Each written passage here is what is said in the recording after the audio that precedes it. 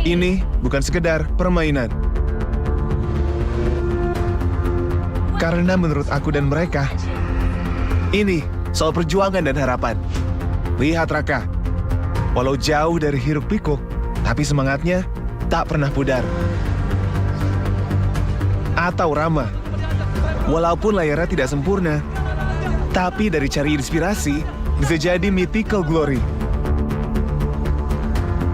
Dan Alia, walaupun tanggung jawab mengisi hari-harinya, tapi ia selalu sempatkan waktu untuk bisa jadi nomor 1.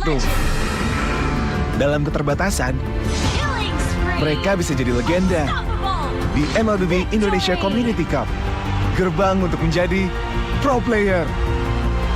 Begitupun dengan kamu. Ayo, raih mimpimu di MSCC 2023.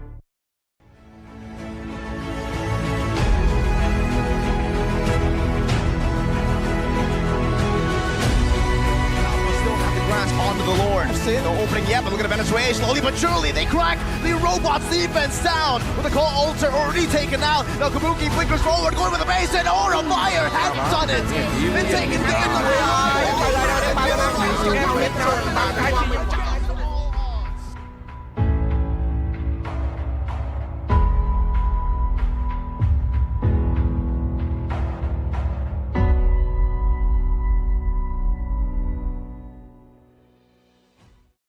Rasa ini Gatot kacau.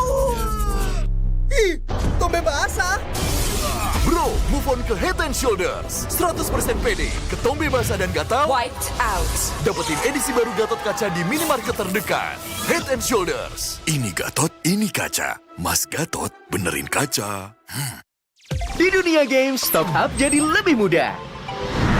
Pilih game, masukkan game ID. Pilih Diamond. Masukkan kode promo, dan pilih metode pembayaran. Masukkan kode OTP dan konfirmasi pembelian. Selamat, kamu dapat tambahan kuota. Kumpulkan DG Point setiap top up. Tukar dengan merchandise dan voucher game menarik. Nikmati juga promo setiap harinya. Upgrade gameplaymu sekarang.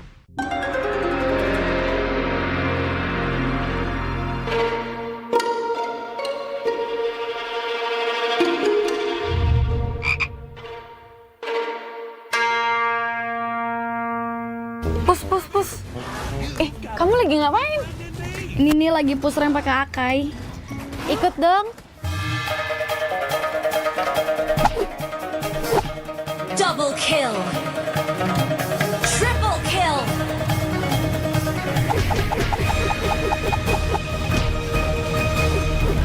Savage. Itu keren banget loh itu. Ya dong, top global Mi. Ih, bukan kamunya yang keren. Itu notifikasinya keren banget. Alah, notifikasi ini bisa didapetin dari in-game mulai dari kemarin 8 Agustus cuma 58 diamond doang. Murah banget kan? Iya sih, murah banget ya. Nah, kita menang. Hanya perlu melihat ke dalam dirimu. Dan kamu akan mengerti betapa berharganya nilaimu. Percaya pada dirimu. Bukan dengan tergesa-gesa, namun dengan caramu yang beda. Tunjukkan kilau kisahmu sendiri. Dan ciptakan emas dalam setiap karyamu. Trust in gold.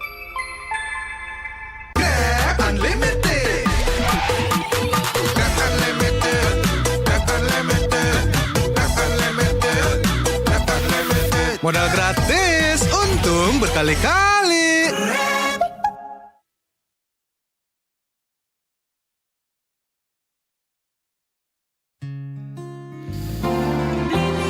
Di dunia tipu-tipu, kamu harus hati-hati. Pakai beli aja yang pasti. Puas hanya dibeli-beli. Monster kill. Godlike. Victory. Ini bukan sekedar permainan. Karena menurut aku dan mereka, ini soal perjuangan dan harapan. Lihat Raka, walau jauh dari hiruk pikuk, tapi semangatnya tak pernah pudar.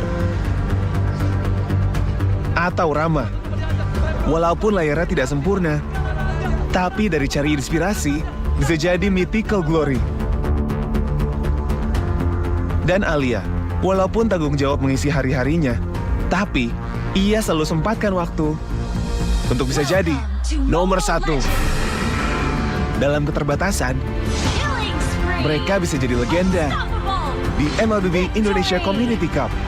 Gerbang untuk menjadi pro player. Begitupun dengan kamu.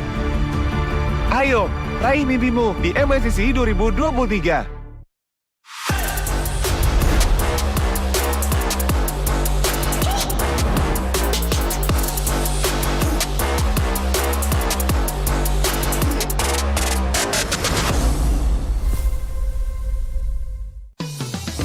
Belanja di Indomaret makin banyak untungnya. Kumpulkan cashback poin jadi untung terus. Makin sering belanja, makin banyak poin yang kamu dapatkan. Dapat diskon, jadi untung terus. Bayar belanjaanmu dengan poin yang kamu punya. Belanja jadi gratis, jadi untung terus. Dan untung terus dapat banyak promo. Jadi member Indomaret Poinku sekarang. Untungnya non-stop.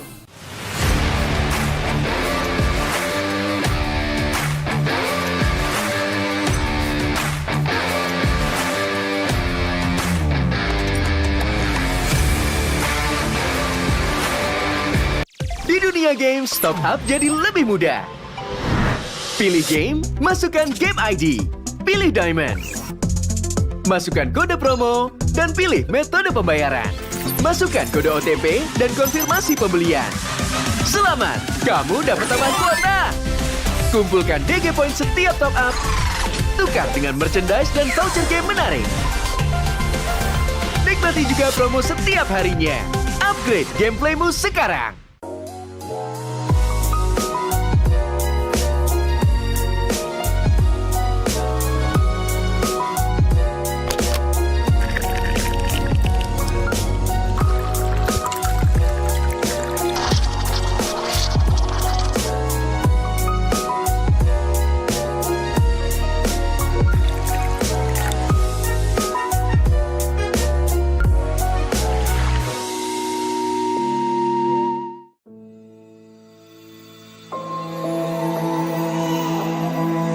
It's all right, my little star. Look, Daddy's over there.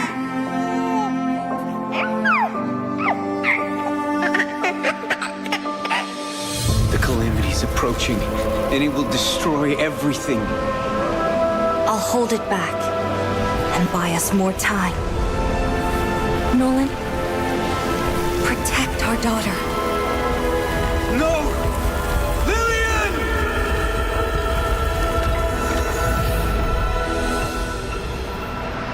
In 16 years, the calamity will return.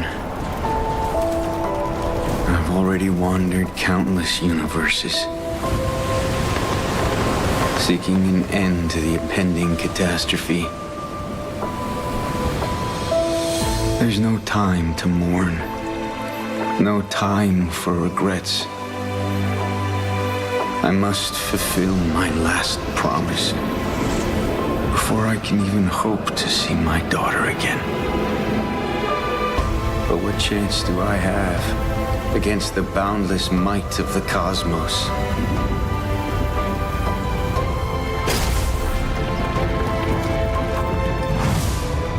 I'm sorry, my little star. I might not be able to return home anymore.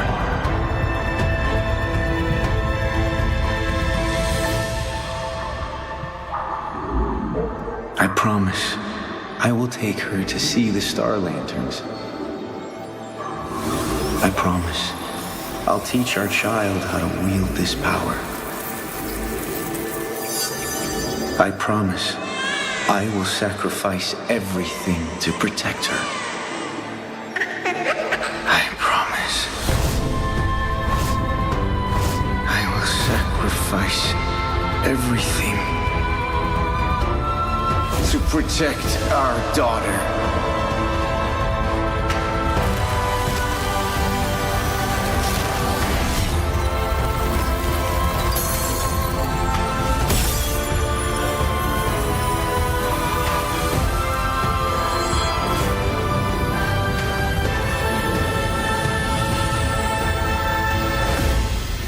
In every fragment of my soul, the calamity's end shall be witnessed. Dad? Are you out there?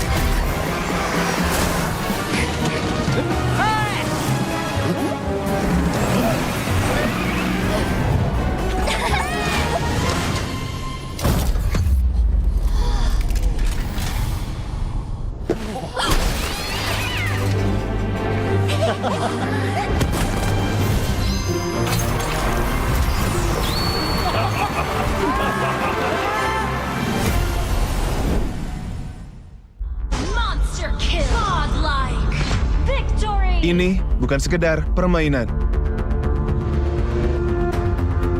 Karena menurut aku dan mereka, ini soal perjuangan dan harapan. Lihat Raka, walau jauh dari hiruk pikuk, tapi semangatnya tak pernah pudar. Atau Rama, walaupun layarnya tidak sempurna, tapi dari cari inspirasi bisa jadi mythical glory.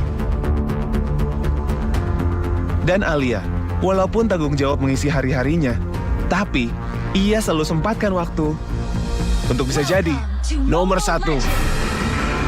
Dalam keterbatasan, mereka bisa jadi legenda di MLBB Indonesia Community Cup, gerbang untuk menjadi pro player. Begitupun dengan kamu. Ayo, raih mimpimu di MLCC 2023. Tahu nggak, Awesome Generation itu punya rule sendiri, kayak aku. Nge-game, I am the game. Pokoknya harus win streak terus. That's Awesome Generation Rules with Galaxy A34 5G in New Land Color.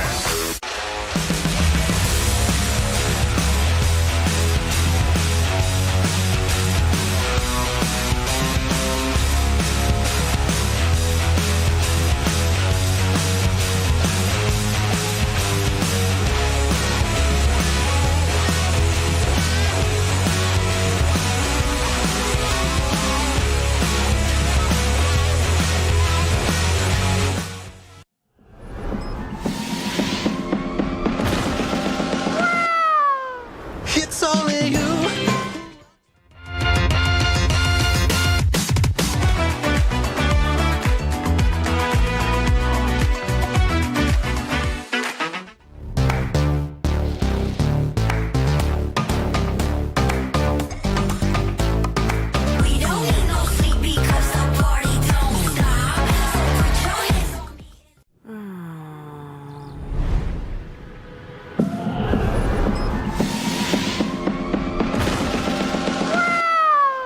It's only you who rocks my world.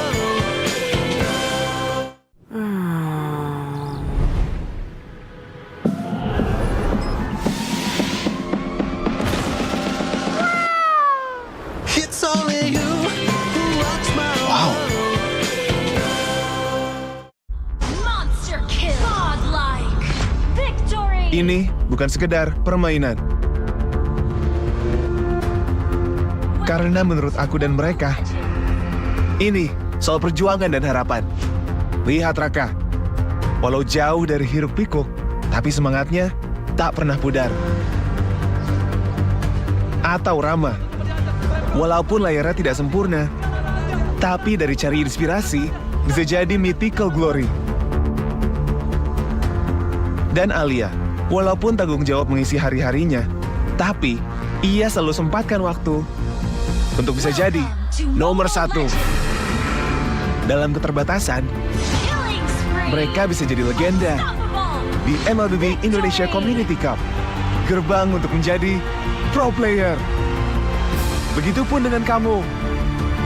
Ayo, raih mimpimu di MLCC 2023.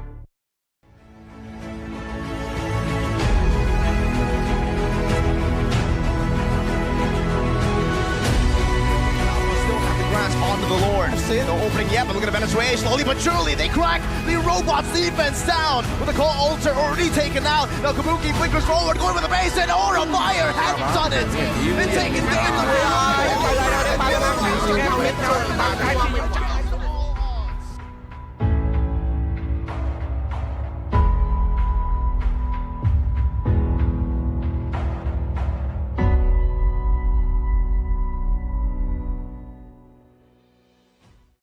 Rasain nih Gatot kacau.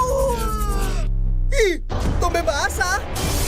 Bro, move on ke Head and Shoulders. 100% pede, ketombe basah dan gatal. Wiped out. Dapetin edisi baru Gatot kaca di minimarket terdekat. Head and Shoulders. Ini Gatot, ini kaca. Mas Gatot, benerin kaca. Di dunia games, top up jadi lebih mudah. Pilih game, masukkan game ID. Pilih Diamond. Masukkan kode promo, dan pilih metode pembayaran. Masukkan kode OTP dan konfirmasi pembelian.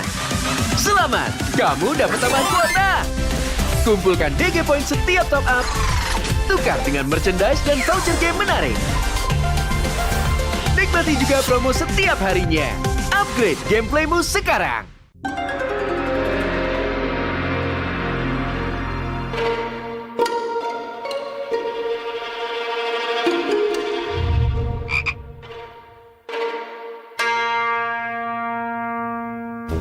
Pus. Kamu lagi ngapain? Ini nih lagi push rank pakai Akai. Ikut dong. Double kill. Triple kill.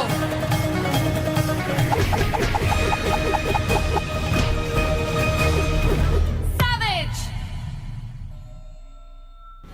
Itu keren banget loh itu. Ya dong, top global nih. Ih, bukan kamunya yang keren. Itu notifikasinya keren banget. Alah, notifikasi ini bisa didapetin dari in-game mulai dari kemarin 8 Agustus cuma 58 diamond doang. Murah banget kan? Iya sih, murah banget ya. Nah, kita main. Hanya perlu melihat ke dalam dirimu. Dan kamu akan mengerti betapa berharganya nilaimu. Percaya pada dirimu.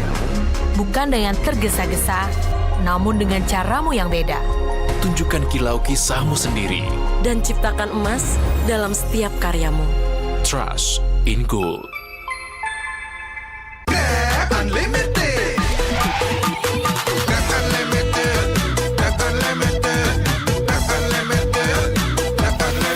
Modal gratis, untung berkali-kali.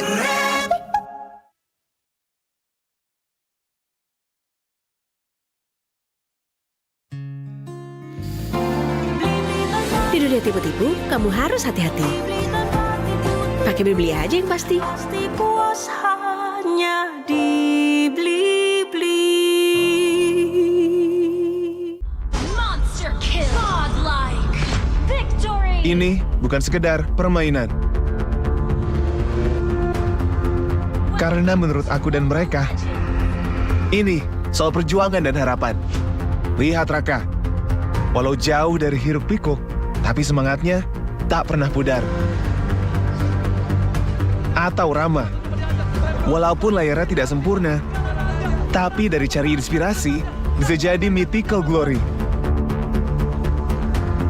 Dan Alia, walaupun tanggung jawab mengisi hari-harinya, tapi ia selalu sempatkan waktu untuk bisa jadi nomor 1. Dalam keterbatasan, mereka bisa jadi legenda di MPL Indonesia Community Cup, gerbang untuk menjadi pro player. Begitupun dengan kamu. Ayo, raih mimpimu di MSCC 2023.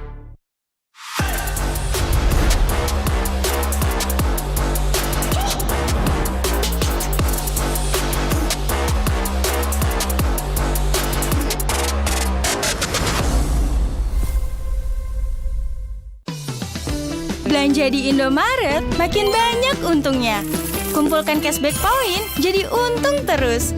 Makin sering belanja, makin banyak poin yang kamu dapatkan. Dapat diskon, jadi untung terus. Bayar belanjaanmu dengan poin yang kamu punya. Belanja jadi gratis, jadi untung terus. Dan untung terus dapat banyak promo. Jadi member Indomaret Poinku sekarang. Untungnya non-stop.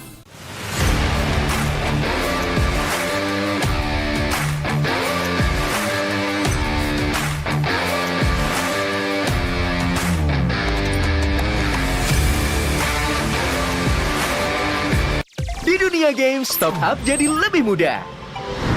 Pilih game, masukkan game ID. Pilih Diamond. Masukkan kode promo, dan pilih metode pembayaran. Masukkan kode OTP dan konfirmasi pembelian. Selamat, kamu dapat tambahan kuota. Kumpulkan DG Point setiap top up. Tukar dengan merchandise dan voucher game menarik.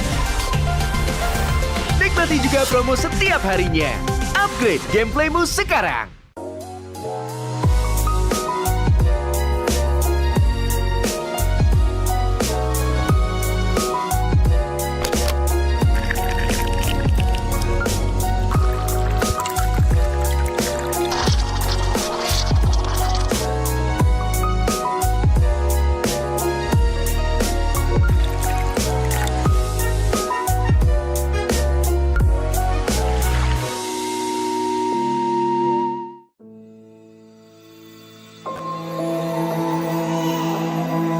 It's all right, my little star. Look, Daddy's over there.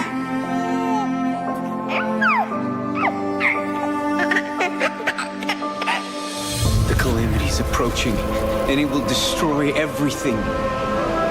I'll hold it back and buy us more time. Nolan, protect our daughter. No!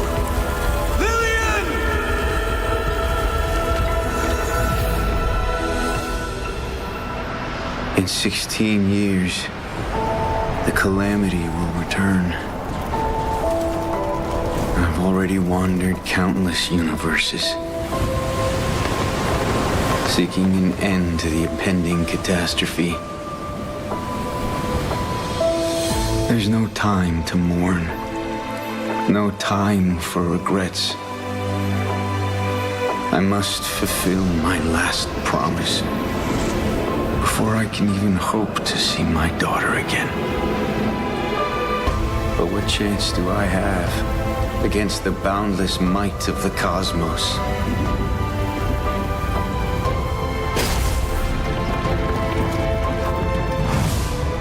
I'm sorry, my little star. I might not be able to return home anymore.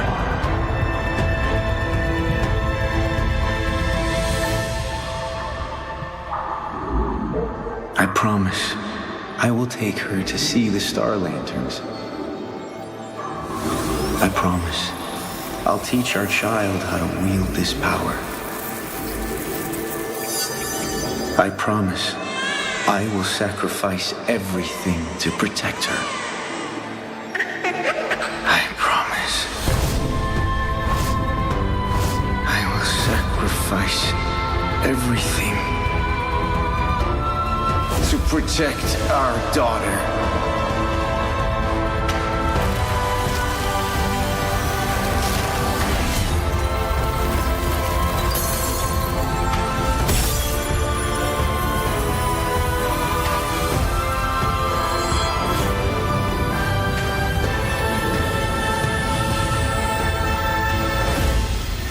In every fragment of my soul, the calamity's end shall be witnessed.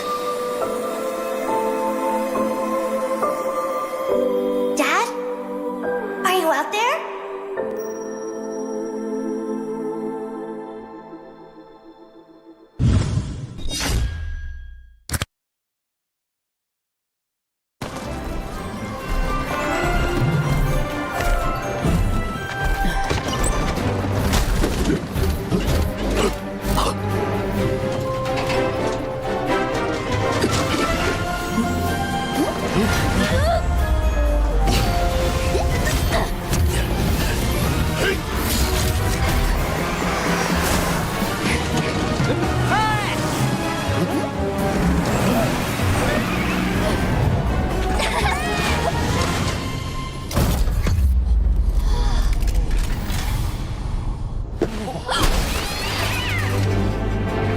Monster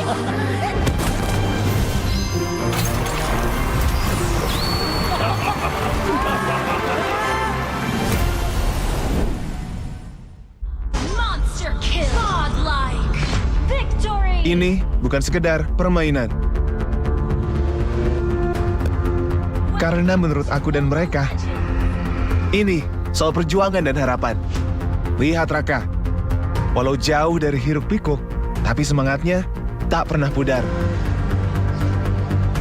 Atau Rama, walaupun layarnya tidak sempurna, tapi dari cari inspirasi bisa jadi mythical glory. Dan Alia, walaupun tanggung jawab mengisi hari-harinya, tapi ia selalu sempatkan waktu untuk bisa jadi nomor 1. Dalam keterbatasan, mereka bisa jadi legenda di MLB Indonesia Community Cup, gerbang untuk menjadi pro player. Begitupun dengan kamu. Ayo, raih mimpimu di MLCC 2023. Tahu nggak, Awesome Generation itu punya rule sendiri, kayak aku.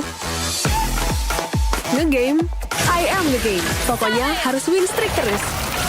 That's Awesome Generation Rules with Galaxy A34 5G in new lime color.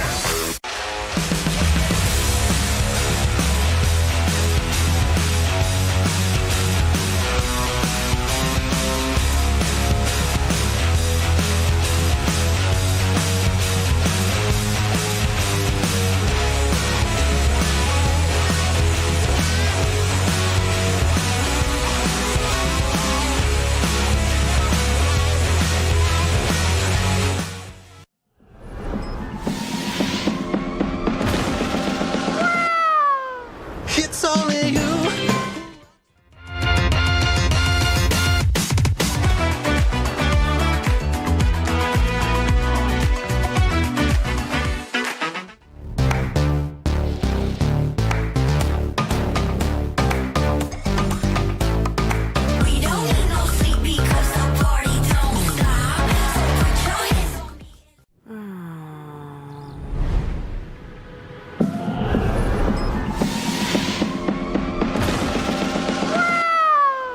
It's only you who rocks my world.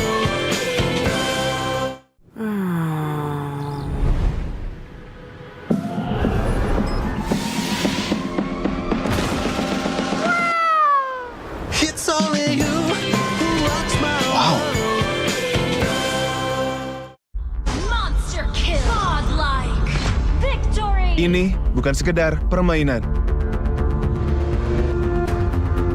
Karena menurut aku dan mereka, ini soal perjuangan dan harapan.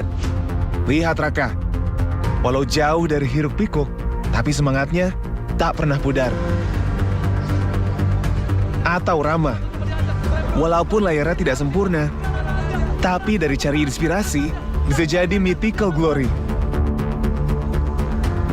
Dan Alia, walaupun tanggung jawab mengisi hari-harinya, tapi ia selalu sempatkan waktu untuk bisa jadi nomor 1. Dalam keterbatasan, mereka bisa jadi legenda di MLB Indonesia Community Cup, gerbang untuk menjadi pro player. Begitupun dengan kamu. Ayo, raih mimpimu di MLCC 2023.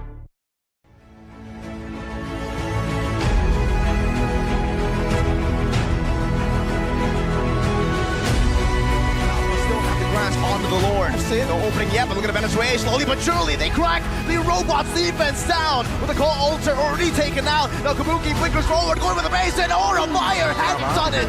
Been taken down.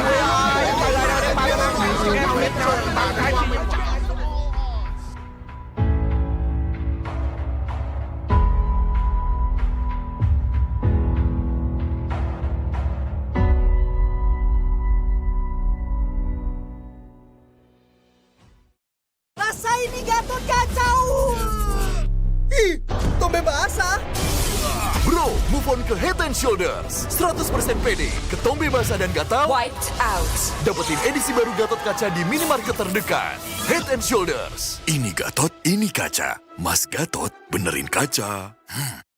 Di dunia games, top up jadi lebih mudah. Pilih game, masukkan game ID. Pilih Diamond. Masukkan kode promo dan pilih metode pembayaran. Masukkan kode OTP dan konfirmasi pembelian. Selamat, kamu dapat tambahan kuota. Kumpulkan DG Point setiap top up. Tukar dengan merchandise dan voucher game menarik. Nikmati juga promo setiap harinya. Upgrade gameplaymu sekarang.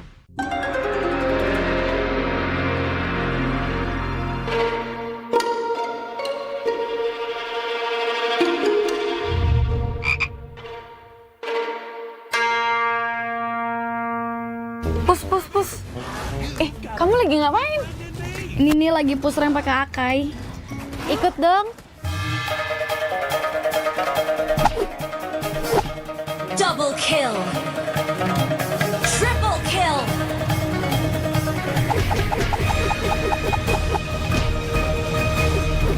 Savage. Itu keren banget loh itu. Ya dong, top global nih. Bukan kamunya yang keren. Itu notifikasinya keren banget. Alah, notifikasi ini bisa didapetin dari in-game mulai dari kemarin 8 Agustus cuma 58 diamond doang. Murah banget kan?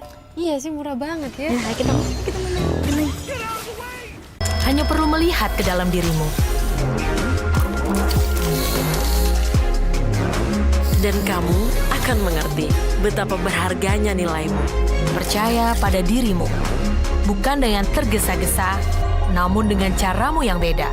Tunjukkan kilau kisahmu sendiri. Dan ciptakan emas dalam setiap karyamu. Trust in Gold. Grab Unlimited. Grab Unlimited. Grab Unlimited. Grab Unlimited. Grab Unlimited. Modal gratis, untung berkali-kali.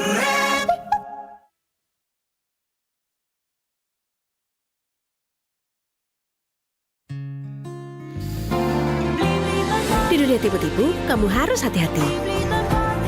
Pakai beli aja yang pasti. Pasti puas hanya di beli-beli. Monster kill. Godlike. Victory. Ini bukan sekedar permainan. Karena menurut aku dan mereka, ini soal perjuangan dan harapan. Lihat Raka, walau jauh dari hiruk pikuk, tapi semangatnya tak pernah pudar. Atau Rama, walaupun layarnya tidak sempurna, tapi dari cari inspirasi bisa jadi mythical glory. Dan Alia, walaupun tanggung jawab mengisi hari-harinya, tapi ia selalu sempatkan waktu untuk bisa jadi nomor 1. Dalam keterbatasan, mereka bisa jadi legenda di MLB Indonesia Community Cup, gerbang untuk menjadi pro player. Begitupun dengan kamu. Ayo, raih mimpimu di MLCC 2023.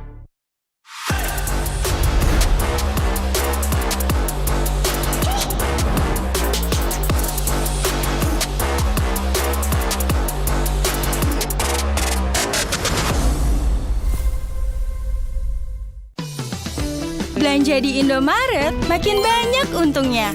Kumpulkan cashback poin jadi untung terus. Makin sering belanja, makin banyak poin yang kamu dapatkan. Dapat diskon, jadi untung terus. Bayar belanjaanmu dengan poin yang kamu punya. Belanja jadi gratis, jadi untung terus. Dan untung terus dapat banyak promo. Jadi member Indomaret Poinku sekarang. Untungnya non-stop.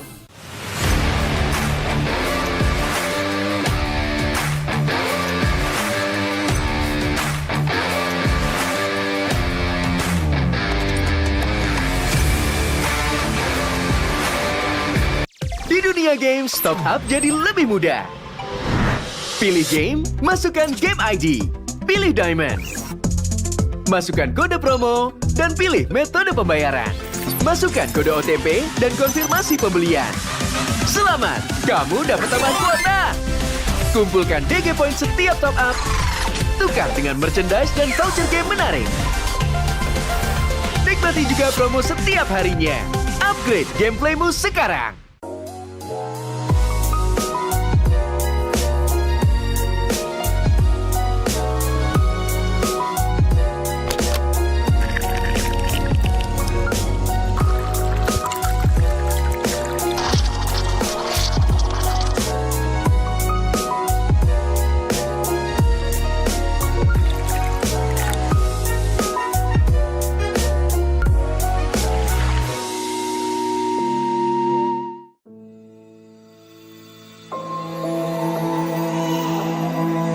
It's all right, my little star.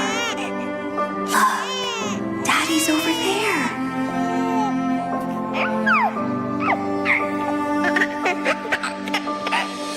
The calamity's approaching, and it will destroy everything. I'll hold it back and buy us more time.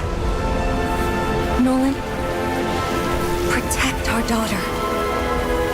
No! Lillian!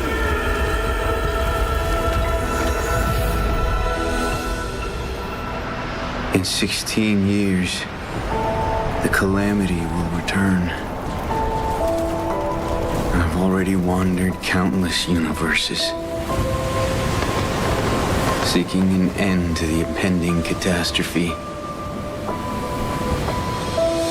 There's no time to mourn, no time for regrets. I must fulfill my last promise before I can even hope to see my daughter again. But what chance do I have against the boundless might of the cosmos?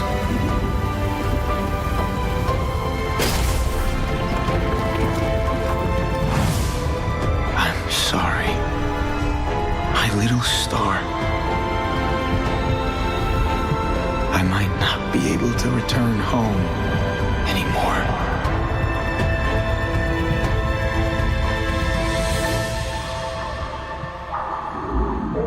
I promise I will take her to see the star lanterns.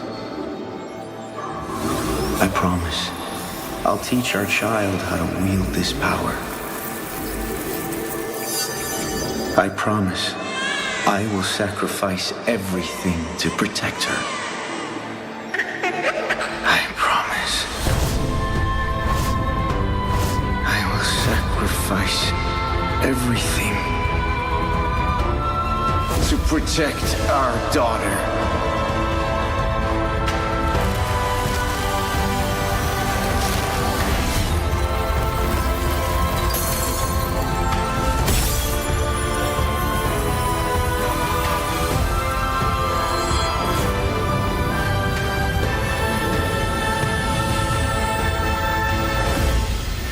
In every fragment of my soul, the calamity's end shall be witnessed. Dad? Are you out there?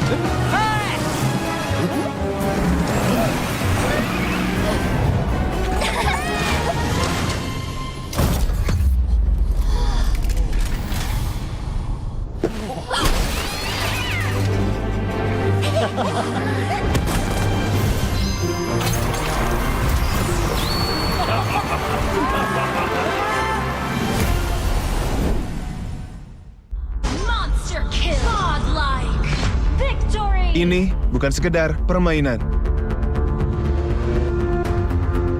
Karena menurut aku dan mereka, ini soal perjuangan dan harapan. Lihat Raka, walau jauh dari hiruk pikuk, tapi semangatnya tak pernah pudar. Atau Rama, walaupun layarnya tidak sempurna, tapi dari cari inspirasi bisa jadi mythical glory. Dan Alia, walaupun tanggung jawab mengisi hari-harinya, tapi ia selalu sempatkan waktu untuk bisa jadi nomor 1. Dalam keterbatasan, mereka bisa jadi legenda di MLB Indonesia Community Cup, gerbang untuk menjadi pro player. Begitupun dengan kamu. Ayo, raih mimpimu di MLCC 2023. Tahu nggak, Awesome Generation itu punya rules sendiri, kayak aku. Nge-game, I am the game. Pokoknya harus win streak terus. That's awesome generation rules with Galaxy A34 5G in new lime color.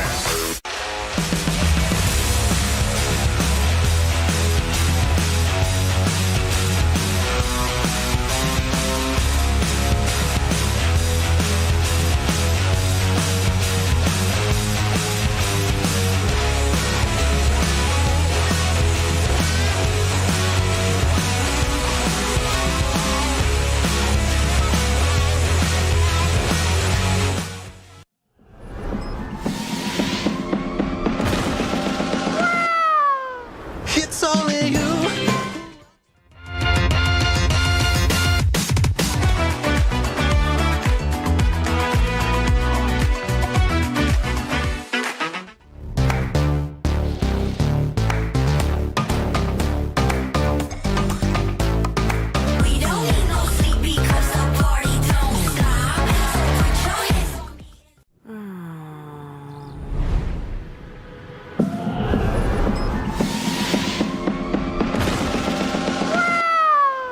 It's only you who rocks my world.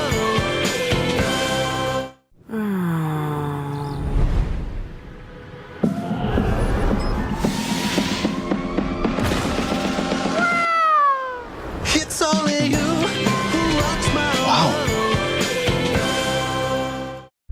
Monster kill. Godlike. Victory. Ini bukan sekedar permainan. Karena menurut aku dan mereka, ini soal perjuangan dan harapan. Lihat Raka, walau jauh dari hiruk pikuk, tapi semangatnya tak pernah pudar. Atau Rama, walaupun layarnya tidak sempurna, tapi dari cari inspirasi bisa jadi mythical glory. Dan Alia, walaupun tanggung jawab mengisi hari-harinya, tapi ia selalu sempatkan waktu untuk bisa jadi nomor 1. Dalam keterbatasan, mereka bisa jadi legenda di MLB Indonesia Community Cup. Gerbang untuk menjadi pro player. Begitupun dengan kamu. Ayo, raih mimpimu di MLCC 2023.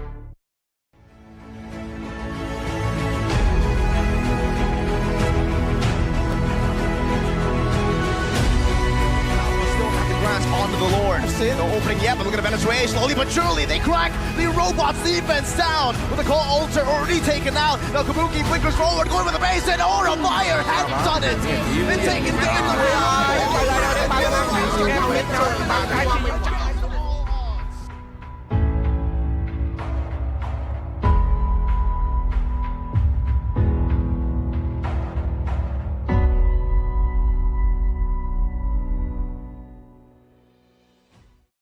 Rasa ini Gatot kacau. Ih, Tombe basah. Bro, move on ke Head and Shoulders. 100% pede, ketombe basah dan gatal Wiped out. dapetin edisi baru Gatot kaca di minimarket terdekat. Head and Shoulders. Ini Gatot, ini kaca. Mas Gatot, benerin kaca. Di dunia games, top up jadi lebih mudah. Pilih game, masukkan game ID. Pilih Diamond. Masukkan kode promo, dan pilih metode pembayaran. Masukkan kode OTP dan konfirmasi pembelian. Selamat, kamu dapat tambah kuota. Kumpulkan DG Point setiap top up. Tukar dengan merchandise dan voucher game menarik. Nikmati juga promo setiap harinya. Upgrade gameplaymu sekarang.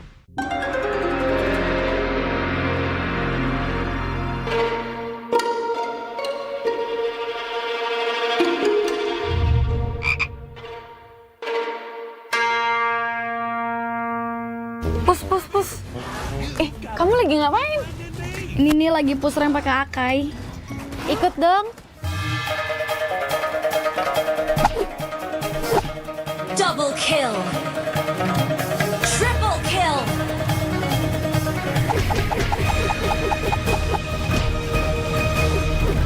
Savage. Itu keren banget loh itu. Ya dong, top global Mi. Ih, bukan kamunya yang keren. Itu Itu notifikasinya keren banget. Alah, notifikasi ini bisa didapetin dari in-game mulai dari kemarin 8 Agustus cuma 58 diamond doang. Murah banget kan? Iya sih, murah banget ya. Nah, kita main. Hanya perlu melihat ke dalam dirimu. Dan kamu akan mengerti betapa berharganya nilaimu. Percaya pada dirimu. Bukan dengan tergesa-gesa, namun dengan caramu yang beda. Tunjukkan kilau kisahmu sendiri. Dan ciptakan emas dalam setiap karyamu. Trust in Gold. Unlimited. Got unlimited. Got unlimited. Got unlimited. Got unlimited. Modal gratis, untung berkali-kali.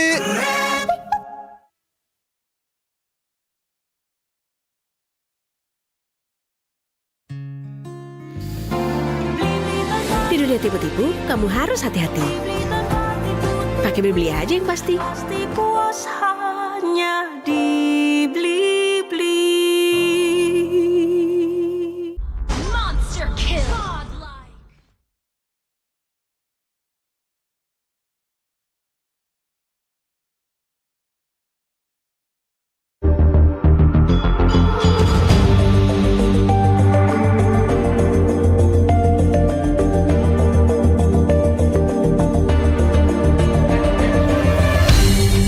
Aku kan berdiri dan terus berlari, terus ke arah puncak tertinggi. Ku takkan berhenti, hanya sampai di sini. Kemenangan abadi menanti. You know we won't miss if we unite our focus. And if you haven't noticed, we all live. Nyalakan apimu, hadapi semua tantangan, hadang semua serangan, jatuh bukan halangan. Bakar semangatmu, janganlah engkau menyerah. Kita akan buat sejarah. We all this, we won't miss. We all this, we won't miss. Saatnya beraksi, jalani ambisi.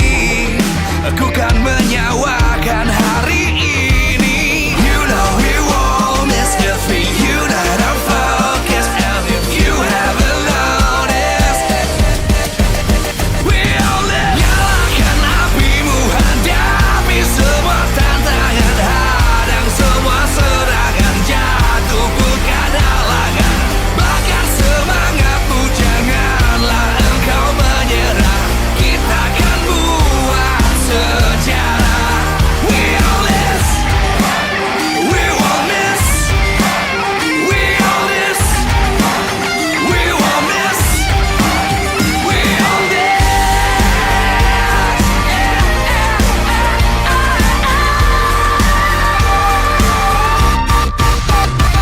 Nyalakan apimu, hadapi semua tantangan, hadang semua serangan, jatuh bukan halangan.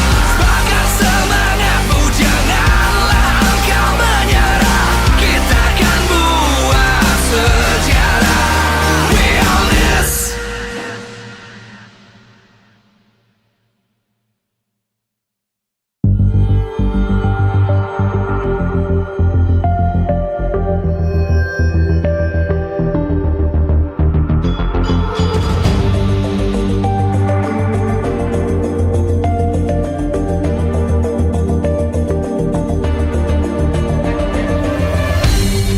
Aku kan berdiri dan terus berlari, terus ke arah puncak tertinggi.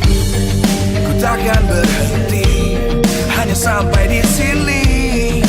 Kemenangan abadi menanti. You know we won't miss if we unite our focus. And if you haven't noticed, we all live. Nyalakan apimu, hadapi semua tantangan, hadang semua serangan, jatuh bukan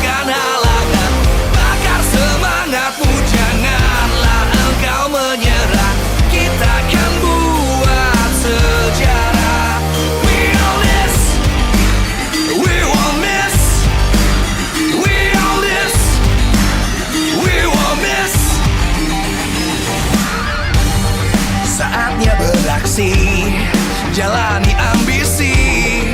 Aku kan menyawakan hari ini. You know we won't miss if we unite our focus. And if you haven't noticed, we'll live. Nyalakan apimu, hadapi semua tantangan, hadang semua serangan, jatuhkan halangan, bakar semangatmu, janganlah engkau menyerah. Kita akan buat sejarah. We all this, we won't miss. We all this, we won't miss. We all this.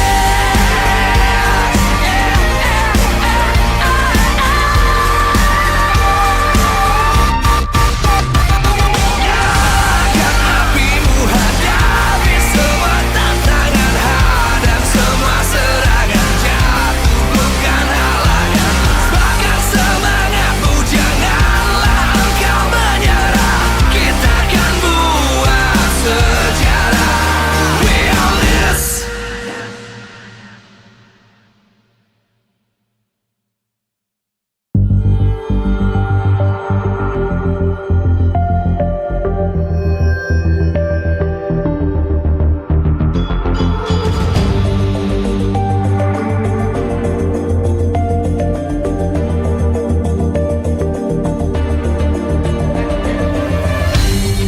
Aku kan berdiri dan terus berlari, terus ke arah puncak tertinggi. Ku takkan berhenti, hanya sampai di sini. Kemenangan abadi menanti. You know we won't miss if we unite our focus. And if you haven't noticed, we all live. Nyalakan apimu, hadapi semua tantangan, hadang semua serangan, jatuhkan halangan, bakar semangatmu, janganlah engkau menyerah. Kita akan buat sejarah. We all this, we won't miss. We all this, we won't miss. Saatnya beraksi, jalani ambisi. Aku kan menyawakan hari ini. You know we won't miss if we unite our focus. And if you haven't noticed, we all live. Nyalakan apimu, hadapi semua tantangan, hadang semua serangan, jatuhkan halangan, bakar semangatmu, janganlah engkau menyerah. Kita akan buat sejarah. We all this, we won't miss. We all this, we won't miss. We all this.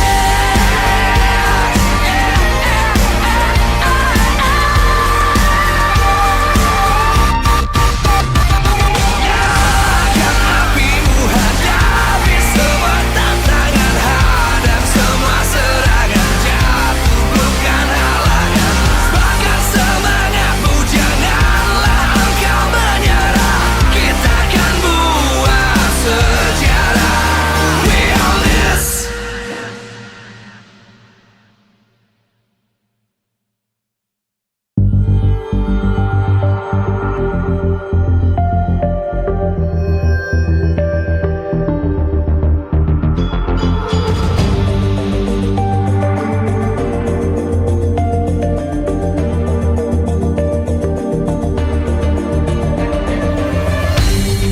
Aku kan berdiri dan terus berlari, terus ke arah puncak tertinggi.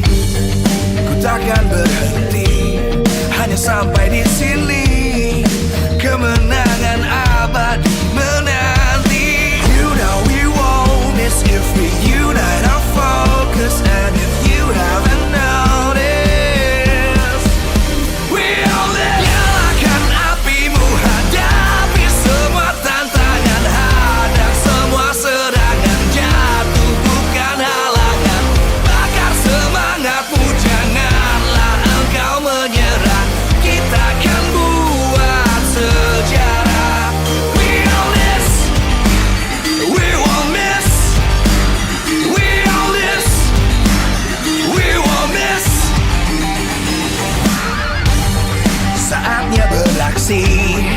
jalani ambisi, aku kan menyawakan hari ini. You know we won't miss if we unite our focus. And if you haven't noticed, we all live. Nyalakan apimu, hadapi semua tantangan, hadang semua serangan, jatuhkan halangan, bakar semangatmu, janganlah engkau menyerah. Kita akan buat sejarah. We all this, we won't miss. We all this, we won't miss. We all this.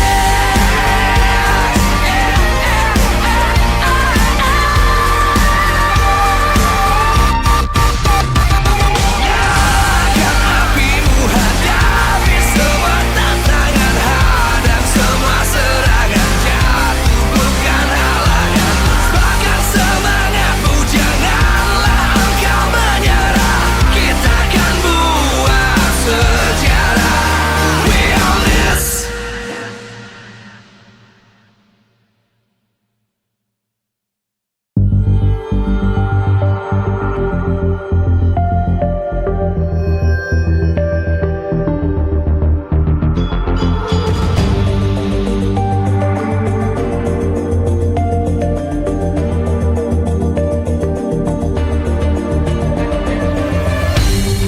Aku kan berdiri dan terus berlari, terus ke arah puncak tertinggi. Ku takkan berhenti, hanya sampai di sini. Kemenangan abadi menanti. You know we won't miss if we unite our focus. And if you haven't noticed, we all live. Nyalakan apimu, hadapi semua tantangan, hadang semua serangan, jatuhkan halangan, bakar semangatmu, janganlah engkau menyerah. Kita akan buat sejarah. We all this, we won't miss. We all this, we won't miss.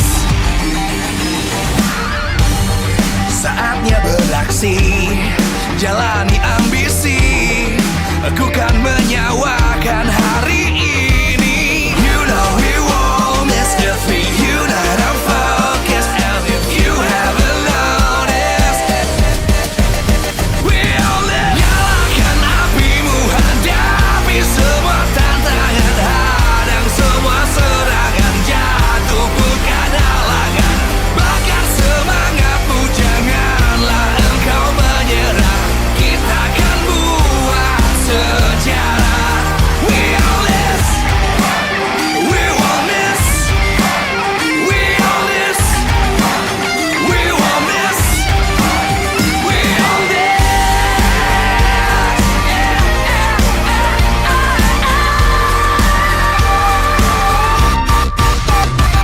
Nyalakan apimu, hadapi semua tantangan, hadang semua serangan, jatuhkan halangan, bakar semangatmu, janganlah engkau menyerah.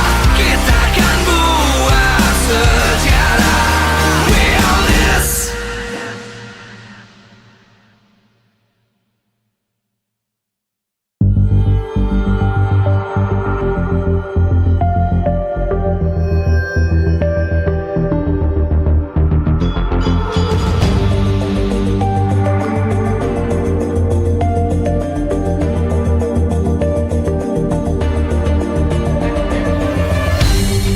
Aku kan berdiri dan terus berlari, terus ke arah puncak tertinggi. Ku takkan berhenti, hanya sampai di sini. Kemenangan abadi menanti. You know we won't miss if we unite our focus. And if you haven't noticed, we all live. Nyalakan apimu, hadapi semua tantangan, hadang semua serangan, jatuhkan halangan, bakar semangatmu, janganlah engkau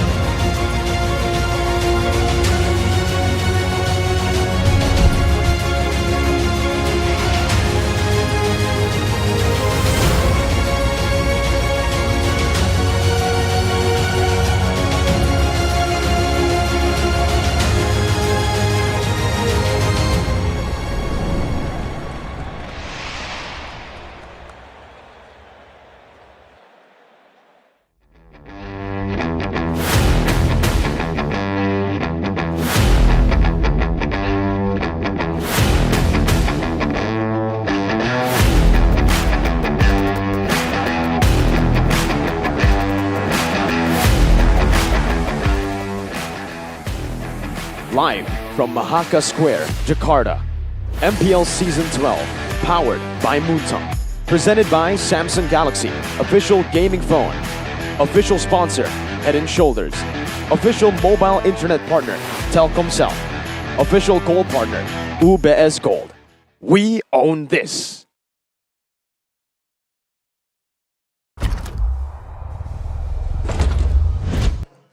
It's a man going up against a king. The Geeks going up against the Kings of Kings.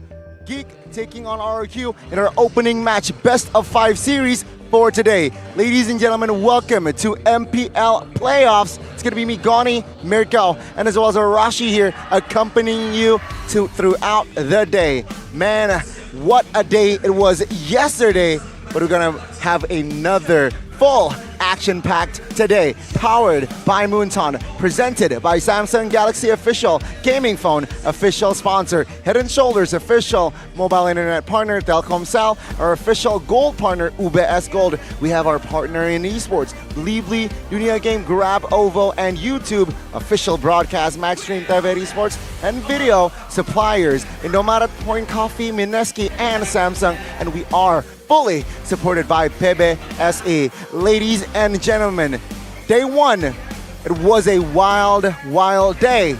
But today, Mirko, what do you think? What's in store for us? Well, we've got a big match in store for us here. A pretty historic match throughout Season 12. Rex Regum Kaon takes on Geek Fam. RRQ on one side. If we take a look at the regular season, the track record for this team up against Geek Fam has been horrendous. They have lost in both legs, leg 1 and leg 2, to the same roster that should be playing, that should be deployed here.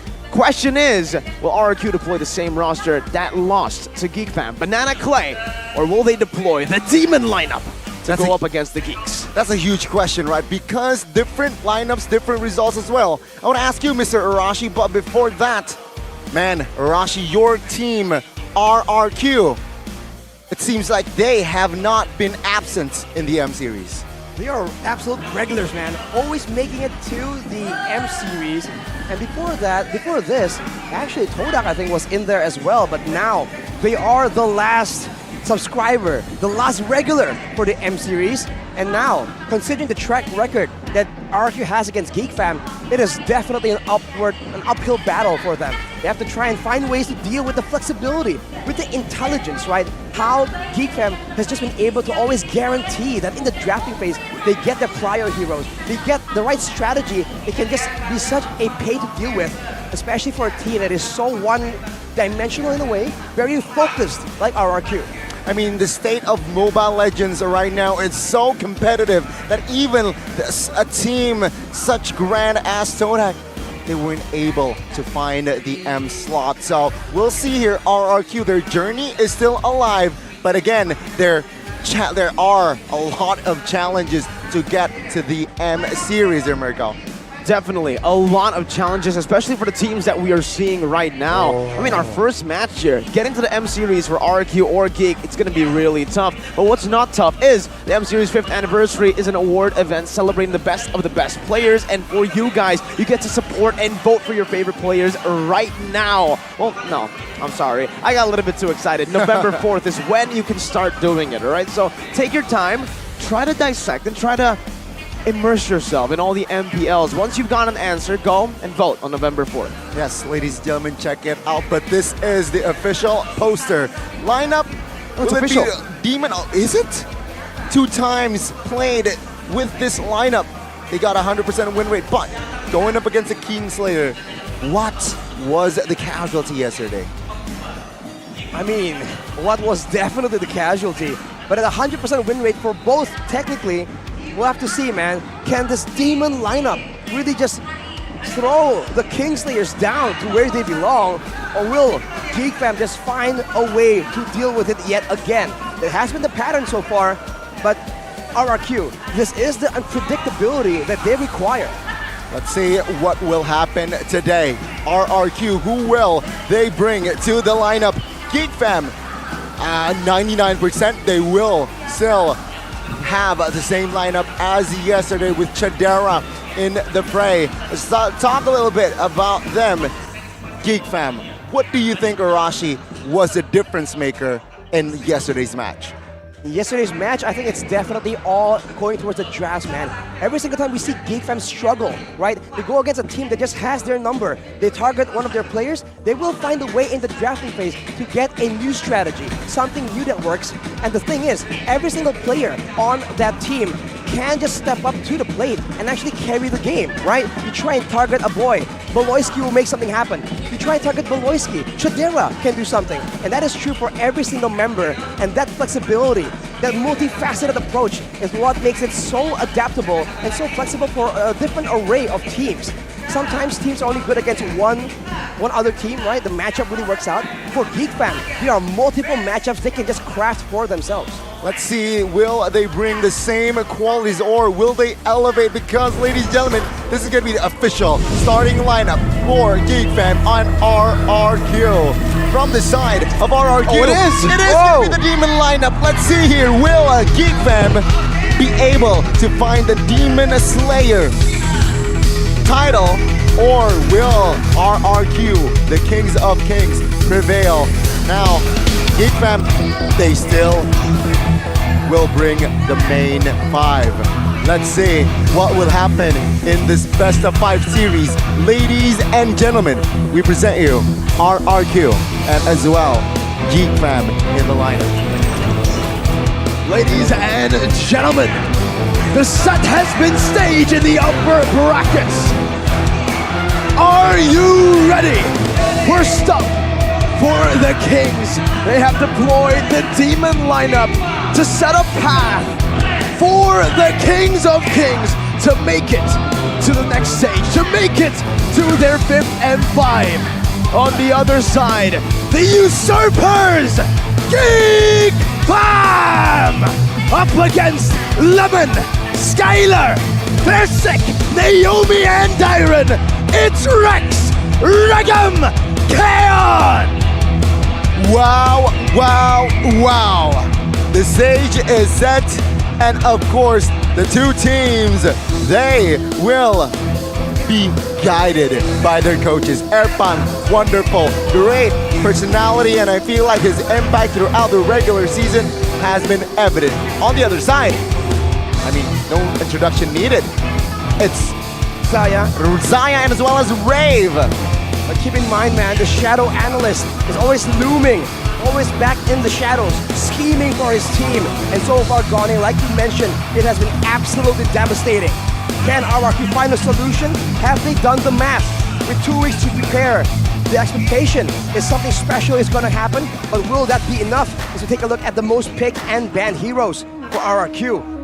Fredrin, Baxia, Yuzong, a lot of fighters, a lot of aggression in the early game. And looking at their bans, always those assassins, those outplay potential. They can really throw a screw in their backline-oriented gameplay. Looking at their most banned by opponents, it's always Skylar's Claude. But the Yeef for Clay usually, and Pakiro and Baxia, that EXP lane pressure that teams can really use to try and shut RRQ down. For Geek, you can just see the diversity. Even in the most banned, you can see a Natalia 15 times.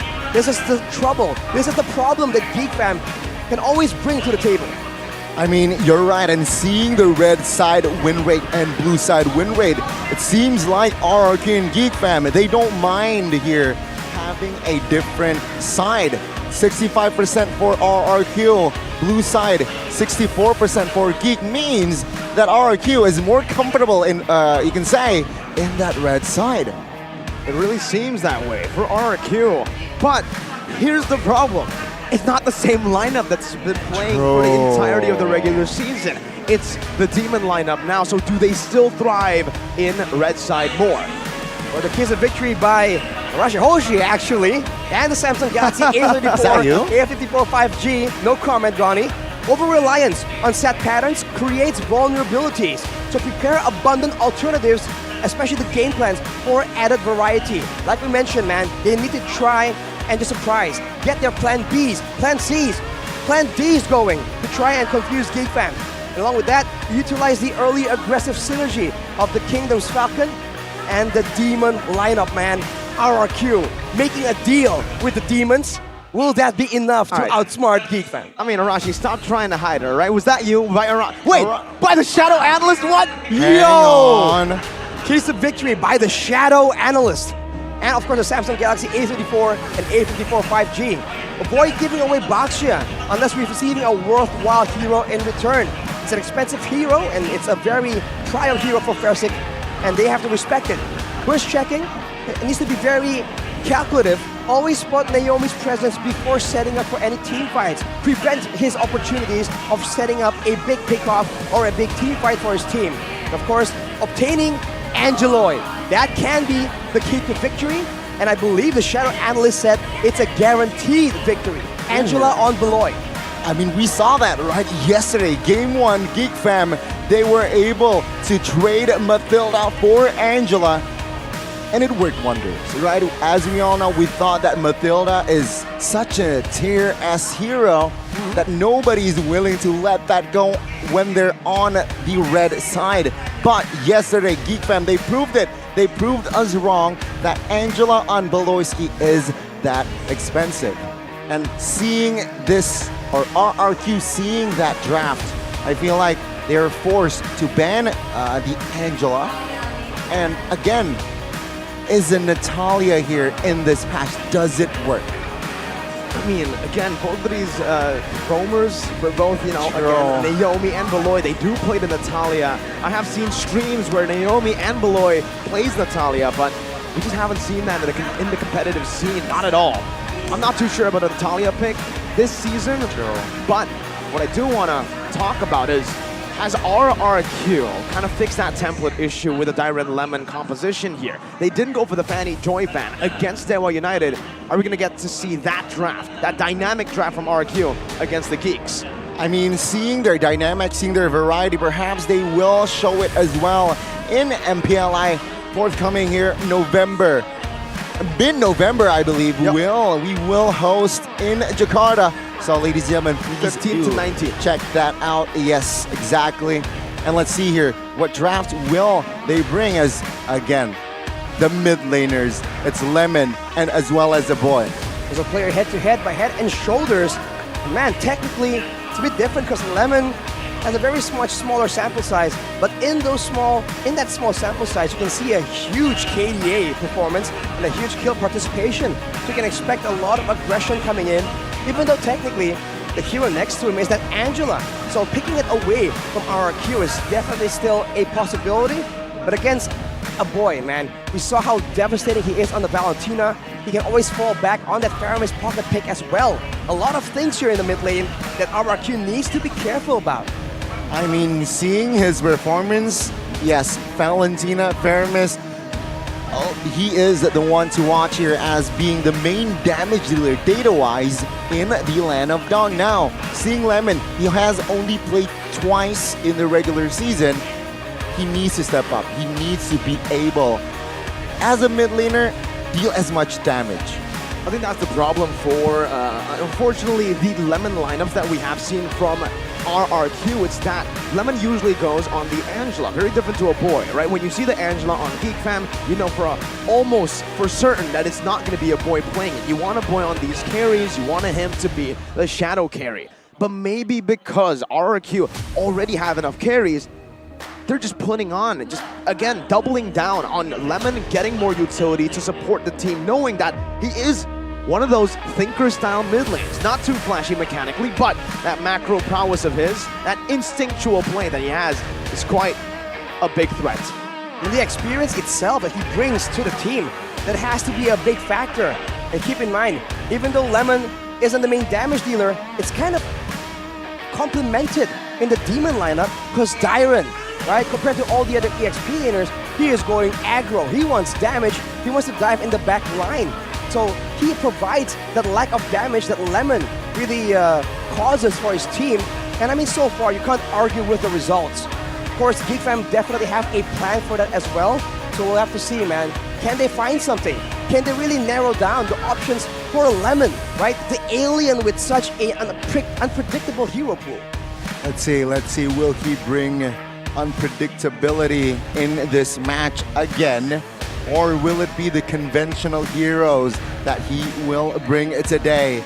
And seeing the head-to-head in the jungle position, it's going to be very interesting. Seeing Niall against Persiku, we can say has a similar playstyle. Assassin utility, both players, but ladies and gentlemen, enough talk.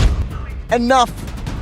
Let's talk about the drafts. Let's see here. Geek Fam will have the blue side. RRQ will have the red side here. Geek Fam, they open the bans out with the Baksha ban and as well as Irithel. Meanwhile, RRQ, we talked about a boy with the Valentina. They banned it out. Man, usually I think Geek Fam goes for this very gold-heavy approach. They make use of Chadera and his flexibility to try and really outsmart and shut down the opposing gold laner. It worked wonders against Dewa because Watt was a huge factor in that team. But now against RRQ, Skylar is also one of the main tools that RRQ does use to try and get the damage out in the mid to late game. They could go for a very similar approach. Speaking about similar approaches, this is definitely uncharted territories for RRQ. No Fanny ban, no Joy ban. Those two bans were their favorites, always banned out except for the final match they played in the regular season against Dewa. So now it's full-blown respect here. Valentina and the Mathilda, so we're getting exactly what we said about the Tyrant Lemon composition. It's a bit more dynamic, they can play with the drafts a bit better. Before the last ban, do they really want to let go of a Fanny, a Joy? These two heroes that can destroy a front-to-back comp. I mean, let's see, right? I mean, even the Geek Fam, they banned the Novaria out, seeing that I feel like, yes sir, Novaria has been such an expensive hero. Even with Fanny on the board, they still respect it. They still learn that perhaps Lemon can pull off the Novaria. Novaria, well, they banned it out. I think it's because RRQ, they're very reliant on surprising you, right? Just ambushing you in the jungles from the bushes. And Novaria, I think, is a great component in setting all those plays up. RRQ, though, they're going to be the ones banning away to Angela. So Angeloy won't be making an appearance today. Well, not now, at least.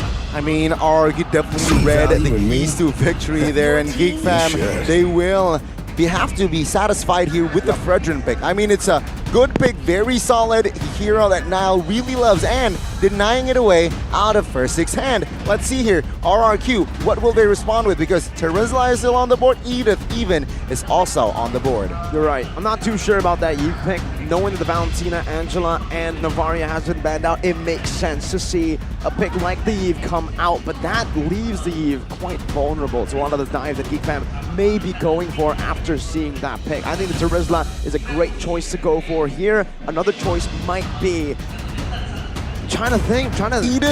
Edith, oh, for Naomi? Or even a flex pick?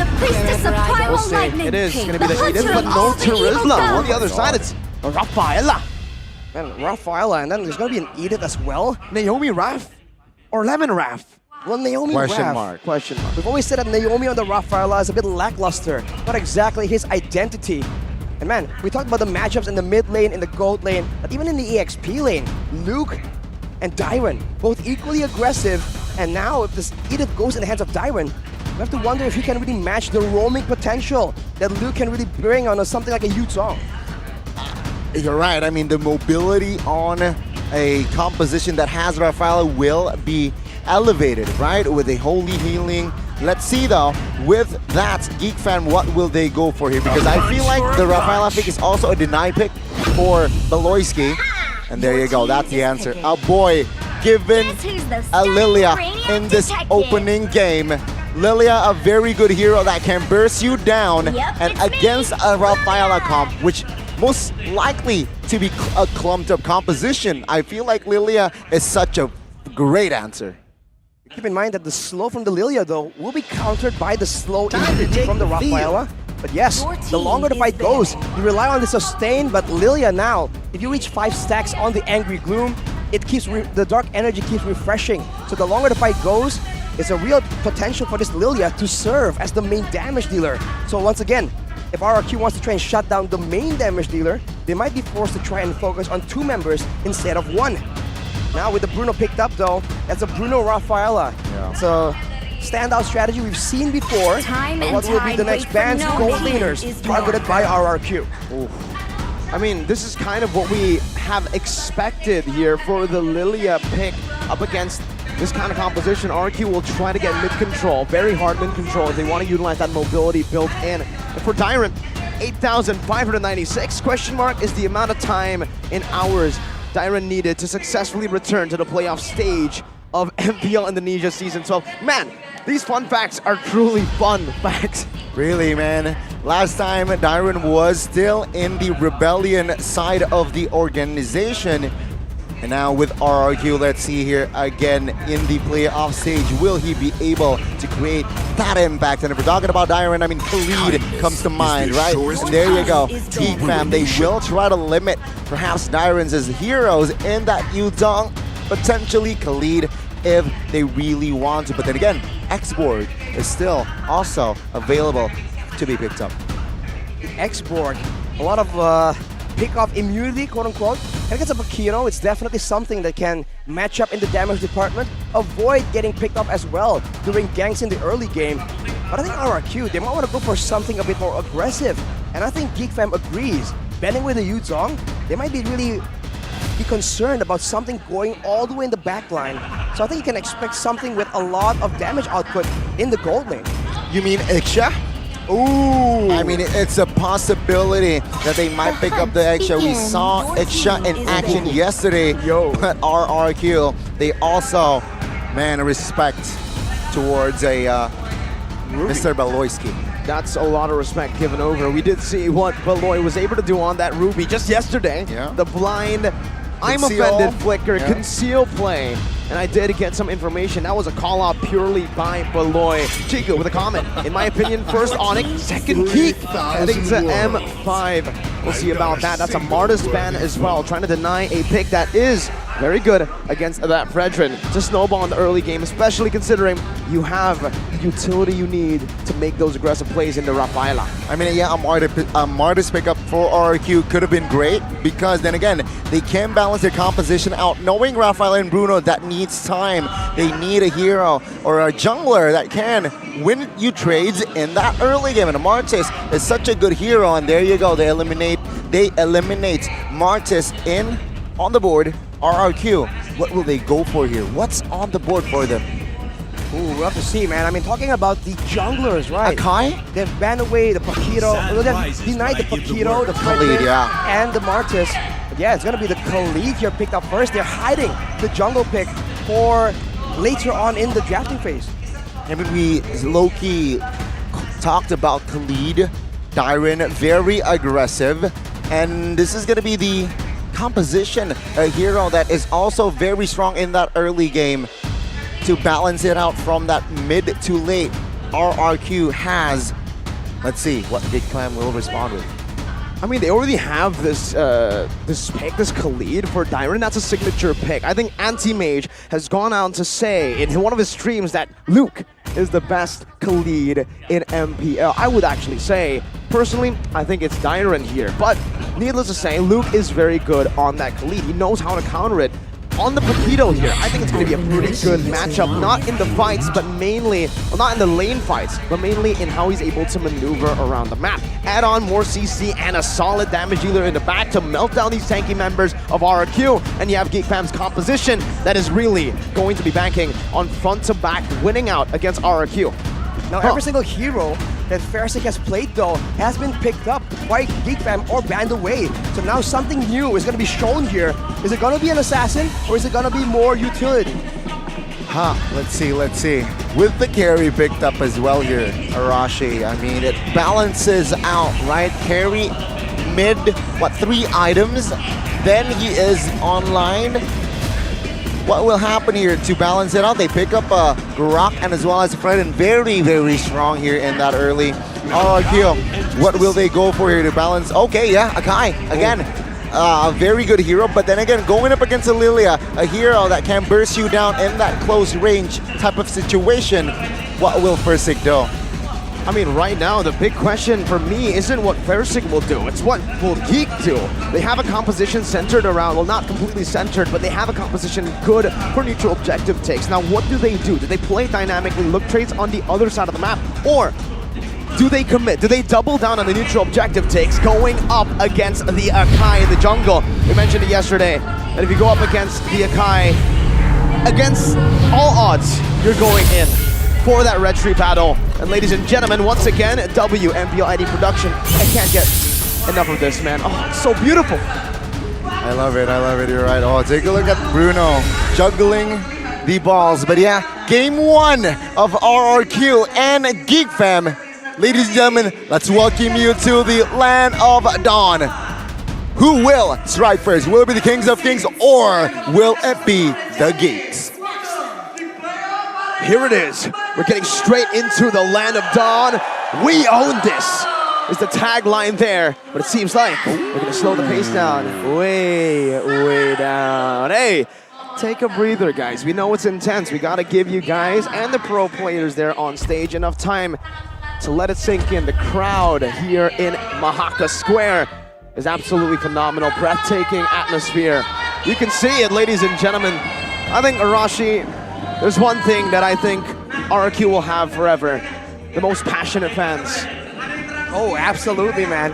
That is one I don't know, factor that RRQ always has in the bag. It seems to be the case for every single tournament we see them participate in. And today, it's no difference. Look at that.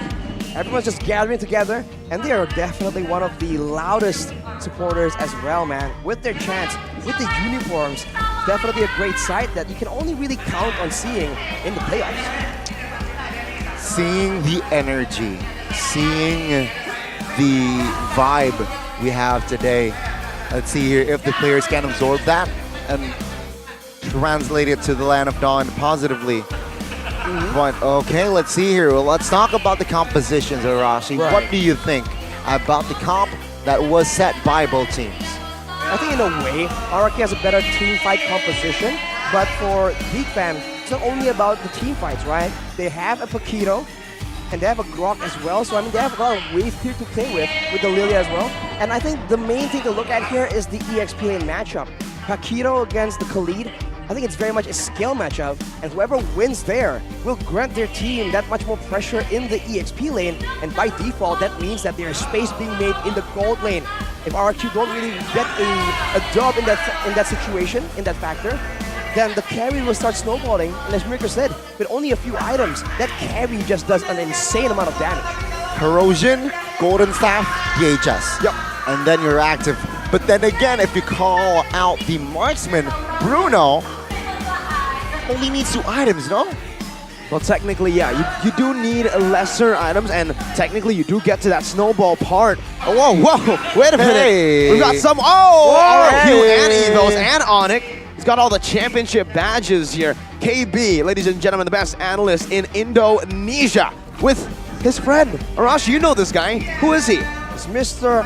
Feel, because he's feeling good, or he's feeling confused. What is that? That's the coin, the roster coin that I think right now RRQ are selling as well, so they really know how to capitalize on that. But KB says GGWP, MPL, and grab. Why not? Everything, Sponsor. man. I need it. I need that MPL grab keychain. But you're talking about back to the marksman head-to-head here. Easier Bruno, snowball. Rafaela though. Most likely after the first turtle, then Rafaela would babysit that Bruno. And what do you think after that? I think the thing is, for Bruno, in a lot of these skirmishes, a lot of the matchups against, I would say, the Brody, the Melissa, the Irithel, most commonly seen, is the fact that his base damage nerf has really halted him in the early game to get that snowball going. It's not as easy as it was previously in the last patch. So, if you put him in a matchup against a carry, it's still the same thing. You don't do enough, you don't do as much damage as you did before, last patch. But still, against the carry, it's a W lane. If you have a W lane on the Bruno, you get farm, you can zone carry and get a lead, even a small lead. The snowball's gonna build. Bruno is that type of hero. Yeah, they nerfed the base damage and the scaling as well, but overall, man, it's still a very dangerous hero in the Land of Dawn. And with that in mind, right, bring it back to the team fights, who can do more damage? We saw earlier in the team stats, the crowd control rating for RRQ is about 20 to 25% higher. That means that in the fights, man, they have the more reliable way of starting a fight, of going for a pickoff, of just shutting down Geek Fam and making sure that this carry has no space to basic attack and output that damage. Although now, they have Naomi here. Naomi, first playoff stage in Indonesia. But then again, his quote-unquote playoff experience here has been from when he was in Myanmar for season, but he has yet to win MPL Myanmar. Man, if he wins MPL... Still trophyless, basically, in Myanmar. True. MPL-wise. He's only ever won the qualifiers, Yeah. right? For M4, for MSC. We did see that back when he was in the Falcon. Here, you can see the fans coming in, but Arashi, Naomi's been a stellar pick. Even though he's not a champion, I think he is the best roamer that Myanmar has to offer. Yeah, Mirko, Arashi, you see the Marshall Hey, here. hey. Boom! Boom, bang, bada bing, land of dawn, game 1. Geek Fam and RRQ. And you can see here the rotations already.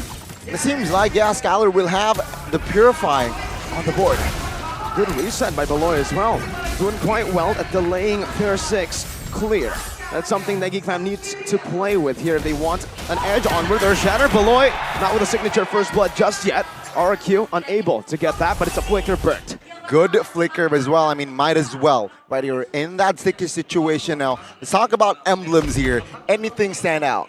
Well, for sure, all the agilities here, because Geek Fam, they need to outmaneuver RQ, considering that they don't really have the edge when it comes to big crowd control, unless it's a big one like the Wild Charge.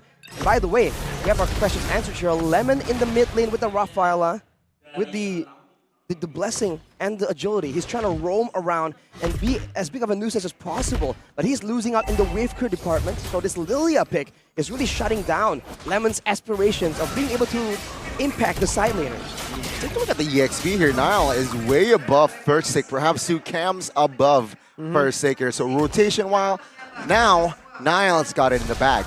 I got a question though, Rashi. When we see Rafaela's, usually we see Rave Smite or even Focusing Mark. It's an Impure Rage by Lemon.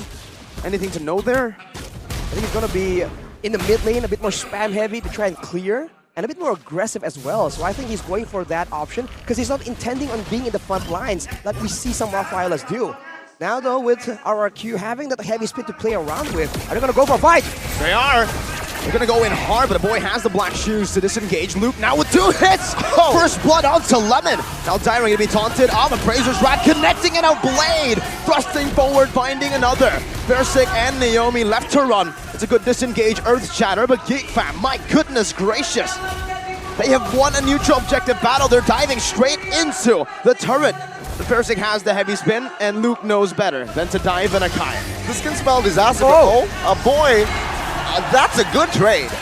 But now it's another Wild Charge coming down and a big wall to wall Lemon down. Dyron walking forward onward, and the Earth Shatter as Dyron picks up a second.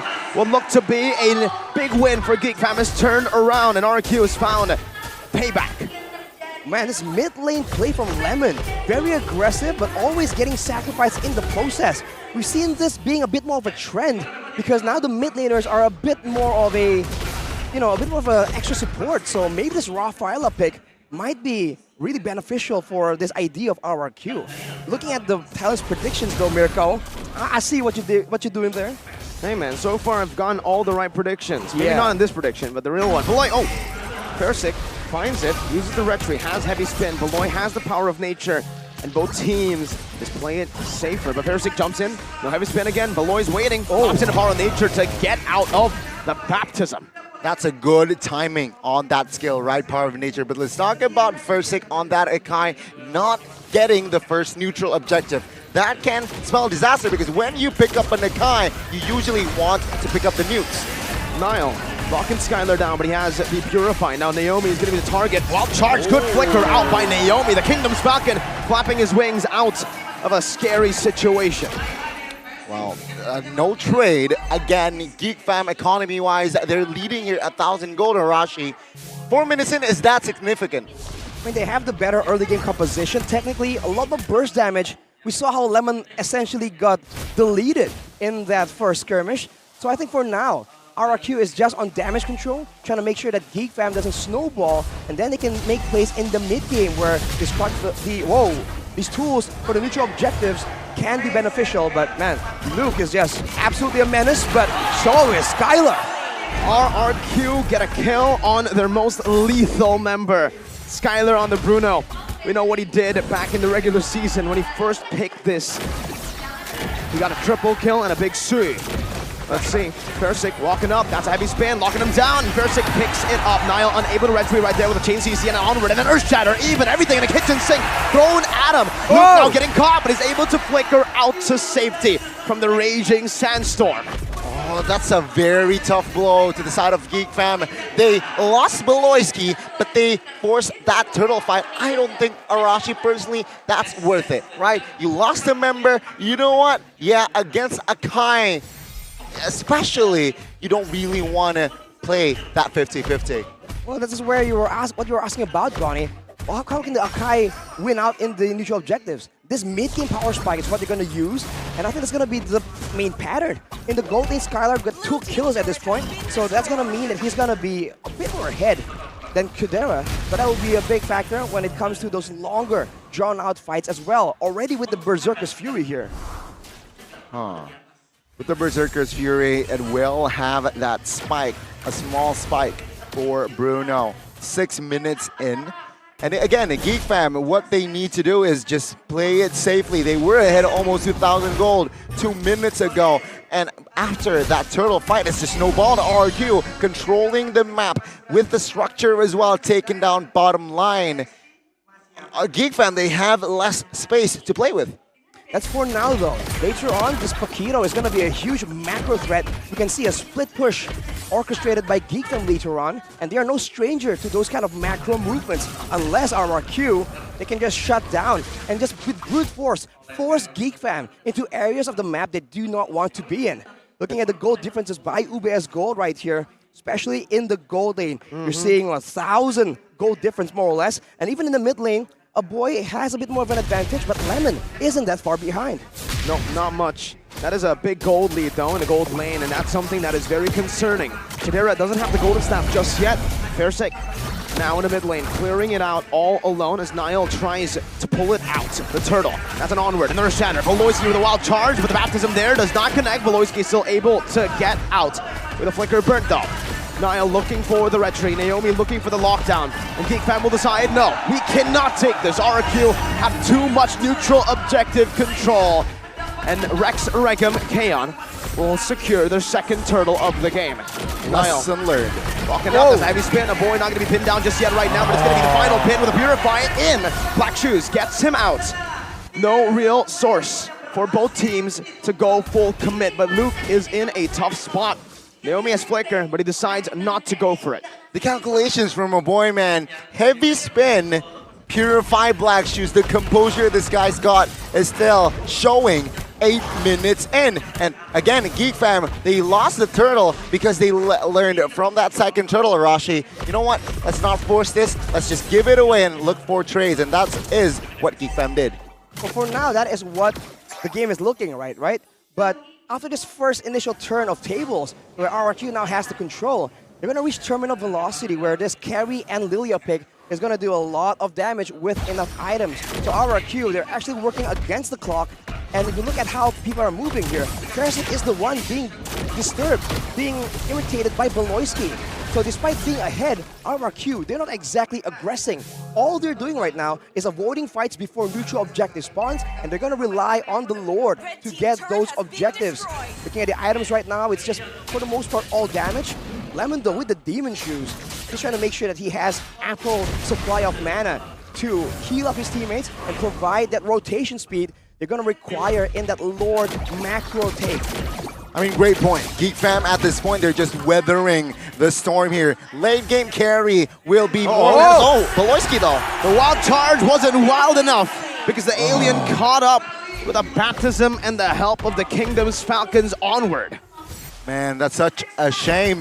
Beloyski caught, and a boy, he's okay. He's okay now. Let's see, RRQ again. They're looking to zone out members of Geek Fam. Lord is up. Let's see the setup. Oh, good onward, and now look at the damage coming from Skylar. Earth Shatter not comboed in with a flicker. Niall walking forward, taunting Skylar up. This is quite concerning. Look at Skylar's mana. He won't be able to pop skill 1, and that's why he is forced to recall. If Geek Fam know about this, they can start to force the issue, a 4v5. Okay, RRQ, they're committing to this. Geek Fam, Persik, and Niall, who will grab it? Well, now Luke is trying to zone the other members in the back line. Fersic jumps in with a heavy spin and secures the Lord for Rex Regum Kaon. Hitting Niall down as well. It's double the value. 2 birds, 1 stone. Take a look at top side as well. I feel like Geek Fam, they understand that, yeah, carry here, they did not join. He did not join. It's a 4v5 technically. RRQ gets it. But again, Geek Fam, they're not really looking to grab the wins here in that early 2 mid. They're looking to weather it out, be active, be more active through the lane. My question is, when will this hit, the power spike for Geek? I think at about the 4th item, more or less, that will be the time where the carry needs an underlying gold italic needs to be crowd controlled in the middle of a fight. Even the tankiest member on RRQ, the Akai or the Edith, will not be able to survive for longer than 2 or 3 seconds against the percentage HP shred. But for now, RRQ! That's a 2-man wild charge. Fair signal heavy spin. That's going to be the red tree coming down. He finally gets it off a cooldown and he uses it instantly. Valoy's isolated away. They're not going to try to chase him down though. They'll focus more on the turrets. Meanwhile, Luke taking a page out of Iran's book. Naomi with a flicker, not connecting. Earthstrider dodged away from Chidera. Getting some good stacks, some good damage on Naomi, but RRQ are doing the same to the tier 2 bottom lane turret. They spot Valoy trying to look for a flank, and they say no, not today. RRQ, they got the Lord, but they lost an inner turret as well. So Geek Fam, very good management here, especially if we're talking about that top lane where Paquito, cleared the super minions, grabbed the inner, and all Geek Fam members, they did not die. Exactly, man. That is the macro play that the Paquito really brings to your team. Dairon tries to cut the wave right there to try and ensure that the towers won't fall, but he missed 1 minion, I think. That was the only minion that Luke was able to use to take the turret down. So far, even though RRQ has full control, it's only a 1.5k gold lead. It's not game-changing as of right now, and we are approaching the mid to late game stage of the game. This is where Geek Fam, they're going to be able to try and hit back. So RRQ needs to be a bit more calculative in these team fights. Now, if they make a big mistake, Geek Fam can absolutely capitalize. Skyler's got that melted roar though, so he's going to start melting these frontliners for Geek Fam. Let's see here. 12 minutes in. Tempo, pace gone down, but I mean, Beloyski is just a screen monster. He even committed the barrier and the wall charge there to try to steal the purple, but it seems like First Six was still too clean with it. Structure here, it seems like Luke will sacrifice that, knowing that no visible members on the map for RRQ. Luke wants to play it safe. Look at that damage. Down to half. Skyler is lethal. This is why he's so scary on any pick, especially a pick that can scale quite well, despite having some bully powers in the early game. Niall with a good dodge, with a dash, away from the onward. Now with a holy healing, RQ gets in place of the Lord. They might try and go and rush it, man, because earlier, the bottom side is no longer managed right here, and RRQ definitely go for something aggressive here. Niall placed out of position. Naomi with a flicker right now as heavy spin pins down Chadera! Out of all the members, they found the gold! And now Geek Fam might not be able to go for this. It's free for RRQ. Meanwhile, Luke trying to clear out the minion wave in the mid lane. Dodges away from the raging sandstorm. Jumps in, dodges away from the baptism. And he might get out. Naomi with the onward. That's a flicker by Luke. And a clean escape. And another knockoff comes in to secure a kill. Another baptism as well. RRQ with a 3-for-0 trade. My goodness, RRQ. They weren't convincing in that early, but they surely convinced giving a convincing mid-game now, Arashi. It's a big mid-game power spike, and they are not wasting it at all. They're going for multiple base towers here, it seems, but with Kadera up now, they have to be a bit more careful. But with the gold lead at 5k, now Geek Fam needs to be a bit more concerned. It's no longer the equal game that they were waiting on. But early on, though, I think RRQ, they let go of the bottom turret because Dairon, he was giving up the turret because he was afraid of a pickoff, but Beloyski has to flicker out. The Earthshatter connects onto Niall, who's trying to frontline, but look at the damage from Skyler. So much. Niall has to move back instantly now. Fersic dashes out. Luke trying to handle the mid-wave right now. Jumping in, clearing it out. That's a Raging Sandstorm that did not connect. What happened? A boy was deleted by RRQ. He cannot handle this damage. The base can't handle this damage. That's another base turret down. And RRQ are looking for the Executor, looking to end this game. Chidera with a few good stacks of damage onto Diamond. That's an onward and an Earth Shatter. Luke jumps over the knockout strike, but Beloy gets melted down as a heavy spin. Takes Luke outside of the base, outside of the crystal. Now it's Skylar looking for a triple kill. That it is! Tadera, the only member left. It might be a Maniac, two Wind of Natures, but one comes out on top. RRQ, the Kingdom, strikes first. The Kingdom strikes first in this best of 5.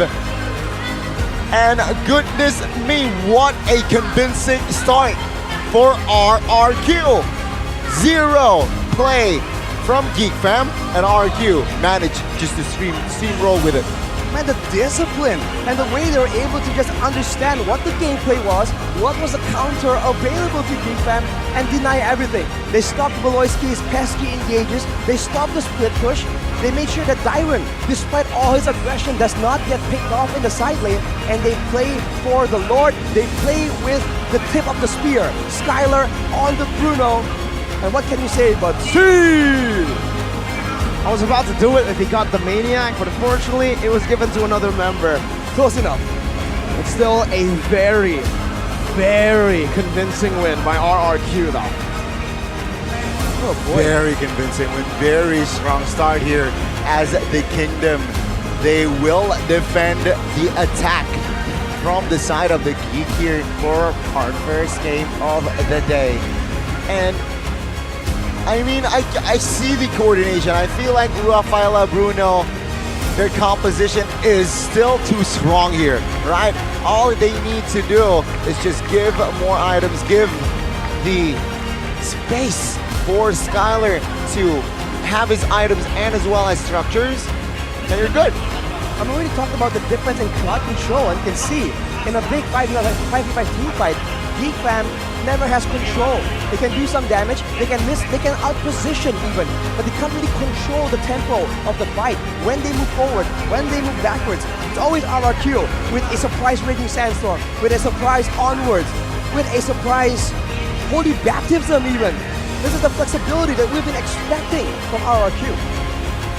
I really like their synergy overall. I mean, Lemon providing the holy healing. It's very low-key, all right? His significance, his impact throughout the match, throughout that game was very low-key. That, yeah, most of the time it was him just providing the healing silently, subtly. And Geek Fam, they miscalculate most of the times. Even sure, the Holy Baptism, very hard skill to connect. We saw the Power of Nature, they flex it. We saw even the Wild Charge, they flex it. But most of the time, not just Lemon, it will be Naomi here who provides a lot of great onwards. And we have mentioned this, right? For RRQ, their coach, Zaya, what is he known for? He's known for bringing the best out of his players, for playing through his players' strengths. He knows that Naomi will not play the healers, is not comfortable on the healers.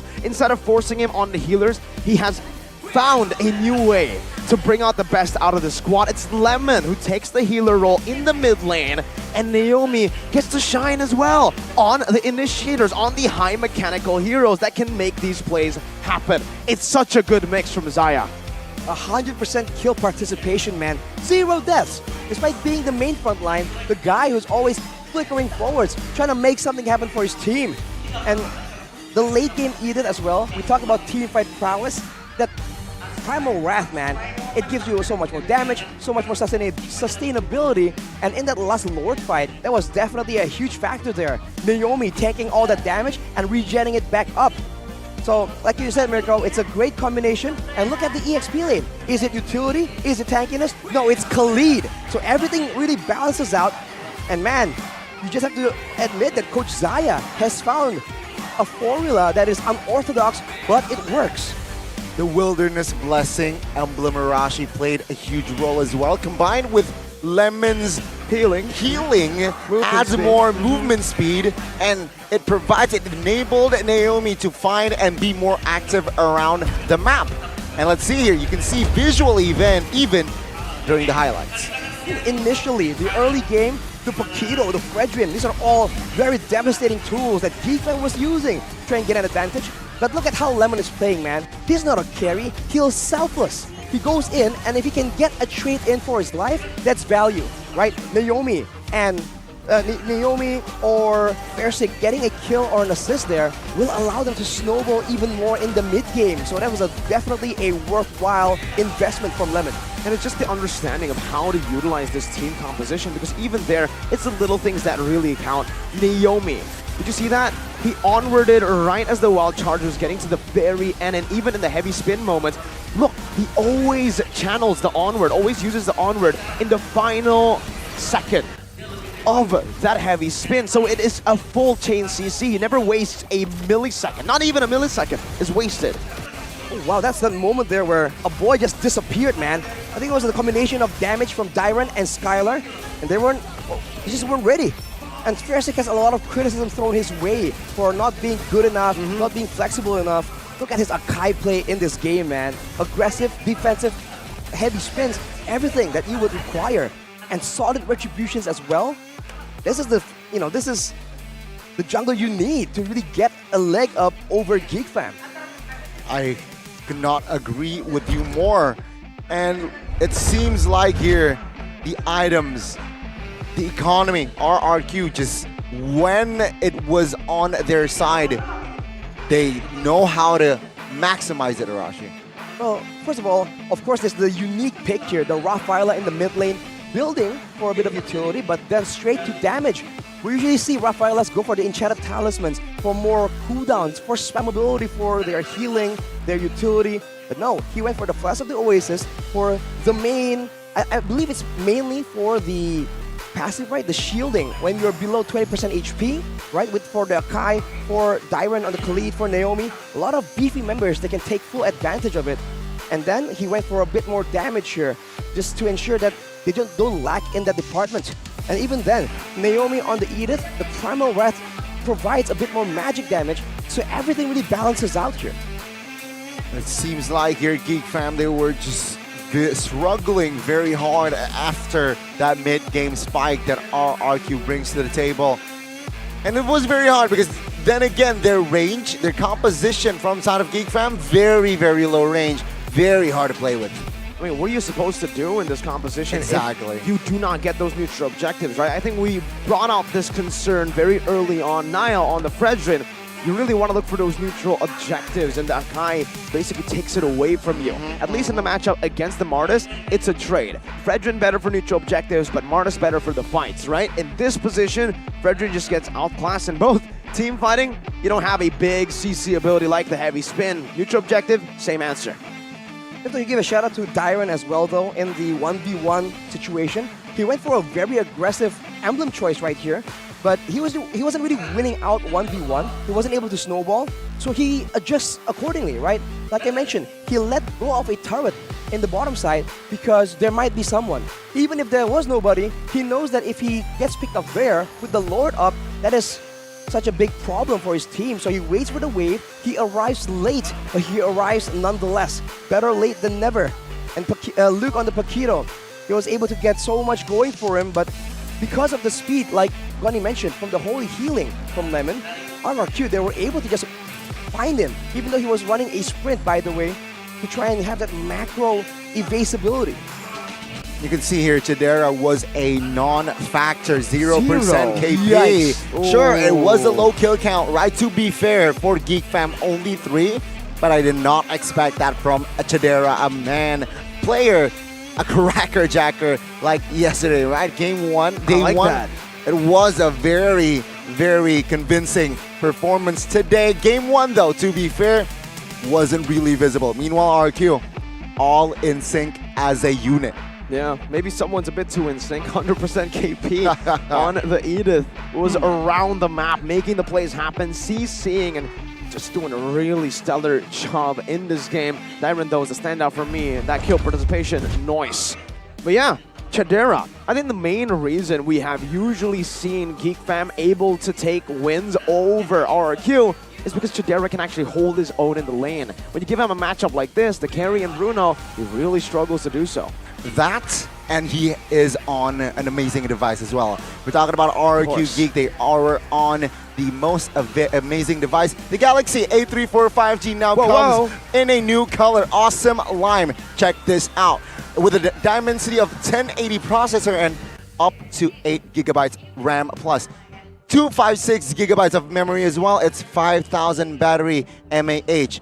More than 2 days it can last. So pushing ranks, no problemo. And of course, constant charging, very, very effective. And what are you waiting for, ladies and gentlemen? Grab it for only below 6 mil. 513 IDR, you can have it. And of course, if you want more info, you can check it out on Samsung.com ID, Samsung.com/ID, or your nearest Samsung store right now. This is such a, can I say this? I think this is such a sublime phone. Sublime.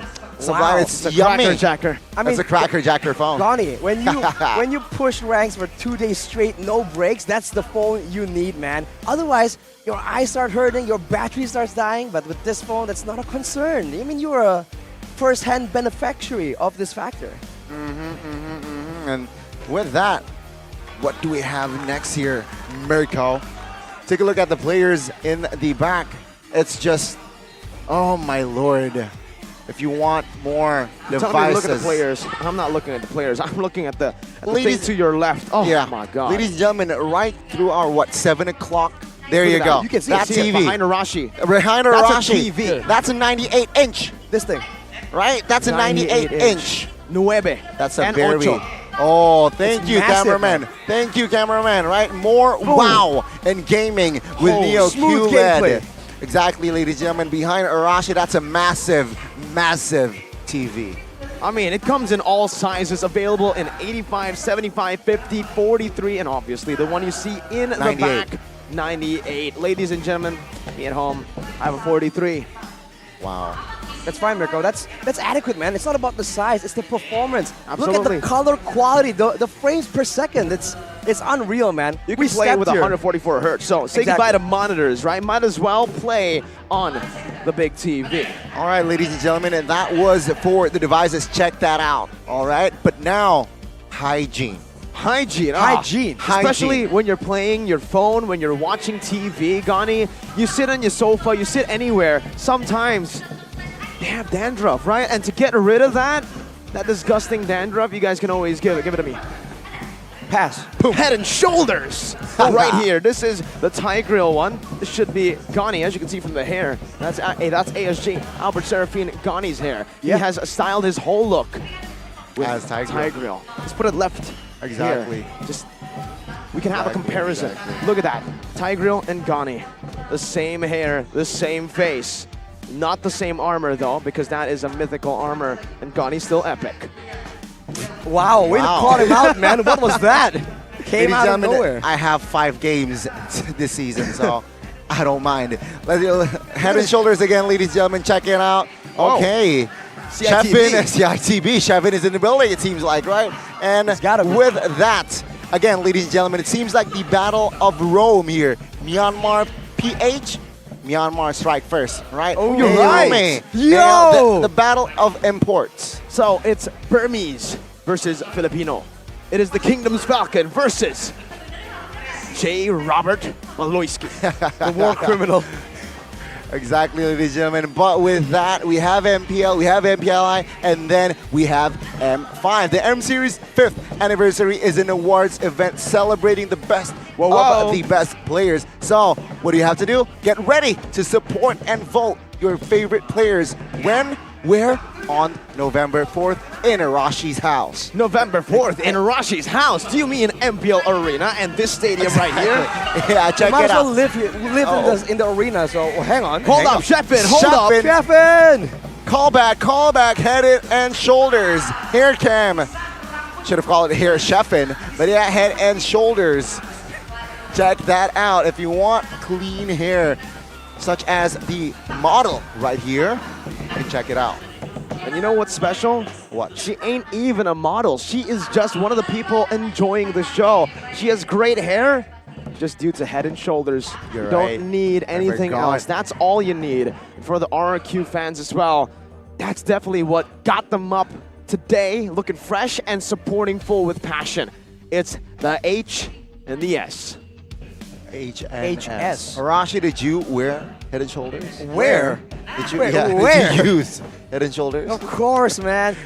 I'll be real, Where? man. You Like can this. feel the passion here. Everyone's so excited that it's getting kind of hot in the stadium, but I don't feel it at all, man. I got that mint experience coming from the Head and Shoulder. That is just cool, chill. I don't feel that at all, bro. I can do this all day. all day. You All right, look Captain relaxed. America. Exactly. My guy. All right, ladies and gentlemen, again, let's see here what will be the adjustment, especially from Geek Fam side. What will they change here? Drafts-wise, execution-wise, what can they bring up? Because I feel like their qualities wasn't really shown, especially based on yesterday. Yeah. Is it the jitters? Is it the nerves?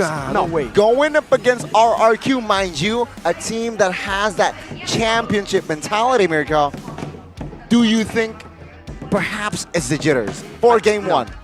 I don't think it's the jitters. I don't think it's nervousness. I think they need to start it in the draft. The way they played it was the best they could with the draft that was given to them, right? I mean, again, everything had answers to it. The carry lane bullied by the Bruno. The burst countered by a little bit of the healing there. And obviously the engage is countered by the disengage.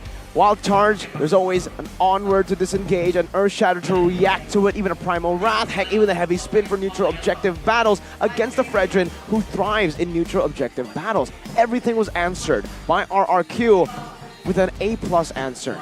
They're good at school. I do think that maybe, right? If you look at their drafts, they were going all in to ensure that Fersik.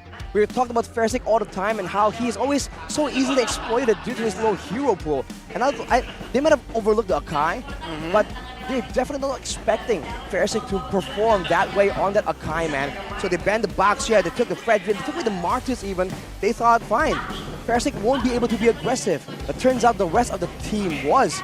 So I think they gotta try and adapt here, right? Geek Fam is all about adapting, finding out what this new formula, what this new question is, and answering it. After the first game, I think game 2 is going to be a lot more difficult for RRQ. Whoa. Oh, this is a great asset here to talk about. Top 3 gold laner comparison. We got Skylar from Indo. We got Rizal from Indo that is playing in Malay. And we got the GOAT in that lane, Benny QT. Mr. Marksman. QT. Mr. QT. And you can see here, wow, they're all very decorated here as a player, seems like. And they all have distinct play styles, right? Every single one of them. Benny Cutie with a guerrilla warfare style where he comes in ambush towards the end, waits it out while his team buys the time to burn out the resources from the opposing team. Meanwhile, Rizal, a very, I would say, the most standard gold laner out of the 3. The way he plays is front to back, solid. He plays with the team, he does the damage, and what makes him special is his laning.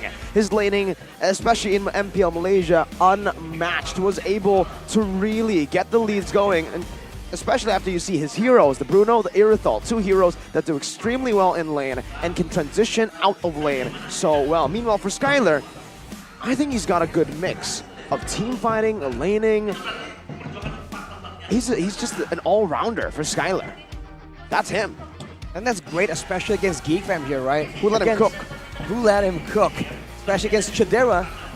Usually you see Chidera, right? Even in the worst of games, he has good goal. He has good participation, but not game number 1. So that's definitely a big shock for Geek Fam. But they've dealt with that before, right? I think even though they're a new-ish team, they're still a lot more mature in their approach to the game. It might be due to the influence of Beloyski's experience, but like I said, they might have some ideas right here. And I do wonder if they have to try and focus on not just the jungle, but also another lane. Which lane is it gonna be? We talked about how usually it's always Skylar, but I think right now, seeing Diamond, seeing Lemon in the picture, that's not gonna be adequate, man. It has to be a bit more dynamic, a bit more multifaceted in the drafting phase. It really does. I feel like, again, they need to have a solid win. They need to be able to play around one particular member, more so than in game number 1, where, again, all of the whole composition was basically countered already. Here it is. Baksha, Fredrin, Edith, 2 heroes that were picked up in game number 1, already banned out by Geek. they're making some big changes. They need it. They need it here, it seems like, right? And let's talk about the drafts here. Matilda, Valentina, last time around they banned out the Angela. I feel like if it ain't broke, don't fix it. They should still ban the Angela out here. I think the Angela is just so, in a way, right? Depending on the composition, I do feel like it is, in some situations, better than the Matilda. That's my personal opinion. Overall, Matilda is a lot more flexible, which is why it's a lot more prio. But I don't... Whoa, it's let go! What? The Shadow Analyst has stated that Angeloy will be a guaranteed win. Well, I think for RRQ, they're testing the waters here. We already have a 1-0 lead. If you lose on Angela, it's about to be 3-0, sir. Exactly here. So if it ain't broke, still fix it. It seems like here will be the approach. Make some repairs, RRQ. make some renovations. Small adjustments, and there you go, Geek Fam. They will pick the Angela out here. Based on yesterday here, right? Geek Fam with the Angela, it was a win. Let's see how RRQ will play this out. What are they willing to trade that Angela for, Arashi? When you talk about Angela, the most disgusting combos are the Irithel and the Yuzong, I was about to say. In yesterday's game against Dewa United, they used this exact combo. Yuzong Angela for the early game, Angela Irithel for the late game, and there was no solution. With the mobility, the sustain, the healing that the Angela provides, these heroes are just way too difficult to deal with. Without those heroes though, I do feel like Geek Fam most definitely have alternatives, but it's already a step in the right direction for RRQ. And I do wonder if the idea is to go for something completely different in game number 2 for Coach Zaya, because they know that Geek are going to try and adapt, but towards game 1, not game 2. Oh, brilliantly done, man, by RRQ. I really like this draft. The Yuzong, the Irithel, the instant deny to what is the best combination for the Angela. Literally just taking it away, robbing it out of Geek Fam, and they'll say it's fine. We'll have the football player and Martis, the hero we banned out in game number 1, to take these team fights victories in the early stage of the game. But RQ can very easily just say, the Akai worked in game 1. It can work again in game 2. Sure, you have some anti-CC, but by heavy spin duration, yeah, it lasts longer. So good luck. They need to pick it up here, though, right? Entering second phase, I feel like Geek Fam will be able to take that out, and there you go. As planned, as said as well, RRQ, they picked the Akai before taking stage 2. Geek Fam here, a very good balance here, I feel like, with the Marches and Bruno. Bruno activates in that mid-late. Marches very deadly after level 4 with that decimation on the board. So let's see here, with that stability, with that balance, will Geek Fam be able to perform better than they did in game 1? Stage 2, phase 2, RRQ, they should eye and target the mid laners here. A boy, it's gonna be a problem if not targeted. So I feel like a ban here. Novaria is still on the board that can be taken out by RRQ. Well, it's gonna be the Ruby. Okay.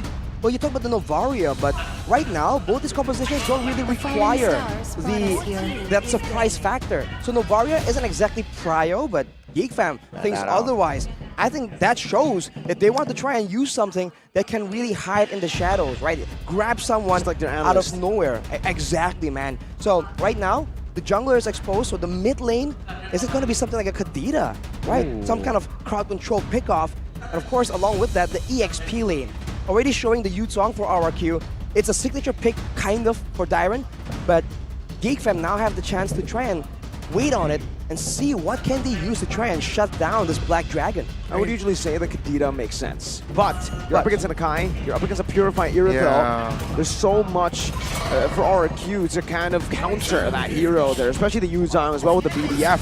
So for Geek Fam, I think they're in the tough spot right now. That's why they're banning out the mid laners. RQ are going to be first pick in the second phase. They can very easily just pick up a big mid laner that Geek Fam are setting up for, and then Geek will be left with the scraps. We saw that just previously in game number 1, forced on a Lilia. Good wave clear, but against this composition that punishes melee or short-range heroes, they were able to fully capitalize on that. Raph is the answer for Geek, taking it away for RRQ. And Let's see here. What do they pick, right? Do they pick a Yve a Lilia or something crazy like a Kagura. Signature for Lemon. No way. We haven't seen it in a long time. It's possible. Lilia here, I think, is the answer for RRQ. The most sensible. And again, why? Because RRQ, they need that burst magic very, very dearly here. Burst magic? I feel like they need team fight, right? It seems like it's the same game plan. Get strong laners, fight for the neutral objectives, and use macro to deny any pickoffs from GeekFam, essentially making Beloyski that much less useful. So I think AoE is required, but no, turns out it's gonna be Kaja instead. So Lilia for a boy then? Yeah, Because are they thinking that a boy is gonna be the one on the Lilia? Yeah. I mean, it's still a possibility, right? At this point, sure, Angela can be flexed, but RRQ, they're letting the options for a boy here to be okay. They're very, very, they're very minimal. They have minimal bursts as well. They have a burst in Mark, just so Lilia, and as well as, okay, Lapu. Not even. And the Minotaur, all right. Angela mid. It's Angela mid, so it's a boy. It's not the Angeloy, or maybe a boy goes on the Minnow. Not too sure about this, man, but for GeekFam, they're really, really lacking that magic damage. Very easy to itemize against this composition, especially if RRQ gets ahead. GeekFam, they're playing a very one-dimensional battle. If you look at their composition, they have amended the lack of crowd control. Now they have a lot of tools and a lot of AoEs to really duke it out in the neutral objective. The Black Dragon will be the main concern here, able to potentially zone everyone away. So for now, the last pick, it's a Sicilian for Lemon. What? That is going to be the Sicilian here, ladies and gentlemen. A hero that scales very, very good with their comp.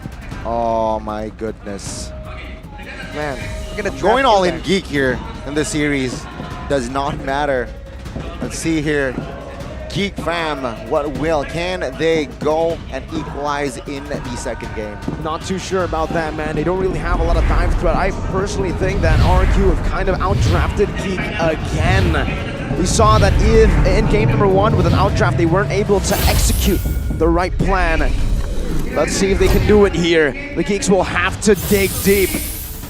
Deep as they can up against a composition as dynamic as this from RRQ. Ladies and gentlemen, the stage has been set for game 2. It is going to be RRQ and Geek. Will RRQ find the point for them to set as a match point, or will GeekFam equalize in this game? A very tough composition to pull off, I feel like. But then again, yesterday, the tougher, more complex composition, they win your games. All right, we'll have to see, man. In the jungle, though, Nile is definitely on the clock right there. He needs to be aggressive. He needs to try and get a bit of a lead and then abuse that hard guard to try and get the best out of the situations. Deny Fersik his jungle, deny the laners a winning lane as well. Looking at the emblems here, it's a bit of the opposite story. RRQ, the ones with 3 agilities, trying to maneuver around the abundance of crowd control that GeekFam have right here. Naomi is on the Kaja, so he will have a pickup advantage, but when it comes to team fights, so it's different. So I think RRQ, they're better before the neutral objective now, but also weaker during. This is probably the first time, I don't know, aside from the Navaria, that Lemon will be using a damage mid laner, right? Not the Angela, not the Rafaela, the supportive mid laners that we've come to expect from him. What do you think about this, Arashi? I need to throw it over back to you again. This is your team. It's very dangerous, very vulnerable, but with the current emblem setup, you actually have a lot easier time in the early game. You have a lot more sustainability. There are ways for you to be safer from these aggressive threats. So I think it can work, but it's definitely still a very slow process. So for now, it's on the side laners, the Irithel and the Yuzong, to try and get something that really works and maybe translate that to the early game team fight that I think both teams are going to be very eager to participate in as the turtle spawns right here. Yeah, 2 minutes here, no problem, no first bloods for both teams. They're just hovering over, looking for openings. And let's see here, again, Akai favors in that new What will Nile do here with the help of the hard card? Better rotation right now. Nile already using the Mortal Coil. The heavy spin pins him down despite the CC coming in. It's still going to be Versing who secures it, but Bernardo's Fury knocks him up. That's a first blood. 2 kills over to the Geeks. 2 for 1 kills for the Turtle. They're going to overcommit this. Is this the right move here? Let's say Geek with 4 still in that purple, and it seems like the rotations Akai will not be there in the time. So again, a trade worth it, but Fun Judgment, yeah. A trade worth it here as the purple buff will be taken away. They lost 2 members right there, even though they get the turtle. I don't know how worth it that is, especially because Nile now is a bit more in the lead, EXP-wise, damage-wise. He's going for the Imperial range as well, by the way, so going for a bit more aggression, a bit more mana sustainability, I guess just in case. Versing needs to stay on the curve right here, because otherwise the main power of this Akai does fall off. And looking at the town's predictions, very similar to game number 1. I think it's the same. Not too sure if it's exactly the same, Arashi, but yes, very, very similar indeed, but 2 different compositions. Geek Fam, their emphasis isn't on the neutral objective, their emphasis is hard on these team fights. And you can see here the pressure that RRQ gives. Veloisky? Union's Fury used up, Nile bringing him back with a Mortal Coil, but first he pops in a heavy spin, now Beloy gonna be pinned down, brought back to the turret, flickers out to safety. Roldy ready. That's a hard guard and a dive. That's submission under the turret, but the Divine Judgment locks him down. And a boy gets caught in the crossfires. Has to flicker out, but that's another 2-man knockup. Chidera with a few good hits. Only on to Naomi, who can get back that HP with a good Brave Smite emblem. It's a good trade. A jungle for jungle. Geek Fam, they overcommitted it, but it seems like they want more. Want to overcommit even more up top. Okay. But they did get Chidera a few good hits on the turret. Remember, Arashi, Chidera's way to victory is matching Skylar.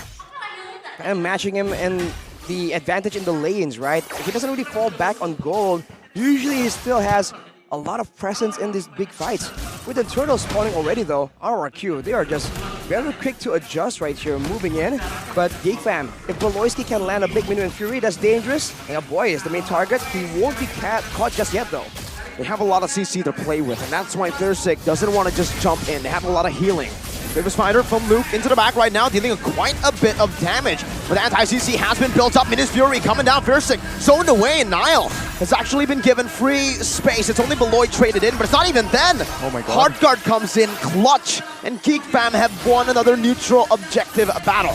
Oh, what a play, and Naomi now might be caught here. Take a look at the pressure that Geek Fam is building. Again, RRQ, they're with this composition. Sure, at late game they have Earthel, they have Cecilian, but they need to weather this early game presence. Find Geek Fam again, 2,000 gold lead, 5 minutes, Arashi. Yeah, and they're still not going away, but now Nile gets jumped on. He is going to get a counter though. The Mortal Coil gets him out and gets him a kill. He jumps out as well. Dyron unable to chase him down. Gets a good stack on him, but it's not enough to take him down. Nile, whoa. That was a risky move, but he knows he has a boy. Meanwhile, Luke really taking a page out of Iran's book. Seems like day 1, he did it as well. Yesterday, Luke controlling the waves, manipulating it very cleanly, and he is going to replicate it today again. Now Geek Fam in full control, 3,000 goal lead. And it seems like RRQ4 now has no answer. Is this the end though? The end? For RRQ. It's 6 minutes, man. You gotta give it some time to scale. Naomi, though, gonna get jumped on right here. This is the problem. They just can't really match up to the pressure, especially from Luke on that Lapu Lapu. He provides so much more damage and crowd control directly compared to Dyron, who is just a bit more aggression focused. But now Luke goes again with the Bravest Fighter. RRQ can counter, but they might just let go of this orange ball. They have to. They burnt out a heavy crossbow. Much more of a nuisance compared to that Bravest Fighter that Luke just uses to bait that out. And RRQ will have to just, again, yes, concede the orange buff. 8 seconds, counting for the Turtle.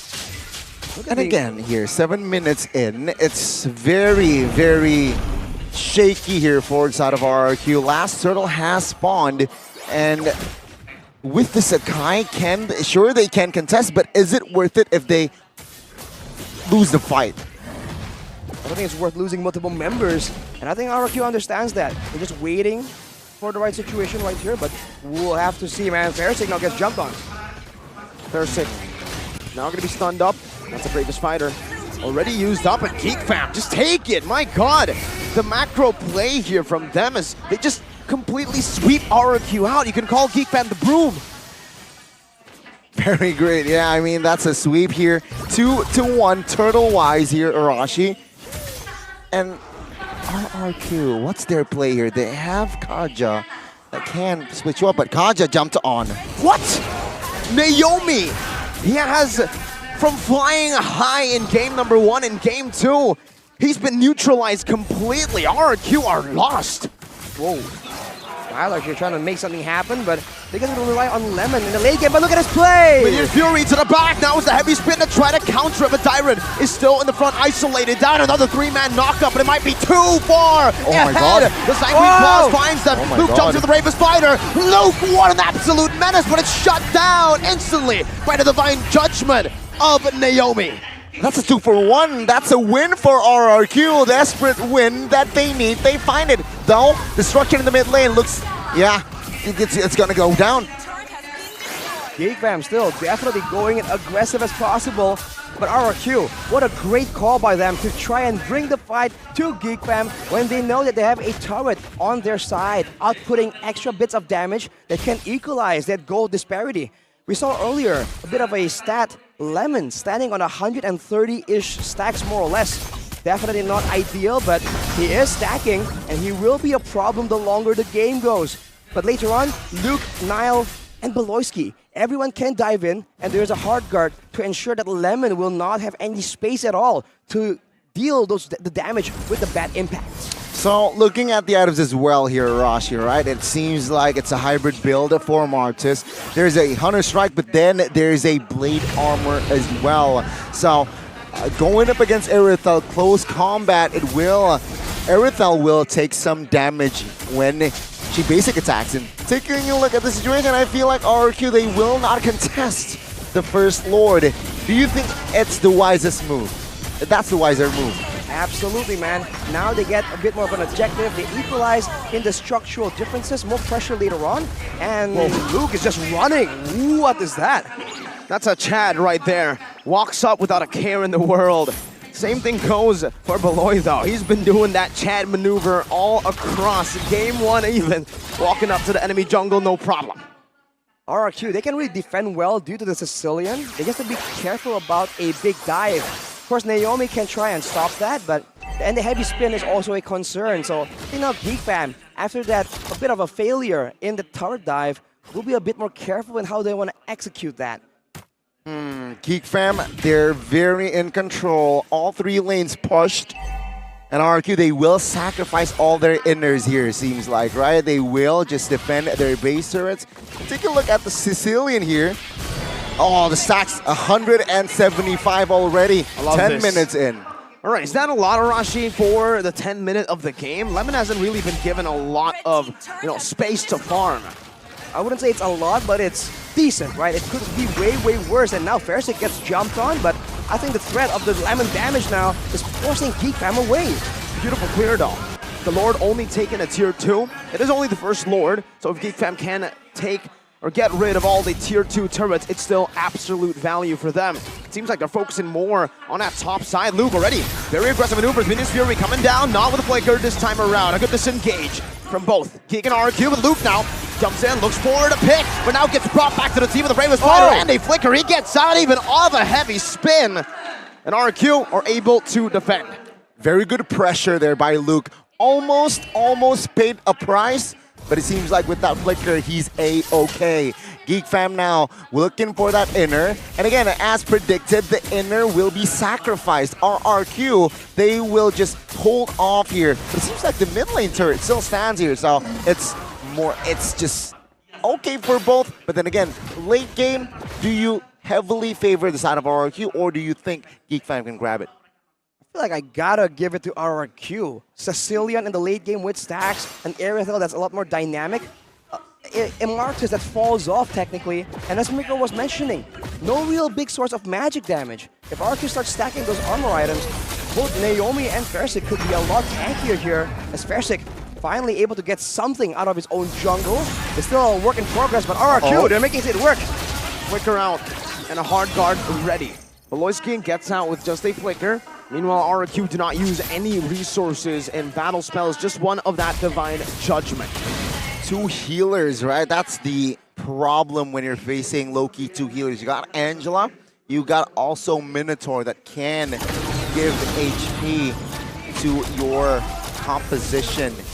Now let's see here, RRQ, how do they solve this problem here? Second Lord, enhance 1, mind you.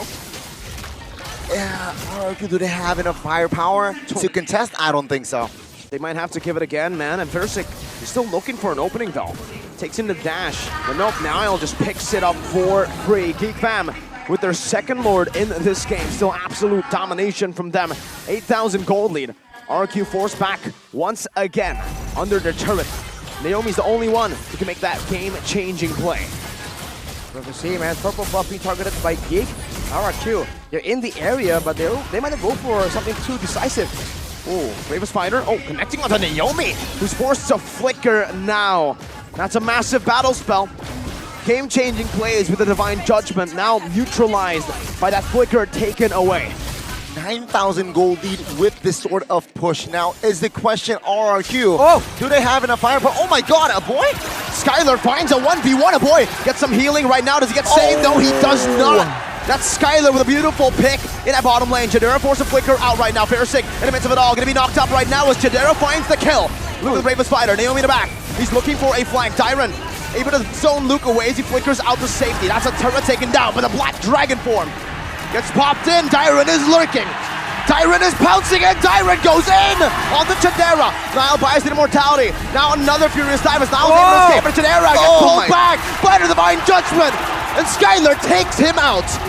1 moment is all it takes for RRQ to find the equalizer. Sure, economy-wise, not just yet. Map control-wise, not just yet. But I'm talking about momentum here, Rashi. Oh, the recalls from Dyron as well. I don't know if they could have played out more perfectly for RRQ. Getting the pick onto the Angela. Winning the fight for only a base turret.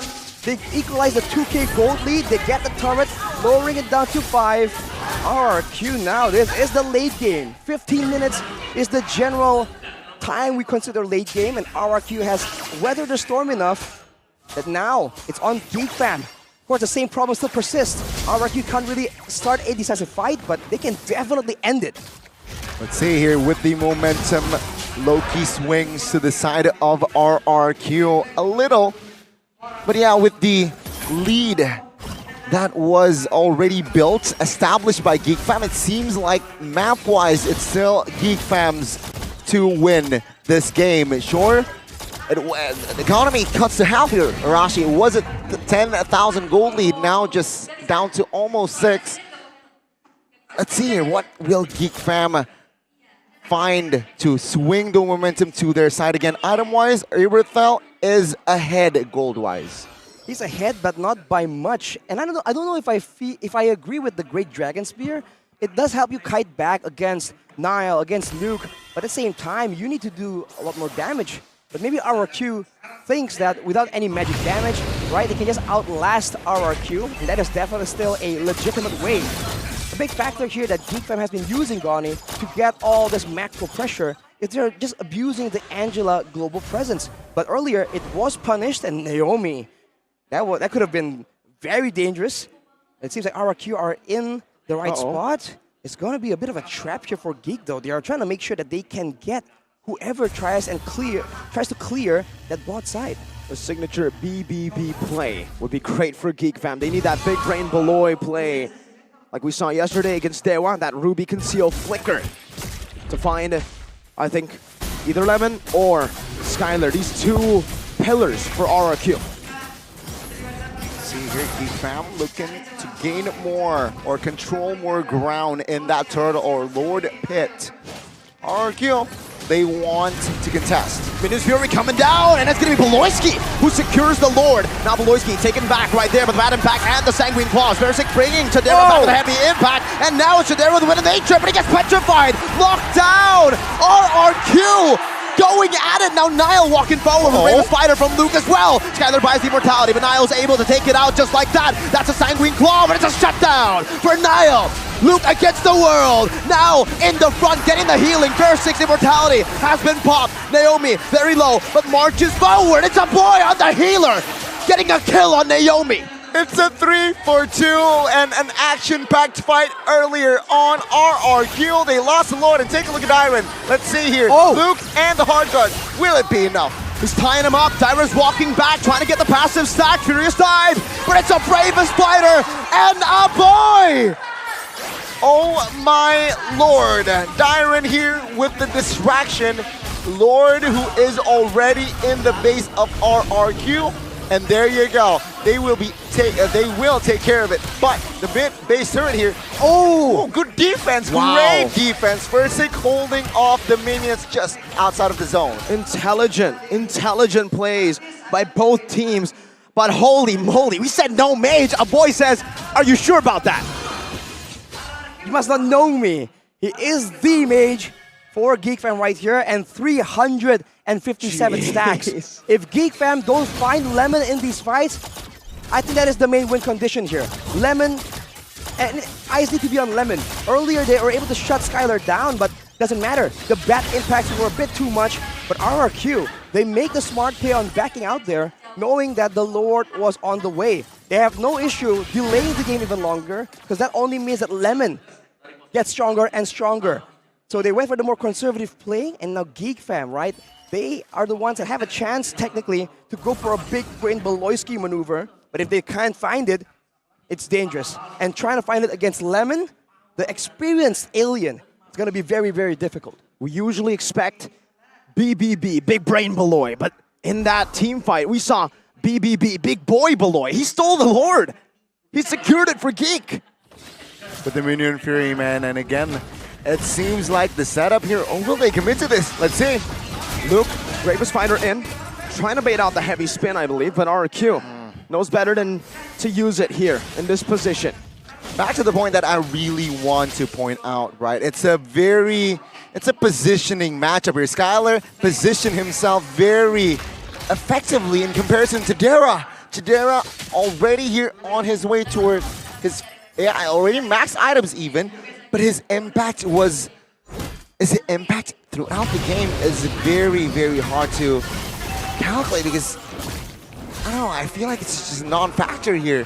As a Bruno, mid-game, late-game even now, I don't see his impact. It's short range, it's low mobility, and with RRQ having their eyes all on Chidera. Of course, Niall can do damage, Luke can as well, but the main DPS is definitely going to be Chidera. Compared to RRQ, they have both Lemon and Skylar. This is the problem with the composition, and Geek Fam are paying the price, but you can never count them out, man. In the late game, something crazy is going to happen, you just know it. Question is it going to work? Is it going to end the game for Geek Fam, or is it going to end the game for RRQ? As Dyran is forced on the top side, this could be the signal for Geek Fam to begin. Let's see here. It seems like the Lord is still controlled by Geek Fam. Top lane neutralized by Yuzong.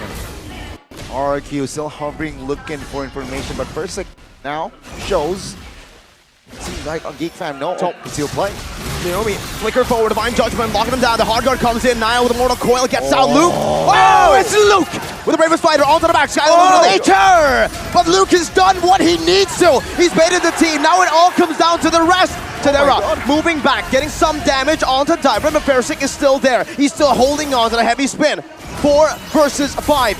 Geek Fam holding on. Chidera dealing the damage in the back line. It's Beloyski who jumps in with him. It's Fury who gets it. It's Versick who secures it for RRQ.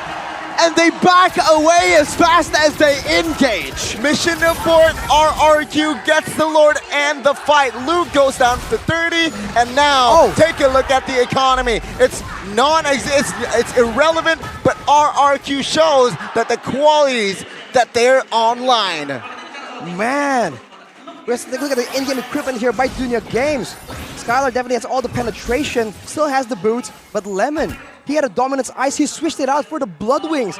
He is going for a decisive end right here with the Lord, with the superior front to back long range damage This could be the end of it. RRQ. How do they defend this? They look to push. This may be the final push, let's see. It's an Evolved Lord, 24,000 HP, and it has cracked the base turret wide open. Divine Judgment, logging Beloski down right now, forcing a defensive flicker. Niall holding on, not letting it charge in, but Beloy now loses the immortality. It's a full dive to the back, Tyron!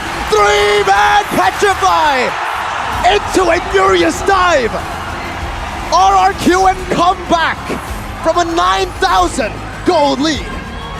Match point secured for the Kings of Kings.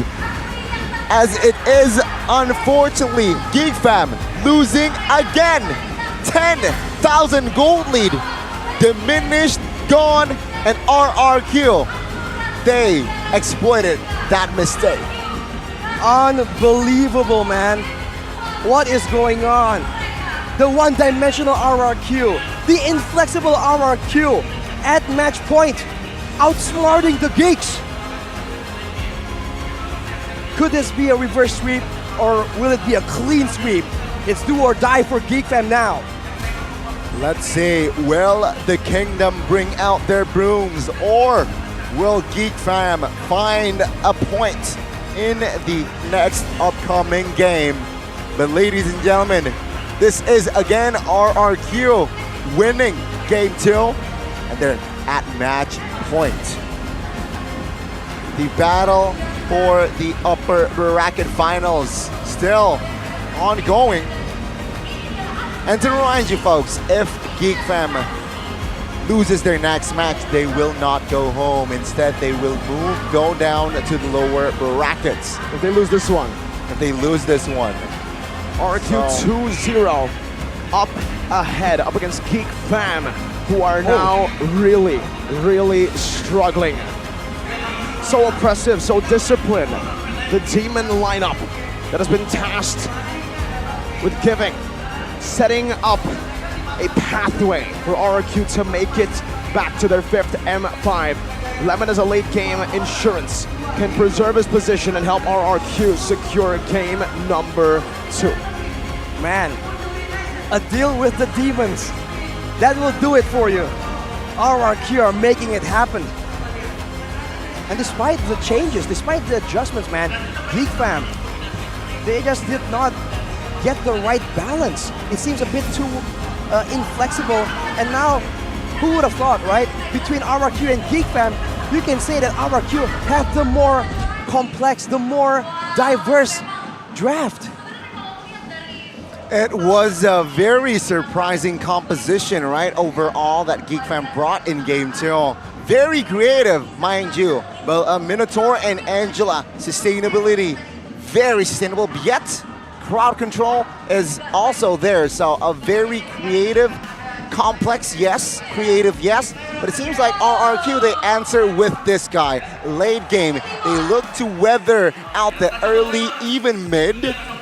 But then again, Lemon shines in that late. 306 untouched, 75% KP. And it is GG, player of the game, presented by Samsung Galaxy A34, A54. 5G Lemon was the saving grace, savior for RRQ. They need that. The thinker, mid laners. Sway low yesterday, and now it's Lemon. He didn't do anything too flashy. He stayed with the fundamentals. Sicilian, what do? We farm up. We just get some space to farm, to stack up. And when we have that damage, that power spike, what do? We do the same thing. Play it in the back, play it safely. Why would you flicker forward? Why would you make any flashy plays when you know you've got it in this hero? And this is a quote-unquote new lineup, but the trust between RRQ right here in the middle of all the dangers, the Lapu Lapu, the Martis, the fact that Lemon was just cool, calm, collected, the fact that Naomi knows that this is when he needs to use the Divine Judgment. Everything just really worked in tune, like a machine for RRQ. And Lemon, man, the experience, right? Caught 0 times against a team as aggressive, as dangerous as Geek Fam. That is no small feat. And he's showing again why the alien is really out of this world. And I really feel like, right, the positioning from Lemon and Skylar in this game, impeccable. World class. Very hard to catch. Sure, in the composition of Geek Fam, no real lockdown per se. You have Minion Fury, you have crowd control, but no player no hero in that comp can really catch you off guard even, right? But then again, a masterclass positioning here from Lemon and Skylar, which I feel like it's ahead of Chidera. Chidera, very hard for him here, it seems like, in this game. Because of the range. Good, sure, it's range, but it's also because of the front to back composition or execution that they're trying to execute did not work as planned. I'm talking about the range of the Sicilian. Yeah, that bad impact is just such a menace because Chidera can be in the front, but he's always going to be hit. Even with that proper front to back, you can see it here constantly towards the later stage, and Arashi will get to dissect. Well, here before and here at 8 minutes, that's where By the it way, happens. what a play. Yes, it's crazy. That was, I must admit, there's a bit of luck there. He was recalling, and a boy shows up, a bit overzealous, and the defense from RRQ. No one overcommits, no one gets baited. Luke is low, who cares? We don't care about winning here, about getting the kills. We care after, when we know that our composition cannot be broken, but it's a proper front to back. That is where we move forward as a team. They were able to just find fights and win it. They were able to let go of the Lords, technically, and then try and punish afterwards. A very level-headed approach right here. And as you see, Gani, if you are Chidera, it's so difficult. Your only real outplay tool is a Wind of Nature, but the real danger is our bad impacts. And a single one will do about, what, 800 damage? 1,000 if you're a squishy character. Chidera just did not have space right here, because look at Lemon. For the bulk of the fights, he is mostly on full HP. Look at it, even here. Yeah, his positioning, right? I mean, so good. Very good. Oh, here. This Red Tree battle. Oh my god. Persik was knocked up. Persik was knocked up by the with a Lord. heavy spin. That was so fortunate, man. The universe lined up for RRQ in this game, for sure. Just like it didn't line up for them in their match in game to remember the Lord 4-man knockout. Oh my god, yes. The universe is, it must be balanced. Hey, speaking of the universe, Geek lost twice against Dewa, sweeps them. 3-1. RRQ losing to Geek Fam in the regular season, now at match point. This is a scary place for any Geek Fam fan to be in. As we take a look at some of the items right here, Lemon initially had a Dominance Ice, by the way, so he's lowering the healing, the spell lifesteal from Luke's Lapu Lapu and still giving him a bit more survivability. So smart itemization, switched it up in the final Lord push, knowing that there is an extra front line for him to work around with. Let's see here again, item-wise here, very, very, I might say very positive stat as well here from Zeta Geek Fam, right? You see positive stats because it was them controlling that early to mid. But unfortunately, what happened was RRQ, they know that when Aerith, when Skylar and Lemon, especially, right? Their statistic very positive, 615, 306. And because of them, they did it. They were the X factor for RRQ. 22 minutes. Okay. Teams always get blocked mentally, especially after a 2-0 start to the game, right? Teams that are losing. So for Geek Fam now, they're the ones fighting a very uphill battle. They are climbing Mount Everest at this point. RRQ are at the peak. They are feeling the momentum, but they're also feeling the breeze. Right. The pressure to end and close the series out. They might get overzealous, and that is what they've been able to avoid. So game 3 is still a very intense situation for everyone, because the longer, the more games they are, the more time the Shadow Analyst has to break down what exactly is RRQ doing to actually get the victories here. So I think they want to end it as soon as possible. And by the way, Nile was building one more offensive item there in the end, so I think they were realizing that it doesn't matter. We need to trade bodies to ensure that Lemon gets picked off. Too little too late though, unfortunately. But like we said, there's still next game. Things can definitely turn for the worst for RRQ. 20% 20%, KP, yeah. team fight participation. I'm a Chidera fan, man, but I gotta be honest. So far this series, he's been ghosting Arashi. 2 mediocre, even bad performances. First game was 0% out of 3 kills that Geek Fam collected. The second, it was just 2 kills out of, or 2 assists rather. 1 kill, 1 assist out of the 10 kills that Geek Fam collected. And you can see here, even the gold chip. It's yeah, it's very hard to see that. You can see what minute number 9 here, it seems like to be the most peak of Geek Fam in that game. But after 20 minutes of game time, it's shifted towards RRQ side. I think the first dip here was that dive on the top side. Then afterwards, it's a tower dive in the mid lane where, with the help of the turret, RRQ were able to treat equally. Afterwards, Geek Fam shaped up, and then after that final play, the plays near the Lords, that's where the shutdowns come in, that's where the goal really shifted. The Lord plays, that is where RRQ are really shining right now. I think if you're Geek Fam, you might even want to consider either going all in to guarantee a win in the neutral objective in the Lord contest, or don't go for it at all. Go for the macro-heavy approach right here, because those are both very valid options against RRQ. I have a big question, and this one is truly a big question before we head to break. They have another player in the gold lane. Oh! If Chidera isn't performing, is it too risky to swap someone out? Technically, it's not a knockout game yet, so they can't experiment. What do you guys think? I think the answer we should discuss is after the break. So Mirko, Make it Arashi, and as suspenseful. well I as like Goni, you answer in the comment section, but we will take a short break. Stay tuned.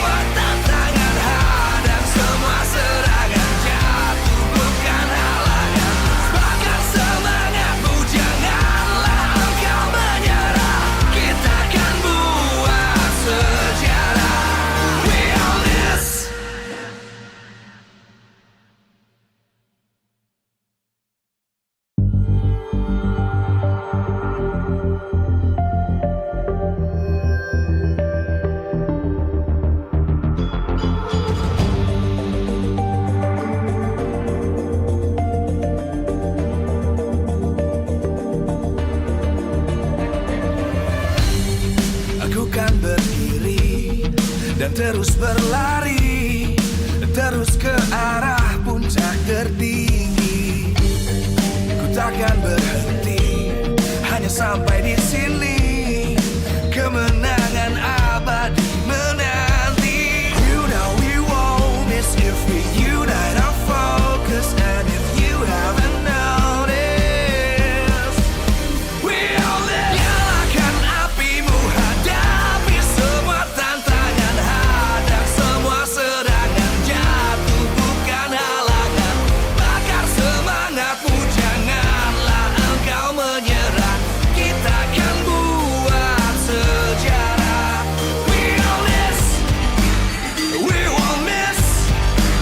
We all this, we won't miss. Saatnya beraksi, jalani ambisi. Aku kan menyawakan hari ini. You know we won't miss if we unite our focus. And if you haven't noticed, we all live. Nyalakan apimu, hadapi semua tantangan, hadang semua serangan, jatuh bukan halangan. Bakar semangatmu, janganlah engkau menyerah. Kita akan buat sejarah. We all this, we won't miss. We all this, we won't miss. We all this.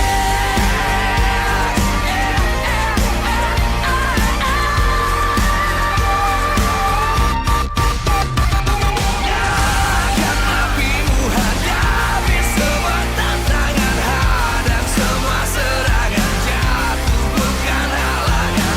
Bakar semangatmu, janganlah engkau menyerah. Kita akan buat sejarah. We all this.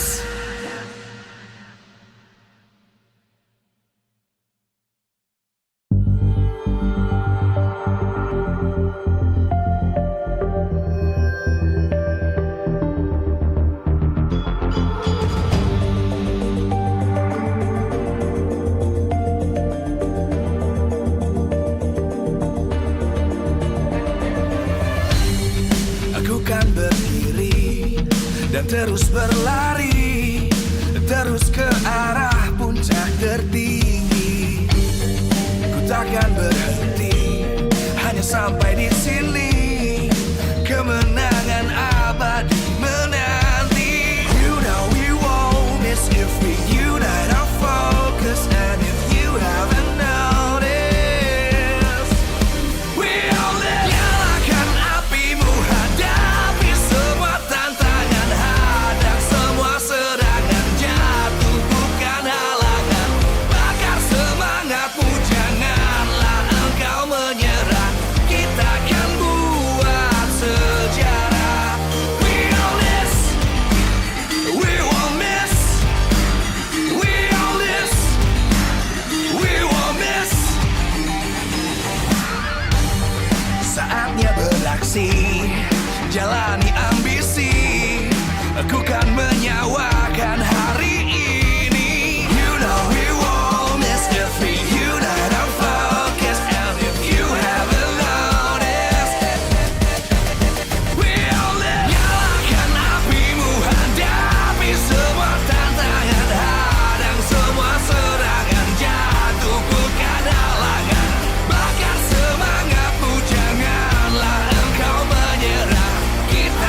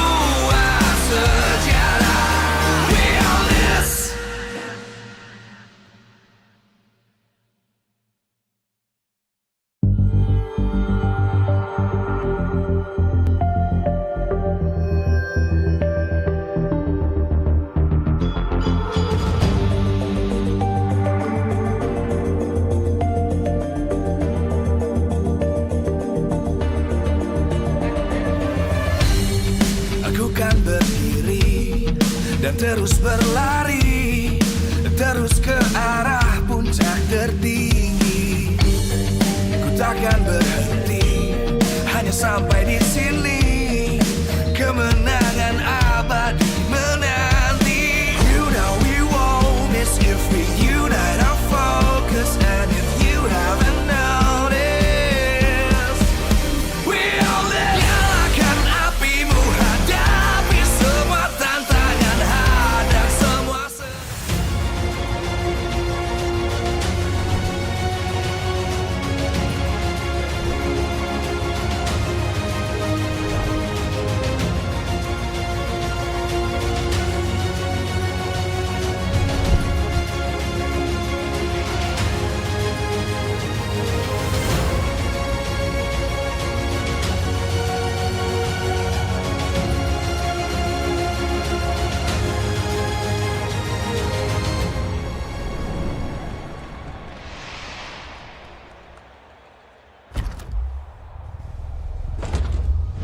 Thank you for tuning in, ladies and gentlemen. Back with the series, RRQ and Geek.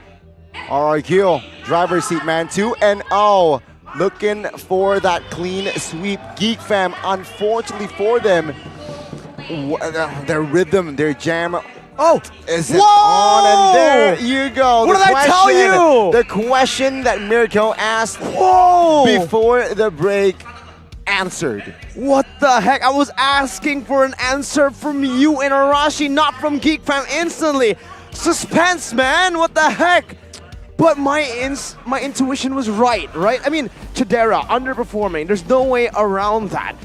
Whatever, right? Like, it's upper bracket. If they were to change someone, it should be here. They need to experiment here. They still have a chance to go to the lower brackets. I agree. And ladies and gentlemen, Marquis is back. Last time he played, what was said by Airpong? Don't underestimate him. We'll see if he can be the key to victory for the Geeks. Hopefully this can be an answer here, Arashi, for the side of the Geeks to perhaps show more qualities that I know Geek Fam has. But what do you think personally about this change? Just short answer. I feel like there's gonna be two reasons here. Is it because of the mental game? Is Chidera just new to the whole feel of it? He's crumbling under the pressure and get Marquis who's a bit more experienced per se. Or do they want to have something crazy in the gold lane, right? So far, it's been somewhat standard, and Chidera has always been given weird heroes. So if you want to go for weird picks, why not go with the man, with the wider hero pool anyways? We'll have to see in the drafting phase, man, but it's looking quite similar, and RRQ is still second pick. Yeah, it seems like they will go for the same side as well. RRQ here, what will they go for here? After that Valentina, Matilda, last time around they let go of that Angela pick and they make it work. So, will they let that Angela go again? I don't know.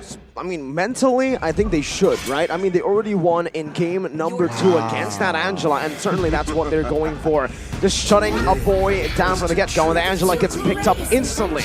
Though, however, for me, I'll have to say, please, let it be on Beloy. Give a boy a hero that can carry. He's the secondary damage dealer. He's a secondary carry for this team, and he needs to be able to make some plays happen on the map. That's what I was expecting here, Rashi, from that last game, but unfortunately it was a Minotaur that signifies that Angela will be given to a boy. But let's see here. Iritel and Yuzong was the response second game, and it seems like RRQ, they will respond with the same set of heroes for their first pick. Geek Fam, though, what will they go for here? Last time around, they picked up the Martis. Will they go for it again? I think it's very possible. I think Geek, the reason why they did that is they need bodies to stack in front of the Lord Pit to try and match the presence of RRQ. Without a Minotaur earlier, it would have been harder for them to use the Martis to stay in the front and take that poke damage, that chip damage that will eventually push him away from the objective. If they want to try and go with a Beloyski on the Angela, I feel like that also warrants a tank, a frontliner for the EXP lane, and that is dangerous because Luke and Dyron. It's a very dynamic fist fight up there. And without strong heroes, or maybe getting a hero that can do both actually, Geek Fam with the Terizla pick that was banned in Phase 2 in Game 2, that might be the pick that they require. So they sacrifice their jungler here technically, right? Last time around they picked up the Martis. It worked the early to mid, but it seems like now they will prio a hero in that EXP. They picked up the Terizla, a very good mat head-to-head against the Yuzong. But again, here RRQ can ignore whatever our Geek Fam is cooking and pick up the Akai. Though now, is Akai okay going up against the Claude? I think it is. It is very good. The Claude wants to go in. It's a blazing duet that can be cancelled by a pin down, technically, from the Akai, and it will be another pick for RRQ. 3 games, 3 Akai picks. It's strange not to see it banned out, but Geek Fam have something else planned for us and for this game. The Claude. Let's talk a little bit about the Claude. The Claude has been a pick that has fallen hard from grace in MPL Indonesia. But in MPL Philippines, we've seen the Claude is still being picked up. One of the picks that we usually see a lot, actually. Most of the teams still pick it up, Arashi. Does Marky know something we don't? I think it's just about having options right here and having speed. I think the big problem so far is that every time there's a big fight, Terrastic scatters everyone around, and Skylar and Lemon have been given heroes with a lot more mobility to really maneuver around. The same cannot be said for Chidera on the carry or the Bruno. But with the Claude now, maybe then, if they're jumping in to try and dive onto Lemon or onto Skylar, then Marky can participate using the Blazing Duet Battle Mirror Image combo. That could be what Geek Fam are trying to think for. Do you think Franco here for the side of RRQ can work? Oh, I feel like a hero for Naomi here, right? But Cho can also be an answer here for Naomi against this composition. And RRQ though, they will ban the Joy and the Ruby in that second phase. Let's see, Geek Fam, will they commit to another roam ban? If not the Cho, what's a good hero here? A mid laner potentially here to limit Lemon, perhaps? I mean, Novaria is still up for grabs, technically, right? It's a very good hero against the ambush potential of Geek. And for Geek as well, I don't know. It's going to be a battle of maybe, the Franco, right? Can be picked up by RRQ. What about Geek? Can they pick it up for themselves? The Bloody Hunt easily cancelled by the Akai, by a Furious Dive. Wait, but that would mean that a boy will be boy playing the Angela. No. Exactly. Hey, not what you wanted, Mirko. The Kufa though, banned away by a Geek. They know that Naomi will be put on an engaged hero. It's been the case for the 3 games, unless, 2 games, unless RRQ throw a curveball right here. But I don't think I would like that idea. So RRQ, what first will pick? The falling stars. Novaria. Seems like Novaria was banned out in that second phase in that second game. In that second phase, seems like now Lemon will rock the Novaria. Geek Fam with this response here with the additional hero that is long range burst poke type hero. What should they add here, right? A hero for Nile and as well as a boy. This can be crazy, by the way, but magic damage? We haven't seen the Lolita at all. Novaria, Irithel, 2 heroes that can be bounced back with the Guardian's Bulwark. The Lancelot, signature pick for Nile. Now it comes down to if we're going to see a mage or if we're going to see a roamer for Geek Fam. My personal opinion, I'd love to see a boy on some damage dealing heroes. Lilia is the choice, a better mid control, but better range for RRQ. Same problem lies, just like in game number 1. Let's see here, RRQ with the last pick here, Arashi, what do you think? They have crowd control already. They have a damage EXP. Do they need a really tanky frontliner or a Franco is already good? I think disengage, kind of. There's only one real engage tool on the side of Geek Fam. It's only Terizla. If they can split push, if they can stop the initial engage, Geek Fam will come up short in ways to really catch any member off guard. With the heavy spin already ready here, something that can be used to both engage and disengage will be fatal. It's gonna be the Minotaur. The Minotaur will switch sides, ladies and gentlemen. Yikes. A very good support, a very good presence that RRQ needs in their composition. Wow, it's looking like a very scary composition here that has been established by the side of Kings of Kings. Ladies and gentlemen, again, RRQ match point. Geek Fam, they need to win this game to prolong this series, but this is it. The 10 heroes that will enter the Land of Dawn. Who will take it? Is it gonna be RRQ or, well, Geek Fam? Whoa, passing through each portal to get into the Land of Dawn. Arashi, Kani, one last hope for Geek Fam. They want to stay in the upper brackets. It's time. It's time! Match point for RRQ. Can Geek Fam handle the pressure? Land of Dawn, here we go. Just like that, ladies and gentlemen, we are underway. The crowd control of RRQ or the damage of Geek Fam. With only Tarizla, it's going to be a bit more predictable. Can RRQ get a dominant end to this insane just subversion of expectations? Remember the keys to victory. It's Angeloy, not Anjoy. So it's Angela on Beloy, not a boy. That's the secure win. If Geek Fam can't win it on the secure win hero, it's going to leave a big, lasting blow to their mental. Wonder how Naomi's going to perform on his Minotaur, though. We've seen it before, I believe, but it really wasn't as flashy. He's going with the Wilderness Blessing as well as the Angela and the Lilia, actually. Everybody wants to be around the map. Mobility is the name of the game. Okay, first minute here has elapsed. Seems like no first blood, no crazy rotations, no crazy invades. But again, here Nile opts for an MP Rage, though Lancelot nowadays can build hybrid. Tanky, but again, one endless battle, or even a War Axe can be enough. Let's see though, how will it transpose? Nile, cancelled. Naomi finding the gold grab in the mid lane. Flicker out, Fersik looking for it, but it's also a flicker from Lemon. Two flickers from both mid laners, Geek Fam and RRQ. Lemon, though, he can do his work from afar. Same can be said for a boy. And with the turtle spawning in 14, the gold laners definitely won't be in the picture. Skylar actually ain't doing so hot. Okay, remember who Marky is, guys? He's the guy who mentored Kelra. One of the best in the business. In my opinion, individually, the greatest of all time. And Marky mentored that man. He knows a thing or two about gold laning as well. See here the setup again. Naomi not level 4. No minute free. Dyron now even finally gets a BDF, but very low.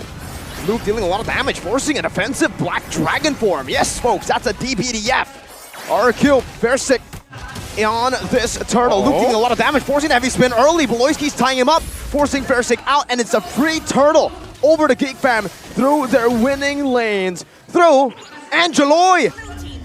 Man, he just walked up and just kept going with the healing waves, damaging and healing at the same time. In the early game, it's definitely an obnoxious amount of healing for RRQ. Similar to game number 2, have to take it slow. And they don't really go for the fight though, because in a way, that's a bit of a good adjustment. Exact same talent predictions though. You don't change. Consistency. You don't change. Consistency indeed. You can see you're 3 minutes in. Okay, now you're looking for the... Gets it. And he gets it. But now Versik is walking him down. That's some good damage. But there's always Angeloy. When you think you're low, you can look up to the skies and see Angeloy. Assassin with the Angela. It's a combination we haven't seen as often, but it's definitely still a big problem. Versik is still dealing with it, and he will be able to get the lethal here. Now they're moving their focus down to the gold lane. Of course, Skylar needs to win the lane, by the way, for RRQ's game plan to work as intended. You can see here, both teams rather slow-paced, stabilizing as well. Geek Fam and RRQ here. No first blood just yet. So it seems like both teams rather here playing it carefully here. Do not want to go for the crazy pick-offs just yet. And if we're talking about the gold laners, Marky and Skylar, A-OK on the farm department. There's just a difference right now from the Claude we see now compared to the Claude we see before. Versik, wow, look at this chunk, look at this damage. Wow. Angeloy. again with a few good hits. But speaking of that lane in the bottom lane, you're no longer able to use that Blazing Duet to clear out. You're mainly using it to poke or to all in, which is what Marky can do now. He farms usually just with skill 1 and basic attacks. That's the change in Claude. And this combo though, Angela and Lilia get slowed, get tied up, get destroyed. A boy going aggressive right here. Which is surprising, right? I mean, Minotaur, a hero that is just very short range, melee, going up against an Angela and Lilia. See though, turtle take. Penalty zone hit, but it is going to be Dyron getting out. Now the heavy spin locks them down and he finds the retreat, but Naomi loses his life. But the Minion's Fury popped in, it doesn't matter. The hard guard is there. Niall gets taken out by the passive burning and ticking, but Dyron loses his life to a boy. It's a 2-for-1. The turtle again taken by RRQ, so technically it's a 3-for-1, but okay, the orange buff almost. They have Aloyski, such a nuisance, but who won that trade, Arashi? Wait. Okay, there's a flicker. The snipe! Boom! Hey! All the way from half court, it's Lemon with a shot down on Angelo. Overall, man, I think it's worth it for RRQ. They waited for the second objective. Now they have a bit more items, a bit more levels to play around with, and the Angela obnoxious early game has fallen off quite a bit. But Lemon, though, needs to be careful. A boy will be that aggressive laner that tries to solo kill you. This is why a boy is such a very, very strong mid laner. His poke damage, he knows his Lilia, and he knows his potential on that hero. And again, the poking damage, the burst that he can provide already forced Lemon to burn the spell. A purple buff invade might happen here, and then there you go. Lancelot already moving towards that side, but bottom lane, it's a 3v2. They will die. Ooh, good knockup. Marky forced back on that battle mirror image. Even a black shoes used up. Skylar gets chunked though. Down super low, only with the help of a little bit of healing from Naomi's kit. Audience prediction, it's down to a single digit. Ladies and gentlemen, presented to you by the Samsung Galaxy A34 8545 5G, 92-8. What's the concern later on for Geek Fam? If they're trying to dive towards Lemon and Skylar, there's just so much protection.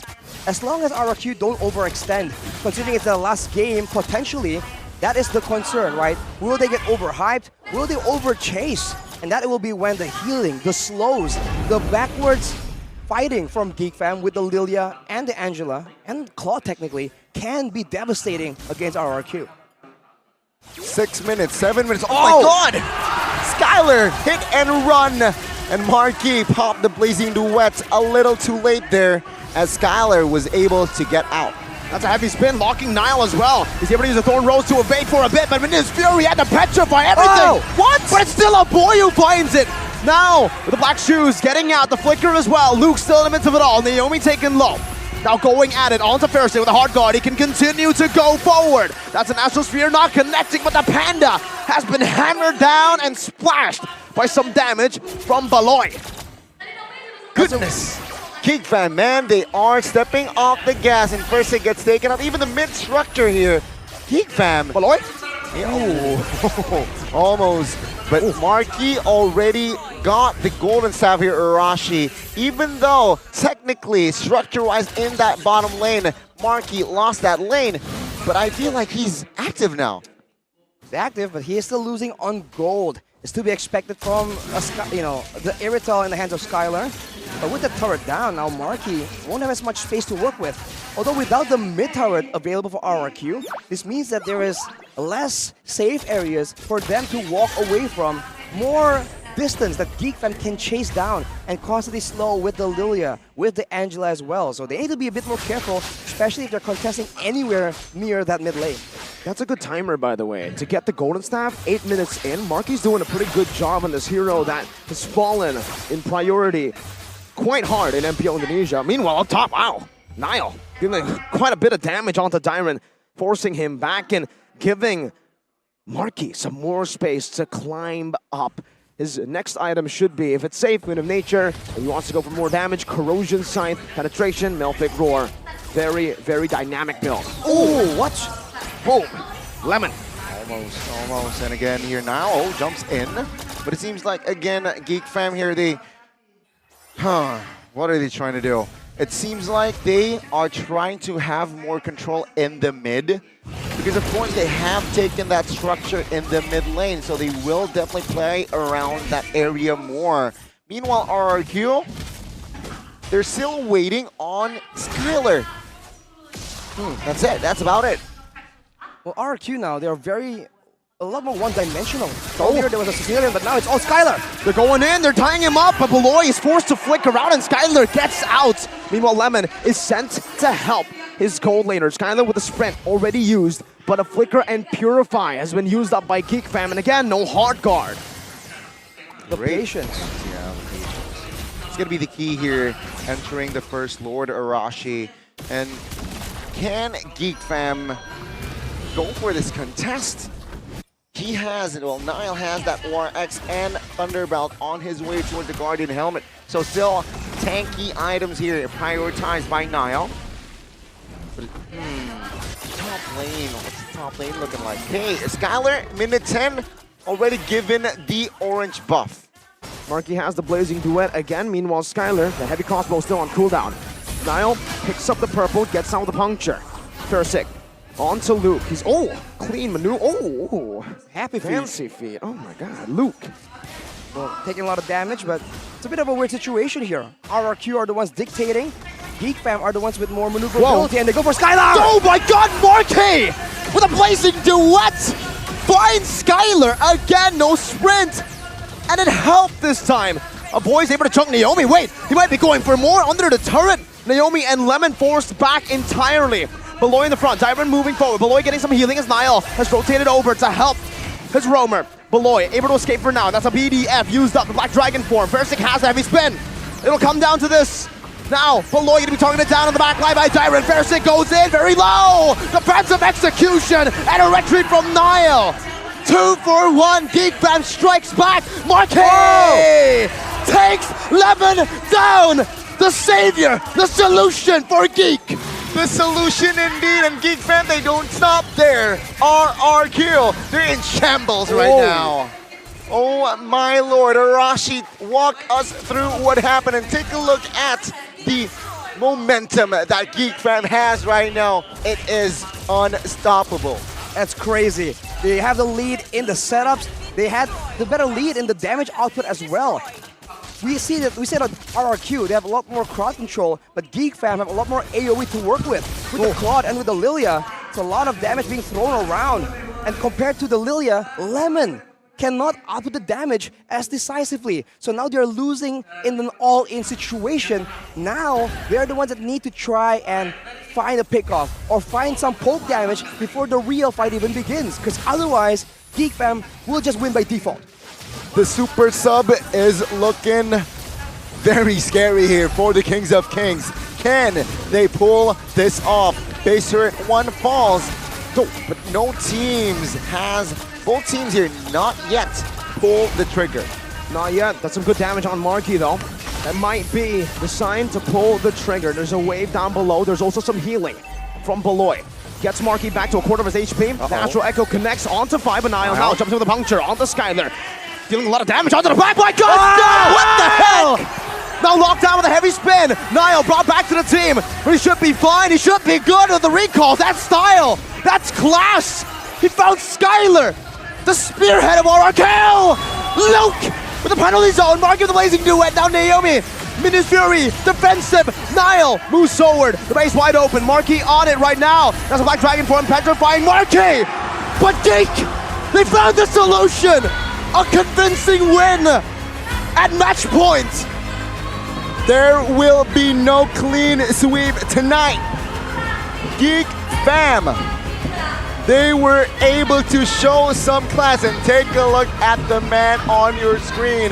The duo from PH, Marky, the super sub. He finds the solution in that game, and RRQ, they have no answer for Mr. Marky. Man, what was that? Now we're just completely on fire. It's almost a boy. It seems like with the presence of Marky, the whole squad, they just went into form, man. Like the arrival of the super sub was just a signal to turn things around. Give Unreal. the MVP to Marky. There's no other answer. If your answer is someone else, you're weird. Marky, oh my god! What? Super subs don't work in MPL. In Mobile Legends, they say. Those comments be damned. The super sub was the solution. What the heck? Don't get too happy yet though. It's one game off of a marathon. That's what they need to pull off, a marathon. It's a best of 5 and RQ are still at match point. Again, step by step, game per game. But in game 3, Geek Fam, they were able to find the solution out of that substitution. And there you go. We will see game 4, ladies and gentlemen. Chidera's eating. Chidera, he's having a good time. He is having a good time. He's enjoying. Was he just hungry? Is that why he was underperforming? We'll have to see, man. But the game highlights. Marky becomes Geek's solution to maintain hope in the upper bracket. The substitution solution, as Goni puts it. Arashi, Geek Fam, one step away in equalizing. How do you feel personally? Not professionally, personally. Not professionally. No. Well, of course, professionally and personally, I've always said that this is going to be a very difficult matchup, right? Okay. I never imagined it was going to go 2-0. I thought it was going to be a back and forth, but here we are, right? I think that both teams have what it takes to come out on top.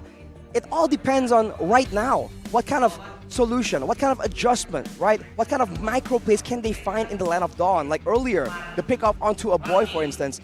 Those are the things that will decide who comes out on top here by the player of the game, by the Samsung Galaxy A34, A54 5G. It's your boy, Super Sub Marky, 3-0-0. Low kill participation, but who cares? Who cares? The 3 kills he got were the 3 kills that mattered in the end. Nile as well, though. That assassination onto Skylar. I agree. The fact that he made the Claude work when many failed to make this pick work in MPL Indonesia. Marky. It seems like for the entirety of regular season, he's just been in the hyperbolic time chamber. He hasn't been on the substitute bench. No. He's been in the hyperbolic time chamber just waiting for his chance. And that chance came in the form of a 2-0 match point RRQ. A very, very sharp display of performance by Marky, right? That, and let's not forget Angeloy. Beloy on that Angela was just also very, very on point, right? His hard guard timing was on point, and let's see here visually what happened in game 3, in case you missed it, folks. It's the Lord meta, technically, for RRQ. Dyron, man, he does a lot of damage, but he cannot win alone. So here, the longer the fight goes, the more a boy, now no longer on the Angela, can do a lot of damage. I thought for sure that with the lack of frontliners, the fights are going to be more difficult for the side of Geek Fam. But that was not the case. With the additional bit of damage coming in from the Claude, coming in from the Lilia, it is more than they require. And RRQ, they failed to contest that, right? They have the Novaria vision, but for what? They were unable to use it to get a pick-off, to get great poke damage. And with Angeloy being such a problem, you can see that RRQ, even though you want to say not so much all the way, a lot of their attention are just drawn to that Angela. Even Dyron diving in to ensure that the Angela gets taken out. That's the kind of impact that Angeloy has. And look at this, the prediction on the Phantom Execution. No. Bro, good night. Skylar just was not ready for that. Man, again, you can see the passion here from the Geek Fam side. What's wrong with Chidera, Arashi? He just went for a bite. Well, we won. You gotta take that bite. Exactly. A taste of victory. This is. A taste of victory. 13-12 was the timer. 8-5. But yeah, again, it was the perfect synergy. Well, I must say that is the Geek Fam performance that I expect from the side of Geek Fam. Sort of, right? Yeah, that's what we expected coming into Exactly. the matchup. We expected it to go 1-0, 1-1, 2-0, 2-1, 2-2, and then 3-2. But hey, we got a different show. Maybe a more dramatic one if it keeps going this way, Arashi. Looking at the items though, I mean, like you mentioned, every single person on GeekFam in this game was just a lot more successful, right? And you can attribute that to Angeloy, right? But overall, everyone was just playing a bit more confident, right? Even in the gold lane. As opposed to Chidera, Marky was just solo pushing, going for solo plays. Same thing can be said for Luke. Same thing can be said for a boy and Nile. I do feel like the hidden buff here from the Angeloy is the fact that they feel comfortable going for these risky plays, knowing that Angeloy is smiling upon them from above. 10,000 gold lead was what the difference was in economy through that game. Sure, towards the end it was more clear, but man, this Akai that was very strong for RRQ in the first game and second, done. Seems like GeekFam found the jam, find their solution against this Akai, but entering game 4, will it be banned out or will it be open? The problem for the Akai has always been poke damage. If you get him low enough, that heavy spin will be forced to be used defensively, and that's exactly what we saw throughout this game. Whether it's the Terizla, whether it's the Claw, the Lancelot even, it's the poke, and mostly Lilia. The poke was able to neutralize the Kung Fu Panda. I mean, can you even call it poke? At that point, it's an all-out murder attempt from a boy, man. True. Just keeps going in. He has the black shoes, he has the hard guard, so he does not care at all. And the Lilia damage right now is very insane. I mean, if your comp supports the survival of an all-in aggressive Lilia like GeekFam in game number 3 here, that's the kind of damage you can expect. And you have to wonder for RRQ, with their clean execution in the Lord Pit, with the Novaria, how were they losing in info? How were they losing in poke damage? Because they could have easily just waited, right? They could have easily waited for GeekFam to go for the objective and then steal it using the heavy spin. But no, GeekFam did not waste time sitting around there. They went for macro plays all across the map, forcing RRQ to react. Either go away from the Lord or rush it. And once they rush it, that was game over. So they were just stuck between a rock and a hard place. A very, very convincing performance, not by RRQ this time, by GeekFam. With this momentum, with this with this momentum, the unity that they built in that game, will it be carried over through the next? That's the big question, because again, ladies and gentlemen, it is still match point for RRQ, which just one game away to find the final upper brackets. But then again, I'm all for the reverse sweeps. Well, not reverse sweeps, but I'm all for a best of 5 games. Can you imagine though? Imagine what, Arashi? In a weird twist of fate, RRQ substitutes the demon lineup because it works better against Marky. That'll be crazy. I'm just saying. I don't know, man. I don't know. I don't think it's gonna happen. But if it did, that would have been a very cool situation. I mean, Arashi is the expert for RRQ. For Rex Arashi Hoshi. Arashi Hoshi. Even though RRQ now has a no Hoshi. But, ladies and gentlemen, for those of you guys who are watching games at home, craving for new heroes or eyeing the latest MLBB releases, eyeing skins that make you think, lose sleep, we have good news for you. OVO has a special promo. Top up diamonds to buy any MLBB heroes or skins with OVO. You can get a 90% cash back to 10k OVO points, up to. So this promo is valid until October 31st of 2023, only until October 31. So you guys check it out, don't miss it. And of course, let's buy MLBB heroes or even skins with what?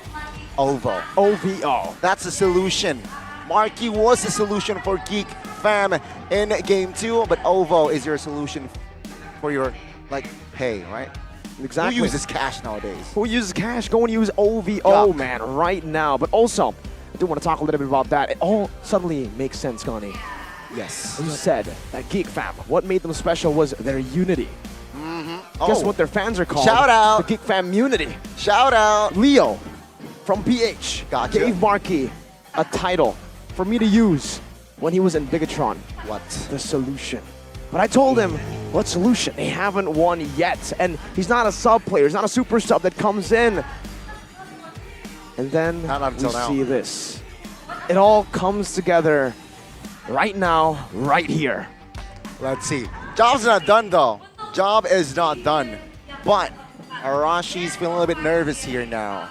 Of course, I mean, Geek Fam, oh, they found a solution? This is what we expected from the geeks, right? True. They're smart people. But They are now geeks. for the kingdom, right? Kingdoms are usually about tradition, about culture. So now, when the shoe is on the other foot, can the kingdom adapt fast enough before the empire crumbles? Ooh. Let's see. It seems like for Naomi, he's all chill, sleeping on his opponents here. Let's take a look at a game recap. Johnny. Oh, game recap. It is just one-sided towards the side of the Geeks, right? I mean, that Lancelot pick, man. Going up against Akai, theory-wise, Arashi, Akai pins Lancelot down, but not when Niall is the pilot. Well, not when the Akai Niall. Niall. Not when the Akai is beat up by everyone else as well, man. Beat up. So, Niall, he does show again that on Assassins. We saw him on the Martyrs in game number 2. He was on the Fredrin in game number 1, but you have to remember, this was the guy who was making crazy plays on those Assassins, man. That is something that Geek Fam can still completely take advantage of. That solves the Skylar problem. And Terizla was a solution as well to the Yuzong problem, right? A bully in lane. Once the Yuzong gets bullied, when he's not able to use that Black Dragon form offensively for the most part, you lose out, and Geek Fam finally understood that. Well, Gani, personally for me, I want to vote for my heroes, but I don't know when I can do it. You know what? Save the date, November 4th. November 4th? Yeah. There's a event where you can support and vote for your favorite players. The M Series 5th anniversary. That is an award awards event celebrating the best of the best. Not just the best. The best? The best of the the best. Cream of the crop. The cream of the crop. Exactly. And again, Lemon will potentially be there. Ooh. He is on the poster. Well, before we he is in this game. Before we get ahead of ourselves, though, we're going straight into game number 4. Same thing, man. RRQ going second. But now, if they are forced to ban away this Angela, are they gonna trade it for something else? Are they gonna just ban it away and let go of a Faramis, or Faramis the only one left here? Okay, so it's still gonna be the backshot for Adrian and as well as Edith, the Beth ban from the side of there you go. Geek Fan, and of course the Angela here, finally respected after 2 games. So it's true, the Angeloy combo is still a sure win for Geek Fam in playoffs. Let's see for the first pick here. Last time has always been the Angela. Do they want to pick up something like an Irithel this time around? He's first picking it up against RRQ. They've been able to make use of it really, really well. The answer is no. Rafaela. You saw Angeloy. Now it's time for... I don't know what Rafaela? Rafaela? Rafaeloy? Rafaeloy sounds better. But there you go, the Irithel will go to the hands of Skylar again, alongside the hero that was a nuisance in the 3rd game for RRQ. Terizla will switch sides here, 4th side of RRQ to play around with. Let's see here, Geek Fan, what will they respond with here? Technically, they can secure a hero, such as the Paquito here, perhaps, for Luke. I feel like they should secure a hero for Luke and a boy here in the first phase. Luke and a boy. I mean, the matchup for Luke is really shown, and for a boy, it's a signature pick. We haven't seen it in a long time, and now without an Akai, what can Fairseek do? Without an Akai, without a Fredrin, and a Baksha. Martis? So perhaps they will. This is a forced pick here. They should pick a hero for Fairseek here. G-Rock. G-Rock. Grok. Something we have seen from Fairseek before. Not a big fan of the Grok jungle myself for Fairseek. But if you want some crazy charges, CC, to get you in through the heavy spin, that's a WC, that's a wild charge. And Geekman's got to take note, with a barricade, it doesn't matter how fast you run, you cannot get through, right? You shall not pass. That is something that the Grok can do. But will they go for it now? Will they hide that pick? Yeah, I feel like a hero for first pick here just is the sensible move with a lot of potential jungle picks already eliminated. If they let it through to the second phase, the first pick might not survive. But here we go, second phase, RRQ. What will they go for here? They should target the gold lane here. And there you go, a Bruno ban does come through. Perhaps the next potential ban here, Brody. I'm thinking more Claude. The Terizla already deals with the Brody very well. But again, that's the problem. That's why I think Brody might come through as well. The Akai can disengage really well if, let's say, a Terizla goes in with a PZ. What? Extra? Sure, against the Lancelot. So. Lancelot and Terizla and Irithel, there's a lot of good dive. But technically, it's an Akai, it's a Rafaela, it's a... Oh, I want to really say it, but it's NetherRealm now. I wanted to say the Kautu Arutaru. That's the way you should say it. But yeah, it's the NetherRealm. No, we're gonna stop that. Right. Anyhow, without a Bruno, probably not the Ixia, so it will mostly be the Claude. If they ban the Claude though, what crazy options would you have in mind, Mirko? Would the Melissa come to mind? Ooh, the Melissa would be a solid choice. No, it won't. Harith, maybe? Ooh, I think they need more physical damage right now. They have a Fairness. True. Moscow. No. Just name it out here. Throwing out some names out here. Brody's probably the best pick to go for now. With the Claude banned out, that's what I expected. On Terizla, you're not really too concerned with a Brody pick. That penalty zone is really a good counter towards it. So they're like, go ahead, pick up the Brody. And on top of that, if you pick a hero that cannot go for the Purify, no Bruno, no Claude, this opens up a whole new world for Naomi.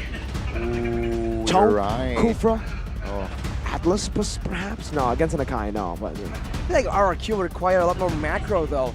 If they're gonna go all in the team fights, the NetherRealm will be a big problem right here. So will the heavy spin, so they might need to go with the Geek Fam approach of trying to get pressure elsewhere before going for this neutral objective.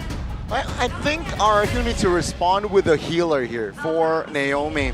Considering that you have the NetherRealm and the Rafaela, which gives you a lot of sustainability during team fights or even pickoffs, but no, they will still commit to a hero that can lock you down, and it's going to be the Chow. Naomi, Chow, yeah, as we all know, a very, very good hero to be piloted by Naomi, but is this the right answer? It might be. It forces basically any pick to be very tough to play. What's the options here? Brody, no Purify. Beatrix, no Purify.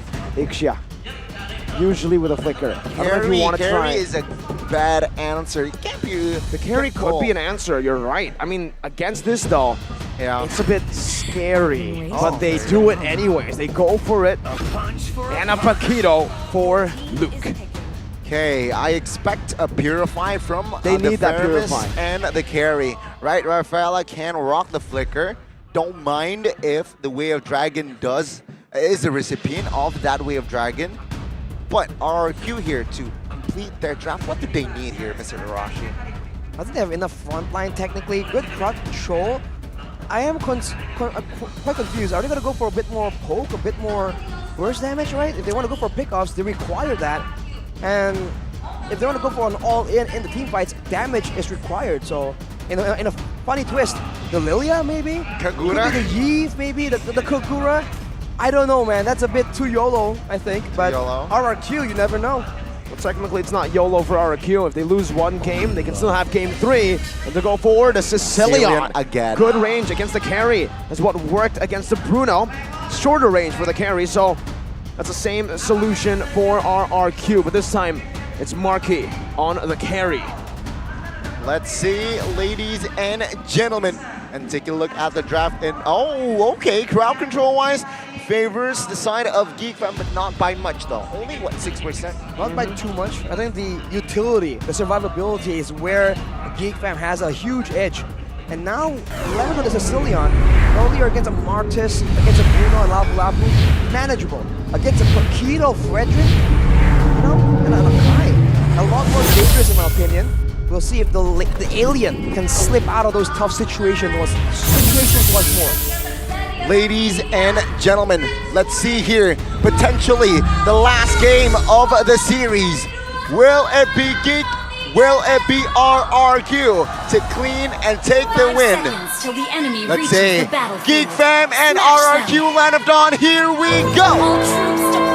Hashtag we own this. And man, are both these teams just owning the situation? Looking at the battle spells though, that's a sprint for Skylar, trying to kite away from Luke for sure. But the question remains, for a macro situation, Geek Fam has so much more to work with. Beloyski's doing a good job right now, but Thorn Rose comes in. Beloy flickers out. A lot of impure rages this game, by the way. Both of them are angry. They're full of rage. Very, very, very risky move there by Beloyski. No flicker now for the first turtle, but Lethal Wanderer battle. Let's see who will grab it. Niall calmly with the retribution finds the lethal. I do wonder in the late game, Faramis or Sicilian, because they do very different things. In the early game though, you can see a boy abusing the, what do you call it, like the simplicity of the kit for the Faramis, and later on the timing on the Netherrealm will be important. And with everyone moving downstairs, it's surprising to see Skylar just not backing away. One of the best Faramis users, if not tied for the best with Sans in MPL Indonesia, a boy. This guy's very underrated, especially when he gets his picks like this. You really got to be watching out for him. And for now, both these teams are just playing it very passive at the start. Yeah, 140. Oh, good pull. Okay. Persig manages to find more space, but it seems like no first blood here for the first 2 minutes. And makes sense, right? Yeah.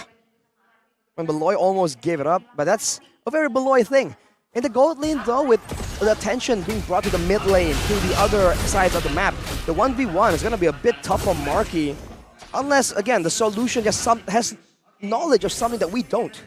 Some good damage there onto Lemon by a knockout strike from Luke. Naomi's looking for a position, but it doesn't have level 4 yet, so it means that Beloy will have a significant advantage here in the level 3 battle. Compared to the Cho, he needs that Way the Dragon before anything can really be made of use here for RRQ, and that means free neutral objective, free turtle, over to Geek Fam. No contest, no compensation whatsoever here from side of RRQ, but they are eyeing that gold lane. They're trying to occupy it, but take a look at the response here from side of Geek Fam already. Oh, good Way of Dragon. Oh, a boy getting hit back. That's Beloy with the Holy Baptism. Stunning Skylar and Naomi, stopping from any sort of engage to go further than just a bit of damage. Whoa, yeah, we talked about the purifies here, right? From the side of Marky, but no, he is still confident, rocking that flicker. Ooh, good pull. He's low, but he gets out with a puncture. Brilliantly done by Fersik. Meanwhile, you can see the Dragon Warrior make it across all the way. Ooh. 2 big punches, but only one connected. Fersik was able to bob and weave away from it. Penalty zone connecting on the 2 members. Luke able to dodge away towards the back. Niall with retribution. Meanwhile, a boy taken very low. Lemon's chasing with a bat feast, but Niall, heavy spin. That's a flicker from Lemon, but he gets pinned down, brought back to a boy. Phantom execution onto the back, but Niall shows that even on a tank, he's also an assassin. Takes good care of Lemon. Fersik runs away. Luke with a sprint. They dive deep. It's a knockout strike. Not the name of the skill, just a knockout. Both mid laners fall, but Geek Fam finds a bonus. Persik taken out. Sure, nothing really objectively on the board, but that was a huge trade here for the side of our Geek Fam. Seems like RRQ, they're just a lot more hesitant right here, and Geek Fam, they're taking full advantage of it. With the tankier frontliners, with more utility, it feels like that's the name of the game for them. Make sure that you make your opponents guess whether or not they can go for this play, right? Because of a Netherrealm, because of a hard guard, and when they're hesitating, you capitalize. So far, it's working pretty good, unless later on Naomi can do something. Oh, Geek Fam and RRQ, 2-1, nothing much here, but that shows here in the bottom lane. Oh, good catch. Good catch on the Beloy, that's a kill back, but look at now! Bring Skylar back all the way! Marky picks up the scraps, and that's a kill over to Geek Roamer for gold. Only on Mobile Legends where a panda is more threatening than a lion. Marky dashing forward finds the kill. That's a double. And now Lemon Solo killed again! The Dragon Warrior finds another! Kyle, so active around the map. First signal finds compensation. But that's about it. RRQ finds a... Oh my god, they might even commit a kill here onto Siren.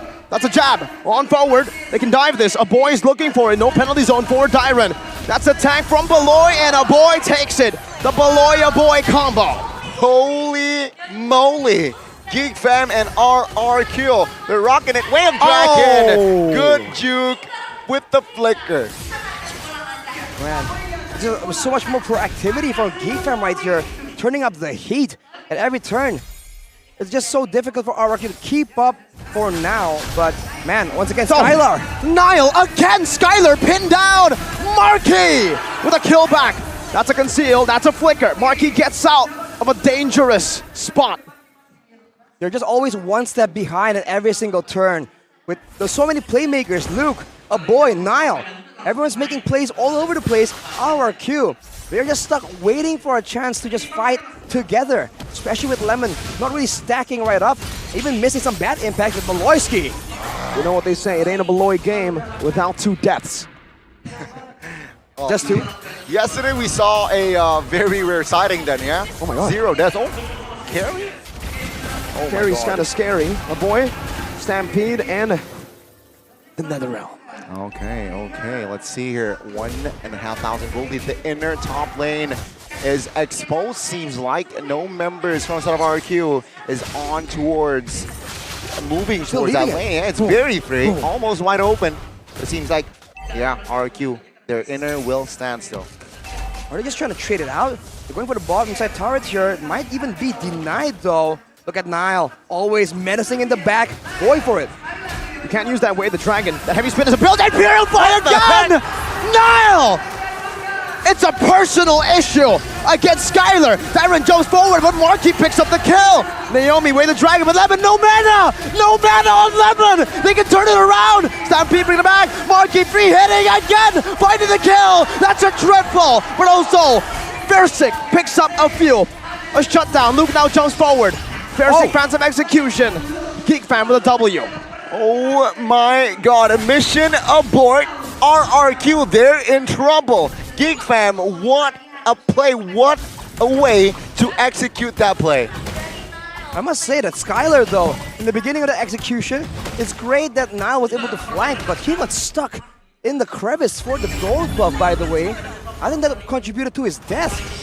He was just so over-concerned with where Nile was, he wasn't moving properly, and you can't do that against Geek Fam, man. And of course, they need to be careful because they need mana on Lemon. They really do. So unfortunate that the mana was not there for Lemon. Then the Wave Dragon was a non-factor. Oh my god! Skylar's isolated. It's over for him. He's going to die to a push. Oh! Skylar gets out! Penalty zone right now. It's a rescue for the team, and a boy finds it in the back. It's a three-man Sanguine Claws taking Luke down. But now it's Marquis! Again! Free hitting in the back. Dyron dealing a lot of damage. Marquis stepping forward, finding some damage on the Dyron. Not enough to take him down just yet with the baptism. Blocks Versik down! Fade away! Kill from Marquis. A shutdown. Just for a roamer. Another big shot to the back, sending Lemon and Dyron, the demon lineup, back. Boom, bang, bada bing. Geek Fam finds a huge win again. And RRQ, they lost 3 members a minute to the Lord. And take a look at the gold lead now. Geek Fam established Arashi. 9 minutes and 4,000 is not the end of the world for RRQ. But then again, it's such a strong, convincing lead that they have established. RRQ right now just lack damage. Again and again, they're able to actually take out Geek Fam, but only once. With the Netherrealm in play, it's just almost impossible right here. And you are competing in damage against a carry. And not just any carry, an 8-2 carry. You can call it a scary carry. An Ocho carry. That's a scary carry. Where did you get that word from, Arashi? 8. It's 8. Oh, okay. But it will be 9 soon. Oh, another win. That was 50-50. Man, Naomi right here, you have to really wonder what his job is. Is it trying to protect the rest of the members? Is it to do AoE crowd control, go for pickoffs?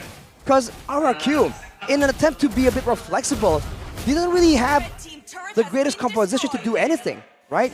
They don't have any burst damage to help out with the pickoff potential. The AoE is limited because Naomi is on a throw, and there's a survivability as well. Not anywhere close to Geek Fam. Oh, they're chasing Versick. Good punctures all around, buying some time. Phantom Execution to the back, dodging away from the Holy Baptism. A big resource use. Marky, pop that ult. That's a sign. That's a green sign. A boy gets kicked back right now. What a damage. A boy able to flicker around. Pops in the Nether Realm.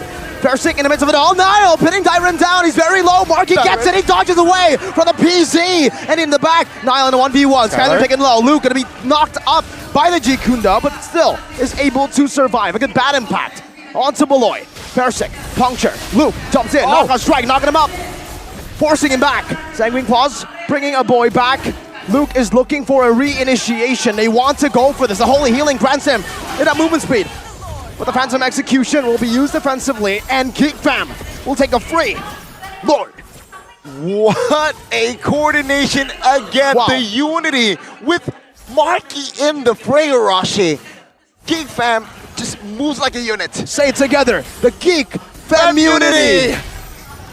Oh my god. Shout out to all the Famunities out there. Chefin in the building as well. 7,000 gold lead itemization, Arashi. What is up? Beloyski went for the Enchanted Talisman, so it's gonna be a lot more obnoxious in moving around the map and denying Versick using the Holy Baptism. And of course, Marky is just well built when it comes to those items, man. He's gonna shred everyone and anyone. And RRQ have no solution to try and stop him. Maybe zone him with Lemon and the bad impacts like he did to Chidera, but that is easier said than done. A few bad impacts. Heading now! Brings Dyron back, but it's a flicker backwards. No turret taken. Just a flicker. Burnt. RRQ defend very, very well. Game 2, similar situation. RRQ down 10,000 gold. Oh, first it caught. Okay, good puncture.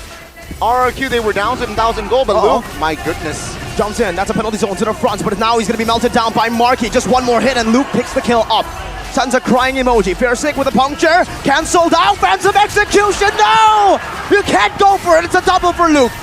Jikundo by Naomi. Luke now marching forward. Sanguine Claws connecting. Luke getting brought back to the team, and the boy brings Skylar back to the team with the Shadow Stampede. Still able to escape with a good sprint. 4v3.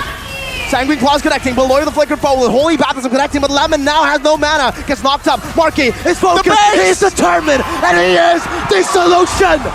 Toe-to-toe, we're getting a game 5! Ladies and gentlemen, welcome to game 5! Geek Fam, they were down 0-2. The super sub is still the difference maker. Super sub is out of control. RRQ. They can't find anything. No pickoffs, no team fights, no neutral objectives. They're completely shut out by Geek Fam. And it's looking grim. What was once a hopeful 2-0 match point is now a do or die situation. MPL Indonesia Season 12. The season that keeps giving. Almost Christmas. Close enough, man. Man, the audience right here, they are getting a full, complete show. RRQ has had their moments, but so has Geek Fam.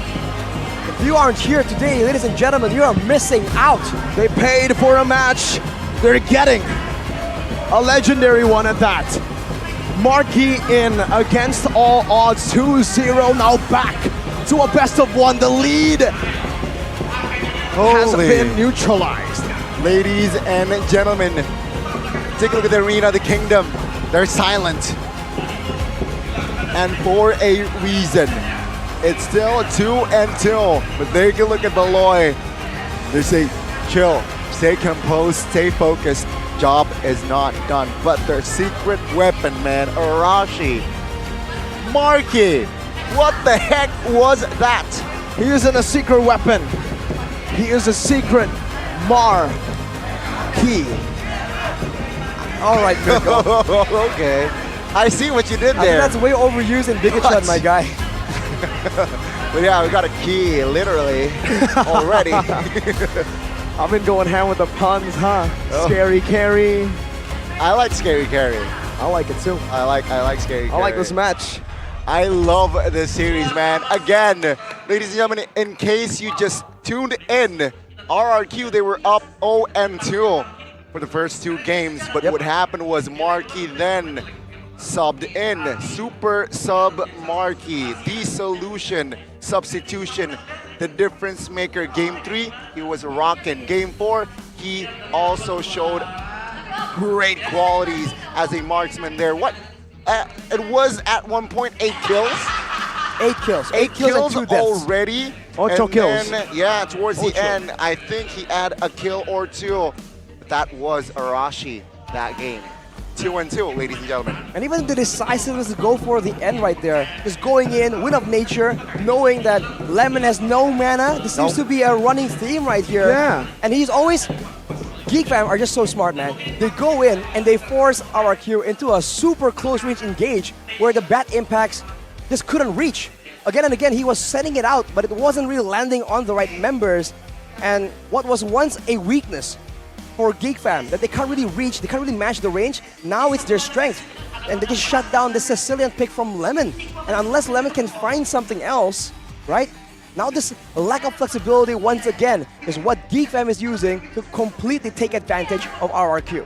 A lot of differences, right? Earlier on, it was Sicilian on Lemon. Lemon on the Sicilian, rather. But Sicilian on Lemon? But Niall was on a utility, Mirko. Now, this time, it's still on the utility, but the Ikai has more, I don't know, the presence itself, that heavy spin with the first fail combined.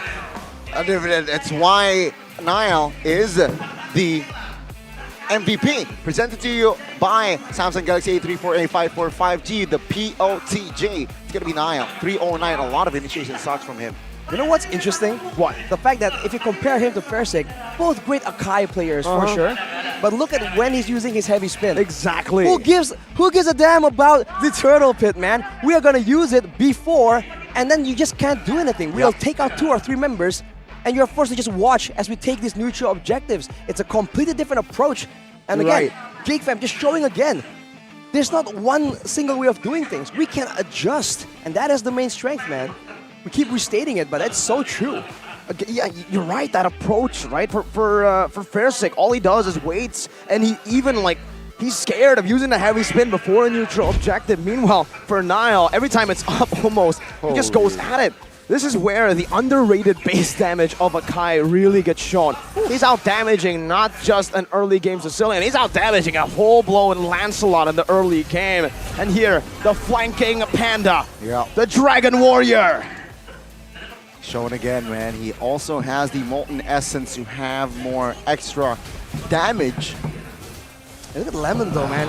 He always gets so close. Way too close. It's almost like he hasn't really moved on from that Rafaela pick. Oh my god. And that's the end of it. And this play right here, I believe Skylar was stuck on that crevice there where the gold buff usually is. And that was fatal, man. It was bad already, but it went to worse. And Marky, look at that. This connect. Naomi kicking Marky back to Lemon, but Lemon not having any damage to deal out, especially at that range. Oh my god, Marky almost again, surviving there. right? This one, yeah. Skylar Every got highlight, you see the panda spinning. You do. He's a Beyblade this game. Especially when RRQ wants to try and counter by bursting down, using Lemon, using Naomi. Well, the NetherRealm just shuts everything down. And even the assassin pick from Fairsick, it was doing well mechanically, but overall, he did not have a place here. There's nothing for him to do. Even here towards the end. The cancellations on Fairsick, man. And yeah, minute 12. At 12 minutes, it's all it took. He spins again. He spins again. Just got to get that final spin before the game ends, you know? Why not? Why It may not be of any not? use, but it is SP, style points. Why not, you silly player? And again, What was that? What was that? The Beyblade with the spinning. Oh, I see.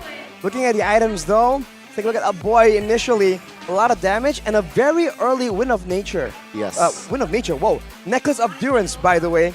So he was trying to just curb the healing from both Lemon and Dyron, as well as the shielding from Naomi, and even Skylar with the Has Claws will try and lifesteal back up. So it's a great value item.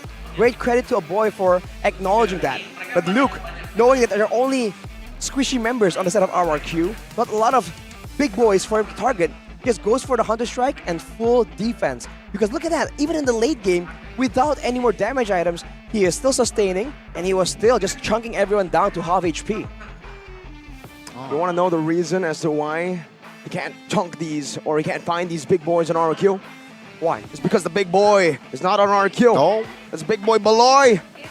He is on the Geek Fam side, Mirko. He is on that Geek Fam side. BBB. For a second there, I thought you were about to talk about R7, the big boy no longer being around, but you know, glad you didn't do it. But man, look at the stats right here. 0 turrets, 1 Lord only, and Geek Fam just went with it, What, man. Arashi?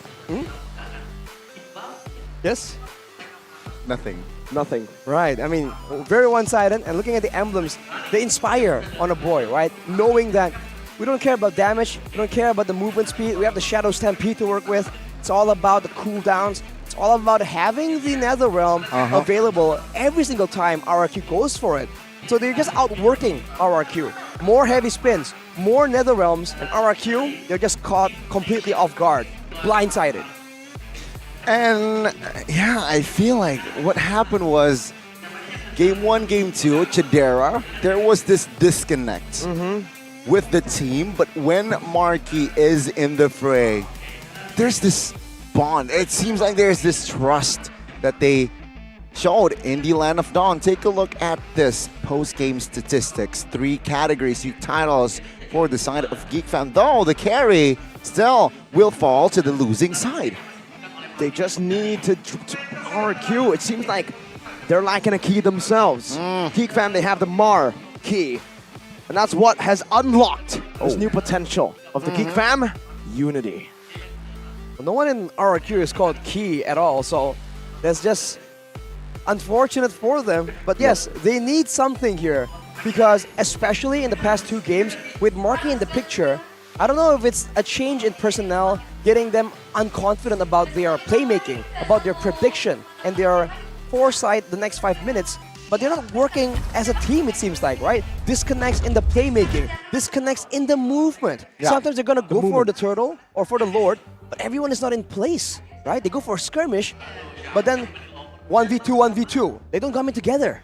You know what, Arashi, I think after all that 2-2, you really need a break. You need to breathe, because again, a reverse sweep is on the board. Potentially, ladies and gentlemen, a reverse sweep is on the board. So with that, Gane, Mirko, and as well as Arashi will take a short break. The best of 5, game number 5 will happen, will commence soon, ladies and gentlemen. Don't miss out. Ladies and gentlemen, stay tuned.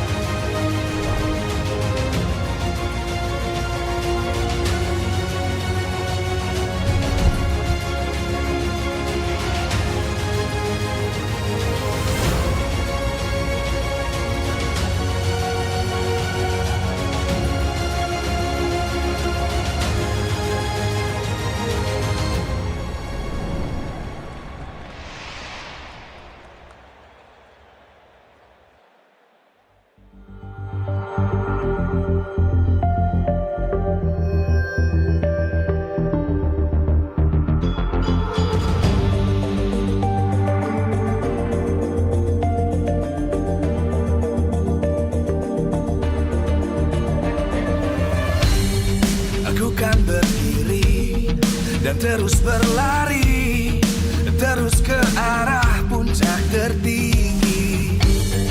Ku takkan berhenti, hanya sampai di sini. Kemenangan abadi menanti. You know we won't miss if we unite our focus. And if you haven't noticed, we all live. Nyalakan apimu, hadapi semua tantangan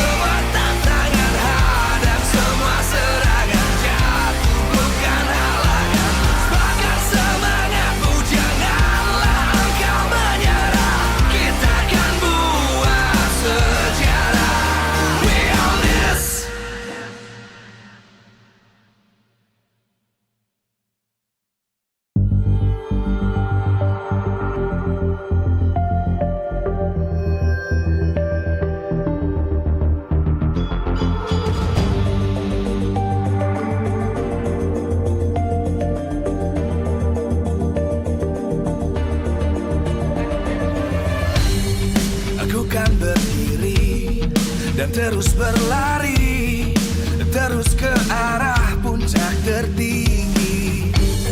Ku takkan berhenti, hanya sampai di sini. Kemenangan abadi menanti. You know we won't miss if we unite our focus. And if you haven't noticed, we all live. Nyalakan apimu, hadapi semua tantangan, hadang semua serangan, jatuh bukan halangan. Bakar semangatmu, janganlah engkau menyerah. Kita akan buat sejarah. We all this, we won't miss. We all this, we won't miss. Saatnya beraksi, jalani ambisi.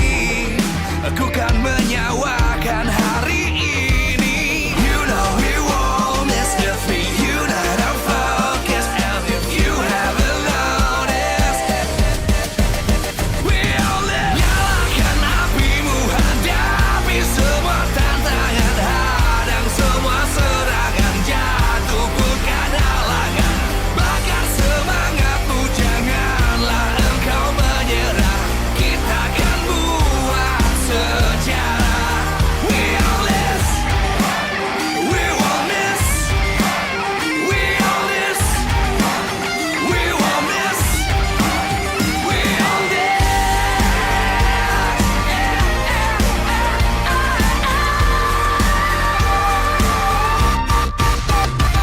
Nyalakan apimu, hadapi semua tantangan, hadang semua serangan, jatuh bukan halangan. Bakar semangat.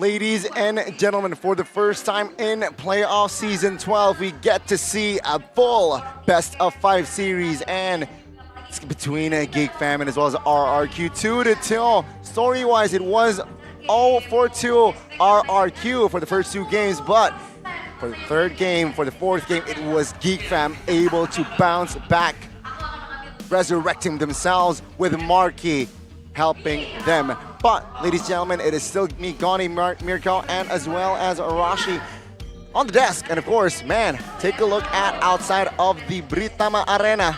It is Blee stand. Take a look. Skill on, so the skin should also be on. Hey. You can play with more confidence if you use Blee to what? To purchase game vouchers. And of course, top up more efficiently with a 10% cashback. Ladies and gentlemen, check out Blee. Scan the QR code below.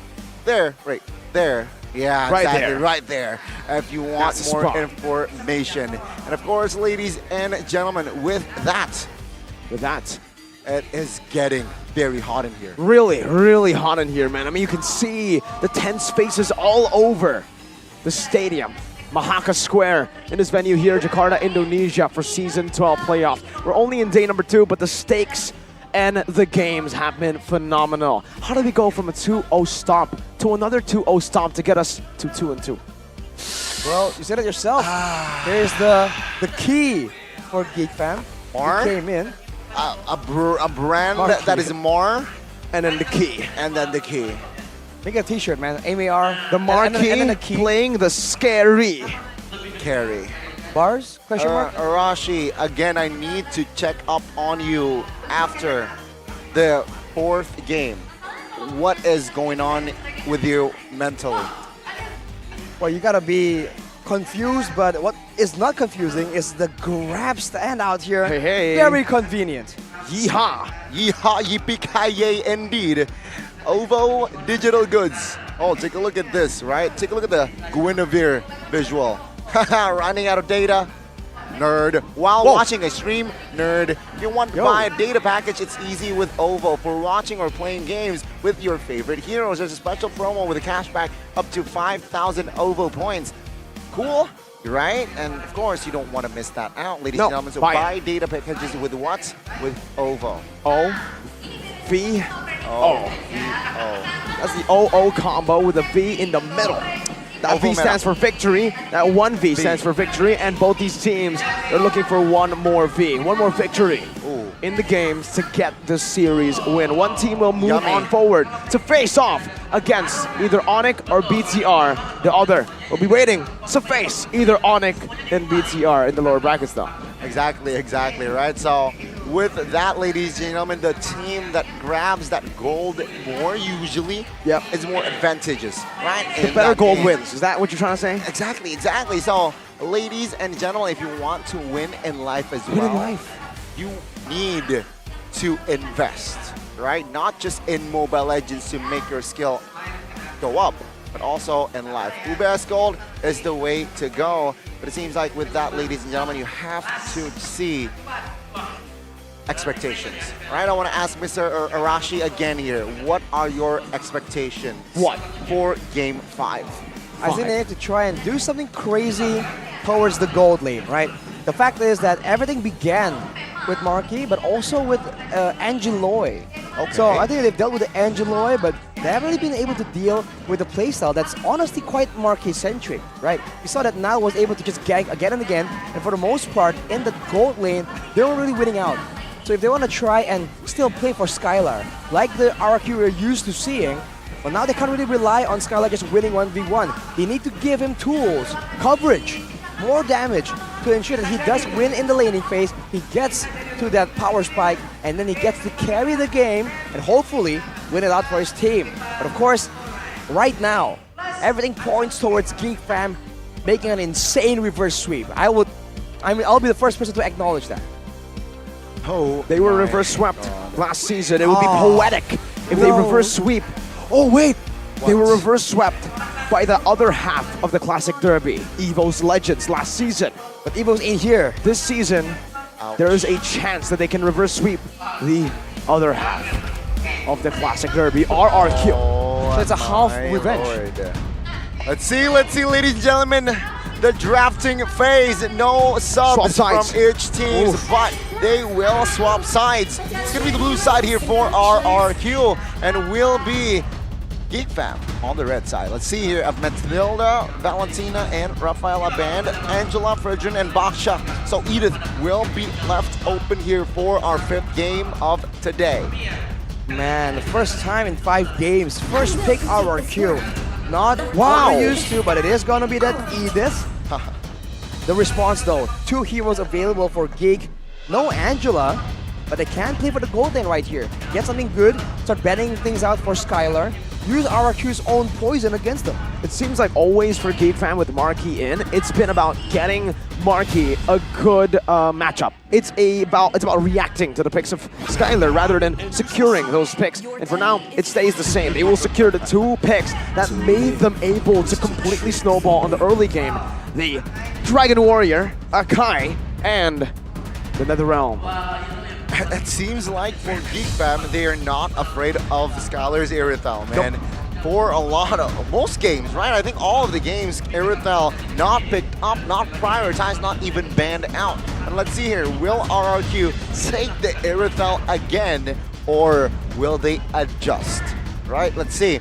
Because Terizla is still on the board, but then again, the Flex Edith pick will be diminished. So let's see here, what will they go for here? Guess is Irithel and Novaria for Lemon, seems like. Novaria for Lemon.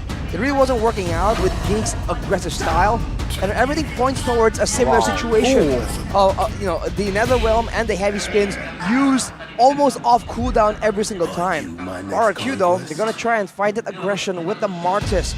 Bit of crowd control immunity, but overall I think they still lack a bit of damage output as the Ruby gets picked up for Geek Fam. That's MHB. The MHB pick, the map hack Beloy pick. Ruby, just yesterday, Conceal, I'm offended. Offended flicker into a random bush, finds a case. Oh. To victory? Yeah, it's case. He literally found case, the mid laner of Dewa. So he wasn't the key for Dewa. It's almost like Geek Fan take a piece of every team they beat so far, right? I mean, one team. Every team they took the key from K's, and they took the unity from Dewa United. Interesting. Very interesting. Now with the bans progressing, Claude here banned away by Geek, so no gold laner showing up. Is there gonna be something crazy? A fighter gold laner, something of that nature? Well, that was the expectation when Marky showed up. I don't think Skylar has the same standard set for him, so maybe not, and that's why they're banning out the XP instead. They want to leave as many gold laners up as possible because it comes down to Skylar getting that pick. Let's see here, ladies and gentlemen.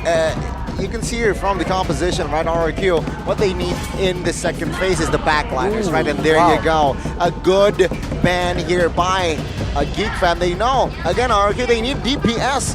And they ban out 2 DPS heroes in Claude and as well as Exia. So RRQ here, they need, if they really want to commit another DPS hero, what is there, right? I think it's a good DPS hero now. For gold laners, the Brody makes sense. If you're gonna go for a bit of magical with already the Martis make an appearance, the Harith maybe? Gold laners in general, the Irithel is still available. I wonder if the idea is that they feel like the Irithel is a bit weaker now with the setup, with the Netherrealm and with the tankiness coming from the Ruby and the Akai. Hey, force them into an Irithel that before had the reputation of dealing quite low damage until late game. Bruno, Irithel, Brody, Beatrix. Yeah. All up for grabs now for both of these teams. I would say Melissa and Wanwan as well, but I haven't seen those 2 heroes in a while. Right, Wanwan would have been a lot of DPS. Very impressive, I feel like. Unfortunately, the 1-1 doesn't quite do as much damage, right? Seems to be the main problem for the hero right now. Man, we talked about the Lolita earlier. I don't think there's any space left for that either, so it's quite the intense drafting phase, but Marky will make the first move and pick up the Irithel on the Tiger. It's going to be the Irithel here picked up, and with that, asking a question to the side of Skylar here. What will he pick up after 4 games on an Irithel? There you go, the answer here. Bruno Nicky! That's a great final pick for RRQ. A phenomenal one. Geek's composition relies heavily on the CC to pick off or to even win on a neutral objective contest. That Akai, that Ruby is going to find itself in a tough spot. And Geek Fam, their final pick in the XP.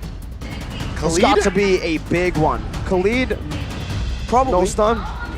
But then again, it will overwhelm that strong time laning. journey. I think they should overwhelm. They're going for the U-Tong journey, hovering over it to try to overwhelm. Same thing, Petri. Yeah. Well, they need strong laning here to try and make that macro presence work. Because otherwise, you said it yourself, Mirko, the Akai's weakness is also poke, something that Digi provides very, very well. Gonna be the U-Song, so team fight and zoning from the Black Dragon form. But I don't know, man. There's a lot of utility this time from the side of Geek Fam. Okay, inside of RRQ. And in the EXP lane, the Terizla. Dyran needs to really step up here and really win it out and try and get that macro pressure. I mean, according to Draft Index, the 3 categories that were shown up, it has favored the side of Geek Fam. So let's see here, with the lower amount of percentages, can RRQ pull this game off? Let's see if they can. It's going to be a very tough battle for both these teams, but I will say this, it does seem like with the 2 wins in a row, Geek Fam have the momentum. So it's RRQ, who are now having to fight an uphill battle. Ladies and gentlemen, best of 5, game 5, RRQ and Geek. They will go at it. Who will take the upper bracket spot and who will fall? 5 seconds. It's time! Game 5, Land of Dawn, here we go! Final closer for this insane match. We'll have to see what comes out on top. Utility or aggression with movement speed. Is it the crowd control immunity or the Nether Realm? Looking at the jungles right here, we'll have to see if Mal can find the same kind of success. The start, it's this start. A boy sent to the bottom lane, and for RRQ, it's more about finding a win for Skylar. The Diggy sent up top, and it's Naomi. It's Lemon on Edith. It's not what we're used to seeing. Purify. Oh my god. Wait! First blood, this might be it! Marky gets it! A disaster in the start for RRQ. A Purify as well. Naomi is low. He gets taken very, very low. But let's talk about this. Diggy for Naomi. Lemon on Edith. It sure is different, but the Edith will have some wave clear. And we've seen Lemon play the Edith a lot, actually, during his stint as the EXP laner for the team. But man, the first blood taken by Geek Fam, taking out Skylar of all people in a super strong lane, allegedly. Here it is, Mortal Coil Flicker comboed in. Niall with a heavy spin, Brace bursting all the way back. It's a punish. 2 kills in the start for the Geeks. Oh my goodness, what a start here for the side of Geek Fam. 2 kills, they have controlled the situation in the early. Before Turtle with Akai, you should grab the Newt quite fairly easily. So let's see, with that Turtle favoring the side of Geek Fam, they should have the clear snowball. And again, in the mid lane, this is something that I honestly do want to talk about. Wait a minute. Down below, that's a Stampede that brings Dyron back into Furious Dive, but that's another Realm helping him out. Black Dragon form getting out of the decimation, and Niall comes back in. Final proc, the Mortal Coil. Now Fairsafe is going to be able to jump back in forward. Lemon with Earthshatter Flicker, but Niall with the damage, and I'm offended! Hooks them back in, and a heavy spin pins Lemon down. Geek Fam, that's an Earthshatter, but it's an Earthshatter in vain. Geek Fam with another win. Good night, sleep tight. Don't let the bed bugs bite. And again, first Turtle here, already Geek Fam with that trade won by their side. It's gonna be a free Turtle, but taking the top side here, Skylar, chunking the Grail Shield turret to almost full HP. That's the question here. RRQ put 2 members on top, trying to make sure that Skylar has a dominant laning phase. Not working so far, by the way, behind 1 level from Marky. But after doing all that, they go for the fight on the bottom side with a man disadvantage. And man, Lemon does not seem on point just yet right here. We'll have to see if he can shake off the cobwebs and get in prime form, because he needs it, man. The crowd control that he provides here for the team is just so critical in getting success. It's not a good start for the Martis, man. 0-2. Usually on the Martis, that's what makes him such a risky pick. You need to get ahead in the early stage, whether it's from farming or kills. And he has neither on Niall right now. Geek Fam, great control, but I must say here, Arashi, it's still comebackable. It is absolutely comebackable. I mean, at 4 minutes, rarely do games get decided this early. But what is decided very early is the talent's predictions, man. It's been the same all around the entire series. You can call it a curse, you can call it a blessing. Huh. Interesting, you would say that, Mirko. But yes, love to see, man, because Niall, expect him to heavy spin quite soon. And Lemon brought back, knocked up, and taken out again. Overstepping in the mid lane as quite a mobile player with no flicker. Geek Fam taking full control of the early game. That was Marky, who's able to dish out some damage, wins out in the trade, and RQ have sent 3 members up top. See here, Geek Fam, they're defending the top lane well, but RQ, they're still trying to really occupy that top lane area. It seems like, take a look at Faramis here, already rotating towards the top side, but again, even with a man up, RRQ, they are quite hesitant to pull the trigger. Niall knocking up Lemon. They're fully targeting Lemon right now with a full stack down as well. That's a Primal Wrap, but it gets brought back to the team. He's still able to survive. Black Dragon form going to be used up, and I'm offended! Connecting onto 3, but now the time journey has saved them. Below, in the midst of it all, that's a heavy spin, disengaging. Marky still free hitting, but Dyron is putting his hammer onto Marky, who's still trying to cut away. Now in the pin! Dyron gets a big hammer in. Now Skylar free hitting, Beloy gets taken out. Skylar finds a moment. Versick is low, Lemon as well. He's looking for an onward. Skylar has no mana. He needs to keep the balls here from getting reset. Earthshatter, a boy move forward! Oh! Gets a big smack in. Niall doesn't win it when he gets a kill back. Versick secures the turtle. And it's all but even again in gold. Holy moly! Oh, what? A boy finds the kill. Geek Fam and RRQ, they're really going at it from the early. Different story from the previous games. We saw Arashi. It seems like, take a look, 5 minutes in, 9-5. That's total of 14. It was such a back and forth fight there. Geek Fam, it was down to the wire, but they barely lost out. But showing again that if they feel that there's a winning potential there, they'd have no issue taking that risk, dude. Maybe they picked up something from Dewa United in their match, but a boy went in again and actually secured the kills. Unfortunately, not the turtle. That was the deciding factor. I think overall, it's still even for both teams, but looking at the late game possibilities, I think once again, I do put some favor towards RRQ here, with the Edith being a secondary damage dealer. It's all about Edith surviving, I would say, right? Oh, mid lane, a boy. Still has another realm now. Getting chunked quite low. Lemon already using a primal wrap, but now gets bursted down. He's still able to survive for quite a bit. Finally, though, the shots from the crossbow gets him. Flicker forward over on Wolf King. Holy. A big swap and a dragon tail by Luke. And that's a kill over again. 2-0 this time for the Geeks. Jeez, 2 kills again. And with that, with those 2 kills, Geek Fam, they established a 1,000 gold lead now 7 minutes in. And let's see here, Skylar, he got 2 kills, taken down once, but on the other, same stat for the gold laners. What? If you're able to match Skylar, RRQ are in trouble.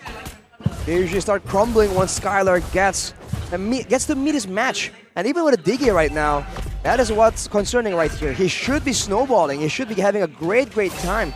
But man, look at Geek Fam and how they're playing with what do you call it? With a goal in mind, right? They move together as a unit with something to try and get something. RRQ, it seems like they're improvising halfway. Ooh, okay.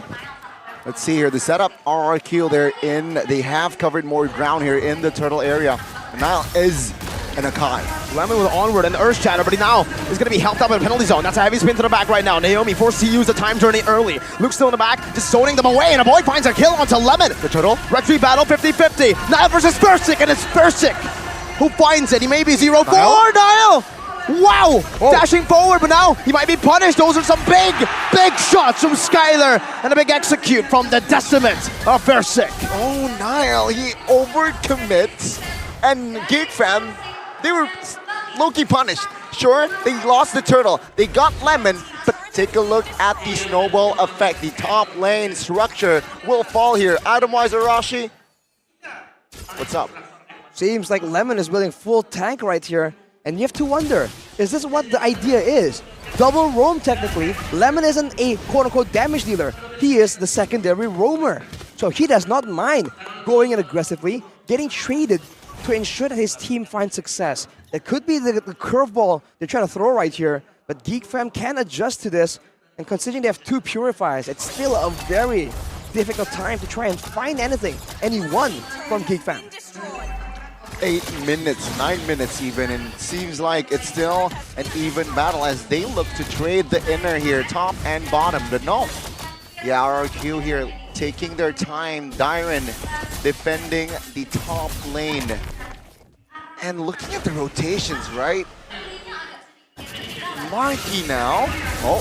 Dyron's going to be caught. Penalty zone connecting onto Marky, but a Petrifying the Furious Dive will lock him down for Marky to pick up a free kill. Lemon is in the vicinity. Earth Shatter, that's a Black Dragon form and onward. Locking on only to the Roamer, who still has a flicker.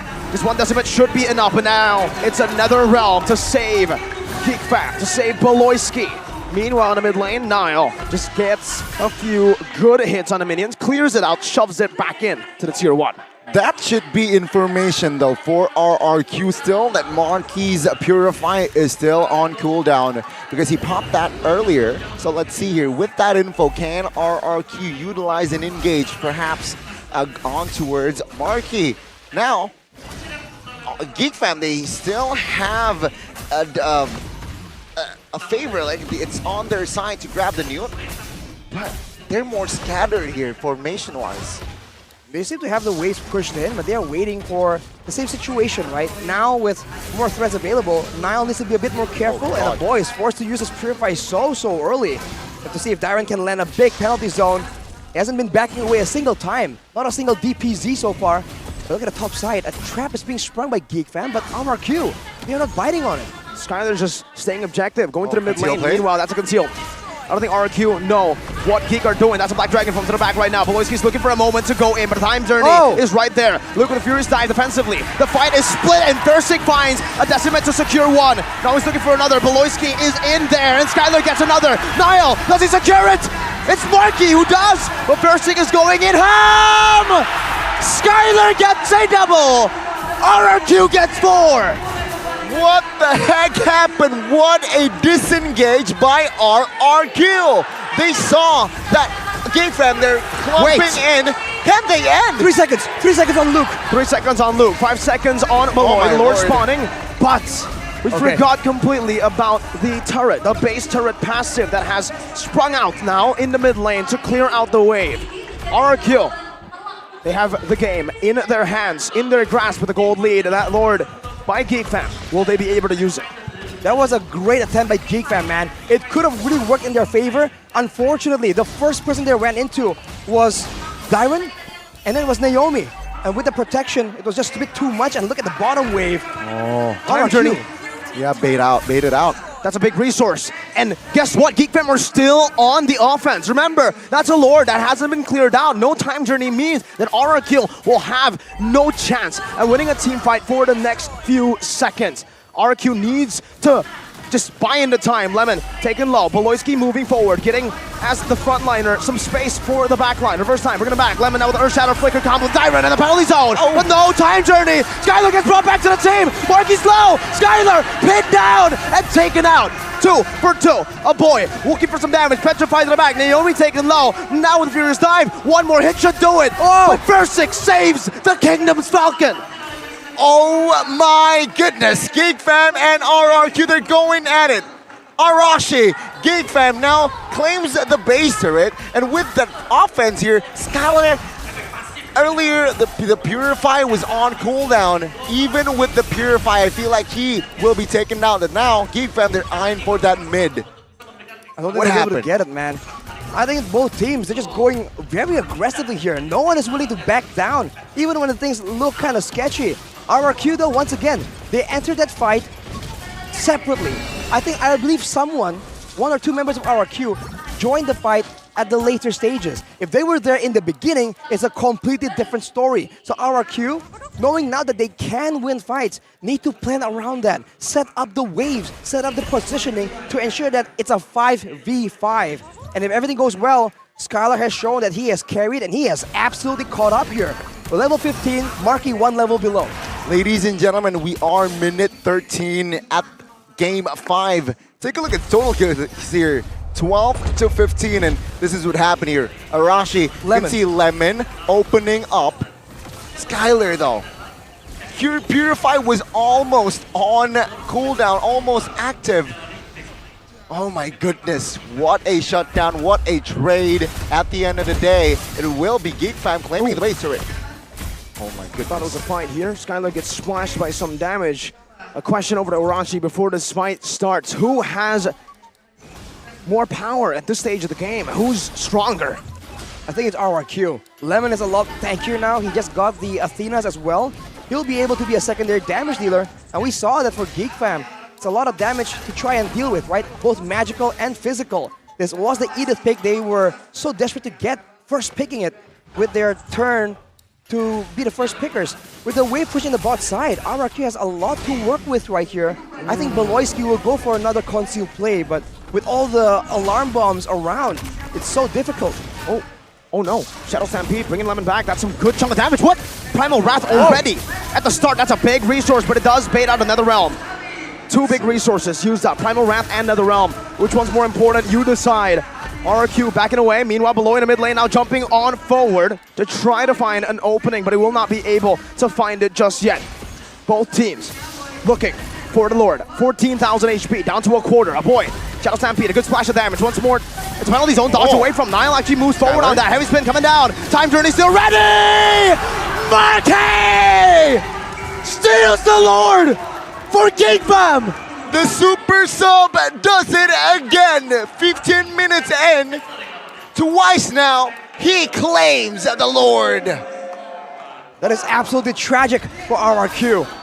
that Lord would have meant waves pushing in the bot and mid side, but now the wave that was building up for them will be taken out. Geek Fam moving for the kill, moving for the turrets, with the Purify down for Skylar right here. The next fight is a precarious one, and RRQ needs to thread the needle and find somehow, some way. Oh, find the works! I'm offended by Voloisky! That's a penalty zone and another realm, giving them enough HP.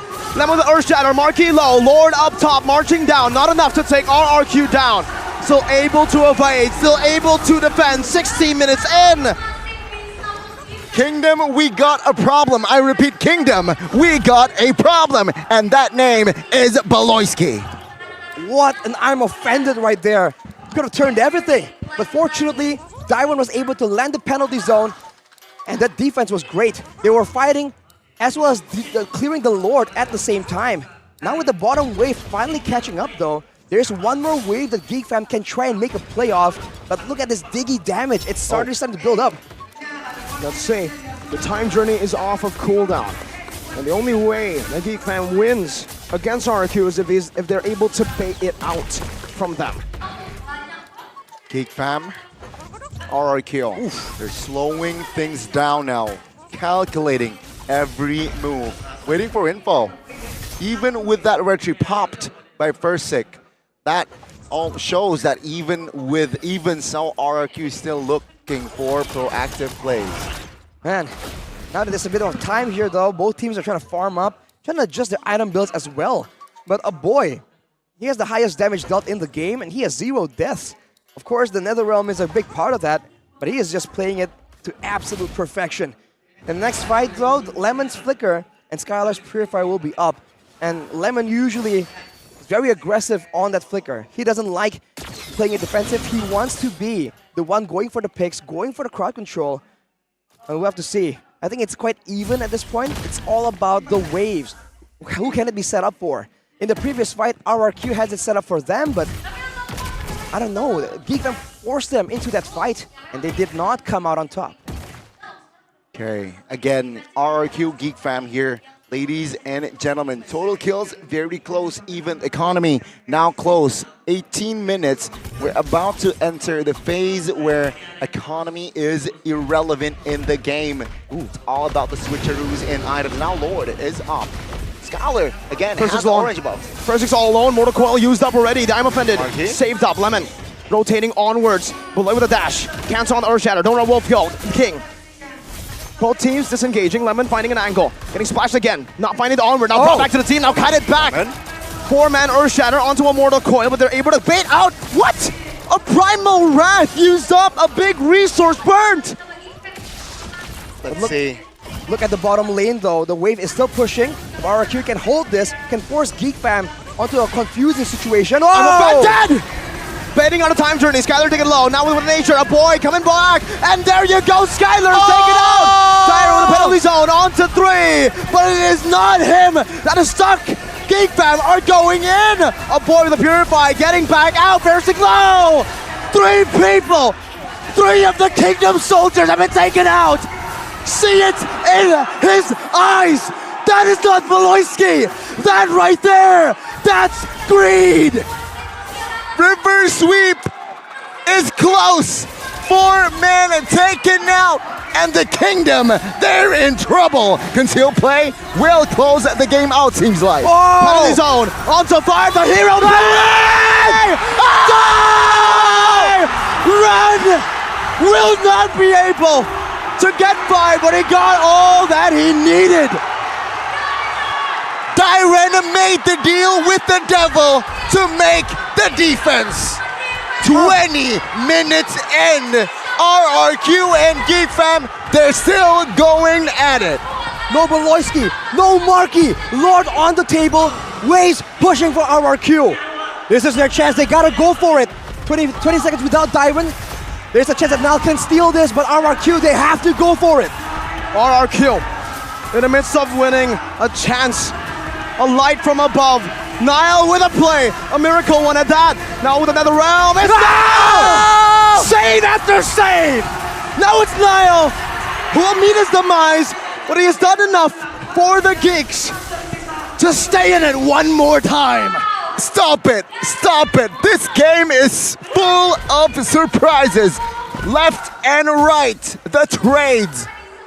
Oh, holy moly! Niall, the play of his lifetime. But man, Dyron, what was this, man? Oh. What was that? Oh, the audacity! Just goes in 1v4 and single-handedly wrenches the game away from Geek Fam. But Niall has just done the same, and now with the Lord coming in, once again, can Beloyski make it happen? It's a 4-4-5. It's Conceal. a 4v5. Offense, 5-man defense, let's say. Oh, he baited out the Mortal Coil. It's not going to be on cooldown as a boy Marches forward, gets chunked by a big ball from Skylar. And now he's low. Decimation is ready. Another realm gives pop. Fairsick is able to bait it out. No. We're not just ending it at 20 minutes. No. If you think it's a 20-minute game, you haven't watched Season 12. We're going longer for Game 5. Holy moly. RRQ Geek Fam at 21 minutes of game time.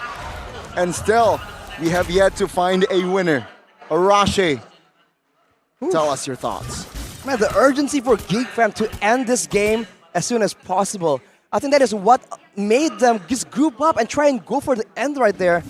Dyron though, that was a very risky play, but everything just came together. Like we said for the previous games where RRQ actually came out on top. And now, if nothing crazy happens, no engage, no pick-off happens, I still believe that RRQ is still on top, but with the Faramir passive, with the Netherrealm, Geek Fam definitely has a lot more tools to surprise RRQ and maybe burn out some of these ultimates before a big fight. 50 seconds right here. I do wonder if they're going to go and risk it, or are they going to just wait for the Lord and go for that Lord team fight that has been the story of this game again and again. Lemon's all alone in the mid lane, but Geek Fam do not want to pull the trigger. It's a bit too risky. It's all a matter of setup here. 25 seconds to the next Lord. Which team has the better setup to either get the red tree and just back off, and the other team that lost the Lord, they need to commit to a fight and win that fight. It's a big advantage, Arashi, for Geek Fam. They have the far lane. Exactly, with the base turret down, it's causing pressure, but it is set up for our queue right now. With Marky showing up, could this be the signal? There is crowd control, there are tools RQ can do, but look at the positioning. Everyone's spread out, there cannot be a clean engage possible for RRQ. Look at the top lane, it's built up, Connie. See here, with that though, Niall and Fairsick, it's yeah, they're just doing the death stare in front of each other. 55,000 HP on the Lord. 4 members already concealed play. Mortal Coil used up. Beloy now has them offended, jumps in forward, finds Two! That's time offended connecting onto 2. The Petrify, the Furious Dive, all used in combo, in sync, in unity! Immortality Bomb, Dyron with a hero play again, but it will not work out this time. Niall loses the Immortality. Does he buy the winner Truncheon? That's the question right now. He gets another round from the health. He buys the winner Truncheon. He buys the time. Skylar, Will Nature, used up already. Marky unable to follow through. Poloyski gets brought back to the team right now, but he's buying Immortality. Marky, 1 for 1. Lemon for Beloy. It's a 4-4-4, and Skylar is healthy, but take a look at the Geek Fam's health bar. Niall and Luke, they're quite low. Luke, though, has the Immortality. Fairsick, will he gamble this? Let's see here. They're trying to zone out the members, but damage. A boy's dealing a lot, but now it's Skylar coming back as well. Immortality popped. A boy, can he run? Can he buy time? No, he cannot. Oh, he spawns in 2 seconds. That might have just been a bait. Niall, though, waiting for a chance right here. RRQ, their health bars are going down way too fast. Dyron 1v3. All alone, this is a chance, but RRQ decides to fight. They are confused. The pin down happens. The time journey's there. Now with the boy coming in! No! That's the nail in the coffin for RRQ. They march forward, and it is a sole Skylar alone. 1v3. Mission abort! Mission abort! That is what RRQ is yelling right now. 3 men taken out. As Skylar and Lemon, can they defend the 4-man push plus the Lord? There's still third before Diamond is in the picture. It's going to be a very tough defense. It does not seem possible, but you never know. It is Season 12 playoffs, and Geek Fam, they're going to go for it. And Lemon. Onward, Primal Wrath, all in vain. That's the I'm offended, and that might be the final moment. Skylar knocked up. Geek Fam, discounted, doubted. The usurpers have taken the kings down. The kingdom silence. Down 0-2. And the reverse sweep is in a full effect. Emotions high in the break rooms of the teams, man. This was a tough and grueling battle. But unfortunately, there can only be one. And today, the Geeks have done it.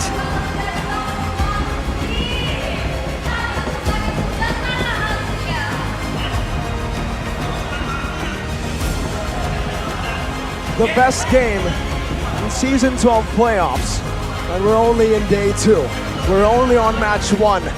One more match to go. 3 more days to go. This is Mobile Legends. Ladies and gentlemen, you can see the passion, you can see the heart in Geek Fam.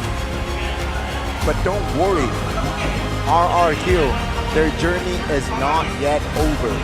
They will have to fight through the lower brackets. Marky, the super sub, the solution, the secret weapon, whatever you call him. He got 2 lords in that game. Merkel, Arashi, history made. Geek secures a top 3 position in MPL Indonesia. Match highlight, man. History is made. Geek secures a top 3 spot in MPL Indonesia for the first time ever. And they have done it in decisive fashion. And as the kingdom crumbles, they get to enjoy a small break in the crazy, grueling tournament, which is MPL Season 12 playoffs.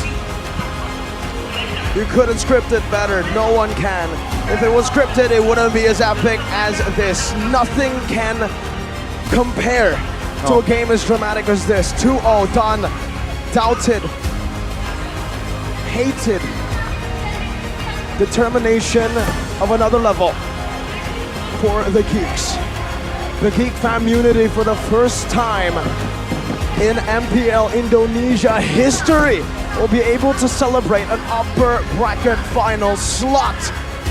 The biggest underdogs. BCM Moko, take the stage.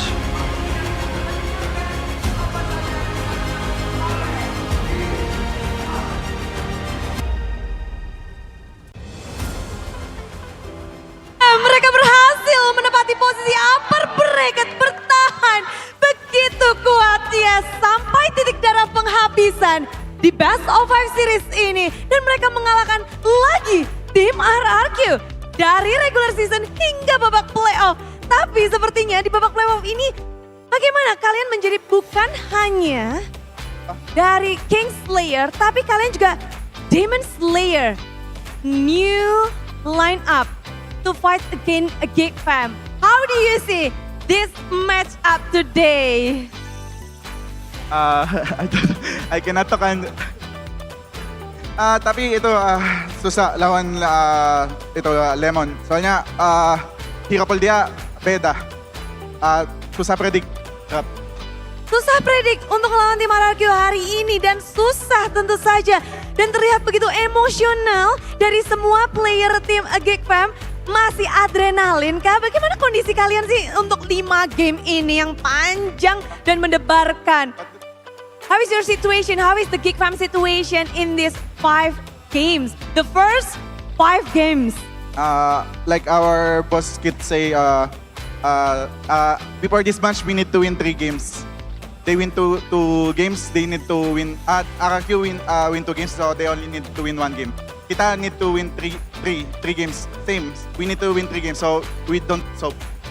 Oh, jadi memang kondisi mereka kan ini 5 game.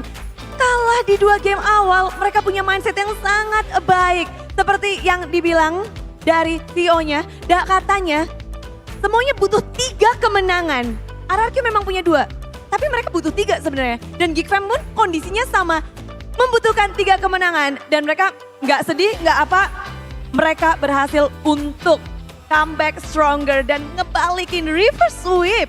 Dan dari Geek Fam sendiri ngelihat dari hari ini, look, berdebar nggak sih? Apalagi momen-momen terakhir, game kelima atau ada momen mana sih ketika melawan tim RRQ, apalagi yang turun adalah Diren. Satu player yang belum pernah kamu lawan sebelumnya, look. Seru banget, sial. Sial, seru banget. Apakah tadi momen-momen terakhir di mana Diren memberikan momen dengan defense yang sangat kuat? Apa yang terjadi atau apa yang kamu pikirkan pada saat itu, Diren? Pada saat itu, Tahu look. sih Bude, main aja. Hoki sih kita menang. Serius? Iya. Kak hoki sih, itu Marky Epic. Marky effect, of course. Is Marky the secret weapon? RRQ, they put Demon line up and you guys put Marky. Are you the secret weapon for team RRQ? I think just lucky again. I'm just lucky again. Beruntung katanya. You're so humble here. Why? You have something to prove in MPL ID, right? Yeah, I want to play again. Because I don't play in regular season anymore. And I want to play again and play my best in playoffs. Jadi memang di regular season Marky hanya bermain sedikit banget. Dan sekarang di babak playoff dia ingin bermain dan dia memberikan yang terbaik. But is this already has been discussed? Or it just pop up like Marky play?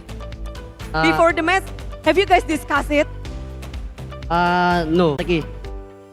Just ready? But Only ready. only ready? Don't know when? Yeah. Don't know where? Don't know when.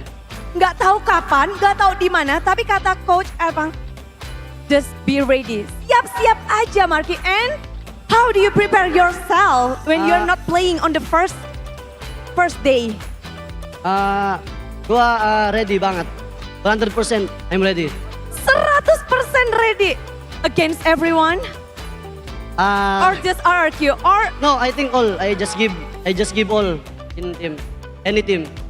semua tim, Marky siap untuk melawan siapapun. Walaupun baru bermain, tapi dia selalu bersiap untuk melawan siapapun. Dan dari Mahaka Square, dari babak playoff ini, semuanya menyaksikan permainan epic dan permainan keren dari tim Geek Fam. Namun ada satu player yang menjadi kuncian, menjadi player of the match dari 5 game yang begitu mendebarkan. Siapakah dia, Geek Fam Unity? Marky, Baloy, siapa? Nael, Aboy, Luke, semua nama disebut. Mari kita cek bersama-sama player of the match untuk match kali ini. Nael. Oh wow. This is Nael, Retry God. That's right, Nael. Last moment atau last game atau di 5 game ini, gimana kamu melihat dirimu sendiri yang berkontribusi di 5 game ini, Nael? Hoki aja sih. Hoki, ngerasa diri kurang, terus menangnya hoki aja ya Bang. Hoki aja? Serius? Serius. Retrimu itu pure hoki? Oke. Real hoki. Real hoki. Tapi gimana sih mungkin untuk menciptakan momen kalian berhasil untuk ngedapetin Lord, berkali-kali kita ngelihat fight Lordnya kamu berhasil dapetin, objektifnya berhasil. Apakah ada situasi yang mungkin bisa dikasih tahu di sini? Kita manfaatin Aboy. Memanfaatkan Aboy? Full Aboy. Untuk apa ya? Untuk di last game atau semua game? Di Lord semua game. Semua game? Aboy, mereka manfaatin kamu gimana, Boy? Apa tadi mereka memanfaatkanmu gimana? Di semua game lah, pasti kita main bareng-bareng kan as a team, jadi sama aja. Tapi Boy, melalui match kali ini, melawan tim RRQ, dan bisa dibilang mid lanernya adalah untuk pertama kali kamu lawan. Bagaimana kamu melihat new line up dari tim RRQ untuk melawan tim Geek Fam. Apakah kamu merasa, wow ini sebenarnya bisa jadi jawaban untuk kalian atau seperti apa? Aboy? Kayaknya line up yang ini lebih kuat sih dia. Lebih ngelawan kayaknya. Lebih ngelawan? Bagian apa mungkin yang bisa kamu kasih tahu, apakah dari segi laning phase atau dari segi war-nya atau dari segi apanya nih RRQ terlihat kuat untuk lawan Geek Fam di babak playoff? Dari Hero Lemon sih aneh-aneh, jadi kita overthinking di draftnya. Overthinking di draftnya. Apa yang paling nggak kamu sangka, Boy? Apa yang paling nggak kamu sangka? Rafaela mid sama Edit mid sih tadi. Namun Cecilion. Cecilion, tiga-tiganya dong. 3 yang dia pakai tadi. Tapi dari Aboy sendiri, apa yang mungkin kamu lihat untuk mempersiapkan melawan hero-hero yang unik itu dan dari dirimu sendiri untuk match kali ini? Apa yang kamu persiapkan? Ya kita paling tetap fokus ke gameplay kita sendiri aja sih. Cukup puas untuk pertandingan tadi? Enggak, masih bisa masih butuh sekali lagi menang sih. Masih butuh sekali lagi untuk mendapatkan tiket M5. Menarik karena yang lawan yang beda itu nggak cuma Aboy, tapi untuk look sendiri banyak yang penasaran. EXP laner sekarang lagi gagah-gagahnya nih.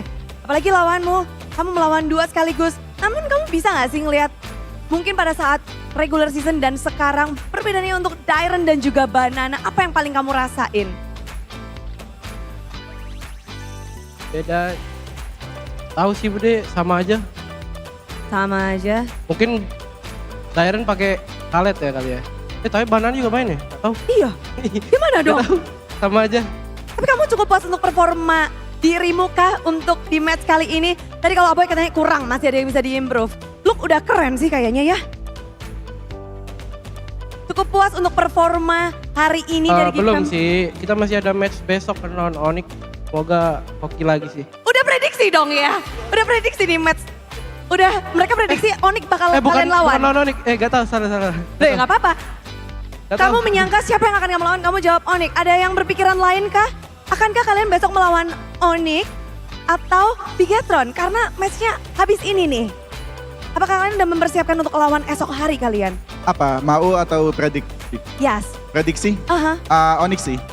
Onyx, satu suara atau berbeda nih? Onyx.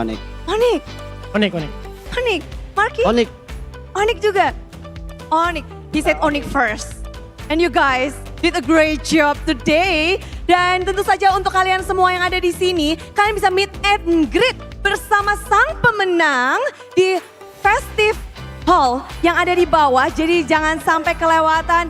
But for tomorrow, hari ini kalian berhasil menang dalam pressure yang cukup besar karena kita tahu Kingdom begitu ramai, Kingdom begitu solid. Apa yang kalian harapkan mungkin untuk fanbase kalian esok hari atau apa yang kalian harapkan untuk match kalian esok hari?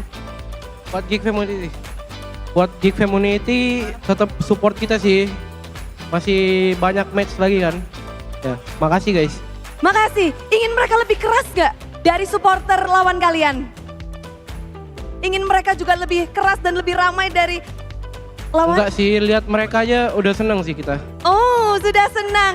Namun kalian akan langsung bertemu dengan Geek Community karena kalian akan langsung saja ke meet and greet. Jadi untuk semuanya inilah dia match yang begitu mendebarkan. 3-2 kemenangan untuk tim Geek Fam menurunkan tim RRQ ke lower bracket. Mari kita sambut sekali lagi tim Geek Fam.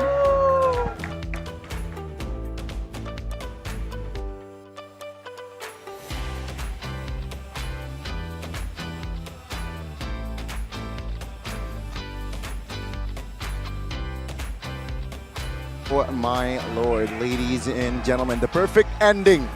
Geek Fam, clapping, we're saying hi to their communities. A lot of communities out there, they're cheering for that result. Down 0-2 with determination, with passion, and with the solution, and that is Marky. They were able to find game by game 2-0. 3-2. I mean, this whole series was an anime. It was literally... There's gonna be someone watching this who wants to create a story and he will use this as one of his story points in his story. But man, Arashi, take it away, man. Player of the match. It's the final nail in the coffin on the Akai. A lot of doubters were saying, oh, he's new, he's inexperienced, he's gonna make a mistake in a best of 5 series. But all the way till the end, that retribution was solid, man. I'm not sure how many steals did he do exactly throughout the course of this match, but it was definitely noticeable. In the beginning, it was close. I feel like Geek really had a lot more success right here, but RRQ, they were just willing to go toe-to-toe, and this was the first big moment here where with the turtle, still an equal trade back and forth. It's like both of them have no issue at all taking it to the late game. For Geek Fam, even in the interview, we did hear them saying that we are trying to make use of a boy. It was the highest damage dealer as well. And the utility is always, the Netherrealm is always so well timed. And for RRQ, getting to the late game is exactly what they want. They want to go for those team fights, those crazy moments. And for both teams, those were there. And Daiwen on that penalty zone was just so good. Again and again, it just shuts down the play from Geek Fam, but unfortunately in this fight here, wasn't enough. But him and Naomi, or him alone actually, he went back, he regrouped, he felt like it's time to go, but we're not gonna see that.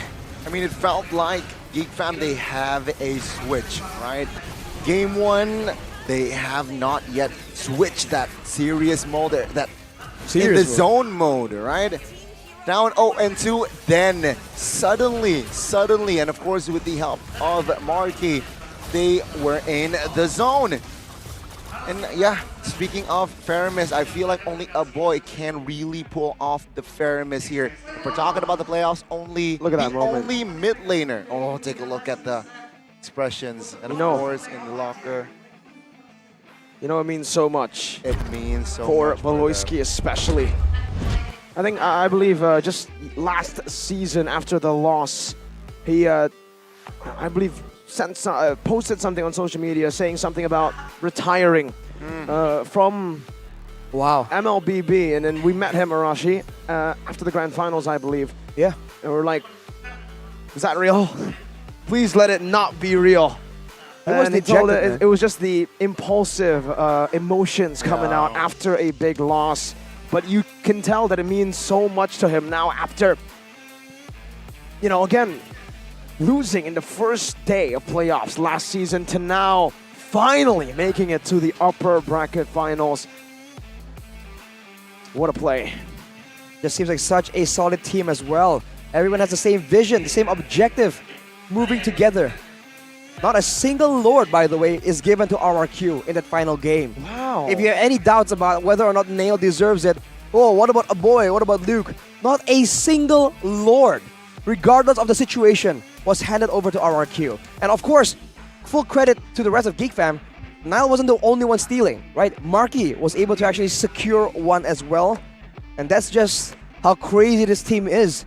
They all know what to do. Is it a fight? Is it a Lord take? Is it a kite back? And Aboy is definitely a close contender, man. 92% kill participation. 151,000 damage on a Faramis with a single, usually a single damage ability. What is that? And again, this shows how high level a boy can deliver with this Faramis. We might see a first phase ban on towards the Faramis more often now if you're up against a boy. Skylar though, I mean, shout out to him as well. A tough game, but he still grabs the rich guy as a Bruno. Not straightforward, but he made it work. And of course, Naomi. 17 assists on the Diggy. Not too shabby. Yeah, not the usual Naomi we're used to, but the time journeys were timed perfectly, pun fully intended. And shout out to Dairen as well, man. The hero play, almost turning it around, could have been the beginning of an insane storyline where Dairen is the main character, but it is not this day. Definitely Today belongs to Geek Fam. When you're a main character, you need to win those retreat battles. When you're the main character, you need to be Geek Fam today. The winners, 3-2, 2-0 behind, then moving around. Oh my God. You couldn't have written it better, man. You know, we predicted, and of course I got it wrong. I predicted a 3-2 for RRQ. Okay. Mirko, a 3-2 for Geek. But who would have thought that the solution would just make an appearance, man? That was the we were not ready. The marquee. We weren't ready at all, man. None of us saw it coming. That's a business idea, folks. So if you have a business idea, you're willing to, like, what do you want to venture The out? marquee. A key brand. named Mar. And then it's a key. The final solution. The final solution to all your Mirko will buy problems. it. I will buy it. Arashi definitely will buy that brand. I don't think he wants to buy it, no. After that game, you really think he wants the marquee? Why not? Marquee what? Never mind. The marquee? The marquee. Man, we lost, but we lost on our own terms. We're gonna ask for a different team's key. But speaking of the keys, key to success, Nile, 3.2 KDA. Marquee disrupting the flow that RK has read through that gave him so much success in game 1 and 2. Baloyski and the flexibility, the Angeloid, the Ruby. And I think making Ruby so successful is such a Baloyski thing to do, man. And along with that, Nile, the rookie, stepping up to the plate, going up against veterans, playing along veterans, and yet grabbing the player of the match, man. This was a great performance, and he has every right to feel proud of himself, to gloat a bit before tomorrow's matches. What a preparation again as well from this guy, right? Yesterday, she showed a strong performance on that jungle, but today he elevated his play style, his gameplay, and it's more convincing. Sure, 2 games, the first 2 games, questionable, but it shows that he is also there and ready to repair after 2 games on a downward slope. But after that, he repaired, adjusted, and there you go. It's 3 games in a row where Geek Fam were able to grab the dub. I mean, if it wasn't because of the unity, the connection that they had with each other throughout the series, and most importantly, the last 3 games with Marquee stepping in, then they wouldn't have made it. Now, speaking of connection, I think Gani here is a good recommendation of what you need to get. If you ever come to Indonesia, what is the provider, Gani?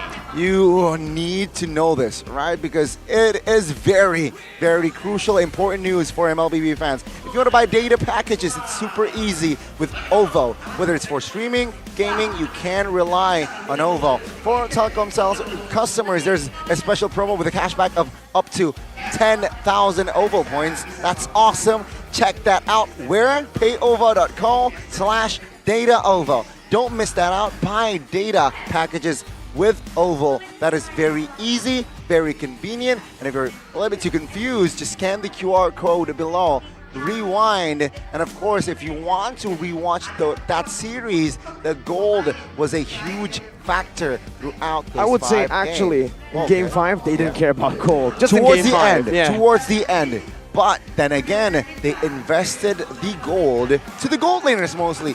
Mid-early to mid. So ladies and gentlemen, you also in life need to invest in UBS Gold X MPL ID. Season 12, there's a collab in it. You need to check it out. There's prices starting where? 500,000 rupias to get a free MLBB skin. Available where, Arashi? UBSLifestyle.com, UBS Lifestyle e-commerce, and Blibli UBS Lifestyle. Those are the platforms that you can check out. And of course, you can improve and be rich and get rich like Arashi. The richest caster in Indonesia. Well, in the world. In the world? That's pretty I exciting. think Wolf is #1 in the world, richest caster. True. And then LaFell. And then Gideon. But you know what they have in common? What? They're all looking forward to M5. It's happening soon, man. It's right around the corner. Cannot miss this. M Series, the 5th anniversary. It's an awards event, by the way. There's an award event here, the 5th anniversary, celebrating the best of the best players. So you get ready to support your player and vote for your favorites, and maybe they'll just win an award. When? November the 4th. November the 4th. That's around... Ask me when. When? Oh, the camera's not on you. Okay. The camera's not on you, Mirko. 4th of November. There you go. Are you referring to the meme? The meme. The meme. But yeah, ladies and gentlemen, it is first match done and dusted of today. Dusted off. because we got Fam game 2 or match 2. secure game 3. Let's see. Bigatron and Onyx, they will go head to head. Who will accompany Geek in the upper? Who will accompany RQ in the lower? Ladies and gentlemen, we will take a short break. Stay tuned. See ya.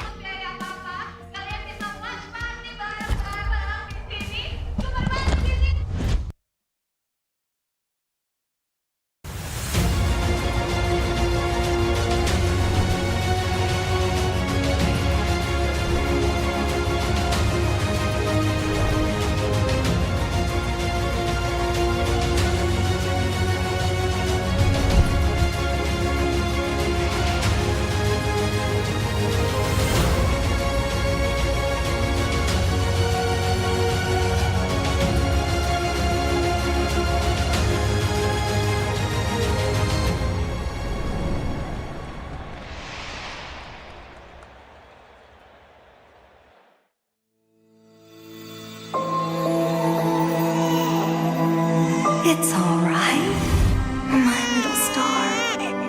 Look, Daddy's over there.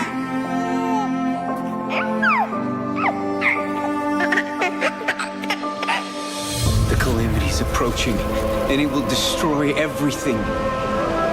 I'll hold it back and buy us more time.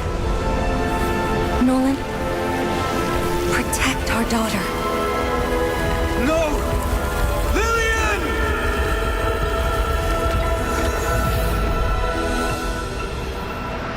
In 16 years, the calamity will return. I've already wandered countless universes, seeking an end to the impending catastrophe. There's no time to mourn, no time for regrets. I must fulfill my last promise before I can even hope to see my daughter again. But what chance do I have against the boundless might of the cosmos?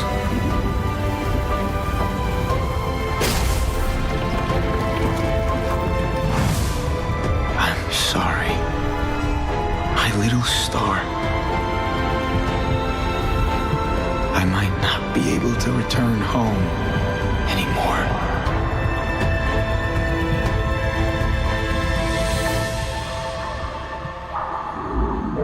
I promise I will take her to see the star lanterns. I promise I'll teach our child how to wield this power. I promise I will sacrifice everything to protect her. I promise I will sacrifice everything to protect our daughter.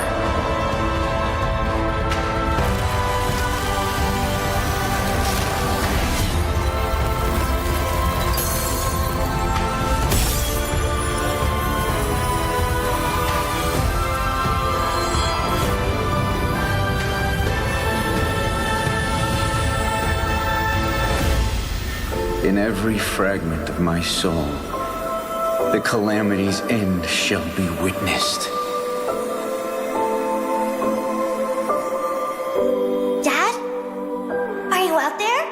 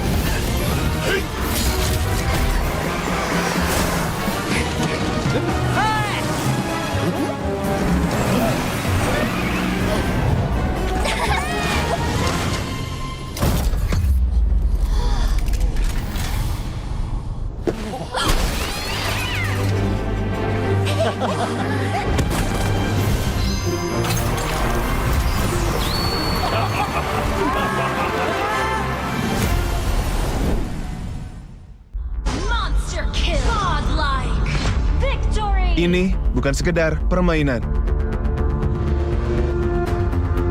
Karena menurut aku dan mereka, ini soal perjuangan dan harapan. Lihat Raka, walau jauh dari hiruk pikuk, tapi semangatnya tak pernah pudar. Atau Rama, walaupun layarnya tidak sempurna, tapi dari cari inspirasi bisa jadi mythical glory. Dan Alia, walaupun tanggung jawab mengisi hari-harinya, tapi ia selalu sempatkan waktu untuk bisa jadi nomor 1. Dalam keterbatasan, mereka bisa jadi legenda di MLBB Indonesia Community Cup, gerbang untuk menjadi pro player. Begitupun dengan kamu. Ayo, raih mimpimu di MLCC 2023. Tahu nggak, Awesome Generation itu punya rule sendiri, kayak aku. Nge-game, I am the game. Pokoknya harus win streak terus. That's Awesome Generation Rules with Galaxy A34 5G in new land color.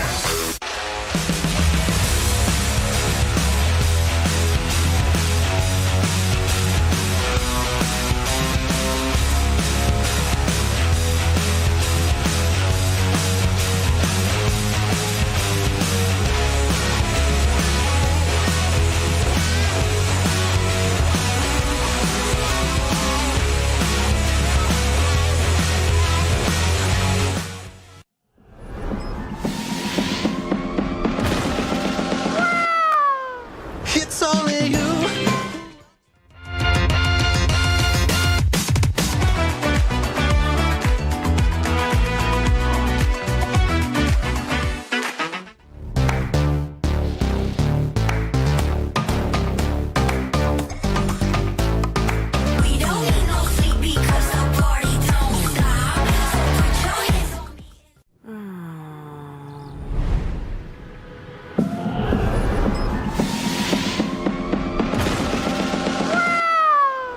It's only you who rocks my world.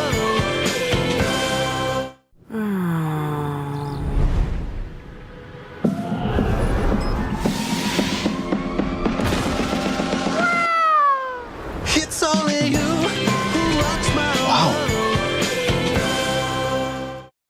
Monster kill. Godlike. Victory. Ini bukan sekedar permainan. Karena menurut aku dan mereka, ini soal perjuangan dan harapan. Lihat Raka, walau jauh dari hiruk pikuk, tapi semangatnya tak pernah pudar. Atau Rama, walaupun layarnya tidak sempurna, tapi dari cari inspirasi bisa jadi mythical glory. Dan Alia, walaupun tanggung jawab mengisi hari-harinya, tapi ia selalu sempatkan waktu untuk bisa jadi nomor 1. Dalam keterbatasan, mereka bisa jadi legenda di MLBB Indonesia Community Cup, gerbang untuk menjadi pro player. Begitupun dengan kamu. Ayo, raih mimpimu di MLCC 2023.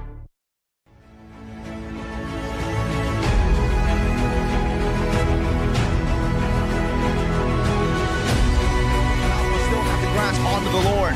No opening yet, but look at the Venezuela. Slowly but surely, they crack the robot's defense down. With the call altar already taken out. Now Kabuki blinkers forward, going with the base, and Aura Fire has done it. Been taken down.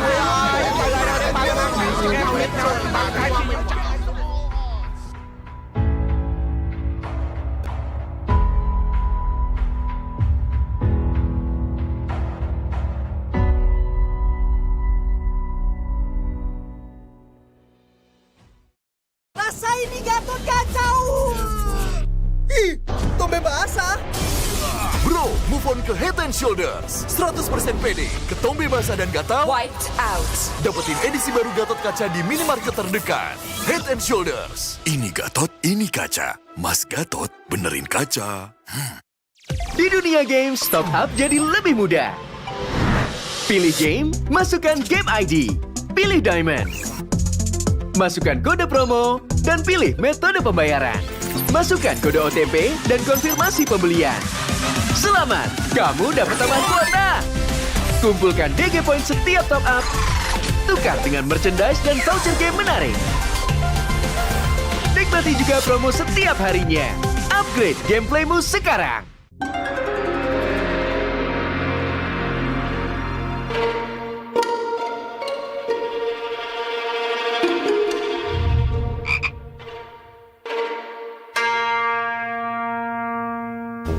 Pus. Kamu lagi ngapain? Ini nih lagi push rank pakai Akai. Ikut dong. Double kill. Triple kill.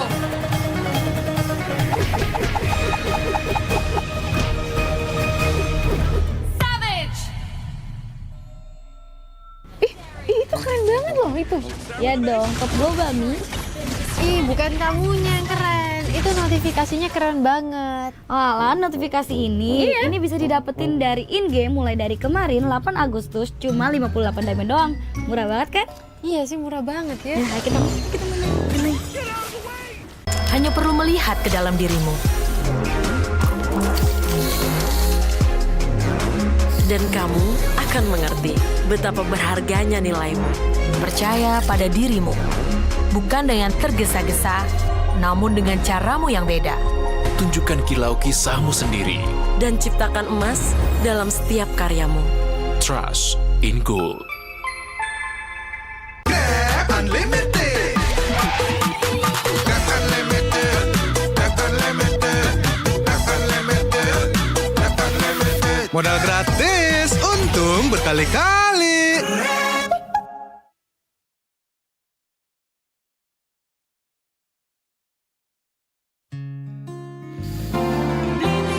Di dunia tipu-tipu, kamu harus hati-hati.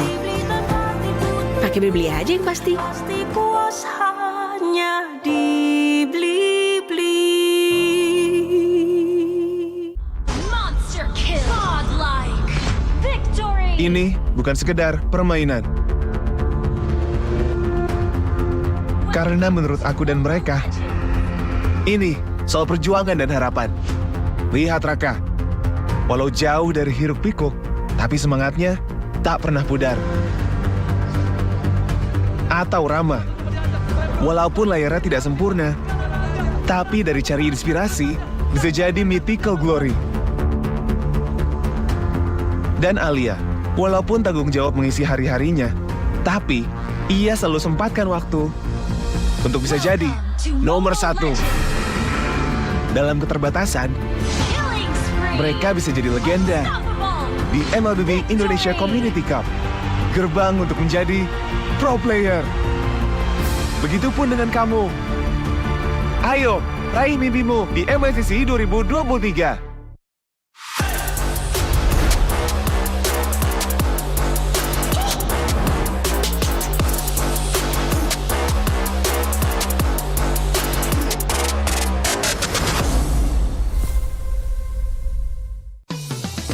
Belanja di Indomaret, makin banyak untungnya. Kumpulkan cashback poin, jadi untung terus. Makin sering belanja, makin banyak poin yang kamu dapatkan. Dapat diskon, jadi untung terus. Bayar belanjaanmu dengan poin yang kamu punya. Belanja jadi gratis, jadi untung terus. Dan untung terus dapat banyak promo. Jadi member Indomaret Poinku sekarang. Untungnya non-stop.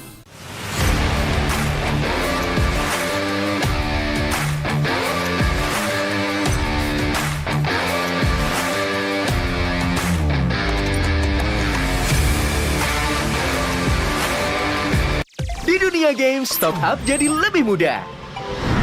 Pilih game, masukkan game ID. Pilih Diamond. Masukkan kode promo, dan pilih metode pembayaran. Masukkan kode OTP dan konfirmasi pembelian. Selamat, kamu dapat tambahan kuota. Kumpulkan DG Point setiap top up. Tukar dengan merchandise dan voucher game menarik. Nikmati juga promo setiap harinya. Upgrade gameplaymu sekarang.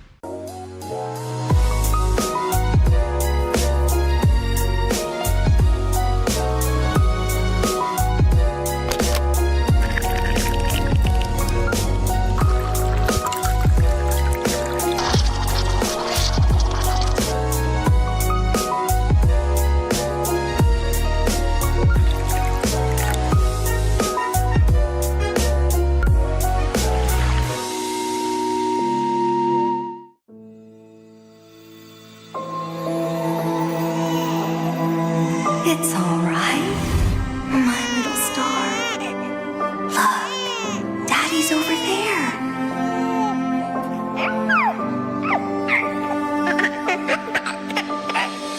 The calamity's approaching, and it will destroy everything. I'll hold it back and buy us more time. Nolan, protect our daughter. No! Lillian!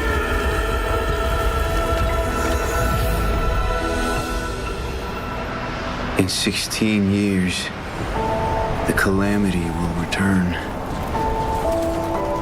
I've already wandered countless universes, seeking an end to the impending catastrophe. There's no time to mourn, no time for regrets. I must fulfill my last promise before I can even hope to see my daughter again.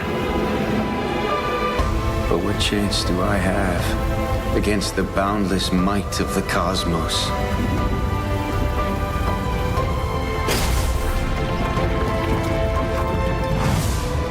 I'm sorry, my little star.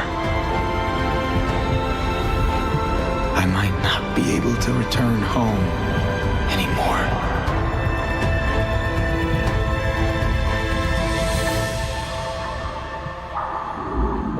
I promise I will take her to see the star lanterns.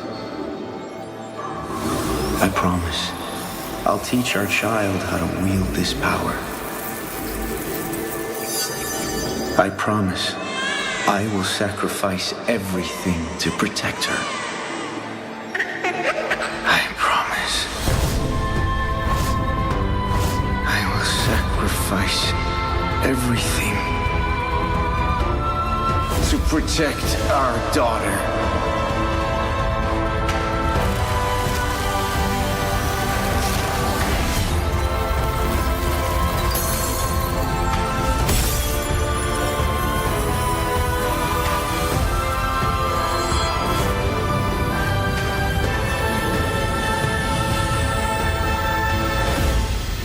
In every fragment of my soul, the calamity's end shall be witnessed. Dad? Are you out there?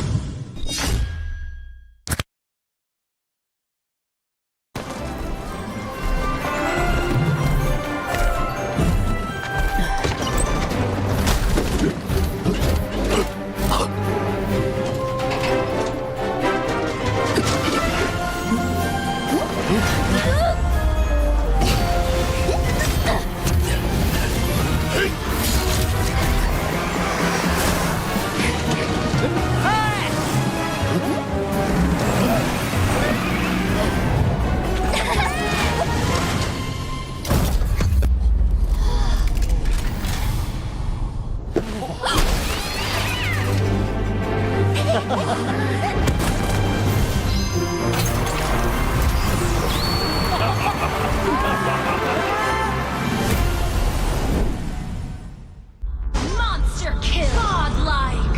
Victory. Ini bukan sekedar permainan. Karena menurut aku dan mereka, ini soal perjuangan dan harapan. Lihat Raka, walau jauh dari hiruk pikuk, tapi semangatnya tak pernah pudar. Atau Rama, walaupun layarnya tidak sempurna, tapi dari cari inspirasi bisa jadi mythical glory. Dan Alia, walaupun tanggung jawab mengisi hari-harinya, tapi ia selalu sempatkan waktu untuk bisa jadi nomor 1. Dalam keterbatasan, mereka bisa jadi legenda di MLB Indonesia Community Cup, gerbang untuk menjadi pro player. Begitupun dengan kamu. Ayo, raih mimpimu di MLCC 2023. Tahu nggak, Awesome Generation itu punya rule sendiri, kayak aku. Nge-game, I am the game. Pokoknya harus win streak terus. That's awesome generation rules with Galaxy A34 5G in new lime color.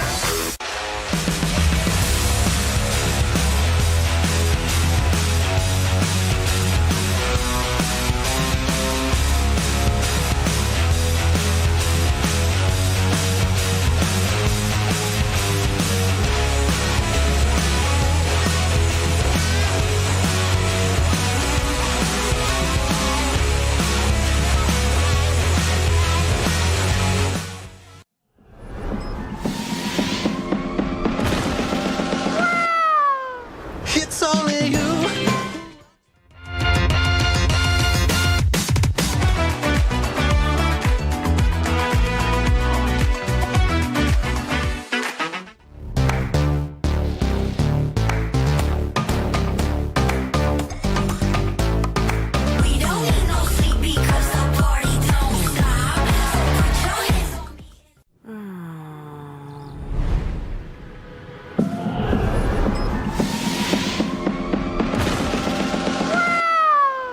It's only you who rocks my world.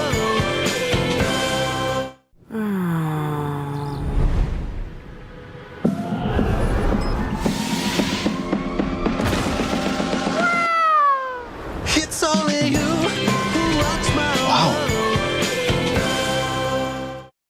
Monster kill. Godlike. Victory. Ini bukan sekedar permainan. Karena menurut aku dan mereka, ini soal perjuangan dan harapan. Lihat Raka, walau jauh dari hiruk pikuk, tapi semangatnya tak pernah pudar. Atau Rama, walaupun layarnya tidak sempurna, tapi dari cari inspirasi bisa jadi mythical glory. Dan Alia, walaupun tanggung jawab mengisi hari-harinya, tapi ia selalu sempatkan waktu untuk bisa jadi nomor 1. Dalam keterbatasan, mereka bisa jadi legenda di MLBB Indonesia Community Cup. Gerbang untuk menjadi pro player. Begitupun dengan kamu. Ayo, raih mimpimu di MLCC 2023.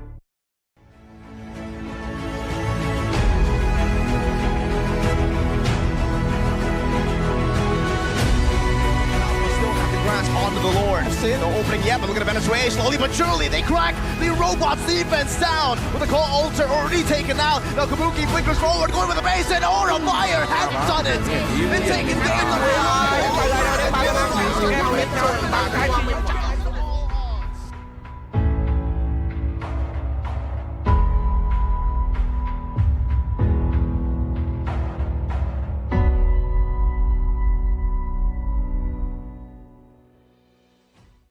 Rasain nih Gatot kacau. Ih, tombe basah. Bro, move on ke Head and Shoulders. 100% pede, ketombe basah dan gatal. Wiped out.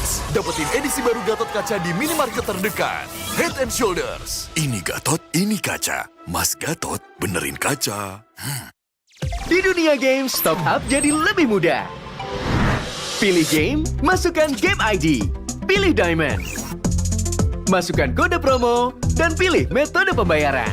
Masukkan kode OTP dan konfirmasi pembelian. Selamat, kamu dapat tambahan kuota. Kumpulkan DG Point setiap top up. Tukar dengan merchandise dan voucher game menarik. Nikmati juga promo setiap harinya. Upgrade gameplaymu sekarang.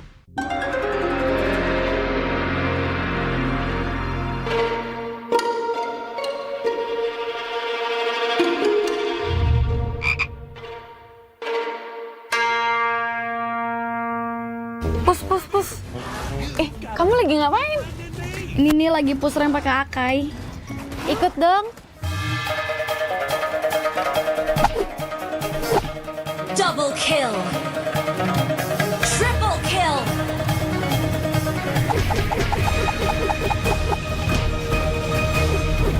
Savage. Itu keren banget loh itu. Ya dong, top gue Bami. Ih, bukan kamunya yang keren. Itu notifikasinya keren banget. Alah, notifikasi ini bisa didapetin dari in-game mulai dari kemarin 8 Agustus cuma 58 diamond doang. Murah banget kan? Iya sih, murah banget ya. Nah, kita main. Hanya perlu melihat ke dalam dirimu. Dan kamu akan mengerti betapa berharganya nilaimu. Percaya pada dirimu. Bukan dengan tergesa-gesa, namun dengan caramu yang beda. Tunjukkan kilau kisahmu sendiri. Dan ciptakan emas dalam setiap karyamu. Trust in gold. Unlimited. That's unlimited. That's unlimited. That's unlimited. That's unlimited. Modal gratis, untung berkali-kali.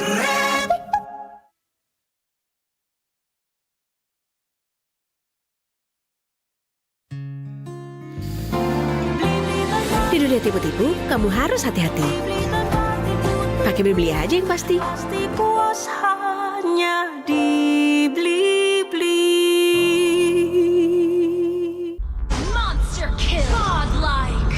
Victory. Ini bukan sekedar permainan.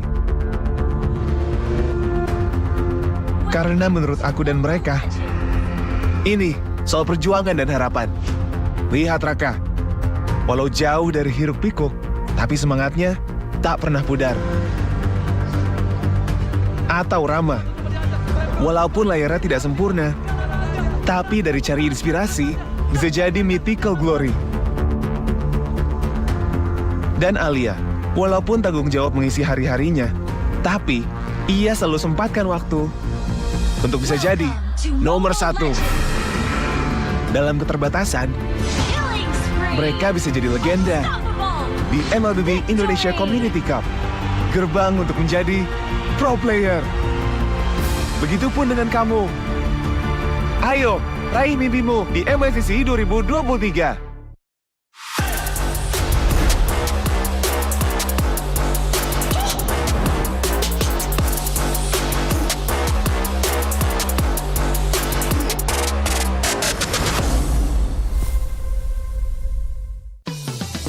Belanja di Indomaret, makin banyak untungnya. Kumpulkan cashback poin, jadi untung terus. Makin sering belanja, makin banyak poin yang kamu dapatkan. Dapat diskon, jadi untung terus. Bayar belanjaanmu dengan poin yang kamu punya. Belanja jadi gratis, jadi untung terus. Dan untung terus dapat banyak promo. Jadi member Indomaret Poinku sekarang. Untungnya non-stop.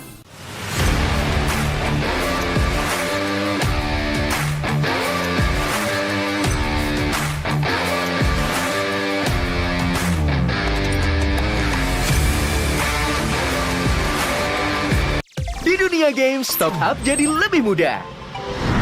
Pilih game, masukkan game ID. Pilih Diamond. Masukkan kode promo, dan pilih metode pembayaran. Masukkan kode OTP dan konfirmasi pembelian. Selamat, kamu dapat tambahan kuota. Kumpulkan DG Point setiap top up. Tukar dengan merchandise dan voucher game menarik. Nikmati juga promo setiap harinya. Upgrade gameplaymu sekarang.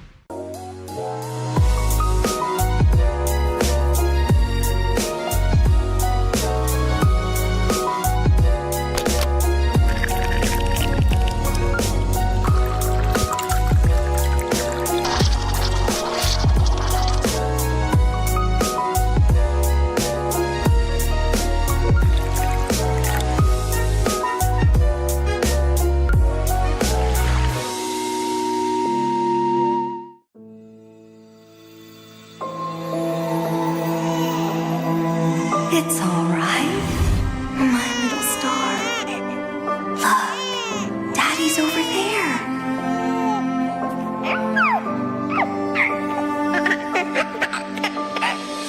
The calamity's approaching, and it will destroy everything. I'll hold it back and buy us more time. Nolan, protect our daughter. No! Lillian!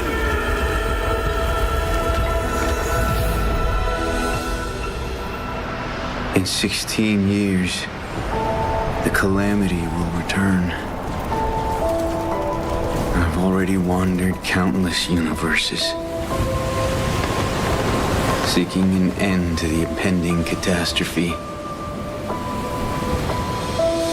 There's no time to mourn, no time for regrets. I must fulfill my last promise before I can even hope to see my daughter again. But what chance do I have against the boundless might of the cosmos?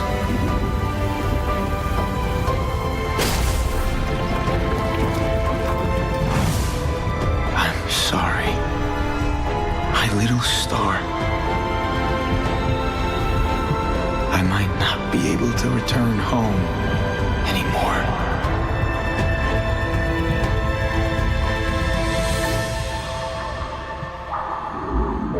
I promise I will take her to see the star lanterns. I promise I'll teach our child how to wield this power. I promise I will sacrifice everything to protect her. I promise I will sacrifice everything to protect our daughter.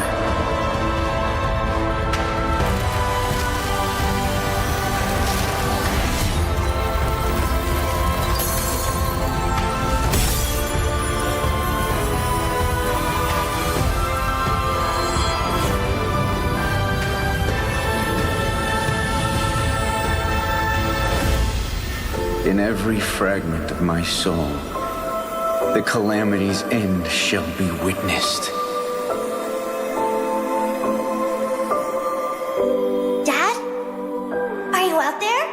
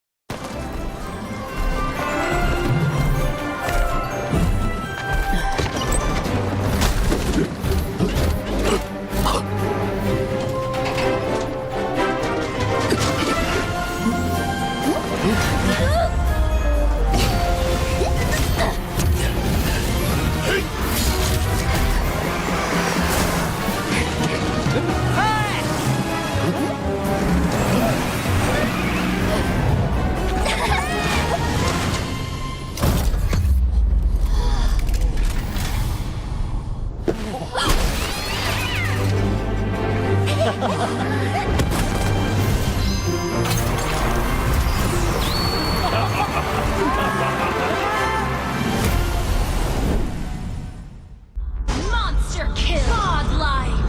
Victory. Ini bukan sekedar permainan. Karena menurut aku dan mereka, ini soal perjuangan dan harapan. Lihat Raka, walau jauh dari hiruk pikuk, tapi semangatnya tak pernah pudar.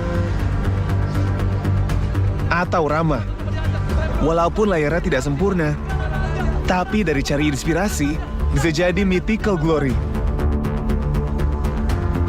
Dan Alia, walaupun tanggung jawab mengisi hari-harinya, tapi ia selalu sempatkan waktu untuk bisa jadi nomor 1.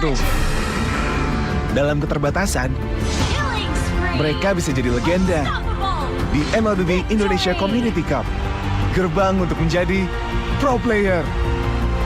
Begitupun dengan kamu. Ayo, raih mimpimu di MLCC 2023. Tahu nggak, Awesome Generation itu punya rules sendiri, kayak aku. Nge-game, I am the game. Pokoknya harus win streak terus. That's Awesome Generation Rules with Galaxy A34 5G in new lime color.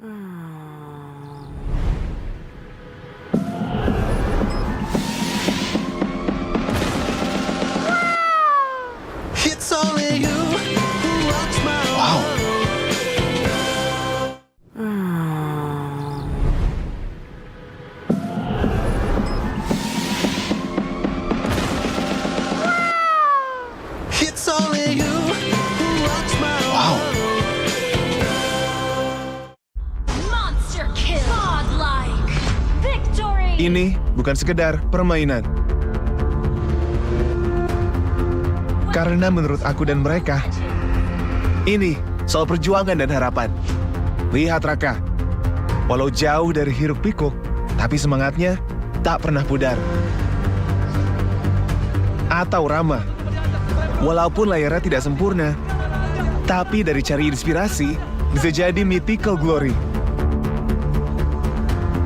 Dan Alia, walaupun tanggung jawab mengisi hari-harinya, tapi ia selalu sempatkan waktu untuk bisa jadi nomor 1. Dalam keterbatasan, mereka bisa jadi legenda di MLBB Indonesia Community Cup, gerbang untuk menjadi pro player. Begitupun dengan kamu. Ayo, raih mimpimu di MLCC 2023.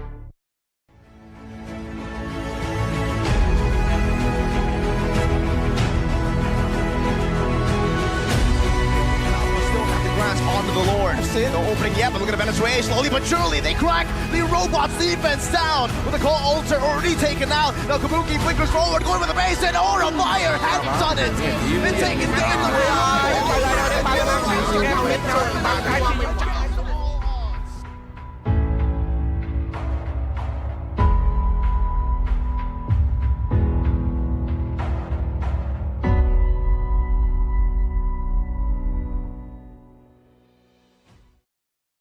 Ini Gatot kacau. Ih, Tombe basah. Bro, move on ke Head and Shoulders. 100% pede, ketombe basah dan gatal Wiped out.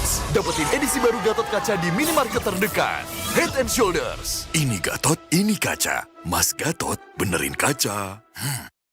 Di dunia games, top up jadi lebih mudah. Pilih game, masukkan game ID. Pilih Diamond. Masukkan kode promo, dan pilih metode pembayaran. Masukkan kode OTP dan konfirmasi pembelian. Selamat, kamu dapat tambahan kuota. Kumpulkan DG Point setiap top up. Tukar dengan merchandise dan voucher game menarik. Nikmati juga promo setiap harinya. Upgrade gameplaymu sekarang.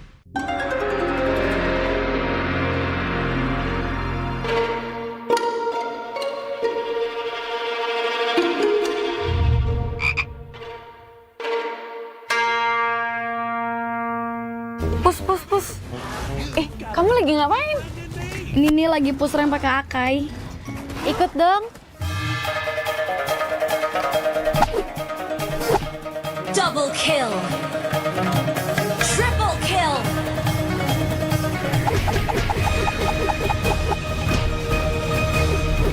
Savage.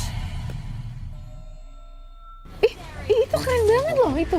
Ya dong, top gue Bami.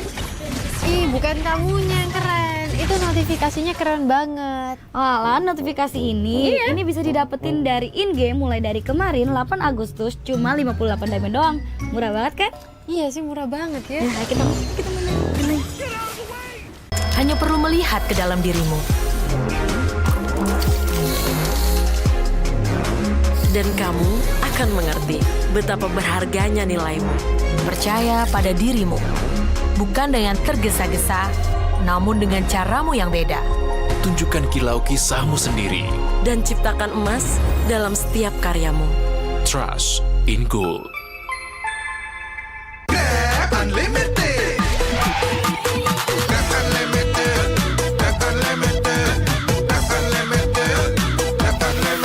Modal gratis, untung berkali-kali.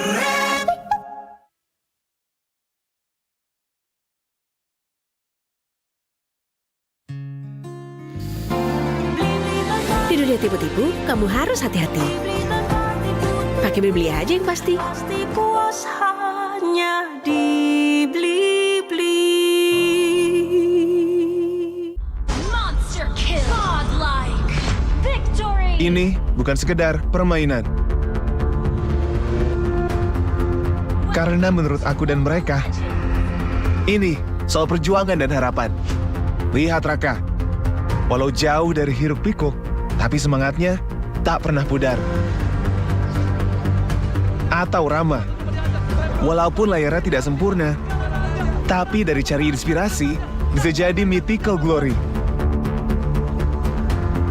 Dan Alia, walaupun tanggung jawab mengisi hari-harinya, tapi ia selalu sempatkan waktu untuk bisa jadi nomor 1. Dalam keterbatasan, mereka bisa jadi legenda di MLBB Indonesia Community Cup. Gerbang untuk menjadi pro player. Begitupun dengan kamu. Ayo, raih mimpimu di MLCC 2023.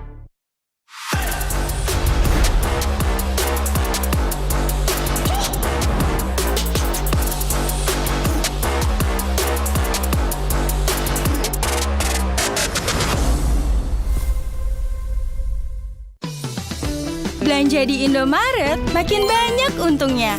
Kumpulkan cashback poin jadi untung terus. Makin sering belanja, makin banyak poin yang kamu dapatkan. Dapat diskon, jadi untung terus. Bayar belanjaanmu dengan poin yang kamu punya. Belanja jadi gratis, jadi untung terus. Dan untung terus dapat banyak promo. Jadi member Indomaret Poinku sekarang. Untungnya non-stop.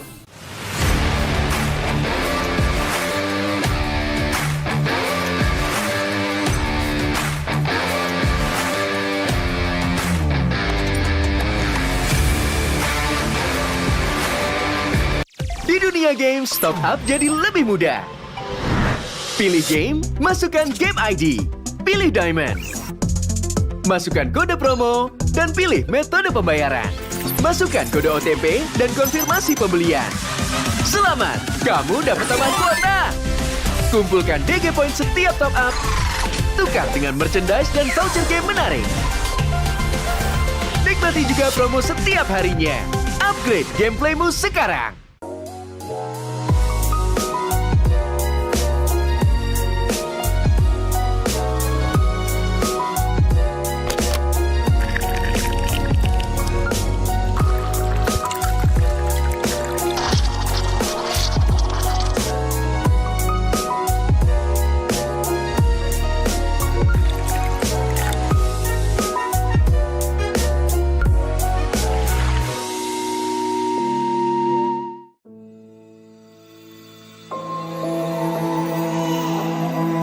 It's all right, my little star. Look, Daddy's over there.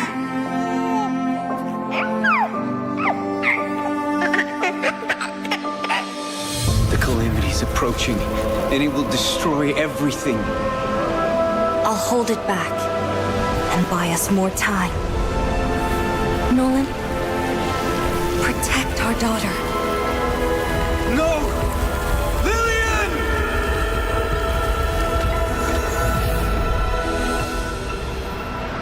In 16 years, the calamity will return. I've already wandered countless universes, seeking an end to the impending catastrophe. There's no time to mourn, no time for regrets. I must fulfill my last promise before I can even hope to see my daughter again. But what chance do I have against the boundless might of the cosmos?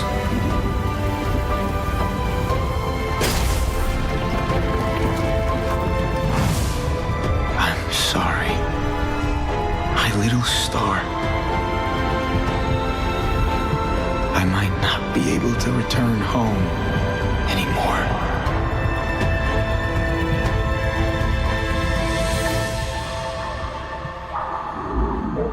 I promise I will take her to see the star lanterns. I promise I'll teach our child how to wield this power. I promise I will sacrifice everything to protect her. I promise I will sacrifice everything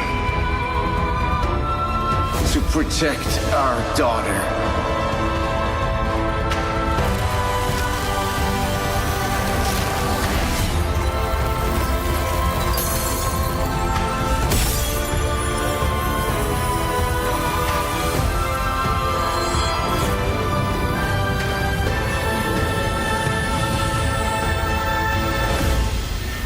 every fragment of my soul. The calamity's end shall be witnessed. Dad? Are you out there?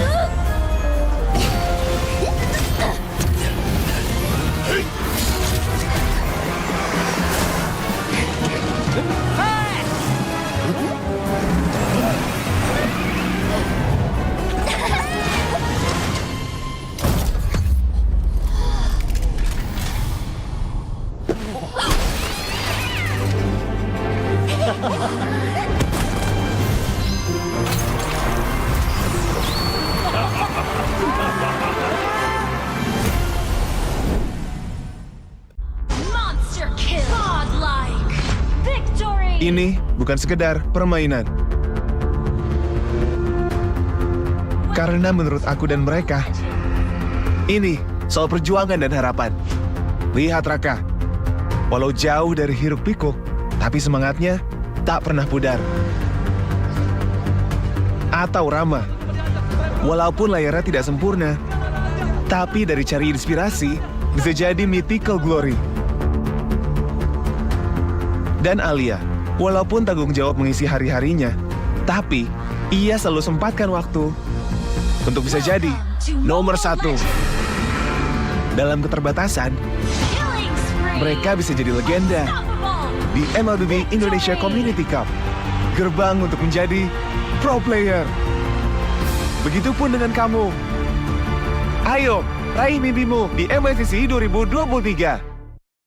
Tahu nggak, Awesome Generation itu punya rules sendiri, kayak aku. Nge-game, I am the game. Pokoknya harus win streak terus. That's Awesome Generation Rules with Galaxy A34 5G in New Land Color.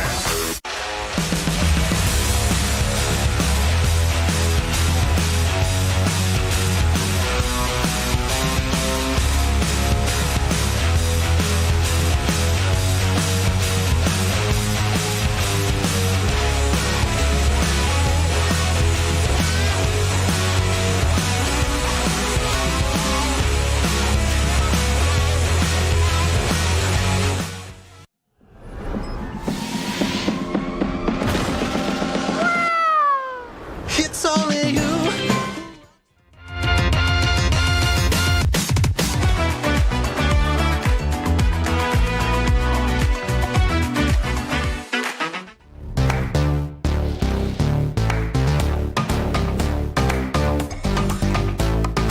We don't need no sleep because the party don't stop. So put your hands on me.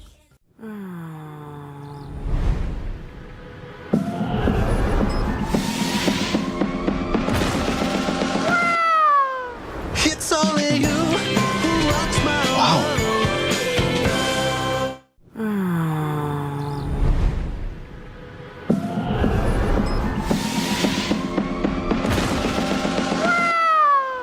It's only you who rocks my world.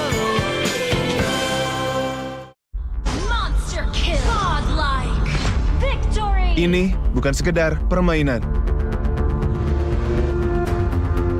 Karena menurut aku dan mereka, ini soal perjuangan dan harapan. Lihat Raka, walau jauh dari hiruk pikuk, tapi semangatnya tak pernah pudar.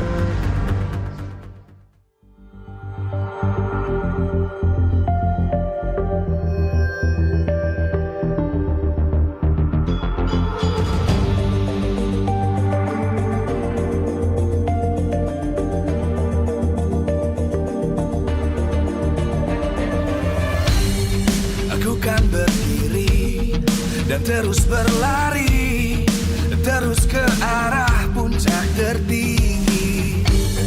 Ku takkan berhenti, hanya sampai di sini. Kemenangan abadi menanti. You know we won't miss if we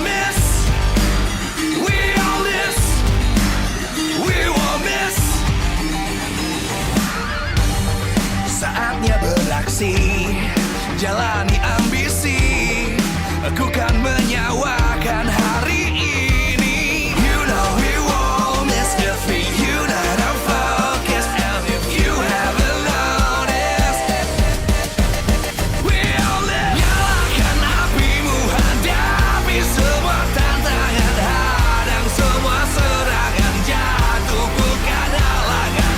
Bakar semangatmu, janganlah engkau menyerah.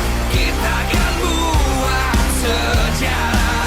We all this, we won't miss. We all this, we won't miss. We all this.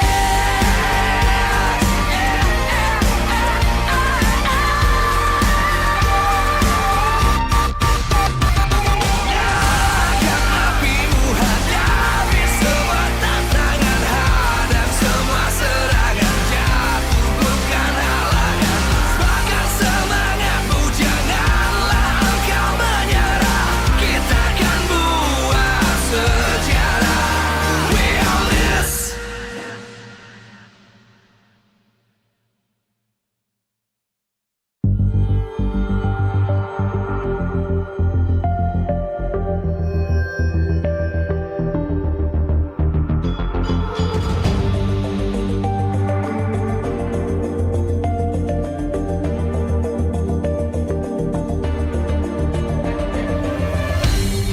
Aku kan berdiri dan terus berlari, terus ke arah puncak tertinggi.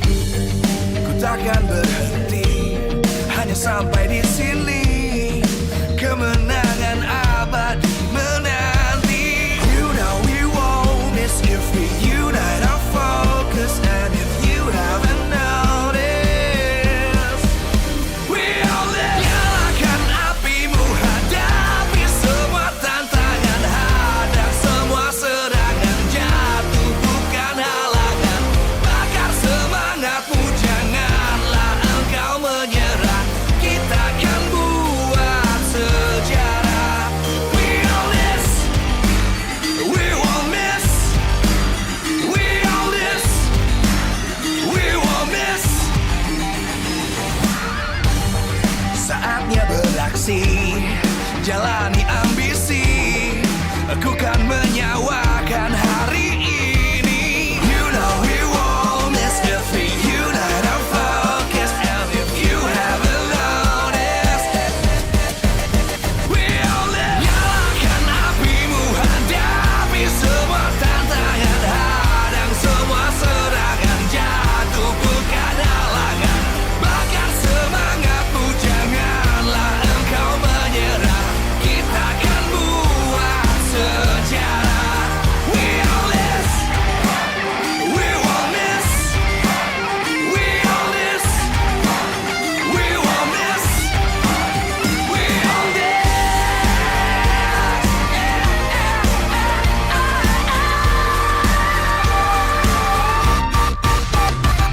Nyalakan apimu, hadapi semua tantangan, hadang semua serangan, jatuh bukan halangan. Bakar semangatmu, janganlah engkau menyerah. Kita akan buat sejarah. We all this.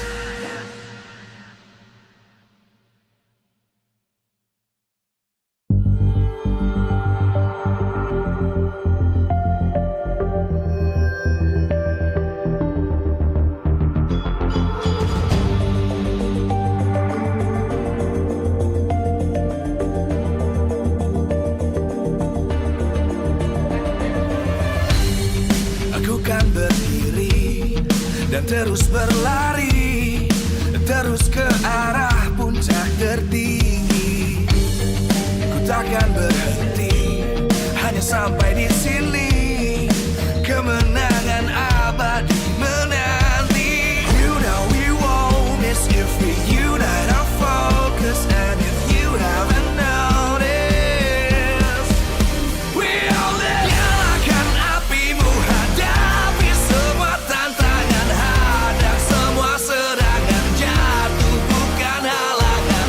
Bakar semangatmu, janganlah engkau menyerah. Kita akan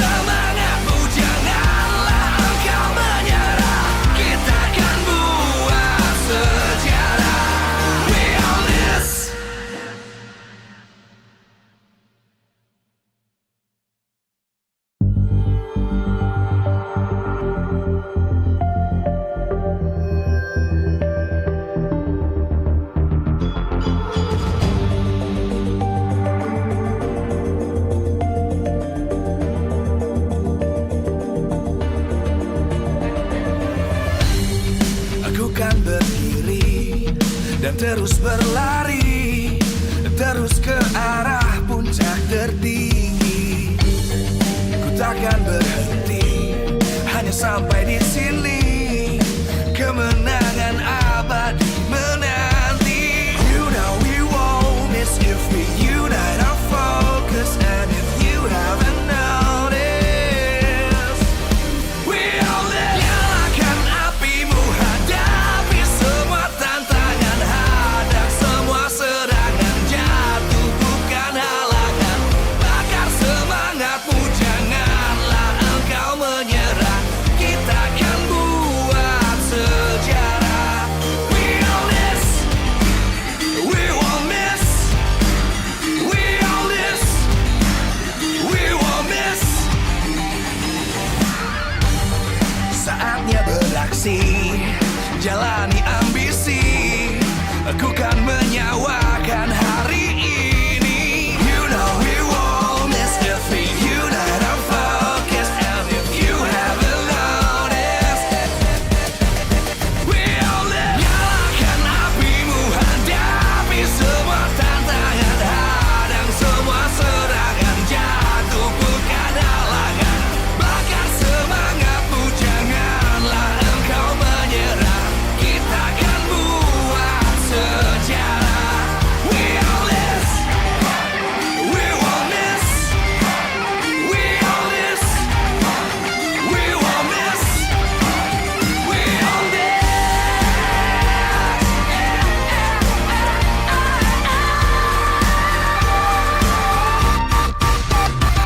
Nyalakan apimu, hadapi semua tantangan, hadang semua serangan, jatuh bukan halangan.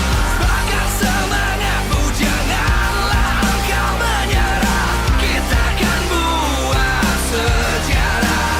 We all this.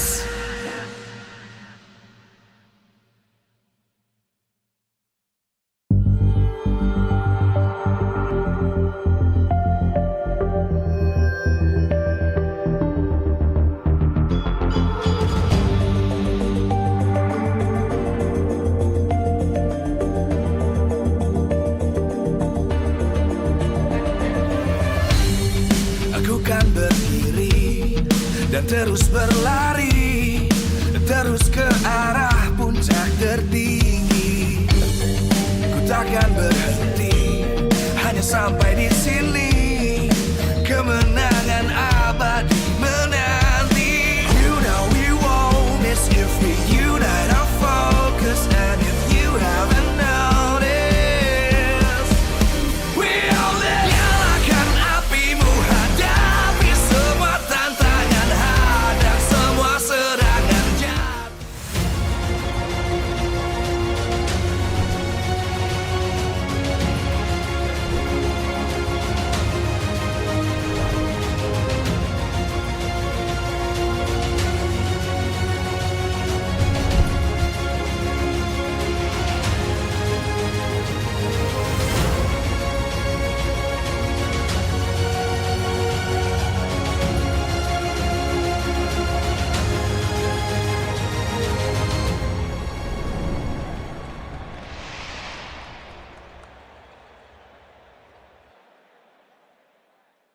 MPL Indonesia Season 12 memiliki banyak cerita.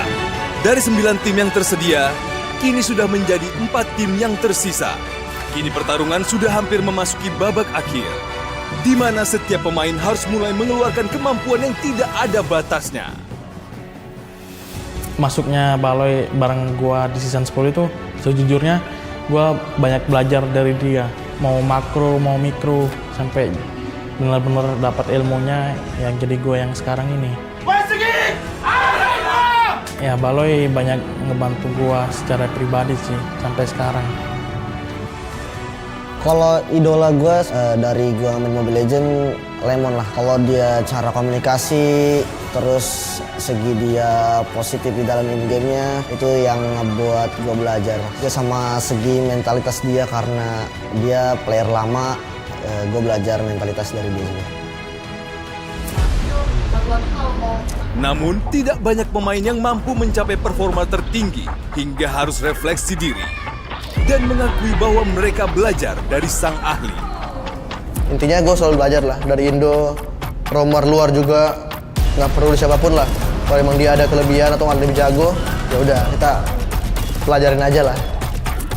Yang gue lihat banget kalau main marksman Brands mungkin. Gue lihat dia mainnya kayak fun banget aja sih, sekedar itu doang. Makanya kayak kemana-mananya selalu gue ikutin juga. Cuman lebih ke gue ngeliat dia mainnya fun banget lah, nggak ada tekanan. Kini, 4 tim sudah bersiap untuk membuktikan diri menjadi sang Raja Galaksi. Siapa yang berhasil melaju ke upper bracket dan siapa yang harus berjuang dari lower bracket? Mari kita saksikan di MPL Indonesia Season 12. We own this!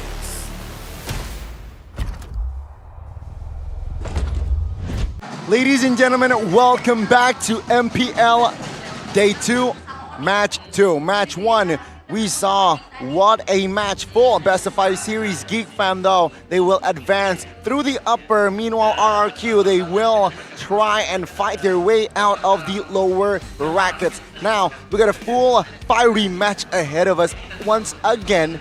And it's Bigatron, the Red Robots, going up against the Porcupines, Onyx. The Sky Kings, Onyx. Sounds more intimidating that way, right? Porcupines, kind of cute, only attacks you when you attack it first, Gani. But yeah, Bigatron are taking on the Sky Kings, the defending back-to-back MPL Indonesia champions, and also Kings of Southeast Asia. The Sea Kings going up against Bigatron here. You saw, I want to hear from Mr. Arashi here before, but of course, ladies and gentlemen, December M5, the M Series 5th anniversary is an awards event celebrating the best of the best players. Get ready to support and vote for your favorite players on November 4th. All right, the voting opens on November 4th.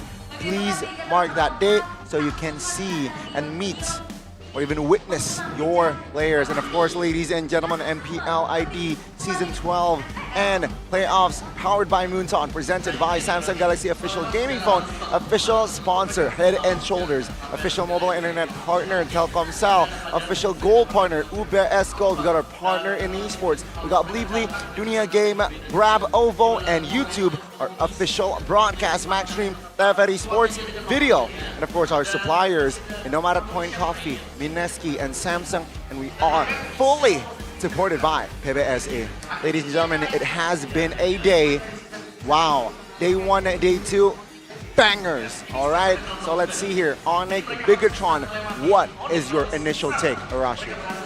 I think it's no secret that a lot of people are expecting Onyx to come out on top. But with the improvements that Bigatron has shown, and with the crazy things we've seen them able to do in yesterday's match, there's a lot of people with more than just a sliver of hope that at least they can make it competitive. And if Onyx isn't careful, it might be a complete upset. And history repeats itself, or does the Dora disrupt the Sky King's throne? And here's exactly that fun fact, right? Play Season 10 playoffs. Bigatron clean swept Rebellion with a 3-0 scoreline, and as well as today, yesterday, it was them beating Rebellion with the same scoreline. Will the 3-1 happen again?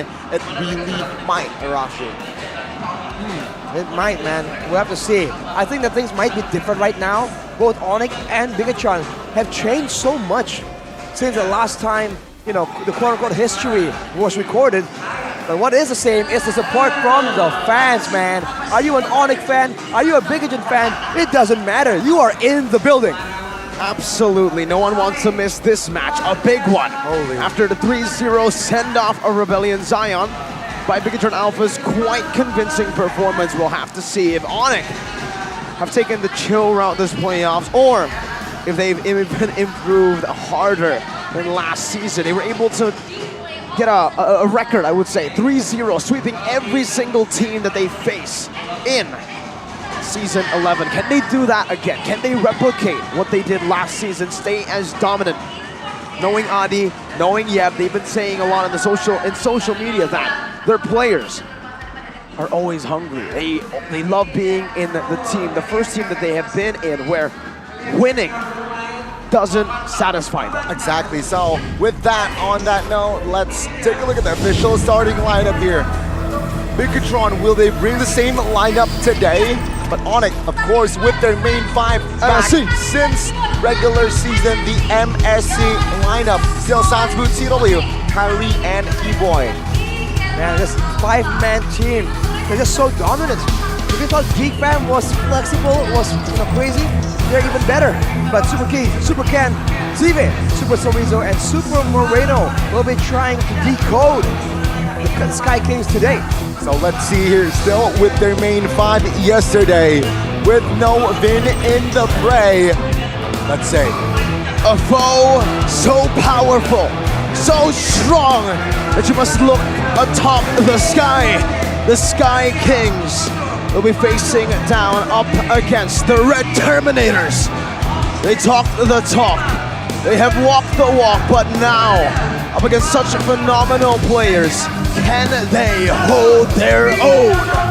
First, ladies and gentlemen, the Red Terminators not only looking for redemption, but looking for their first match win against the Kings, Bigatron Alpha. And on the other side, the Kings up in the sky, the gods of the game, Onyx! my goodness, it will be a fiery match. Thank God that this is not an elimination match, Arashi. Remember, the winner of this match is going to be advancing through the upper lower to the lower. Lose will go to the lower, but this is going to be the coaches. Geb, Adi, Aldo, and Falah. Excuse me, Gani, it's Coach Yeb. Coach Yeb. Going up against CCY. That's the important part you have to remember. He is double the coach, kind of, but he has always been sorted in the drafting, in the mindset of his teammates. And it's a huge hurdle for Aldo to be able to just find something and push his team over the massive hill, which is Onyx today. Awesome point, but I got a little bit distracted, Americo. Cool jacket, Bigatron, cool merch. They do have that cool jacket. I also have that cool jacket. It's very, very cool. But I gotta say, man, the Onyx merch here that you see, it's so low-key. I actually really, really like it. So, and for Onyx, I don't think we can just talk about their merch. We can talk about the way that they've been playing, the way that they've been dominating the MLBB world for the past, what? 3 months, 4 months, 3 months.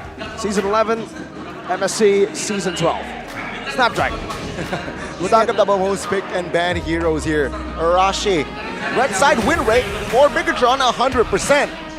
That's interesting. Yeah, that will be the key to victory right here. But against Onyx, the blue side win rate actually 81%. So a difference in the approach right here. But the win rate speaks for itself.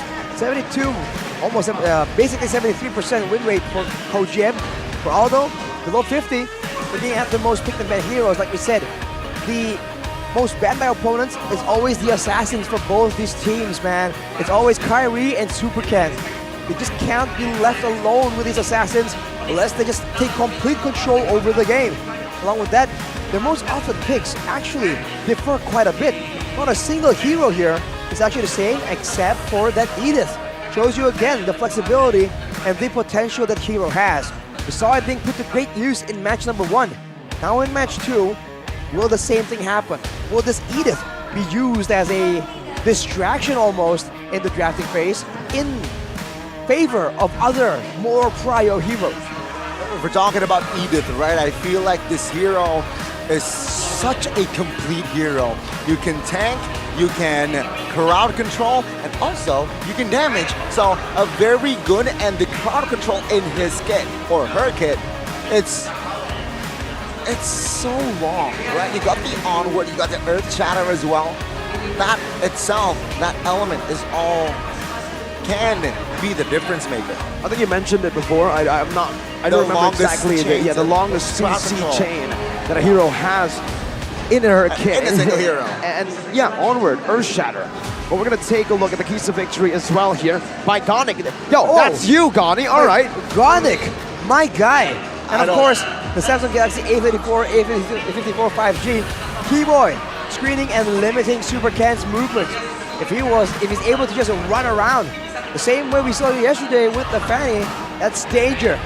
And along with that, exploit Brutus' hero pool. Of course, it's always being more flexible, used more for his team, but at the same time, we haven't seen a lot more variety. And maybe if Bigatron wants to play from the EXP lane, they can use Super Sorizo and do some crazy macro attempts against Onyx. But it gets a victory here by Wallomania. Hang on. Why isn't it Miko? We gotta save the best for last, fam. Okay, alright. Well, by Wallomania and the Samsung Galaxy A34, A54 5G, new and more dynamic farming patterns for Super Ken.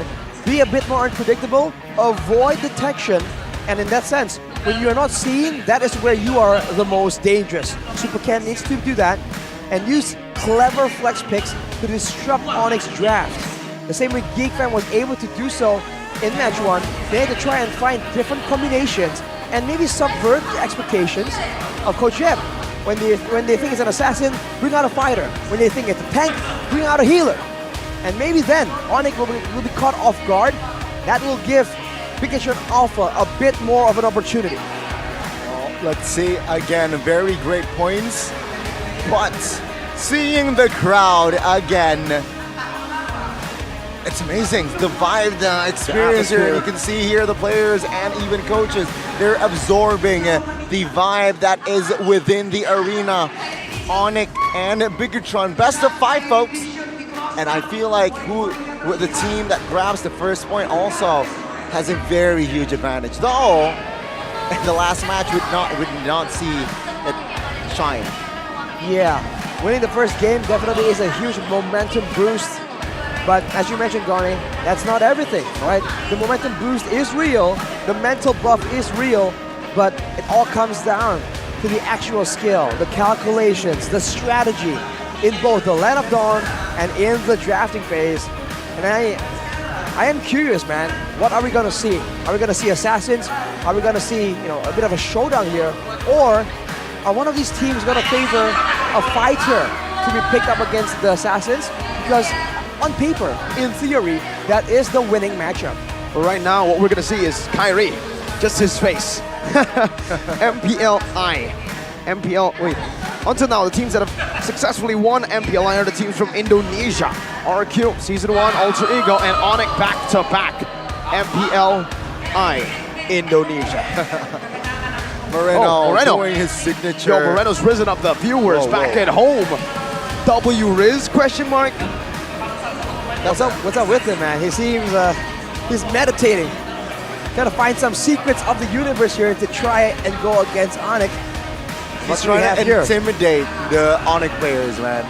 He's trying to intimidate the Onyx players. You can see Sans here. Gila Sans chilling. And yeah, vibing.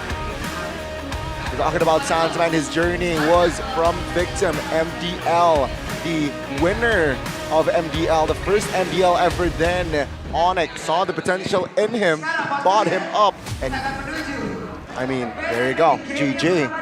Yeah, the rest was history. Great performances as the jungler initially, then transitioning to a mid lane. The complete package, utility, damage, killer instincts. Whatever you need, Sans has got it on all 5 phones as we go into the drafting phase. Ladies and gentlemen, welcome to the drafting phase of Game 1 between Bigatron and Onyx. It's gonna be Fanny first pick, and again, we saw how Super Ken displayed his Fanny yesterday. Man, his cable management, and remember, he built Fanny towards the tanky build, mid towards the late, so very utility Fanny. Very adaptive, I would say, right? Because it's not like he always does that. He did it just yesterday against so much damage output. He knew that he could be bursted down if he goes for damage, and he took the safer route. For Onyx, that's an Akai. A counter already, and it already should give Bigatron a bit of PTSD. Last time BTR picked the Fanny against Onyx, it was also countered by Kyrie, and it's an Akai. It's a Kyrie who got a 4-man heavy spin. That was a crazy moment. Truly was a heavy spin. definitely.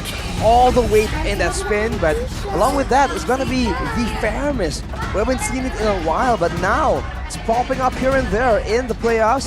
Bigatron will respond with the Lilia. Damage output to burst through the Netherrealm and to keep everyone in place. You got that Terizla, but this means that Bigatron will be relying on Super Ken for those split pushes, for the macro pressure. So Rizzo will be going full aggro. Well, again, a very, very aggressive composition from side of Bigatron. I do agree, but with the composition of the Kai Faramis, it's somehow they're trying to replicate what Geek did earlier, right? With the Akai on the Jungle Nile. Boy, Faramis, but this time different player, but no, my lord. G-Boy Kaja is going to be a nuisance with that Divine Judgment, potentially taking Fanny. And with this, will Lilia go Purify? Against the heavy spin, Divine Against the heavy Judgment. spin, it makes sense, but then against the Kaja, right? It kind True, of forces you it's a already. pressure. Against the Kaja, you better go Flicker, but then if you go Flicker, that heavy spin will haunt you. And look, they already want to double down on this composition, this heavy CC composition with the Diggy banned out. They know that Bigatron Alpha pulls out a lot of cheesy picks towards the end, and this time it will be denied from Coach Jeb. Coach Jeb with the foresight here, trying to figure out what exactly is Bigatron trying to cook up right here. It's more of a team fight composition. I think Bigatron, they want to go all in and straight towards that back line. So the Edith ban makes sense right here, denying the chance for Keyboy. Well, Keyboy actually boots. Yep. Try and stop the invasion, and then afterwards do the damage the same way Lemon was trying to do in match 1. But with the Ixia banned out, is Big X still going for a full-on 5v5? Are we going to see something crazier like the Melissa we've been talking about since match 1? Maybe. Remember, there is a hero that is still open that I'm quite surprised that survived the first phase, and that is Irithel. So it seems like both teams are somehow hiding patiently their marksman, right? Irithel here still up for grabs. Looking at Onyx composition, I don't mind it. You know, if they want to go full dive, then they pick up the Claude, but if they want some backliners here, they go for the Irithel. It makes sense with its eye mobility. It's so good. Going up against that Fanny, sure, but it can juke the cable. They already have a Kaja, they already have an Akai, two very good cover heroes up against the Fanny. That is going to struggle just based on the draft alone, especially the Faramis here, trying to negate all the bully potential that he has. But whoa. Dyroth pick in the first pick of second phase. Why Dyroth, Arashi? Try and deal with the Terizla. The huge problem with the Terizla is the fact that he goes in, he locks everybody in place, and if you try and burst him down, he has the damage reduction. Now with the Dyroth, it'll be a non-factor, but there's not a lot of physical damage available for Onyx right now. They must add something that can be a legitimate threat as Bigatron round out their composition with the Beatrix. Some more range, some more DPS. Good combo with the penalty zone. And one more. What's it gonna be? This is what I'm talking about, right? You can exploit Boots' hero like this, you know? Going up against the damage build. Fanny, it does not matter because you have the Dyroth. It will shred shred your armor, but also if Fanny transitions to a tanky build, then you have Dyroth to answer that as well. True. So it's this is why I really love Boots, and exploiting his heroes is one of the keys to victory. This is why Bigatron, great addition in the Kufra, right? Adding more crowd control and their composition, which they need, and it will. Going up against a clumped up composition here, it's going to be a very, very important, crucial crowd control. On it go. Yeah, they would have thought, why not? All right. Purify, sprint, available. All standard, but against Key on the Kufra. Remember, he was called El Momento. That's for a good reason. Onyx is definitely looking out for the crowd control potential. They actually have more on their hands with the heavy spin, with the Divine Judgment as well, but it's not by a huge margin. So it's gonna be down to the execution. And I must say, Onyx is a bit more well-rounded, and they have more solutions to play around with. They can counter this combo with the Netherrealm, and they have pickup of their own, and Keyboy, man, no pushover even compared to Key. Ladies and gentlemen, it's got it. 10 heroes that will enter the Land of Dawn has been set. The red robots, the red Terminators going up against the Sky Kings. The Kings of MSC, or Southeast Asia. Let's get it, ladies and gentlemen. Land of Dawn, here we go to witness game 1. And it really is time to see if Bigatron Alpha, since the grand final matchup in SPS against Onyx, have they learned from their mistakes? Have they learned from that 4-0 loss against the Sky Kings? The answer instantly so far has been, you got to trade on keyboard. Man, a lot of damage. Almost the Valoisky pattern here, just giving up the first blood. Looking at the emblems though, a lot of defensive stats picked up by Onyx right here, avoiding the burst potential and also going for the agility. Especially for Sans, he needs to be around the place, but look, he's going tenacity, not the wilderness blessing. So he is attempting to be a lot more active, a lot more risky in the middle of these big team fights. That, and he popped and rocked the Purify, right? He respects, understands, and even Calvin Unada is rocking the Purify. Let's see the first lethal battle. It falls to the hands of Onyx, falls to the hands of Kyrie specifically. Very clean take, and Bigatron Alpha lost their first raid. It's almost as if Onyx are so confident in their positioning, they don't require any repositioning. All they need to do is survive the forced engages by Bigatron Alpha. So with Purifies, that makes sense. But with the slows coming in from the Lilia, that could lead Onyx to miscalculate and maybe overextend. Okay. Seems like with the Fanny here in play, Super Ken, Good cables, forcing a flicker early, but it's still chasing him down. Wow. Cutthroat available.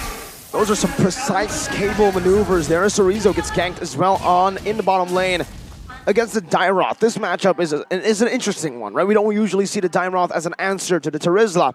So shed some light into it, Rashi.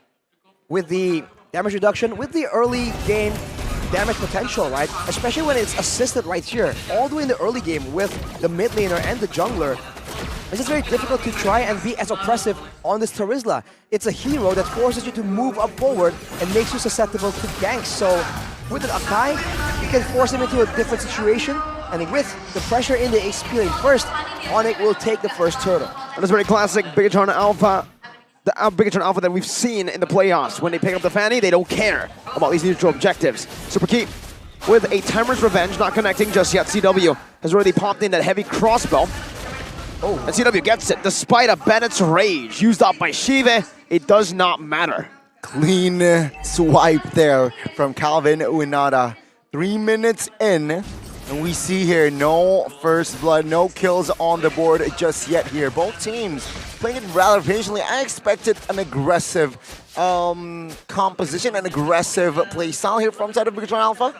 It seems like Onyx can weather that. I feel like it's gonna be, the big moment will be in the second turtle, man. That's where both teams will have some items, some outplay potential that they have confidence in, and they're gonna throw at each other. And by the way, speaking of the Dairoth, there is a synergy with the Irithel. We talked about how the Irithel doesn't do as much damage, requires more items than others to try and even stay as relevant as a real threat. With the Dairoth, that's a whole different story. They can very easily go for the Armor Shred into CW, just running someone down, and that is a dangerous scenario. Could even go for this. Keyboy's Divine Judgment. Good dash away by the Timer's Revenge there. Popped in by Super Key. Both teams playing a very slow game in game number 1 of the series. None of them want to overcommit or give anyone a little more of a lead. Charging up.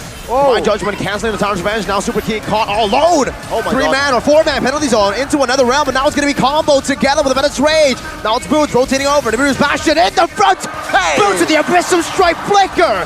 What an absolute W. Keyboy with a flicker forward again. Oh. Sorizo getting the sustain, but it's Super Ken with a cutthroat. Not ready just yet. Jumps into the back. And it's an equalizer. 1-2-1. A slight overcommitment move there by Keyboy, punished heavily by Super Ken. CW here needs to be careful. Good cutthroat over the wall, but it might be a mistake, and it is. You don't make these mistakes against Onyx. Onyx capitalize fully. Super Ken says, hey, Keyboy, you overcommit. I can do you one better. He overcommitted himself again just before the turtle. Ooh, Boots as well. Walking up and now getting taken down. It's Moreno who takes the kill. A good acquisition of kill there, 4 minutes in. And for both teams though, Onyx just seems so far ahead of the curve here. Look at CW, runs into Super Ken unexpectedly, was able to find a way to go get into safety right in front of Kyrie, and that is what caused Super Ken to get taken out there. Cloud as well. Divine Judgment into a heavy crossbow hit. You're not surviving that one. Shivet taken down up top. Meanwhile now, it comes down to a retry battle. Heavy spin already used up right now to try to evade. And Super Ken's a level up. That's a retry still won by Kyrie. Another realm saves him for a bit, but now it's getting the burst damage. Moreno picks up the kill. Onyx pick up the objective. The objective and the kill top side. Meanwhile, Bigatron have compensation. They got Kyrie. I feel like it's still worth it for Onyx. Agreed. It's not a bad trade at all. I don't think Onyx has any issue taking that trade right there. Getting CW ahead, right, and still getting the turtle. So still keeping ahead of the EXP curve as well. Of course, it's only one turtle, so we haven't seen that big of a difference, but Keyboy going in. Super Ken finds it. Keyboy now caught, and that should be a kill. And it's Moreno who picks up his third kill this game. Sans already in front now. It's a 1v1. Moreno versus Sans. Oh, some recalls as well. I love it. I love it here. Keyboy again. Twice now. A little too aggressive, right? He's trying to screen, but oh my god. CW here might be caught. Trying to bait out the Purify, I believe, right now. Renner's Apathy not connecting. It threaded the needle. On to nothing. Super key now with a flicker, but now gets knocked up. The conceal doesn't get you out. It gets CW a kill. 2 kills already, minute 6. What do you think about this, Arashi? Though, bottom lane, the first structure of the game. Jeez. Shive just got deleted. Absolutely deleted. Dragged back to the heavy crossbow hit. And Calvin Manata will keep on eating. That's a trade essentially for both teams. Bigatron taking the bottom side, but losing their gold lane and the turret in one fell swoop. Still worth it for Onyx. It's a small trades like this that somehow Onyx always wins, that builds up that great gold advantage. And even right now, even if CW doesn't do as well, like what I was talking about earlier, Boots on an uncharacteristically aggressive hero can still be a huge problem later on in the game, bursting down Super Moreno or Super Ken before anything. Divine Judgment, and it truly is a Divine Judgment. Super Key just had to take that judgment. Super Ken now knows there are no CC abilities that can lock onto him fully. Only the heavy spin is there to really counter him. He still goes in, heavy spin pins him down right now, and that's gonna be the retribution onto the purple buff, and a shutdown as well. CW picks up his 4th kill, and that was a bounty. 2.4K and building. Oh, Calvin Lunata now very ahead. If you compare it to Beatrix, oh my god, 022, 403. Man, Onyx is ahead in this game. I think ahead is a bit of an understatement, and it is dangerous. Every single time Bigatron Alpha loses control like this in the early game, they find it very difficult to recover. Onyx is the exact opposite, and now it's going to be a one more trade, but for Onyx, it's also augmented by that turtle take, and of course an invade, but Keyboy. Tarn's Revenge and the Rage, Venice Rage as well, but another realm there by Sans saves him for a bit and saves him all the way. Keyboy gets out, not even burning a flicker for it. The calculation, man, the calculation, the harassment movement in the jungles, the Bigatron Alpha, they got baited. Look at the fact. What the heck? They only lost once, this roster, from season 11 to 12. Wow. Man, look at Bigatron Alpha and how they're corralling around together, because they're afraid of a pick of potential, man. Looking at the items right here, Enchanted Talisman and Ice Queen 1 for Super Moreno. The kills have been generous to him, but Sun somehow has even more. It's burst against DPS, and I think that's the same, but the opposite is on the side of the gold lane. Onyx has more DPS, Bigatron has more burst, so fine-tuning how they fight will be important here. Boots is already bullying Ken there. Kyrie gonna be poked down by the Lilia, by Chorizo, by Key, but it doesn't matter. Heavy spin still comes down. Super Ken, finds it with the retry battle. That's a some strike now, locked in the penalty zone, but it's Chorizo and Key who loses their lives. They use everything to get Ken that purple buff. And now Ken walking forward, knocked up, and the fadeaway doesn't quite get him. Ken still gets out, but still, A big win for Onyx, 4K gold lead. I mean, even after the 2 kills, the mid turret collapsed. And man, CW alone here, very confident. Wow. No respect whatsoever. Almost costed him though. But look at the lifesteal, man. Damn. It's gonna take Biggie Alpha so much more if they want to take him down. If you think an Irithel is difficult enough to deal with, normally 5-0 on is even worse, but look at Super Ken. Boots doesn't care! Oh my god! The flicker play. Almost the outplay. But yeah, I mean, even because Boots on the Daroth here, Super Ken forced to build a Dreadnought armor. Divine Judgment, Immortality gonna be popped. Super K, how is he gonna escape this one? He doesn't. Penalty Zone comes into the back, but the Nether Realm grants them a second life. Ken with the combo, Shive farming in the mid lane, not trying to go for this fight at all. They lose their XP and their roam again, and they do not get anything for it. Super Ken trying to get the purple buff in return. I believe he will pick it up, unless Sans stole it away from him.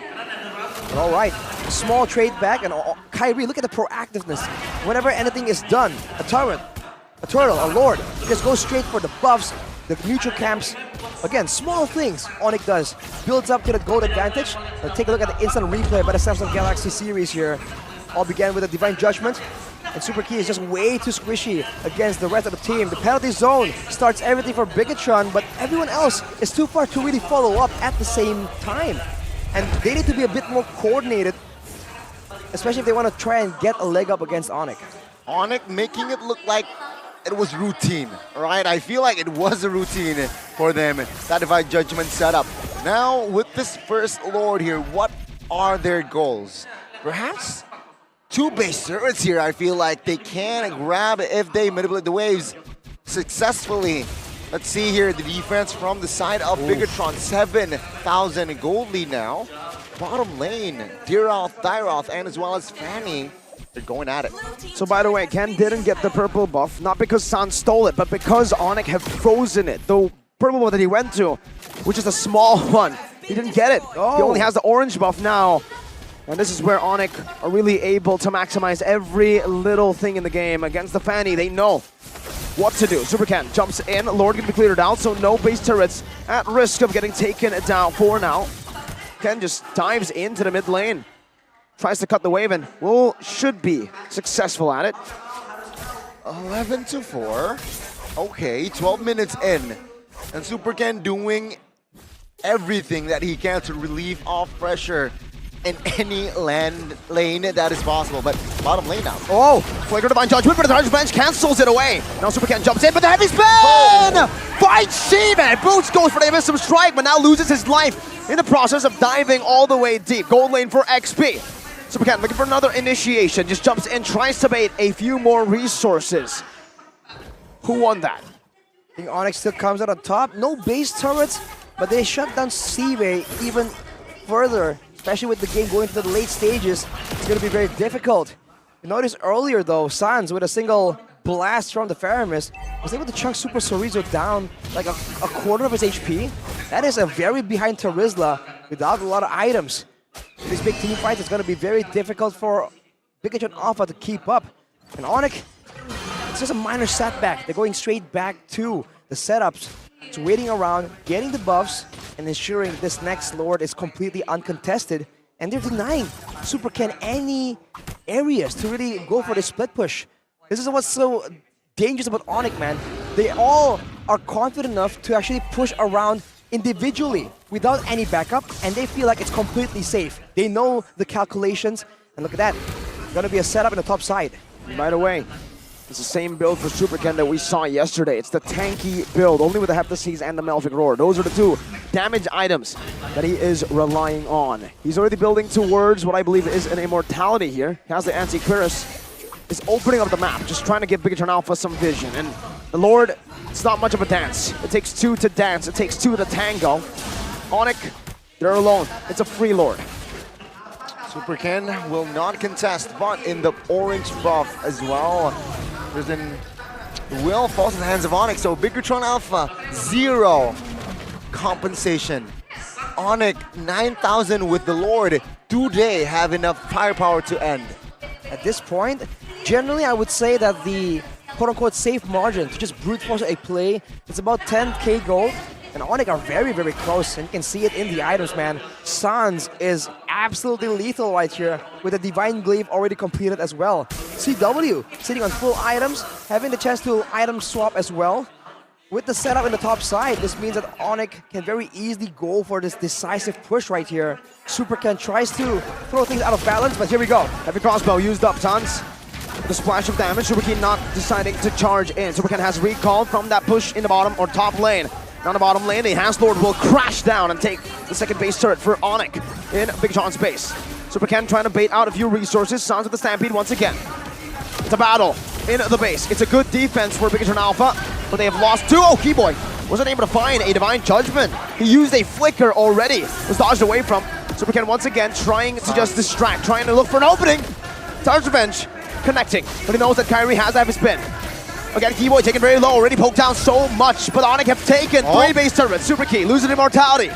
Big John Alpha waiting for the play. Abyssal Strike used up. Super Ken jumps in again, but Keyboy is not able to catch him just yet. 3 base turrets to 0. And it is a big win for Onyx. What the heck was that? No opening, no fights whatsoever, but Onyx, you blinked, you missed that they got 3 base turrets out of that Lord. So a huge win, 2-man pull. Oh, Will they commit to this? 2-man Stampede, bring them back. Super Key with the conceal gets him out. Moreno's chasing Boots, gets him to half. But that's about it, that's all she wrote. Kyrie picks up the purple. Look at Sans, they're just recalling, asserting dominance. This is what I was trying to say earlier, by the way. Match 1, all fights. Where do you see the plays happen? When is the game decided? In the Lord Pit, in those big team fights. With Onyx, that's almost never the case. Why go for a risky, crazy fight where everything can happen when you can just set up so cleanly that Big John Alpha, with all their combos, all the penalty zones, the Tyrant's Rage, Tyrant's Revenge combos, they can't even find an opening to go in. Onyx just sets up and ensures that, essentially communicates non-verbally that we are ready for every single engage you throw at us. And when there's a fight, or when Onyx wants a fight, 80-90% of it, they won. They know that they will win the fight. That's when they're committing. That's when they commit. And let's see, Bigatron Alpha here. How do they weather the storm is the question. The next Lord here, still minute 17. If Onyx is cheeky, they will wait for minute number 18. But no, they immediately started, so they do not want the Evolved Lord. I think it'll be too risky to wait all the way to 18th minute, because Bigatron Alpha, it does give them the time to clear out these waves. But I do want to ask you, Arashi, do you think Bigatron Alpha can try to replicate what they did against Rebellion yesterday? Because it feels like whenever they get Fanny, that's the strategy, right? Same thing, cut, and then Lord, and then wait. See, in theory, I think they can, but the problem here is Onyx is a way more decisive, and they have tools right here to begin a fight. The heavy spins, the Divine Judgments. If Super Ken tries to buy some time right there, Onyx will push the sense of urgency onto him by threatening to go for a fight. And now here we go. Super Ken jumps forward, they're not able to bait any of the resources. Now look at the base, wide open, that's a Flicker Divine Judgment, bringing Super Ken back! 3-man penalty zone, the base is still open right now, but Cerezo will be able to sustain just a bit, but the Nether Realm does it a bit better. Super Ken jumps in again, back up by Kyrie, almost taking him out. Waves have been cleared. Now 2 more coming down. Super Ken once again with cables, going back and forth. Kyrie looking for a stop. Super Key jumps in with Tyrant's Revenge, but gets melted down, and this should be game number 1 for Onyx. The minutes are coming down, it's crashing, 18 minutes. Onyx stay disciplined, and they stomp. Human versus nature. In this first game of today, it will be the Yellow Porcupines, the Sky Kings, taking the first game. Let's see here if Bigatron can equalize, but what a clean game by the Sea Champions. That is insane. We've seen the crazy, high-paced team fights of match number 1, and now we are faced with the exact opposite. No crazy engage, no crazy pickoff. You don't make a mistake, we move ever so slightly closer to you until you have no choice. Onyx always suffocate their opposition just like this, and it makes it seem like there's almost no risk at all. Onyx again looked perfect in game number 1. There were a few kills here and there. I believe in total there were 5 kills, but if you take a look at it one more time, CW was deathless, Sans was deathless, the carries were deathless. The kills only were towards the people that could die, that could sacrifice themselves for the greater good of Onyx. Onyx, yet again, a very convincing performance shown based on that first game. And the first big fanning was countered massively by Onyx. And I feel like it was orchestrated by that Akai pick. Right after that Akai pick, that fanning was very hard to stay relevant in that game. Now, how are you supposed to deal with this, man? You thought that, oh, Super Cat and Kyrie, we're going to see an assassin showdown. Coach Yip says no. Why would we do that? We know he wants to go for this fanning. We are going to absolutely shut it down. Even when he tries to go against CW, to go for the 1v1 pickoff, it's all within the calculations of Coach Yeb, and that is terrifying, man. Every single lane that Pikachu and Alpha tried to rotate to try and get a play, get a pickoff, it was constantly punished. Up to a point where even with the assassin, they are the ones grouping together like a team fight composition. Even a Dairoth pick, right? Something outside of the box, not something you would expect against a Terizla to try to counter it. But in that game, Gani, my god, Onyx. Hey, 2V man, exploit boots his hero, and with that Dairoth pick, it adds more versatility. Now, let's see here, POTG of Samsung Galaxy A3 A54 is going to be Sans. It's going to be Sans, 93% KP, 409. This guy, alongside a boy, can play, definitely can play the fairness. Yeah, can play? That's a big understatement, man. I mean, Keyboy didn't even need to flicker in most of these pickoff scenarios, right? You'd expect your roamer, especially something like a Kaja, to flicker out when you get in that kind of place. Sans is so aware. He's always there, Arashi. The coordination is just crazy. They know that when Keyboy or CW, whoever's trying to make an aggressive play, they know that backup is around. They know that worst case scenario, what to do there. Like we saw earlier, and we might see in the replay, how CW just knows where to run to, where to try and get to safety. Same thing for Sans. He knows where to be, he knows what his team is trying to do. So again and again, a lot of the great moments of Bigatron gets completely denied just purely off the fact that he has the Netherrealm and he's always in the right place at the right time. Oh, wow, what a start of the series. Now let's see here the highlights. It's all just on it here. Where did it all go wrong? I don't know, man. I think it begins in the turtle fights, technically, right? Because 1v1, they do get, Onyx gets some value, but never that massive. But afterwards, especially giving CW so much of a lead in the early game, it's not like they have a choice. But that was definitely one of the big factors. An Aerithal in the early game, chunking for such huge amounts of damage is definitely a big problem. It's kind of like Bigatron Alpha building, and building all the way to the late game. It felt just like an anticlimactic game, right? Because for Bigatron Alpha, they were building, they were waiting, but what were we waiting for? What? Yesterday, we were waiting for Ixia. Waiting for a few heroes that we know have power in the later stage, but here, it almost seems like with the Beatrix, it's just not it. It's not enough. Unfortunately.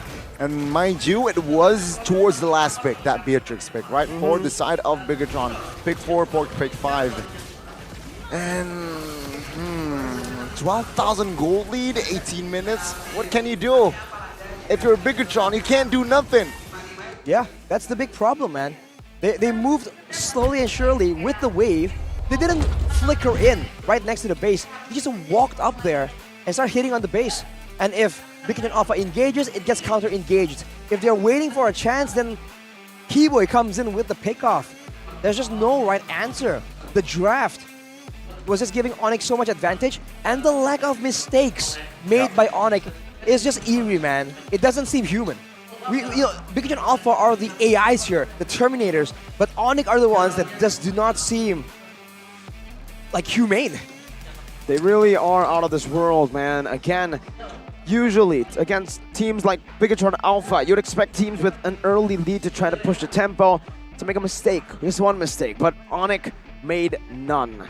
0 mistakes. From the buff freeze to taking control of the entire jungle of BTR, nullifying Super Ken. What made Super Ken really special yesterday was the fact that he was able to fight for the purple buff, was able to get purple buff from time to time. Against Onyx, after what? The 12 minute? No. Yeah. None. Even I feel like from before to the 12-minute mark, it was very...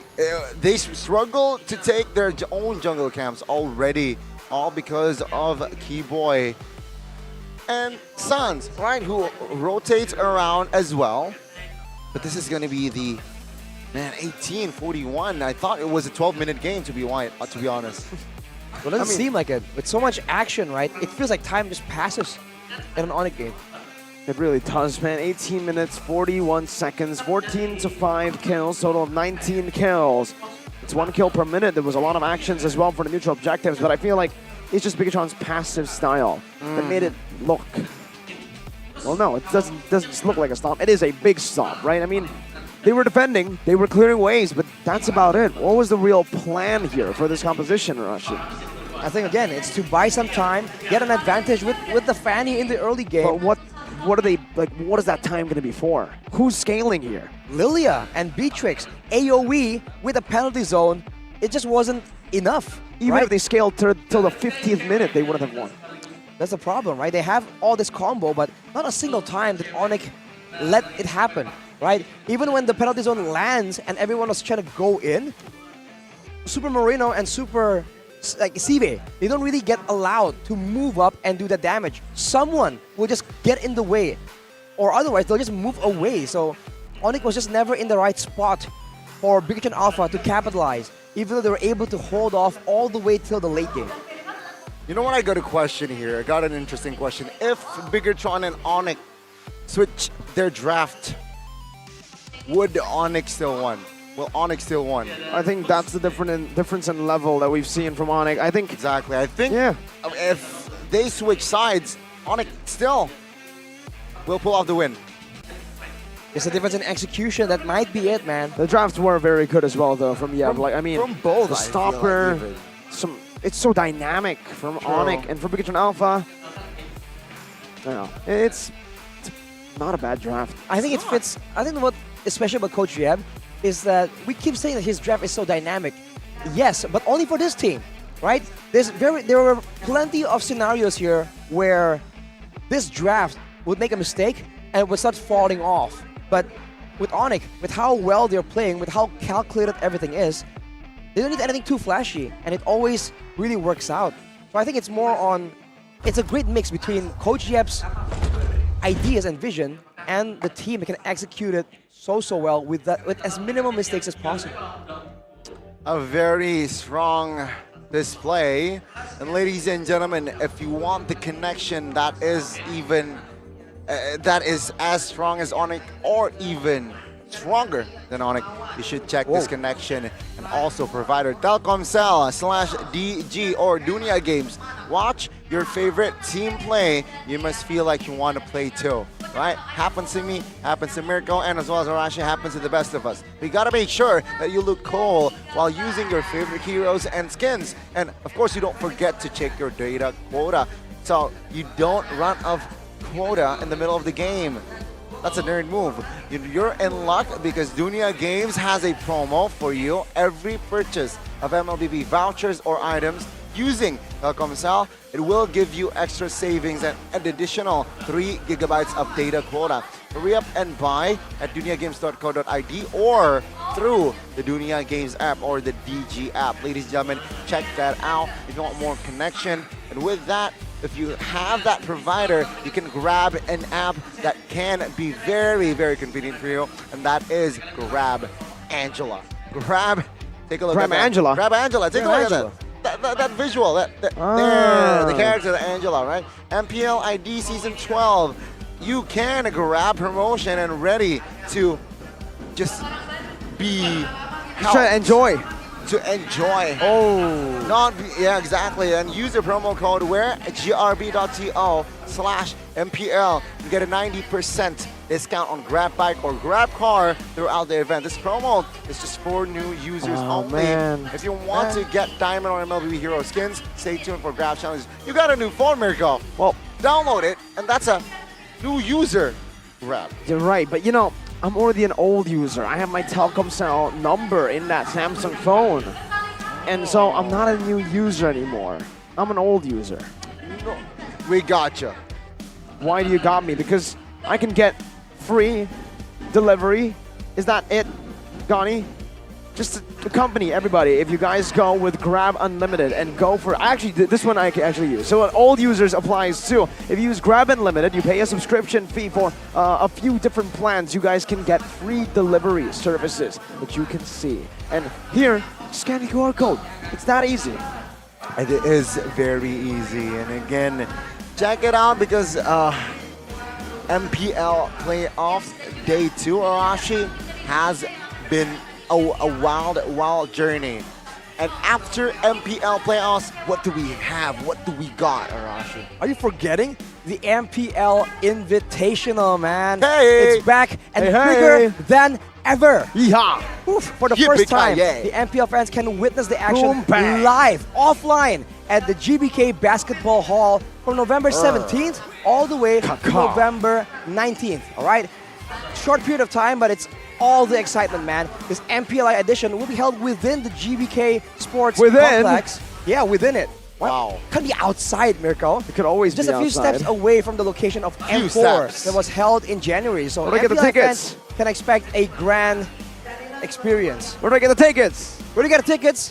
Where? Well, the early bird tickets are now on sale, starting today at 5:30 p.m. Start today? Indonesian time. Today. Like 12th October? Yes, at 6:30 p.m. Singapore time as well. Enjoy a 20% discount on all tickets and grab the best deals for the Mythic 3-day pass, which gives you just full-on access, including the opportunity for on-stage photos at specific times and exclusive MPLI merchandise as well. Get tickets at oneesports.gg/MPLI-2023. If you want to see Onic, the fans here as well that have attended the venue, they're going to be in MPLI for sure as well. I mean, I don't doubt it, right? I mean, When your team's dominating like this, why wouldn't you watch them? Why wouldn't you support them, right? Oh, yeah, of course. In game 2 here, let's see what will happen here. Bigatron, they need to adjust fast and hard. What is the number one adjustment they need pre-game 2? He just got out executed, man. True, but there's this theory that has been floating around in the ether, especially since SPS. Bigatron was doing so well against all the other teams, and then they meet Onic, 0-4. They're the last boss, man. True, but some people are saying there could be a mental component at play right here. Let's take a look at the hero pool comparison, though. Number 1, it's your boy Beloyski, big boy, Tied. and Super Ken, number 2. Van Strong is 3rd, but he isn't in the playoffs, unfortunately. Kiboy is 4th, Steady Boy is 5th. Chiku, guys? Oh, this is MPL ID, MPLs. PH, and MY. So, top 5 are all from MPL Indonesia. Wow. I mean, we're trying to draw conclusions here, but it seems like Indonesians is a lot more flexible for now. But Beloy is Filipino. Shh, we don't talk about that. Oh, no, yeah, he is 100% Indonesian. I mean, look at his face. We've claimed him. He eats gultik, ladies and gentlemen. He That's eats an Indonesian dish, yes. Because of that, he is Indonesian. That's the logic here. He switched teams, so, deal with it, man. We have claimed him. GF. Arashi. Geek fam. Unity. What's a geek? Always a fam. fan. Wrong match, my guy. They were very, very in sync that match. Yeah. Oh my god. They were a unit. They were a unit. And hence why the name Geek Fam Fam Unity. But my god. Enough about Geek Fam. Let's talk about BTR and Onic, guys. Right. Back to my point. Yes, Some people your are saying point. there's a mental component here. Mental? Bigatron might be just feeling a bit too pressured going up against the final boss, right? We see that Super Key sometimes makes the plays happen. We didn't see El Momento make anything happen in game number 1. Earlier in the game, he did go for a bit of a pickoff, but every single time he makes a mistake, Every time the skills don't land, Onyx punish him severely, and that could lead to a bit of a cold feet in the late game, right? Wondering like, oh, should I go now, right? Because last time I went, I got destroyed. Okay, I think okay. Bigatron might have to deal with that factor as well. So this is a double layer of difficulty for Bigatron Alpha. Okay, let's see here what will happen, ladies and gentlemen. According to the data earlier on Bigatron, when they are on the red side, 100% in the playoffs. In the playoffs. Let's see here what will happen. Will it be the same? On it, they banned out the Matilda, even though they're blue side, and as well as Paquito. So that Matilda is not within their game plan. Valentina banned out as well. Bigatron here, Peredrin, and as well as Kadita. I have a feeling that if Bigatron do not ban the Fanny, oh boy, it's gonna be a Fanny for Spick. Kyrie. Even on the Onyx side. I mean, why not, right? Why they not? just beat Bigatron in game number 1, or maybe they might just go full series mode. No Fanny. Fanny's saving is being saved up for M5. Well, you see the final ban right here for Bigatron is being contemplated very, very difficultly, man, because the Angela is still on the table as well. With the Matilda banned away, I think that an Angela pick becomes such a big problem, and Bigatron are just so lost right here. What do they want to let go? It will not be the Angela. Would it be the Fanny? Let's see. Onyx again setting the tempo for this draft. Will it be a Fanny first pick, or let's say an Edith is still on the board, and even Irithel, if they want to go that crazy route, is also on the board. Oh, it's gonna be very spicy if they do pick the Fanny here first pick. You know? Wow. Still, it's gonna be the Akai first pick here. 85% towards the role of jungler. That is crazy, man. The Akai Arashi, is it still at 100% win rate? No, it lost. RQ, Versic lost on it. So, not 100%, but yeah. Probably the most prio jungler in playoffs so far has been the Akai. It has won in most of the utility matchups. It has only lost to the Lancelot, I believe, to Nile. Well, quote-unquote lost. Not exactly the Akai's fault though, right? All the factors come together right here. And I think with how much teams are improving and how Lord-centric the game is right now, it's great to have a heavy spin for those situations.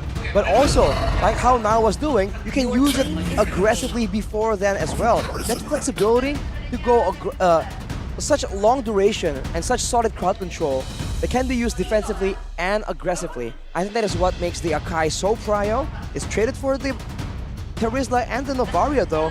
Bigatron might try to go for the intel warfare here. Yeah, Terizla and Novaria here picked up great, solid picks, right? You have a Novaria that will poke you down from range, but there you go. That's why I earlier said 85%. There's a chance that the Akai will fall to the roamer position, and yeah, exploit boots, man. Game 1, he was a damager. Game 2, he's a tank. The total number of recalls made by Sans during MPL regular season 12 has reached 1,012. Bang, uda bang. That means bang. Like, sir, please. Done, please. Please stop. Stop, sir. Like, enough, bro. Come on. Sir, we stop, get it. sir. Well, for Onyx right now, it's a bit of a showcase. Where is the Akai? Is this a roam Akai? That is... Should be. Exactly. Interesting. We haven't seen it in a while, but considering that the roamers are always the ones engaging, why not use the Akai? He will be very limited until level 4 though. We'll see how Onyx tries to deal with that. As Bigatron go for that Baxia. It's a bit of a signature pick as well for Superken. Yeah, yesterday in the interview, I remember seeing that, well, hearing Superken say that when I pick the Baxia, it's almost a sure win. So this time against Kyrie's Fanny, we'll have to see if he can make good of that statement. With a Novaria in the mid lane though, for Bigatron, even if Superken crashes onto Kyrie in the jungle, where's the backup, right? Maybe a long distance Astral Sphere is what they're counting on, but the roamer needs to be very important right here, but I believe we've seen that the Baxia could be flexed around as well. I think we saw it in the EXP lane, was it not? Was it? Maybe. Let's see here. Second phase Onyx, what will they go for the bans, and will be the Minotaur banned away? A good spot there by the side of Onyx, right? With their composition, they want to go and pick off, and if there was a Minotaur, they can disengage. Well, technically disengage, but Minotaur also struggles to get out of the sticky situations himself. But not for Bigatron. I do wonder if some flexing is happening, but banning away the Lilia means that they do want to go for this beefy approach, right? Bully, outlast Onyx, push them out of their jungle, and they have already. Onyx has forced out a Faramis ban, finally, from Bigatron. An FP and Faramis ban for S Sans. Because honestly, he is absolutely lethal on this hero, similar to a boy on this pick. So for Onyx, at this point, what do they want to ban, right? Is it going to be Keen that's going to be banned out, or Shive? The Ixia, I don't think is an option to go for when you have a Fanny on the opposing team. Maybe the Brody could be an issue. That is also a bit like 50-50. It's like, sure, for the Fanny, it's going to be an issue. But they could simply just pick up a hero that outlanes that Brody. And it's going to be the Grok instead that gets banned out. So really nailing Key's heroes down. BTR, first pick, second phase. Technically, Novaria can be flexed there, Arashi, into that roam position. True. If needed. But let's see here, what will be their approach? I understand they are Onyx. They're somehow forcing that Novaria into that roam position, right? So, first pick, Bigatron, my guess is they should pick up a gold laner here. Pick up a safe gold laner. Brody or Bruno? What do you think? I think Brody's safer, but they can just leave it for the last pick. Pick up a roamer first here, maybe something like a Kaja. Against the Akai, it is kind of tough, but yeah, they do go for the Kaja. They need a stopper still for the Fanny. I mean, that's exactly why Onyx has banned away the Grok. The barriers is a big problem for the cable-reliant Fanny. Now with the Kaja already revealed though, Onyx, what's the gold lane? What's the mid lane? This is for Suns in particular, such an irritating question, right? You have no idea. Payback time. It's a Farsa. We haven't seen it in so long, and just right now it makes an appearance yet again. Farsa. Going up against his composition, Purify, I believe that he will rock Terizlak, Shield. No, man. He's Sans. He's Flicker, right? Or Recall Claude. Even. Claude. Mobility, man, is the name of the game here for Onyx. You got the Wings by Wings, you got the Cables, and you got Claude. Wow, fast-paced draft composition here from side of Onyx. And then again, it's kind of like a bait to the Brody, right? The Claude gets bullied by the Brody in lane. It's good against the Fanny as well, but it's bad against the Farsa. So it's always a give and take when you're up against Onyx. They're so good at drafting Yeb and Adi. Gee. I mean, for Bigatron now, it's a lose-lose. Whatever you pick, you go for the Beatrix against the Claude. It's a decent matchup. Brody against the Claude, good matchup. Melissa against Claude, but you're up against the Farsa. So what? I don't know, Rashi. They're gonna go Brody. There you go. As expected, but again, yeah, against the Farsa, it's tough. Even the Akai, you can't bring the Fury. I think it's gonna be an aggressive attempt coming in from Bigatron right here, using the Baxia, the Terizla, to try and bully Onyx as much as possible. But like we said, Onyx already have solutions available. Mobility, split pushing, sustain in the front. The main tank here, the Uranus, as well as the heavy spin. We'll see what kind of execution they can bring out. Or will Onyx yet again just use pure out execution to win game number 2 and get match point. Well, ladies and gentlemen, the Sky Kings Empire, they are under attack again. K1, they managed to defend it, but this time will the Red Terminators find an equalizer? Again, let's see here the defense from the Sky Kings. Land of Dawn has been set for the stage, and ladies and gentlemen, welcome to round 2. WTR2, welcome to round 2. We own this. Let's get straight into Arashi. We'll have to see the emblems. It's Kyrie with lethal ignition, yeah. He's not gonna be, he's basically saying, Supercan, this is how you play Fanny. Build damage. We'll have to see. Supercan says it's almost a guarantee if the Baxia is in his hand, so we'll see. who actually gets to flex a little bit more. Of course, Super Ken will have an advantage in the clear department. But that aside, that's about the only advantage that Baxia has. It's a great pick against the Uranus as well, by the way, but look at Keyboy. Keyboy versus Key, the Panda, the Dragon Warrior versus the Bird. the Bird. I mean, I don't know what it is about Keyboy. He always just spams that Evos emote. He's really an evil spam, my guy. Look at the mid lane though, a lot of action, a lot of movements around it. Looking at the emblems, Inspire and Wilderness Blessing for Super Moreno. More cooldown, as much roam as possible. The Novaria can clear very fast, but she does not output so much damage in the early game. So we'll have to see as Super K flickers out. That's another flicker by Keyboy.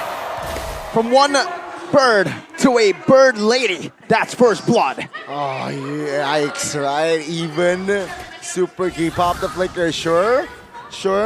Sans and Keyboy both at the same time pop their flickers. Take a look at the timers, man. They're definitely in sync. Oh my god.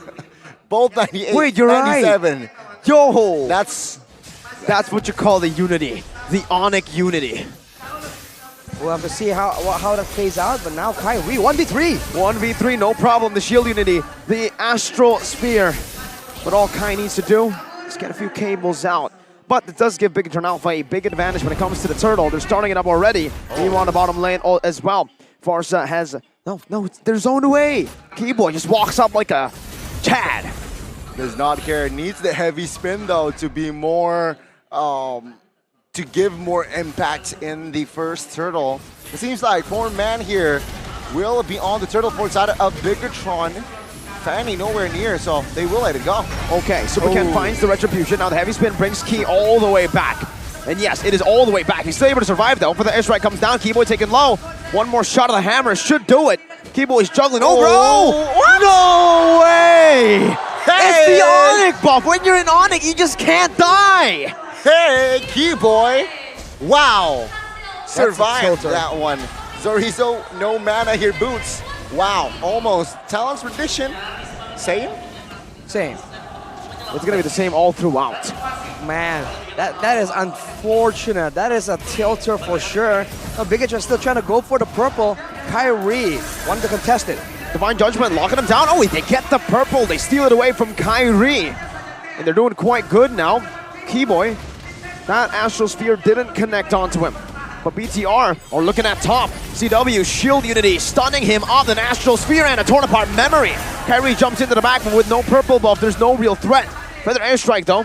Now that, some damage. Not enough to take anyone down though. It's a 1-2-1 here. A very great response. Great recovery here from side of Bigatron. And take a look. Sive finds a gold shield turret here. Almost full. That's a lot of gold, man. Chive is just pocketing everything. The entirety of the turret gold.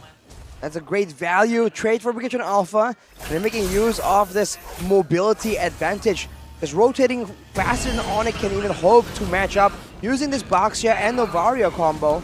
But Onyx, as always, don't seem so lost. It seems like they're just plotting, waiting for the right moment to strike back. Might be with the next neutral objective, but it won't be that simple. We've seen that Onyx has struggled with it in the first turtle. We've seen that, right? 4 minutes now. Let's see the setup. What the heck? Whoa. Boots! I feel like the damage, the turret damage was more than what Moreno gave. Yeah, I think he died mostly to turrets, and then Moreno just got a cheeky little Astral Speeder down. Keyboy has a heavy spin. Super Ken has a level lead on Kyrie. Purple buff up. Kyrie might just give it over. That's a heavy spin onto Super Key, but I don't think it's going to be enough to take him down. He still survives. That's a Divine Judgment as well, locking Keyboy down, and it's a free turtle to BTR. Meanwhile, here, you do see that Chorizo is going to be bursted down by the Feather Airstrike. Meanwhile, CW up top. Oh my god! It's a double for Shive.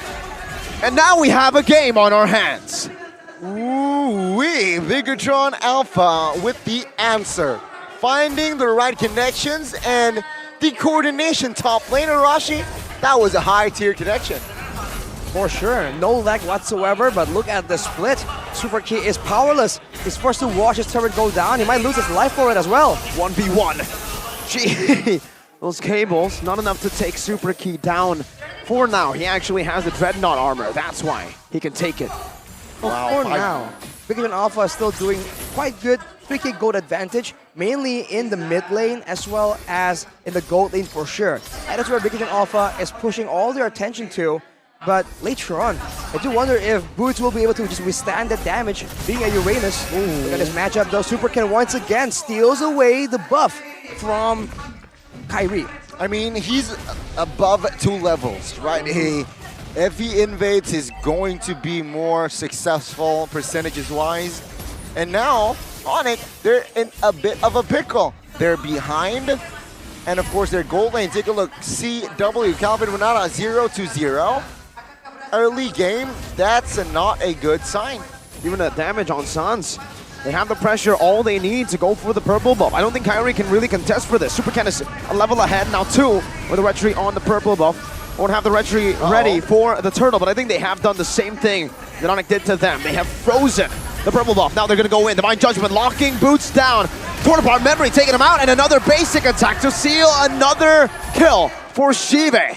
4,000 gold lead for the Red Terminators. 6-1 total kills. Audience prediction, though.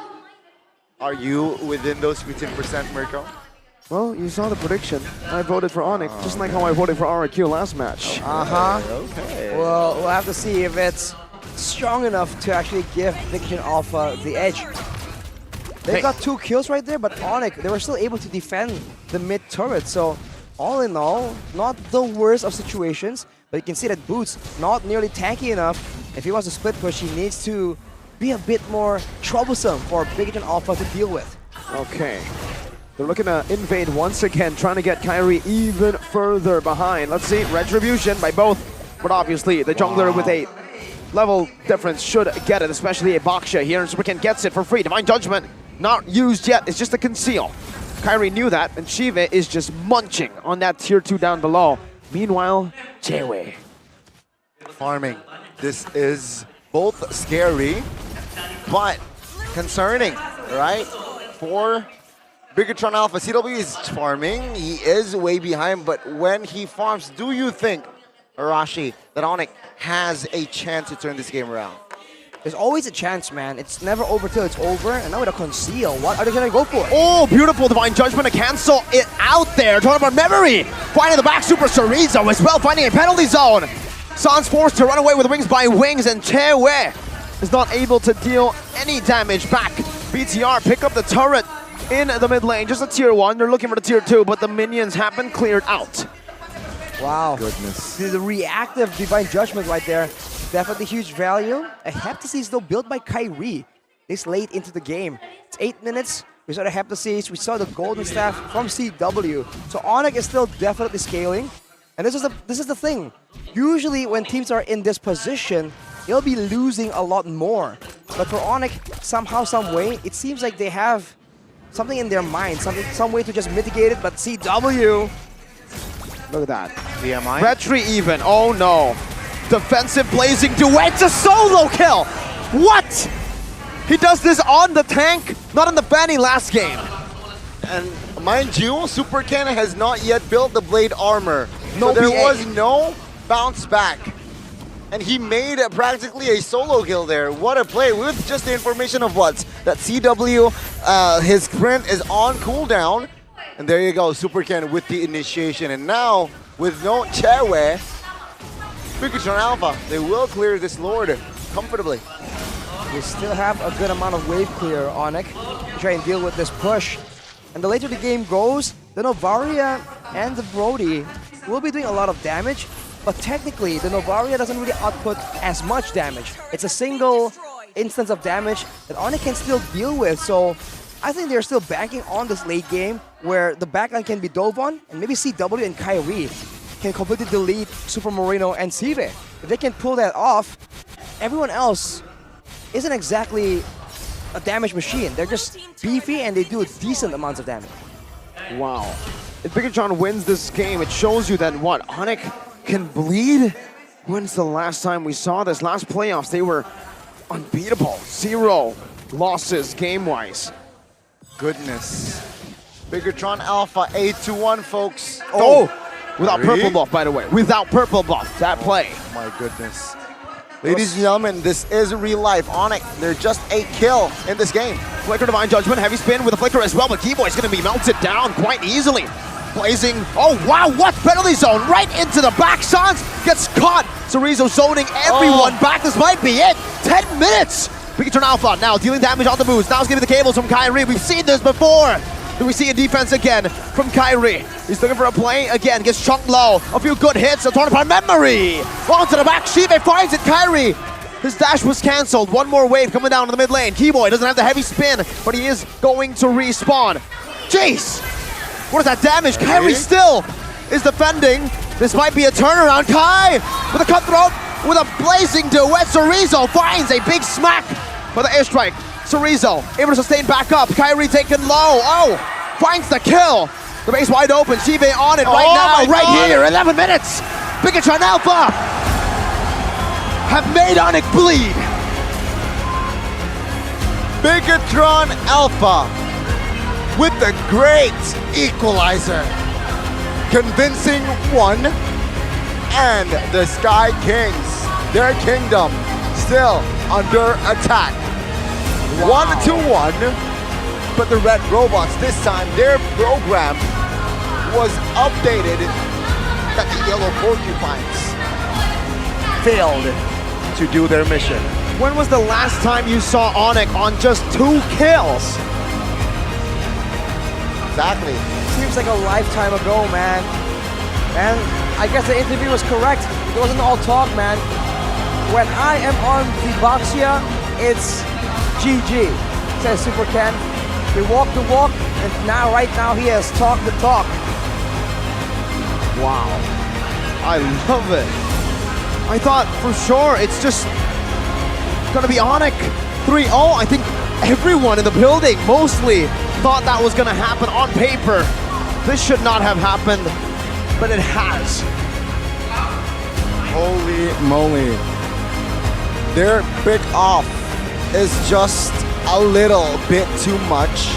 And of course, the early aggression on that purple buff was the factor, Arashi, was the main factor on why Kyrie struggles to find the aggression.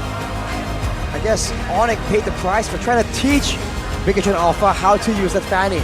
They say, we don't need it. We know how to do it already. You try and play games with us, we'll take you out. This was actually like a smart bait. They played the fanny in game 1. Technically, it baited in Onyx to use that fanny, and it ultimately gave them their first loss in playoffs since season 10. But remember, history, if you take a look at season 10, it was 3-1. BTR beat Rebellion 3-0. This is what happened here. BTR beat Rebellion 3-0. And then in the upper bracket match, Onyx beat BTR 3-1. Right now it's 1-1, so history could repeat itself. Looking like so if Onyx, they change their approach, they change their just adaptation. They need to adapt to game 3 and game 4, but our POTG by Samsung Galaxy A34, A54, 5G is going to be SK, Super Ken. Super Ken with a 67% kill participation. Full tank build, but on a box, yeah, that's terrifying. Just rolls at you, and he was able to just deny everything from Kyrie. Being a fanny player himself, he knows where and when it's gonna be a problem for him to invade. And with the backup of the team, I was doubting the Novaria pick, but they made it work. And that pickup potential was just devastating, and they brought it everywhere. Mid lane, jungle, gold lane even. And when they're that far ahead, we thought that Onyx are always just waiting, plotting for the right moment, but Bigatron just denied that completely. Exactly, man. So it's still true, the statement he made. Sure win on Bakchia. Yeah, I said that. Exactly, 67%. Gotta say it again, You don't see a game win against Onyx. I'm gonna say it again. Super Ken said that when he's on the Bakchia, it's a sure win. Sure exactly. Win. Against Onyx, it just feels uncanny, right? Like, sure win. Huh. What happened in this game? They just out-rotated, man. Bigatron Alpha, we talked about how good they are before 15 minutes. That's always what we talk about. The late game, the situational decision-making, not quite there yet. But before that, right, when it's coming to the setups, the laning, Bigotron has always been solid, and in this game, did they even get past 15 minutes? I think that's the main idea. Get all these aggressive heroes, with the Brody even in the gold lane, and you're banking on just destroying your opposition before they can farm up, before they can get control in the game that they're in. My God. This can be dangerous though for Onyx.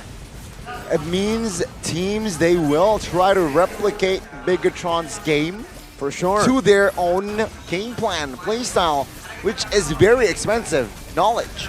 And how long has it been since Onyx actually lost a game like this, right? It's either going to be a wake-up call to them, or they might not be able to understand how it feels to lose. It's been so long. You're right, you're right. Is it going to have like a mental aspect right here? After not feeling the sense of defeat for a long time, could the first one in a while here be a huge blow to their confidence? We have to wait and see for game number 3, see if there's any changes. But for now, let's take a look at the items. It's an 11-minute, 26-second game. And Bigotron Alpha were in full control, only giving 2 buffs towards Onyx. And looking at the items, it's just not adequate. CW barely has his core items, the Golden Staff and a Demon Hunter Sword. Kyrie went for a lot of penetration, knowing up he's against a Baxia, against a Terizla. He went for the Heptasis later on. And Sans, the usual cocky Sans with the recalls, I don't think did that much this game. So clearly something is working. And only the Clock of Destiny and the Lightning Truncheon. You saw him trying to find those pickoffs the way he usually does. But I don't think he's used to being this far behind. I mean, to add to that, right, I feel like Boots' job description here as the Uranus failed. Why? Because you pick Uranus to distract, to give space towards your marksman. But no, Bigotron Alpha, they understand and they neglect and they ignore the Uranus. Meanwhile, they focus down on Che Wei, 0-0 in the early game. That's a good capital to move on before the mid game. For the late game, that's already a huge win for Bigotron's side. Big win. Big dub. It's a huge win, Arashi. Huge, definitely. Especially when you know that your opposition is on a Claude and you're on a Brody. Must be a great feeling for CV right here, coming out on top, finally getting a aggressive lane that he can show his prowess on. He was just a menace, dealing a lot of damage from the back, having it with the crowd control and the torn apart memories. Just through the calculations of Onyx way far into the air. And maybe that's the way to go right here. It's the revenge strike from Terizla, the turn apart memory, a lot of skills from Bigotron Alpha here. Does throw the calculations into the water. And for Onyx, a team that threads the line between safety and, I don't know, recklessness, surviving on slivers of HP. We saw that Sans, even in the final base fight, get taken out because he wasn't expecting that. Lives for a bit longer, but the revenge strike does take him out. Oh, ladies and gentlemen, 12-3. This is real. This is not a simulation. Yeah. Onyx 3, 12 Bigotron, not the other way around. And again, still. And that means the statement is true.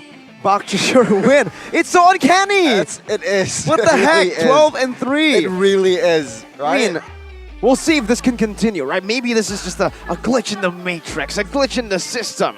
I think it's a bug that Bigotron Alpha is trying to capitalize on.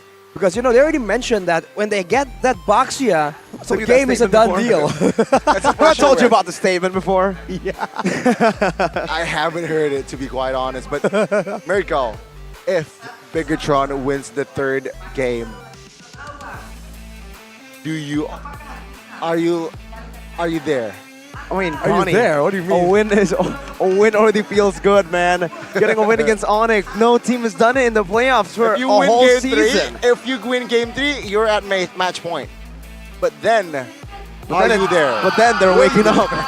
That is scary. I don't know. It always feels weird when Onyx loses. It's just like, wait, what are you doing? What are you planning? Oh my God, it is scary. Hopefully they're not planning anything. That is for your sake. For my sake. Because I expected a stomp. I expected a 3-0 stomp. Oh my God, ladies and gentlemen. With that, we are going to take a short break here. 1-1. Will we see another full best of 5 games? Do hope so. But let's see here, ladies and gentlemen. Please stay tuned for our game 3.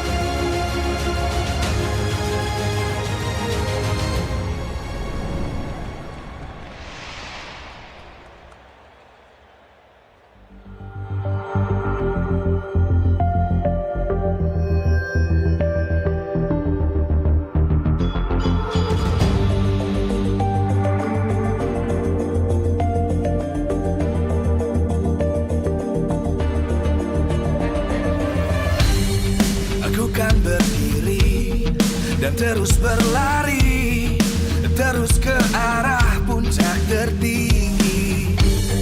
Ku takkan berhenti hanya sampai di sini. Kemenangan abadi menanti. You know we won't miss if we unite our focus. And if you haven't noticed, we all live. Nyalakan apimu, hadapi semua tantangan, hadang semua serangan, jatuh bukan halangan. Bakar semangatmu, janganlah engkau menyerah. Kita akan buat sejarah. We all this, we won't miss. We all this, we won't miss. Saatnya beraksi, jalani ambisi. Aku kan menyawakan hari ini. You know we won't miss if we unite our focus. And if you haven't noticed, we all live. Nyalakan apimu, hadapi semua tantangan, hadang semua serangan, jatuh bukan halangan. Bakar semangatmu, janganlah engkau menyerah. Kita akan buat sejarah. We all this, we won't miss. We all this, we won't miss. We all this.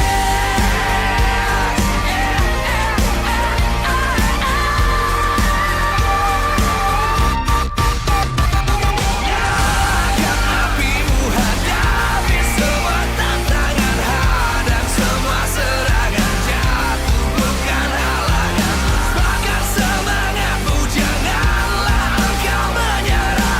Kita akan buat sejarah. We all this.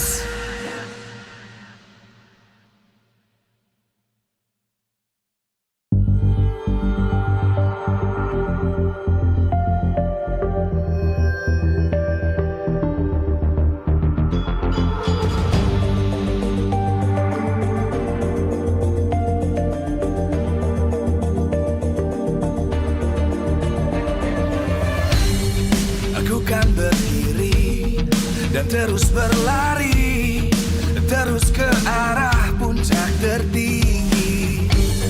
Ku takkan berhenti hanya sampai di sini.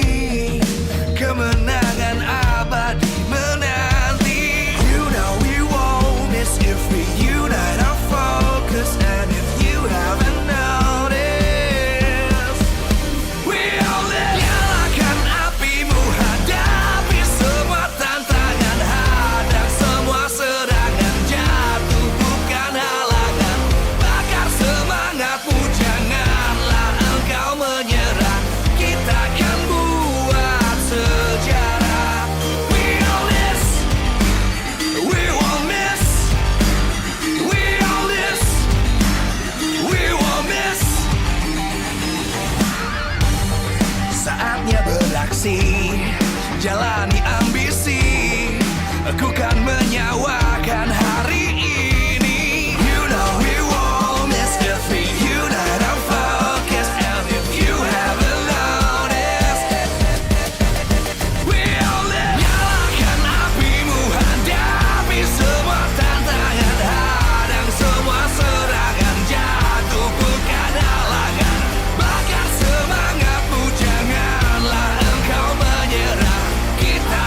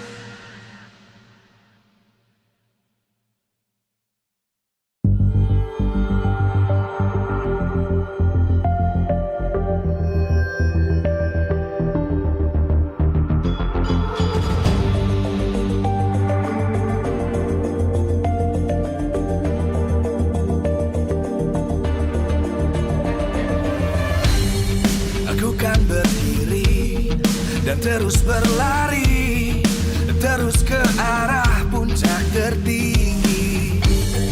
Ku takkan berhenti, hanya sampai di sini.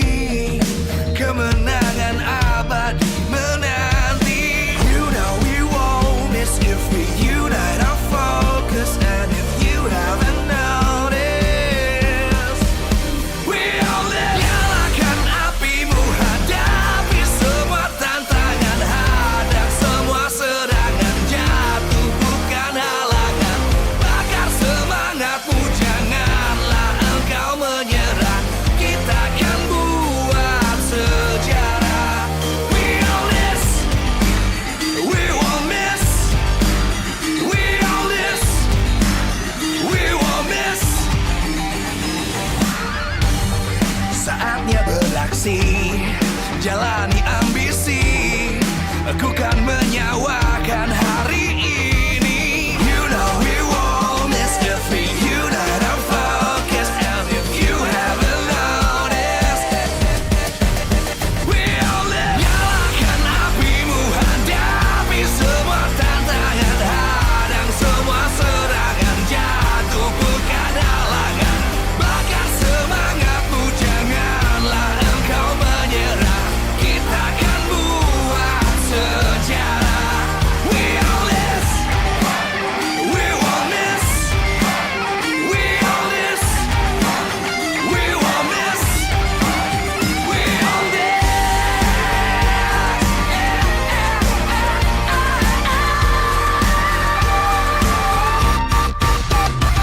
Nyalakan apimu, hadapi semua tantangan, hadang semua serangan, jatuh bukan halangan.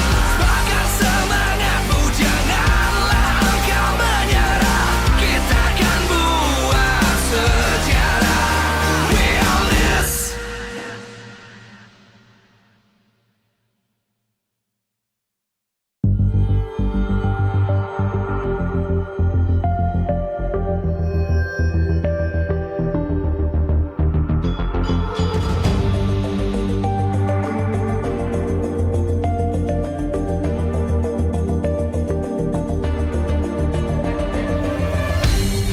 Aku kan berdiri dan terus berlari, terus ke arah puncak tertinggi. Ku takkan berhenti, hanya sampai di sini. Kemenangan abadi menanti. You know we won't miss if we unite our focus. And if you haven't noticed, we all live. Nyalakan apimu, hadapi semua tantangan, hadang semua serangan, jatuh bukan halangan. Bakar semangatmu, janganlah engkau menyerah. Kita akan buat sejarah. We all this, we won't miss. We all this, we won't miss. Saatnya beraksi, jalani ambisi.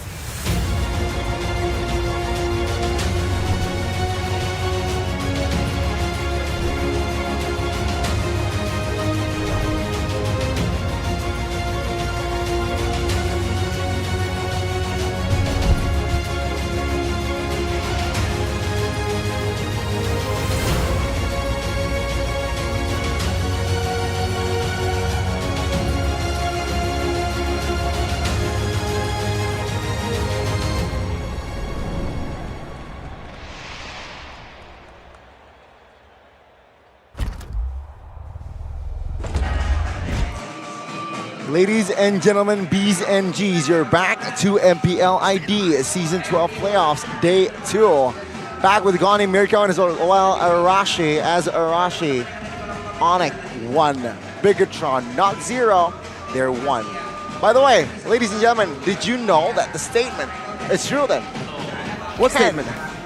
Baksha, 100%. Never heard that in my life. For sure win. Never heard that in my life. Incredible. Exactly, ladies and gentlemen. So that is what happened. Basically, game 2, Baksha picked up the well, Baxia picked up the what? Baxia picked up the Ken. Ken picked up the Baxia, and Onyx said, whoa, let's make that statement true. They lost. It's a 1-1. Hang on a minute. You're saying Onyx lost on purpose? I'm saying that they're committed to the statement. All right, I'm saying that you're kind of coping, my friend. But let's see, man, because you know, Supercat has said that if he gets that Baxia, yeah, it's over. So really, in the next game's drafting phase, we'll have to see, will the Baxia get any kind of attention from both Bigatron and Onyx, or are we going to see something completely different? I gotta be honest with you here, it seems like even though in the previous game Onyx lost, but take a look at the fans here. Still, they mostly... Still no date partner. -1 MPL date, Connie. Did that get you, man? Sheffin, come here. This guy has... Wait. I just realized. What you call Sheffin out? It was a dude. CITB. 1-2-1. Onyx and BTR. Let's see here what will happen in Game 3. Ladies and gentlemen, without further ado, let's jump It's time to drafting phase. What will happen here? Who will have the blue side? It will be Big A-Tron with the Kadita and Fredrin taken away. It seems like Onyx, they will disband the supports, disband the healers, right? Angela, Matilda. Let's see here, will the Rafa band comes through? Or will it be another? This time, Game 1, Game 2, Fanny not banned out. It seems like Game 3. Fanny will be the ban from the side of Big A-Tron. So there's already some respect now. Despite winning against the Fanny, they feel like, it's uncanny. We gotta still ban it away, right? I mean, to prove that it might not be a fluke, that's the question in all of our minds right now. Was that win a fluke for Bigatron Alpha? Because it could very well be. Gani mentioned earlier, you know, about that whole strat thing. I think it may be true, man. Again, Onyx losing in playoffs is just not something they do. It's just not a very Onyx thing to be happening. But I don't know, man. There's so many factors right here. It could be just that, you know, with the Baxia in play, it's just a done deal for Bigatron. But now, it hasn't been respected. So we'll have to see. Will Bigatron pick it up first? Are they going to still be concerned about the counters? Or will they pick something else? And then Onyx will be like, you know what? The fight didn't work out, but the Baxia though, we'll have to see. Wow, yeah, you're what? right. The Baxia, can we show Bigatron that we can do it with the Baxia as well? What's a Baxia? Remember the statement, if he's on Baxia, it's a sure win. Okay, so let's see here, right? It's up for play. Bigatron, will they pick it up? It seems like they're taking their time still, not an auto pick. Oh, wow, okay. That is also 100%. Oh, okay, playoffs? We've never usually seen Bigatron, teams go up against Bigatron, leave out the Paquito. It's always banned, and I think, yeah, for Onyx, that's been on their radar from Game 1 and 2. Okay, Valentina. Will they take the box shot away? Because in case you missed it or in case you didn't know, if Ken back picks up the box shot, it's a sure win. Onyx, one hero. What will it be? All right, well, Bigatron, they've also left out the Valentina though. We haven't seen this hero for quite a bit. I think it was banned out by Onyx themselves in Game 2 and Bigatron in Game number 1. It's gonna be an early Irithel though, which means that there's a chance that Bigatron can go for that box share, because you know, if they get that hero, it's a done deal. All right, folks, we gotta stop. Yes, the statement was made by Ken yesterday, folks, that when he makes okay, I'm not even gonna repeat it, all right? But yes, that is what we're playing with now, and it seems like for Bigatron, they will go with the statement. All right, stop, Arashi. No, we know what it means. We've said it enough. That's crazy. It's the Paquito and the box share though, so it's not just the box share. Paquito as well for Bigatron Alpha throughout the regular season has been through 100%, and that did not come from a statement from Chorizo. It's just facts. That's cool, man. But putting that on top of the Baxia, man, you already know the statement. So, for Onyx, the response is going to be that Lancelot, though.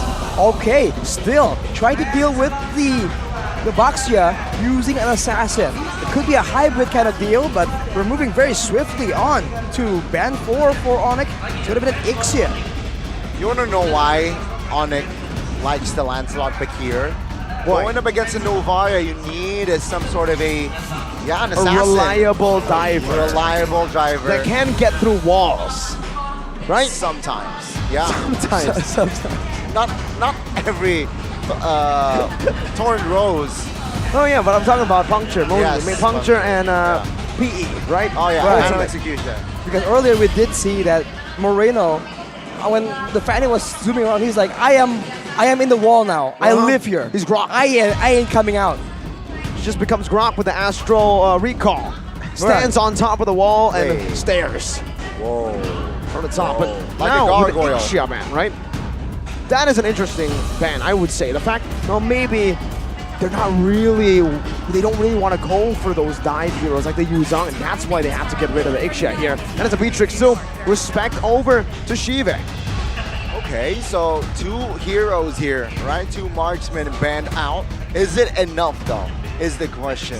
Bigatron, will they commit to another Keyboy ban, or will they shift their agenda and target Boots? Yuzong on the board. As we all know, it's very playable here. Going up against Novaria, potentially they will pick up a marksman that will be in the back lines. Yuzong, it's a threat. There you go. Yep. They will commit to the Yuzong ban. It's a good pick. It does get countered a bit by the Boxia, but right now, with so much tankiness, you would think that Onyx will want something with a bit more crowd control. Maybe the Edith is still available. Can stop the Boxia, can stop the Paquito in its tracks. It's a great pick. Yeah, I think the Edith would be a solid choice here, especially going up against a Baksha that usually wants to go for all-ins. Right, for the Paquito, yes, you do lock him in, but for the Paquito, he usually goes back and forth. The answer for Onyx will be, hey, it worked in game 1, the Iritha and the Dairoth combo. Why not do it again? Dairoth for Boots. This is my guess, right? I mean, yeah, I predicted, I want to say that they will secure a hero for Keyboy last. But Bigatron, what do they need here? They need DPS. So, with Ixia ban out, Bigatrix, well, I'd say they don't need DPS. They're up against so many squishy heroes here. The Brody does 1-1 work? Oh, no, not against the Iritho. No, the Iritho is already so strong when he gets an even lane. When you give the Iritho a matchup against a 1-1, yeah, it's like you want, unless they have something like a Kaja that can lock people in, but it's already banned out, right? So, like I said, Brody makes sense here, and they'll be the ones to pick up the Edith. They'll deny it over from Onyx. Taking it away from Onyx. For now, with only a Dairoth as the main, actually the Lancelot might be the tankiest guy on their team. And they're not going for any more tankiness. It's all about the movement. It's gonna be a Rafaela. That is not what I would be expecting, man. That's a very interesting choice. Regular season, we saw Keyboy debuting with a healer. Florin was the pick. This time, he will pick up the Rafaela. Let's see arguably the most mechanical roamer in ID. Not on a mechanical hero, on a Rafaela. That's interesting. We very rarely see Keyboy on healers. We have seen him on the Rafaela, however, and also the Florin. Those are the 2 healer picks that we usually see from him. And in this stage, what do you think about this, Gani? Do you think, as an Onyx fan, Rafaela is good in the hands of Keyboy, or would you much rather have those flashy heroes, his signature on him? As an Onyx fan, that's all I can say is I trust Keyboy and I trust Yeb. Well, we're going straight into Line of Dawn for game number 3 right here. Will Onyx regain the faith of the people, or will Bigatron show that once again, when they do get the Boxia, yada yada yada? Let's see. Was it a glitch in the system for Onyx, or was it true? Can Bigatron claim another point and claim match point? Ladies and gentlemen, game 3 between Bigatron Alpha and Onyx begins now. Already a difference in starting positions right here. Sans going to the side lanes, picking up a bit of EXP, and Keyboy soaking up the full midway for himself, going for a more even EXP distribution, aiming for potentially a huge fight in the early game. They lose out in tankiness, but as a result, they do have a lot more magic damage, ability-based damage. It could be used to gain a bit of an advantage in the earlier turtle fight. Oh, look in the bottom lane. That's a Purify already burnt out. But not much of an effort. Supercan rotating down below as well. Kyrie doing the same thing with a Puncture. That's a stun over, only to the minions to get himself to a spot, a different one. Super Key with an onward, again into the front, but there is no full commitment for either of these teams. A good juke, right, from Shive earlier with the smooch skill that is within the Shive's kit, within the Broly's kit to juke away from the Thorn Rose. That was Kyrie's threat. So again, a minute 40. It seems like here both teams, no kills yet, but they are looking for creative plays. Speaking of creative plays, Sans on the Valentina. Very, very creative, having a few options right here. But I think he's gonna be gunning for that Primal Wrath, going for a lot of DPS right here. So Bigatron will have to be a bit more concerned with who they target in the middle of a fight. And with the turtle spawning already, the AXP lane play! Look at that damage, man. I thought the shred would be enough to burst Chorizo, but he actually gets a good knockout strike in and just sprints away. By the way, if you guys are just tuning in, it's 1-1. Onyx and BTR. 0-0 though on the board. Onyx, they do not want to give this turtle for free. If you're just tuning in, you should also know that now Bigatron going for it. Knockout strike onto Boots with an Earth Shatter as well. Kyrie doing a good job at zoning them away right now. The Primal Wrap from San stolen away. Chorizo is going to be picked off. And that's Boots with a double. Oh, a beautiful Bism strike. Super Kendo wins the retry battle, and now he's on 1v4. It's 3 kills for 1 turtle. Onyx, they understand that they will, or possibly they will lose that turtle fight, but man, double for Boots. That's Wow. a huge statement. The talent predictions, though, is also a huge statement. Faith in Onyx remains unshaken for now, but they seem to be planning for that. They know Big and Alpha are going to go straight for their objectives, try and abuse these tanky heroes, and they say, fine, we'll let you get through it, and we're going to go and damage you while you take it. And even if you do take the turtle, we're going to trade it for 3 kills, and it won't be worth it then. Now, it's just the slow game. Once again, for both of these teams, it comes down to just farming. For Onyx, we've seen how they utilize the Death Ball. When they have a grip in the early stages, they're usually able to capitalize. Sans, engaged on, teaks away the Tortoise's poisons and just recalls in the face of them, using that damage reduction to stay alive. Wow, 2 poisons. Rarely we get to see those type of animations, but again, Onyx here, a very healthy lead, it seems like, right? And oh wow, with the help of Boots, Lancelot now will be able to rotate faster. Bot side though, will they commit to this? It's a 3v2 in favor of BTR. Seems like Kiwoy and C-Dubs, they are aware of this. I can't help but feel that it's a bit dangerous though. They're relying on movement speed, and they're all very squishy. So if Big John Alpha goes for a bit of a flicker play, something to force an engagement, they don't really have any solutions to cancel it out or escape unscathed. Okay, 4 minutes in, and it seems like Bigatron and Onyx, they have, again, after the 3 kills, first turtle, done. They have yet to pick up another kill here. EXP though, even with Boots having 3 kills above Chorizo, no action yet. No more additional kills here. But, okay, Keyboy, let's see here. For the second neutral objective take. Oh, no, Super Key with a big miss on that flicker. That's information, very valuable information for Onyx to utilize. Astral Echo revealing 3. Keyboy flashing the BTR emote. Boost jumping into Super Ken right now, but gets caught in the onward, but that's a baptism and an Earth Shatter. Kyrie wins the retreat battle. Kyrie now in the midst of it all, jumps with the puncture, and that's Boots with the Abyssum Strike, finding one. Sans jumping in with onward, but Shive respects it with his flicker. Okay, the first structure here will fall. So the snowball that after post-turtle, oh, it's so visible here, Urashi. Onyx immediately just goes online, knowing that they got the advantage right there. And the Primal Wrath on the Valentina, it's definitely a big problem that Big John Alpha don't really have a solution for just yet. Looking at the gold differences by UBS Gold though, you can see that Super Chorizo is quite far behind Boots, man. Those kills have really been kind to his pockets. CW can say the same as well. Onyx winning on multiple aspects, even in the roaming position right here, with Keyboy out-earning Key on the more proactive assist gathering support. Oh my lord. Ooh. A combo onto Kyrie, but it's Kyrie on a Lancelot. Just remember MSC all over again. It's Kyrie building towards the tank side of the build here. So again, if Bigatron Alpha does catch Kyrie, he'll be sustainable enough if, again, if he needs it, right? Yeah, it's an Impure Rage Lancelot as well, so a bit more damage in small increments, I guess. It doesn't really have the same kind of synergy with a tank hero, but Boots gonna go aggressive on the Super Can. Seems like Bigatron Alpha are too fast though, reacting so well, but look at Kyrie. He's waiting in that bush, goes in for a puncture into a Thorn Rose, and then backs away. Just some poke damage. Meanwhile, down below, it's Sorizo. Just cutting the waves, setting up for the third turtle of the game. The last turtle here, the setup here, very, very towards the side of Onyx. And Bigatron here, no clear answer it seems like, right? Will they contest?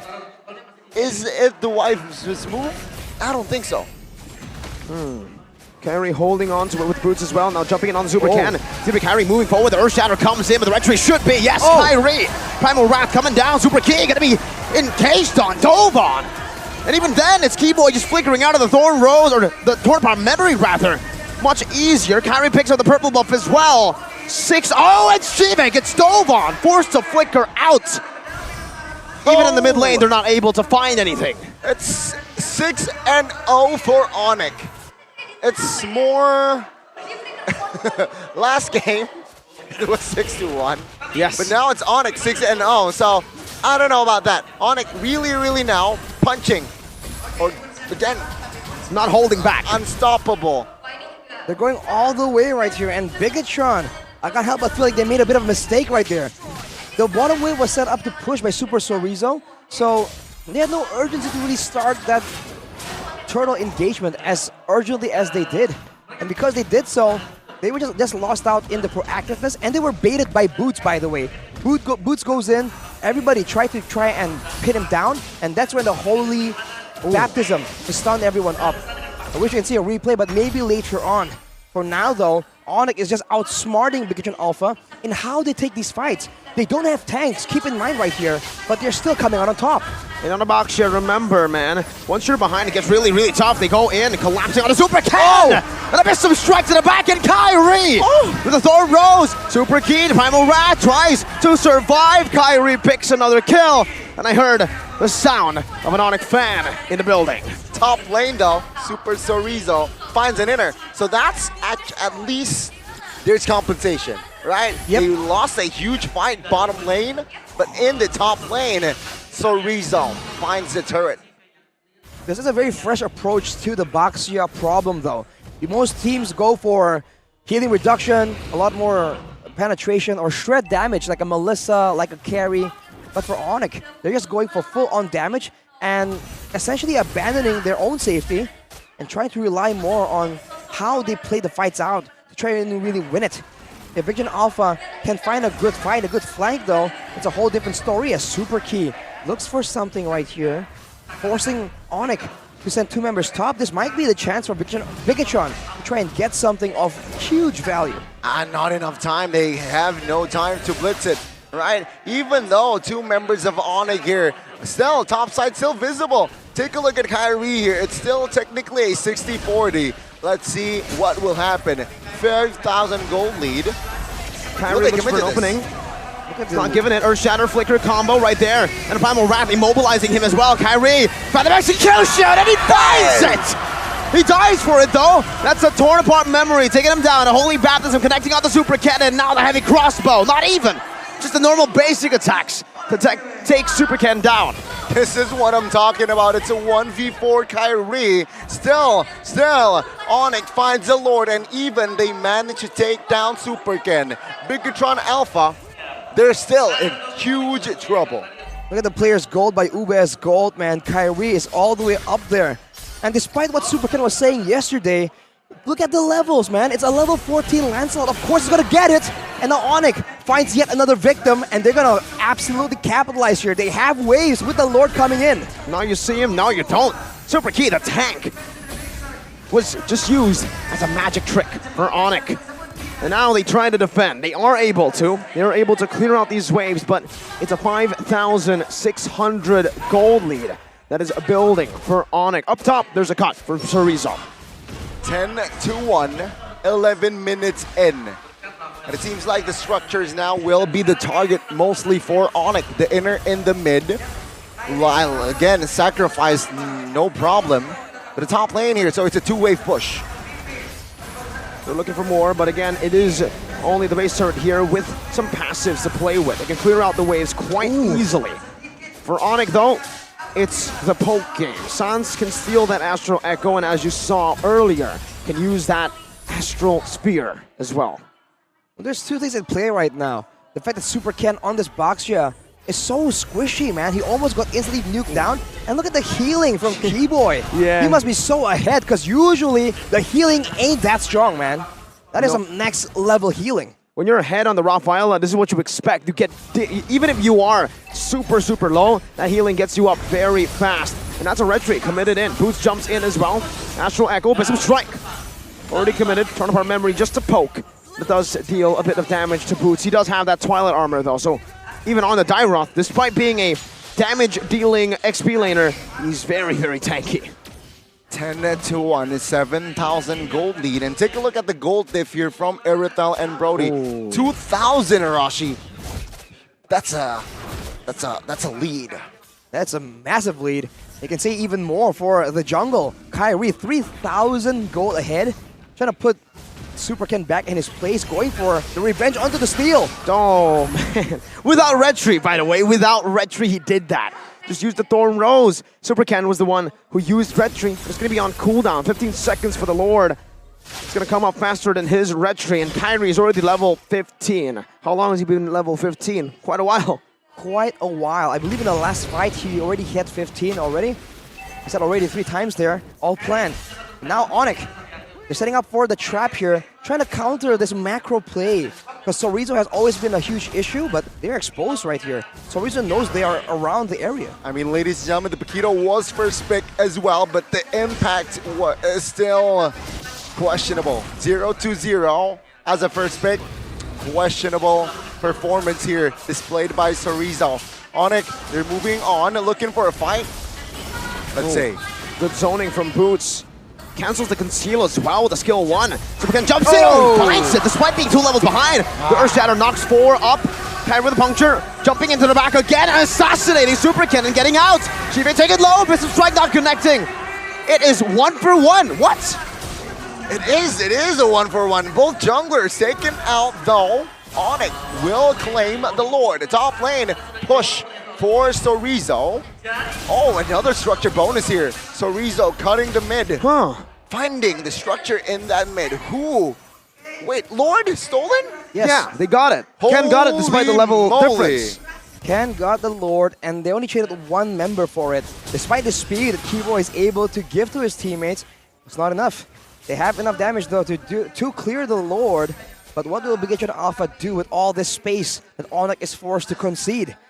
So Chorizo on this Paquito, you're seeing again why it's always so respected. It's a huge problem in the side of Onyx. And now Super Key might be going for something. Boots jumps in onto Key, that's an onward and an Earth Shatter. Super Ken's waiting there. Oh my god, that burst! Chorizo can't even handle it! He gets melted down like he's nothing. And Onyx defend, not just defend, they get a good defense and even 2 kills. Wow. Armor shred. I don't think anyone was ready for that, man. Key thought he had several more seconds, but no. 2 chains of basic attacks from the Erythel, from CW, is enough. And see his damage being completely augmented here by the presence of this Dairoth. And just like that, Onyx has regained control. No problem. Props to Moreno though. He's still top #1 damage dealt, but the mid lane. Ooh. Oh, it's just a base turret here. Taken down. The first base turret. But take a look at the pressure that Onyx is trying to give. They want the top lane turret as well, and it seems like for now, Bigetron will be able to clear the wave. They want everything in this space as fast as possible, but Bigetron have been able to delay the game for quite a bit through, what you said earlier, Rashi, the Paquito. Chorizo always going for the Iran mode.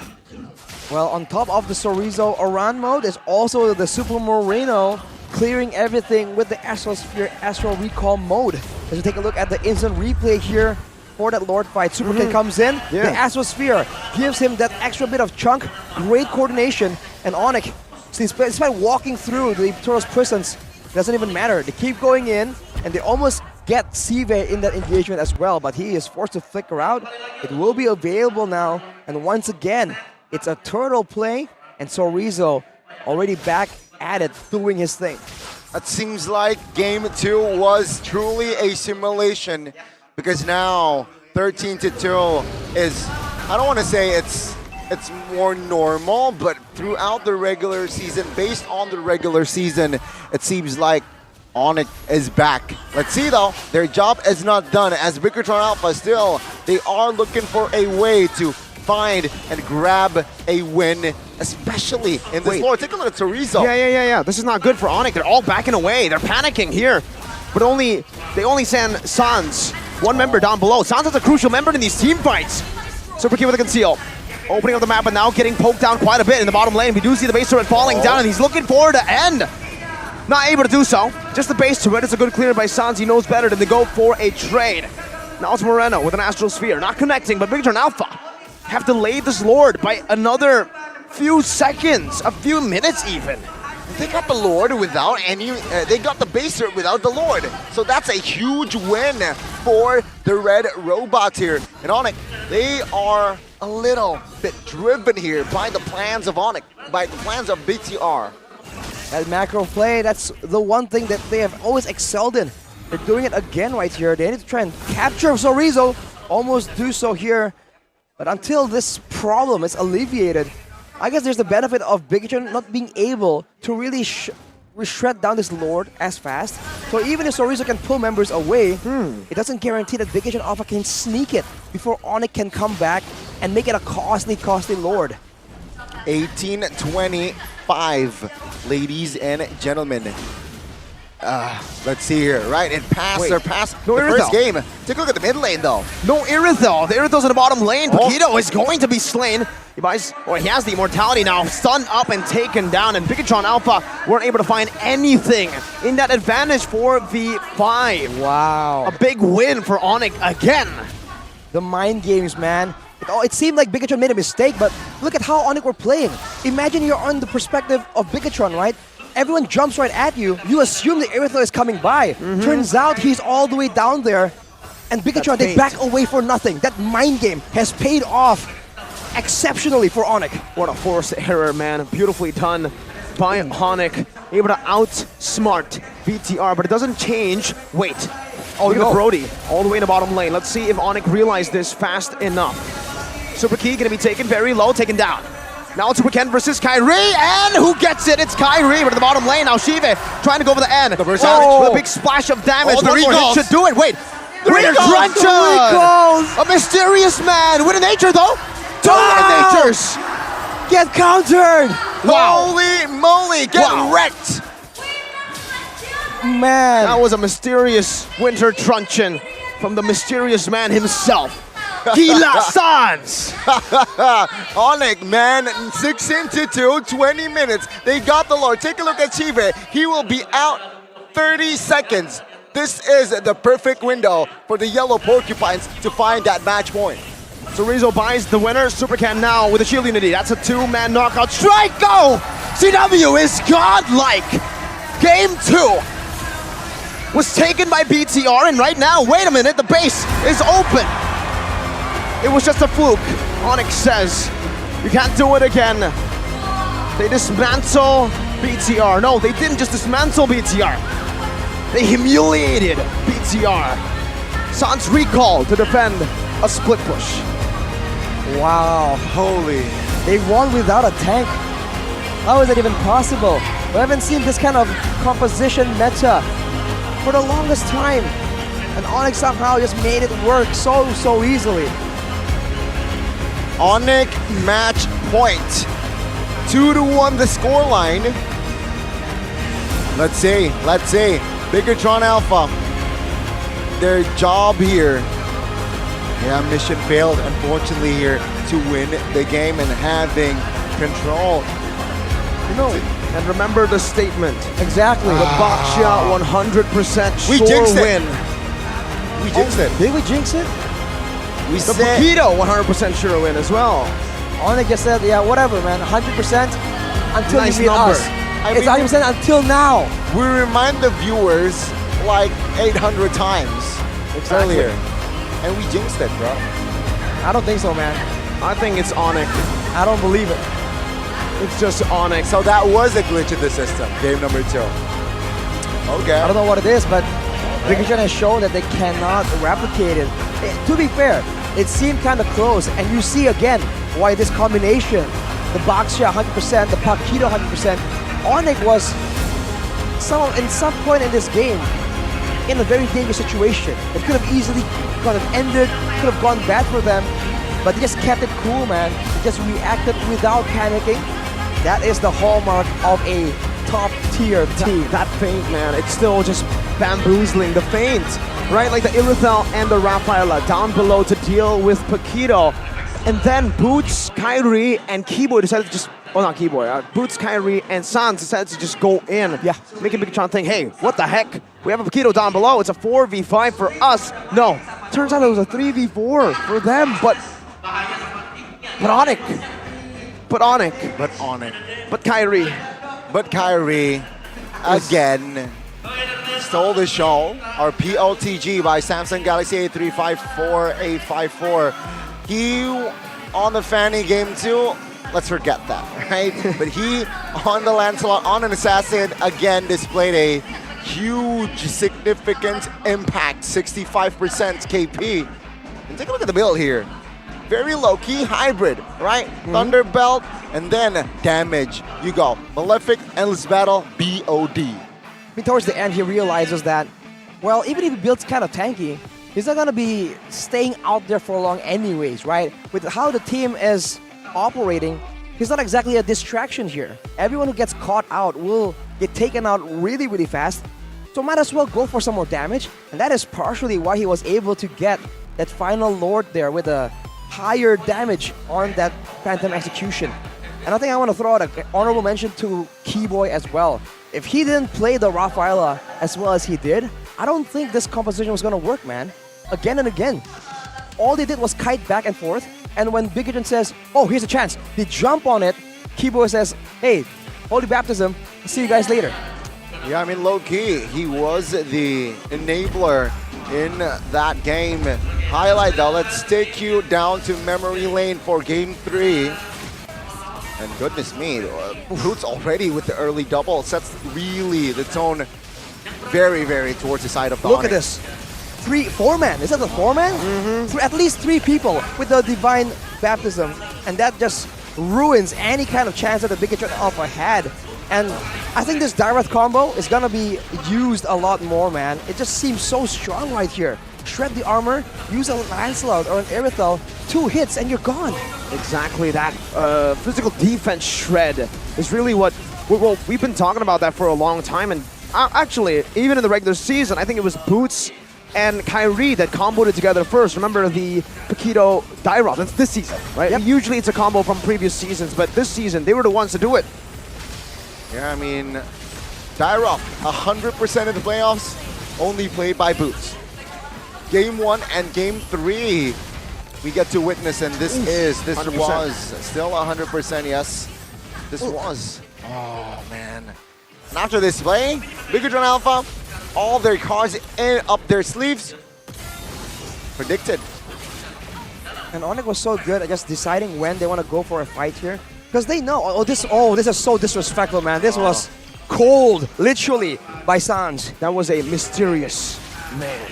Look at Sans just staying barely out of range of the Torn Apart Memory as well. Dude, that was humiliation. He was humiliating Shive. If you're Shiva, can you imagine how he's feeling, dude? He's like, I can. I'm gonna make the play happen. I'm gonna do it for the team. Get match point against Onyx. And just like that, you get like fooled twice. You know, it's like a bad prank, man. That's how you create villains. That's evil, yeah. That is the birth of a villain. A villain. Shiva is about to enter his villain arc, man, because getting humiliated like that, it always happens. If you watch the movies, folks, it always happens. These villains come out from these little moments. And remember, Game 2, It was Onyx who managed to grab 2 kills. Oh, you're right. That you did it as well. The revenge for my game God. 3. You know what, Bigatron? Here, 2 kills for you. 2. And in a 20-minute game, Arashi. Not 10, not 12, 20, only 2 kills. The fact that Kyrie was the only one taken out and generally is to trade for an objective, that is insane. I'll keep saying it again. They were playing essentially without a quote-unquote tank. Of course, Dyreth, in the hands of Boots, was building tank here, but you know what I mean, right? There's no Uranus, there's no wall separating Onyx from the dangers of Bigatron, but they were just great at identifying their strengths. And here, it's that all-in. It's that damage output with the shred. Bigatron Alpha, even when they're walking way backwards and they land a 4-man Earth Shatter onto Onyx, and Onyx was walking through the Turtle's prisons coming out of Super Ken, it doesn't matter.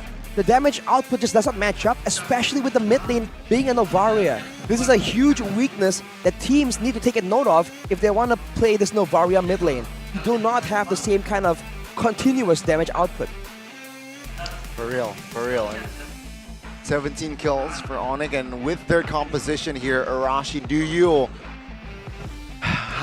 how now Onyx, it seems like they're back online, Arashi. Match point. Do you think Bigatron Alpha still has a chance to win game 4? I'll never... Professionally and personally, I ask you this question. I mean, impossible is a word that I don't use very often, and I'm not going to use it here either. And some Mirko looking concerned, like, what, bro? What? I think it's still possible for sure, but the odds, man, the odds are not kind at all to Bigatron Alpha. Definitely. Looking at the odds right here, 100% kill participation, but only 2 kills Hooray. for Bigatron Alpha. Man. Yeah, Chorizo. Oh, man, he really pulled a big Iran this game, right? I mean, he was just clearing out the bottom lane, which I feel like had massive impact. I feel like I see the glimpse of brilliance in that, but it just didn't work against Onyx because of that play. I feel like, again, that feint was just, it was weird, right? The Onyx feint was so good. I couldn't believe it when I was seeing it in the real time. I was like, wow. Because that was a risky play, jumping in on 4 members when you only had 3. Not to mention that, again, that was a damage dealer in the bottom lane and the healer, the guy that can actually get you out. The fact that Bigatron forced to back away, they were the ones to say, you know what, let's not take this fight, and then the Paquito dies. I wonder how the comms were at that moment, right? Because I want to hear just the confusion. The confusion, and also from Onyx, that call. Who made that call? Yeah, we need to find out, man. We have to investigate further. But looking at the stats here, the carry is still Super Marino as a Novaria. So by all means, I keep saying that he doesn't have the damage output. Not overall, right? He was still the highest damage dealer. But there's a Rafaela on the other side. The holy Astral healer. Sphere hits, gets completely negated. And when the fight gets real messy, Novaria is like, guys, the skills aren't available. Well, he's just waiting there. He can't even walk through the wall. He's just walking around. I mean, to add to that, right, that Rafaela, that Keyboy was piloted, he gained a 16 assists out of 17 total kills. So, huge impact indeed. But ladies and gentlemen, another thing that has a huge impact perhaps in your life, if you run out of data while you watch stream, while you do anything with your phone, you want to buy a data package, and that is very easy with OVO. If you want to watch or play games with your favorite heroes or even with your non-favorite heroes, you can use quota. You need quota. There's a special promo with cashback up to 5,000 OVO points or OVO points. Cool? Sure. So don't miss it out. Buy data packages easy with OVO. All right, ladies and gentlemen, OVO is a modern app. And if you have a modern lifestyle, you should check that out. Again, live with the times. Adapt to the times, right? Who brings cash? I have no cash in my wallet. Never. Zero. Nada. Because it's all in OVO. You get more promotions, OVO points as well from cashbacks. And on top of that, you can go and utilize OVO and grab it to different places. Mainly the 5th anniversary of the M Series. There's going to be an award event celebrating the best of the best players. Get ready to support and vote for your favorite players on November 4th. So not now, in a month's time. November 4th, you guys can pick from all those players you saw right below me for Indonesia. Oh my goodness, ladies and gentlemen, yeah, check it out. What's wrong? What's wrong? What was that, Pat? Because you're like, Arashi? oh my goodness. Yeah, I mean, it's match point. Match point for Onyx if they do win this match. Ladies and gentlemen, I want to remind you that Onyx and Geek, they will surely secure top 3. With that, again, they need what they are a closer, one more step to having that M5 slot. Ladies and gentlemen, CITB. Hair cam by Head and Shoulders. Boom. Take a look at that glorious hair. If you want that glorious hair, if you want a similar hair, check out the Head and Shoulders. Check it out right now. Head and Shoulders. The one she is holding is the Tigreal one. And you guys can go for the Tigreal one. For sure. Me personally, I go for the Gatot Kacha one, the lemon flavor, scented. And also for Arashi, he goes Eudora. He likes that lightning. Yeah, I like the shocking sensation when I wash my hair. Keeps me alert. Indeed, keeps you Connie. awake. Keeps you awake. Keeps you Especially awake, for, ladies and gentlemen. I mean, usually I need it, but with a match like this, who needs all of that, man? Look at the fans. It's right now quite late into the night, sort of. That What nobody time is it, seems Arashi? tired. Tell the viewers in Jakarta, what time is it? It's like 8:45, 8:45. more or less, Jakarta time. Close enough. Look at the enthusiasm, man. Not dimming at all. Yeah. Yeah. Onyx fans have passion. always been like this, man. I mean, I remember, M4, right? M4, yeah. It was Onyx RQ. Crazy fans of the building with RQ as well, don't forget. And then, obviously, we also had Snapdragons earlier this year in Indonesia as well. And even in MSC, they had fans. In Cambodia.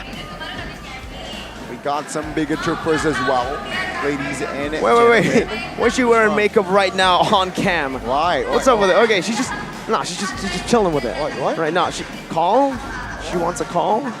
Then she's typing. Businesswoman? Is he texting or is she texting Chef?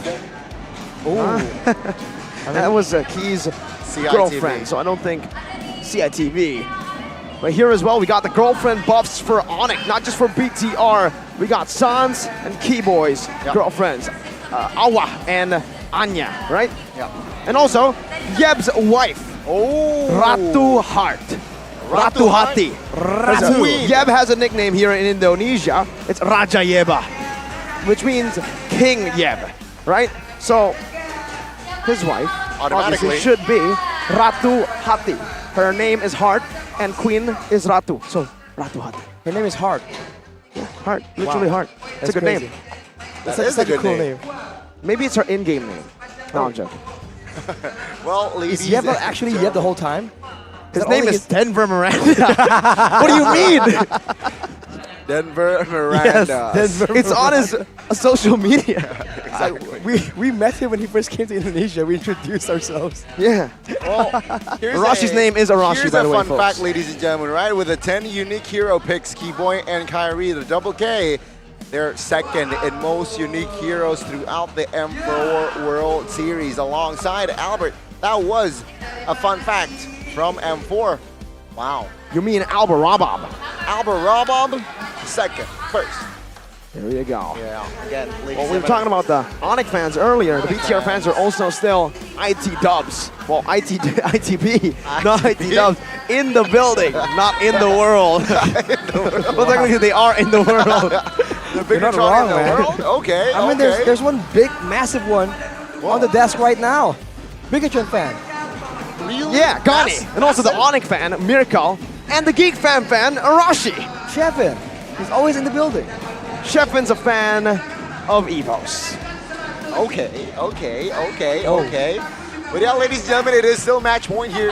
In case you missed it, it was Onyx winning the first game, Bigatron responding and equalizing in that second. And then Onyx, they took control themselves, take control. You see the audience wrist though, Gani? That was interesting. W Riz. But now we are back.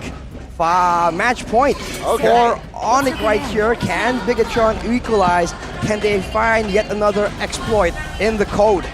We'll have to see. Same side, Bigatron with the blue, Onyx with the red.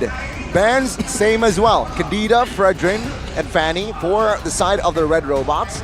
Meanwhile, the Sky Kings, they opt for a Mathilda and Angela. Last time around, they banned out, they let go of the Erythal. Right. They banned out the Joy in the They previous banned out game. the Joy. So what do they do now, right? That's the big question. What they try to change in the draft, because this time they've opted to go for blue side again. First pick, they didn't opt to go for the usual red side 100% win rate. It's the Valentina for Moreno, a signature pick for Moreno. It was also the pick that was most banned, I believe, for Rebellion Zion against BTR yesterday. Well, can he match Sans' creativity? That is the main question for sure. And for Onyx, is it going to be still the Irithel? I think it's just way too good to let go, to be honest. But what will they get with that? Or is it just something completely different? Will they pick up the Paquito just to ensure that that pesky Aran maneuver that's Torizo initially popularized, by the way, doesn't happen again? There's a trade though, right? There is a trade. Valentina for BTR and Novaria will be picked up by Onyx. And let's see here what will happen, Mirko. It will be the Irithel. So they will secure the backliners first here from the side of Onyx. That's a risk, but then again, if they're confident, why not? The main damage dealers has been picked up. Let's see here the response. Assassin, maybe? From side of Super Ken. Seeing the two weak and targets here, right? The mage and the marksman has been open. Will Bigatron open themselves an assassin? Maybe they will go for the Lancelot themselves. Right. It was an answer to the Navaria that Onyx picked up just earlier. So BTR already kind of have a reference to how to play that Lancelot. Just like Kyrie in game number 3. If They're not hovering over a Marcus. Moscow. Not too sure about this. I believe it's just it's the sure win. If you guys don't know the statement, we won't even talk about it. Right. It was if you cracked guys know, you know, right? The statement. From now on, it's going to be referred to as the statement. But right now, it's the statement, -1 though. So the odds aren't exactly as good, but I think Bigatron Alpha, they want to hedge their bets on this. 2 fighters, 1 close range mage as well. This looks like a very divey heavy kind of situation here. What will Onyx try and do? Because now it's a bit different, right? Yeah. They can't really use the same kind of plan because of the Navaria. The longer durations Kai? between instances of damage. Nakai would be a pretty solid choice, but why not Lancelot again? I mean, it worked last game against the Baxia. Wow. It's more riskier. Akai seems more solid, right? You have a proper disengage tool, you can battle for neutral, but then again, Lancelot is more flasher. Let's see here, second phase, what will happen. Onyx, they should target a hero. The heroes from the side of the K, right? From K. So Kaja perhaps banned out. Or maybe even more heavily engaged, heavy. No, it's gonna be all DPS. So they're gonna try to match backline to backline. I'm really curious because Onyx can really round out this composition several ways. This can still be a dive comp plus a Novaria. This can be a full-on front-to-back kind of team fight. They're trying to be as flexible as possible, and they have forced out a Dairoth ban now without the option of picking the carry as well. What can they use here to really shut this Baxia down? I mean, with the Tyron ban again, like you mentioned, man, it's going to be really hard to shred through this physical defense. The main problem for Irithel usually is penetration, when you don't get super snowball, right? If it's an even lane, you are able to get to these items really fast, the crit items, but that's where the cap happens. The cap of you not able to get those penetration items because you prioritize the crit items first. Right. That's why the Dairoth ban here and the Dairoth pick earlier was always so prio for Onyx in the second phase. They're gonna need some more, or you know what? They might just bank on more frontliners. If they can buy some time for Irithel to deal that damage in these team fights, make it a bit more, make the team fights longer, then it can work. I think that's the that's the way to play the game here, right? I mean, yes. Terizla, that's why Bigatron is able to locate the ban and ban the hero that is very, very tanky. Man, for Onyx though, their first pick right here, they can pick up the Edith. If the Irithel isn't enough, add someone else to it. The Edith can definitely be an option for Onyx here. But then they will still have to round it out. Will they expose it now? They're gonna keep it a bit longer. It's gonna be an X-Borg. They're trying to kite. So that's the answer, right, to the Baxia. The X-Borg, very underrated when it comes to shredding tanks, but it does the job, especially with full stacks. Last Insanity, say goodbye to your HP bar. And here's the thing, composition as of now, from side of Onyx, no crowd control whatsoever. Right, you got two slows though, Novaria and X-Borg, Hence the potentially. Raphael ban. Ice Queen 1, yes, hence the Raphael ban as well. So let's see here, I feel like Onyx will bank on Keyboy for that crowd control, so I do sniff a Chopic or even a Kufra. Right? They need that. Sure, they have Ice Queen's 1. They can slow during team fights, but I feel like it's not enough. Pikachon though, let's see the response. Hilda! Hilda! Hey Rashi, we just faced the Hilda just last night actually. Yes, we did. On the Lancelot, I was on the Lancelot. And yeah, the Hilda is an oppressive force, especially when you combine it together with a proper mid laner that does damage, Valentina, and a fast clearing jungler that is also very tanky and mobile, Baxia. We suffered a whole lot against a Hilda Martis just last night, and I think this might be a more dangerous combo. That Baxia can get to places, can follow up onto the Hilda's plays much faster. So Onyx, they need a stomper. They need a good damage, a good roamer that has a lot of base damage to try to hold them off. Valier? Hey, good Yo! choice. Or not. Yo! It's possible, and it's not beyond imagination, but it will be the show. Gonic knows best. But man, you forgot, Mirko, the tail end of that story, we came out on top. We still won. The early game will be brutal, but if Onyx can hold on right here, they can definitely begin to outscale. Looking at the stats only though, Pikachon, they're just losing out on multiple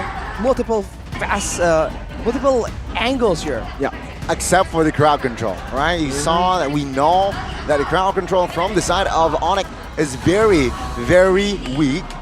But then again, let's see here, can Bigatron capitalize on that department? They're playing with slows, they're trying to just outmaneuver BTR. Sure, they have a lot of CC, but you need to land those skills. The Terrify from Valen, the Knockout Strike from Paquito, the Shield Unity even. The only thing that's confirmed is the Brody Corrosive Strike. Ladies and gentlemen, match point for Onyx and Bigatron. 5 seconds till the It's time! Let's see. Will it be Onyx here winning this game, or will Big Atron Alpha find another glitch in the system and claim another game?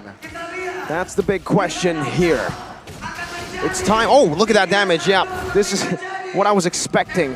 What did Kyrie go for? Impure Rage. There you go. Super Key with another round of damage, but that's the red tree to secure the orange buff. Super Key is just lingering though over in this vicinity. Going on to Kyrie again, getting 2 big shots. That's a lot of pressure, and the side lanes are going to converge on it as well. Onyx, Keyboy and Sans tries their best to try and deter these maneuvers, but for now, it won't be enough. 3 agilities. Everyone's trying to be speedy right here. 2 sprints as well, by the way. Only Super Marino with the flicker. So, speed is the issue right here. And without the adequate crowd control, Onyx are just trying to outmaneuver. A bit of a similar situation from game 2. 3-man into the enemy jungle. Kyrie's trying to look for an opening right now for a retribution. The Jikundo comes in, but 2 jabs will secure first blood for Cerezo. Bigatron Alpha strikes first, and they take the entirety of Kyrie's bottom side jungle. It's all part of the plan, and Bigatron Alpha, they have an update, and they did it, right? With the play, with the Hilda opening, they forced Kyrie on the retreat earlier on, which gives more information that, yeah, let's go and invade. And take a look at now, Kyrie's way behind if you compare it to Superkin.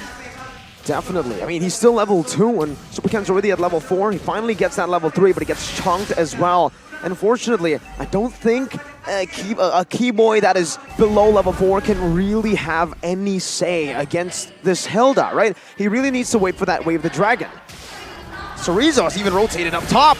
They're going in. They're just going to let the Baxia solo the turtle, and Cerezo's job desk is literally follow Super Key. We haven't seen a strat like this in a long time. Follow Kyrie around, basically shut him down completely. We've seen that when Onyx really gets Kyrie shut down this bad, usually if he's behind by a level or two, it's manageable. But when he's down this far behind, it's very difficult for Onyx to come back, and Bigatron are trying to use it to its full potential. Even here, on the gold buff, he's forced to use the retreat. That's the only farm he got on the bottom side. The Hilda's looking for a gank. The Astral Echo reveals him. Last Insanity coming down, and Super Moreno, just one more splash should do it. He flickers forward to find the kill. No way the Dragon. Moreno is doing exactly what Sans does to every single team. He's recalling on Sans. Holy moly, that is what Karma feels like. And take a look at Super Ken. Again, with the steals, he's level 7. Let's check Kyrie. He's level 3. 4 levels behind Arashi. And look at Cerezo. Look at Cerezo. You're not even going to be able to take one of the green camps for free. Always trading with punches. And he got it. But with a retreat again, he's forced to constantly use retreat for a single camp. How to turn tables for Kyrie. And yet, the faith of the talents remain unchanged. Onyx right now, they're still behind, trying to deal as much as possible with Bigatron. Already at a 2.4k gold lead, mainly by denying farm. It's not even the kills right here. And with so many beefy heroes, I fully expect Sans to go for something more of a utility build, like a glowing wand perhaps, because with the Clock of Destiny, Lightning Truncheon, they're trying to burst out a Hilda and box. Yeah, I don't think so. To be fair, Erythal is okay. Wave Dragon though. All right, Wave the Dragon there. Long to Rezo, but the Boxer wins in this duel. And Keyboy was just deleted. My lord, that damage. Definitely wasn't expecting that, and now Ken just picks up the orange buff for free. Wait, he retreated that, so he's still playing it really safe. The turtle has now spawned in. And yeah, there's still no answers to Key despite the Way the Dragon being ready. And this is an uncharacteristic game here for Onyx, because Sans, the most active man, the Gila Sans in the mid lane, he hasn't been doing anything. He's staying there, clearing, and that's all he is allowed to do by Bigatron. Kyrie, though, takes the gold buff here with the help of Keyboy, and you can see that Bigatron losing a bit of pressure in their stranglehold. I just checked the items here. Yeah, it's gonna be potentially a perfect turtle. Top side though, it's looking very heated, seems like. He's just walking around, man. There's a way the Dragon bringing him back, but I think he might just be too tanky. He also has the sprint, uses it, and he should be able to get out right now. That's whoa, close call. The sprint faster than the spear.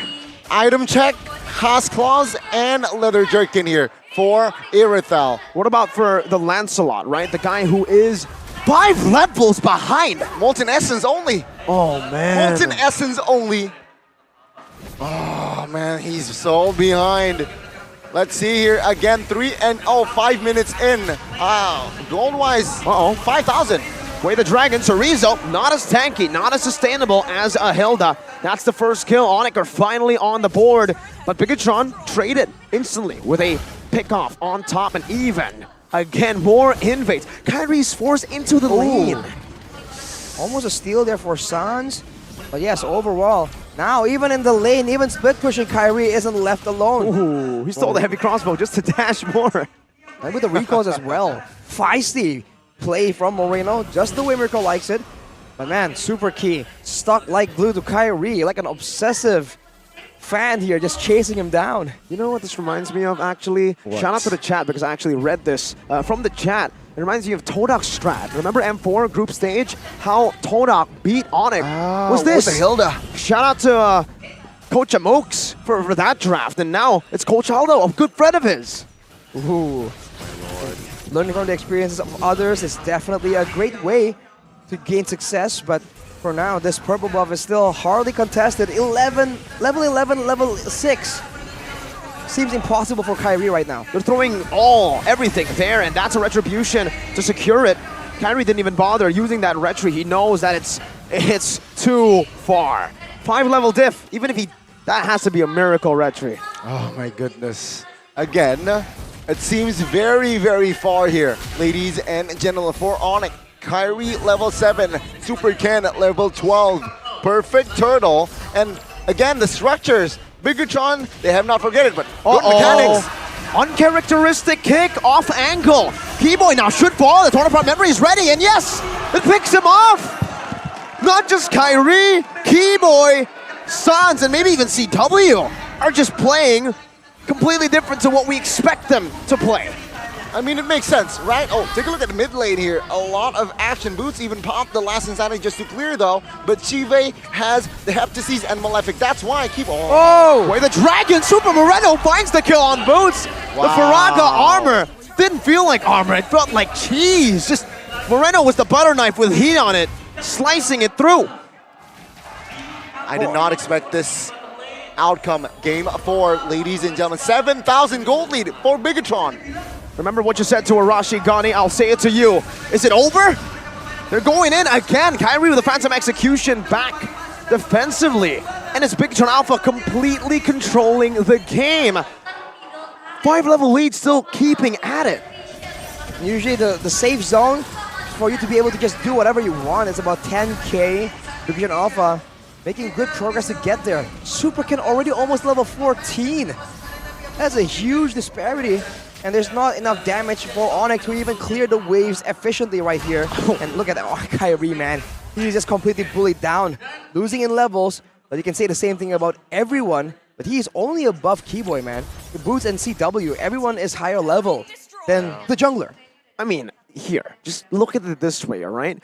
Bigatron Alpha's roamer is higher level than Kyrie. Yes. That's so significant. And to add salt to the wound, Brody, 2,000 gold ahead of CW.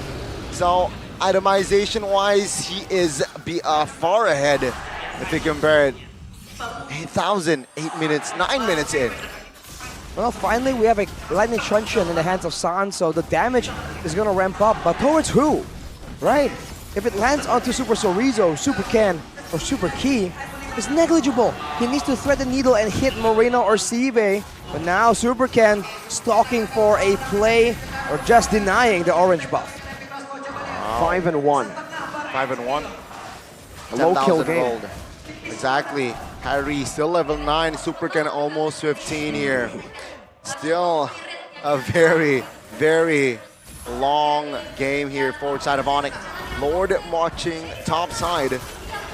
Purple buff. Favors the side of Bigatron. Is that really like a question, right? I mean, he even retreated. It just, yeah, that was just Sorizo getting the purple buff. He retreated early, and now, again, Kyrie's forced to do what Ken did on the Fanny, rotate over. But wait, the Hilda's chasing him.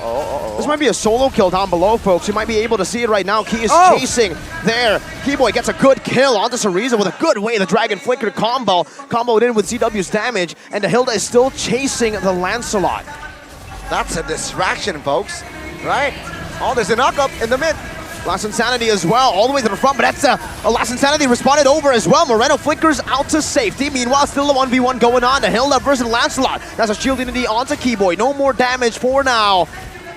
And still, all the time that we were talking, it's still the Hilda chasing Kyrie down below. A good 2.5 minutes. It was Kyrie versus K. How does he recall? Kyrie low on HP, but look, Kyrie smells trouble. He smells. He's farming. Oh no! Sorizo is here. Well, now with Sorizo here, that's the power of the wilderness from Key. That was a 2-minute chase down below. That's insane. Look at the player's gold right here. Kyrie, third from the bottom, only above the roamers. Wow. Definitely not ideal, but he bought some time right there. And to his credit, he was still farming while escaping, so small victories right here is what they need. But look at Bigatron Alpha ruthlessly chasing. Shield unity as well. You gotta be careful though, right? Because Keyboy is still very much alive here and can make those plays that he did just earlier. CW, heavy crossbow forward. You still have these turrets just splashing the damage. Keyboy jumps in with the G Kundo, but is not able to find that way. The Dragon respects the Terrify. Moreno, no flicker. Moreno down. Little mistakes like this, Onyx are capitalizing slowly but surely. It seems like it's a small kill, but it's a huge one for Onyx, right? They desperately needed a play, and with Super Moreno taken out, his it first might purple set buff. that tempo. Wow. It is perhaps the first purple buff for Kyrie. But then again, Kyrie, all he needs is just one momentum to turn the game around. Let's see though, it's still a game for Bigatron to win. You know that feeling when you just wake up and you're thirsty as heck, and then you get that first drink of cold water? That's the first purple buff? Kyrie must be feeling so good right here, but he is still He's thirsty. 3 levels down, and it's a Lord in contention right now, but Super Chorizo trying to do his best to just get these plays to happen before. Look at that. Defensive last insanity. Wow. And I think that might just be the end of this contest. They know that Kyrie is way too far behind still. It's not 5 levels anymore, but 3 is still a big number to be behind. Yep. And BTR will just secure it. Onyx knows their limits. Here's the thing, Arashi, right? Sure, Yes. 8,000 gold. Onyx, they're behind, but they have glimpses, they have shown potential that they can turn the game around. How though? The main tool that comes to mind is Keyboy with the Way of the Dragon. All the kills they have right here, all due to Keyboy making the plays happen. But that's still something that can happen. And Moreno and Sive don't really have the Purify, so it's still definitely an option. And Sans, even though he hasn't been doing so hot, he has still been able to avoid death multiple times here. He has the damage that's required to clear out these waves. Whoa. Now look at the top side. Look at this flank, the shield unity all the way to the back right there. Boots is able to pull them back. Keyboy with the dragon onto Shive, but no follow-up just yet. Kyrie jumps in with the Phantom Execution, only finding Super Key. That's a throw! A big one! Onyx has found 3 on top of the Lord defense! Onyx, they are going crazy. The composure that they have, the mentality that they have. It was once 5 levels behind for the junglers, and still they hold on. Uh-oh. A lot of teams, they get overzealous when they get to the base of their opponents. That is where it's the most dangerous. You have no flanks. You have no vision to play around with. That is where Onyx was just waiting for a chance. And looking at the gold, Kyrie, a far cry from adequate gold, but he is coming back. And the top 4 actually consist of Onyx still. So the gold differences... Damage dealt, Arashi. That was damage dealt. Oh, sorry, damage dealt. My mistake. But yes, they're still doing a lot of damage here. So Big and Alpha are tanky, but Onyx still have damage. It's all about getting the chance to output it onto the right members. And look at the Lord advantage, right? 2,400 gold earned for Onyx. And Kyrie, that 5 level diff, it's now down to just 1 level. 1 level diff, that's all the lead, the last 15 minutes, it's amounted to a 1 level lead only now. That's the painful part of playing in a MOBA with a comeback mechanic. You do all you can, and 1 mistake is enough for everything to swing back in the other direction. Do you think, Arashi, Bigatron Alpha has failed to Is that the window? snowball? Did the window close? Is that your question? Exactly. Well, according to the #1 Bigatron fan, it's 15 minutes, but now Super can. Right now, Last Insanity, Super King can be brought back to the team, and the Last Insanity plus CW's damage will that do side? it. Chorizo in the back, finding the shutdown onto CW. That's a kill. Kyrie with the Phantom Execution, only defensively. Super King gonna be able to survive right now. Is that's a Jikundo onto Chorizo to disengage. 2 for 1. It's a window. Chorizo jumps back forward, almost takes the immortality of Keyboy. 1 jungler up versus 0 jungler for BTR. They don't have the red tree, and therefore Sans will be able to just reveal them and stop them, prevent the Lord take. Goodness, stop this guy, Arashi. Chorizo, the angle that he was able to find in that play, that was the difference maker. Definitely. But now, with that window still, Big and Alpha were unable to secure the Lord, and now this is a bit more contested, but with the wave pushing on top, it still might be Bigatron's Lord to take. Knockout strike there, and Chorizo is able to maneuver around. Moreno does a bit of damage. Keyboy has the flicker, so this is going to be a big play moment, but they burst it. They blitzed the Lord. 9-7 though, ladies and gentlemen, the Lord. Both teams have not yet resetted, and the Lord already marches. This might actually favors Onyx. Yep. It might, right? I mean, Chorizo can just clear and get that sustain. CW gets the orange buff here. That's going to be a very important resource to have. And the 3 waves might not be coming at the right time. Moreno's still quite far. Exactly. Let's see how will Bigatron Alpha play this out. Sentry top lane. Wow, spots 3 or even 4 members, 5 members even. Let's see the defense and the offense. Yep. This may be the final push. It may be, but it doesn't look like it now with the damage placed onto the Lord. Supercan walks forward. Shield Unity cancelled already, now pops into Poissons. And that's the Lord cleared out. That's the advantage that they had. Now the Astral Echo reveals 5 members. Kyrie jumps in, but gets caught with a knockout strike. Now, Jikundo by Keyboy. Supercan pops in the sprint. That's the last insanity by Boots. Looking for it, finds it with a big explosion. And Supercan is slowed down. The Echo reveals it. Bang! Moreno trying to survive here, but Ken falls again. Every time BTR push, they leave with the loss. 2 members taking out, 2 expensive members. Key and Ken, no front lines now. Every single time it gets into the late game, every single time Big John Alpha lose control.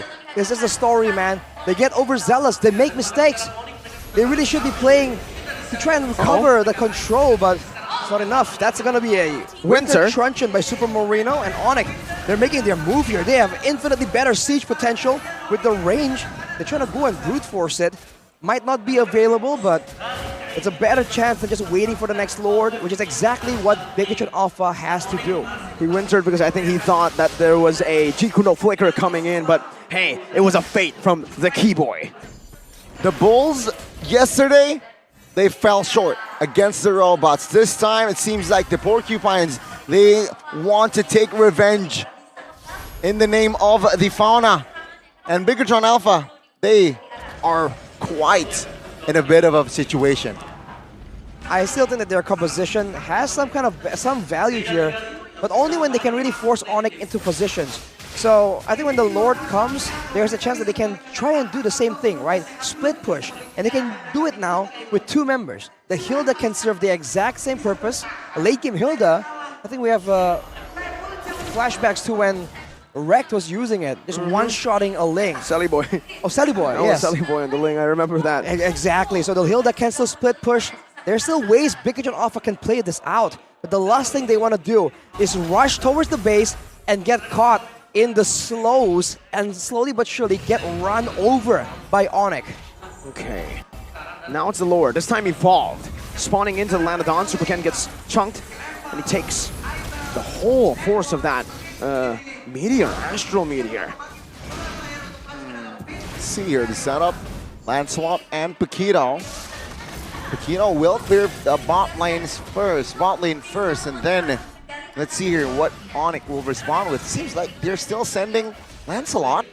That's information. Lancelot bot lane. They can blitz the Lord now. But remember the burst that they have here. Look at the damage from CW. Oh. If Keyboy gets away the dragon, I think even without Lancelot, even without Kyrie, that should be a kill. And now Cerezo still tasked with the same thing. But there are 3 members walking down below. He might just have been baited here. Wait, the dragon knocking him down right now. And let's see if they make the commitment. Cerezo still able to survive for now. Using a shield 1. With skill 1, another big shield. But CW chases him down. Only the immortality. CW is still in the bottom lane by the wave. Cerezo can buy a little bit more time. Wait! Cerezo! With the nature used up, Cerezo's bought the time! And BTR 1 to fight up top! Boots taken low, Farago armor taken out, Moreno with 1 more splash should be able to take it, 1 basic attack there! He finds it, Kyrie loses his life! No, only the immortality able to escape with the Phantom Execution. Boots down, and Onyx have lost the Evolved Lord to BTR. Rarely do we see the championship lineup losing a trade, but Big John Alpha that time, they outplayed the champions of C. Cerezo, bro! Moreno got the Lord. It wasn't Ken. Moreno got the Lord as well. Well, now it's back to a defense for Onyx, and this is a very familiar spot. The damage from CW now is not ignorable, but nobody's the front line for this Lord. Moreno goes in. With a big splash of damage, CW's able to kite right now. Remember the pattern. Every time they push, wait, a dragon from Keyboy cancel out. She even flicker is out. Kyrie taken low. Keyboy losing immortality right now. Is that giving some damage? Memory to the back line. The base wide open. This might be it. Big John Alpha takes it to game 5. Ladies and gentlemen, match 1. It was a 3-2. Cerezo! In the second match, it will be another 3-2. What a play by Big John Alpha, holding on. And, well, welcome to Game 5. What? Nobody expected Game 5. No one! Now, bro, against Onyx. What was your prediction, Arashi? I don't remember, but I knew that they were gonna win here. You know why? Wow. You know why, Mirko? You know why Bigotron was gonna win this game? How? Because yesterday, Super Ken mentioned that Oh my with God. the Baxia, it's a done deal. We're memeing it, but man, what a performance. Losing out technically with the composition, but playing to their strengths and finding the window to take the Sky Kings to the brink, man.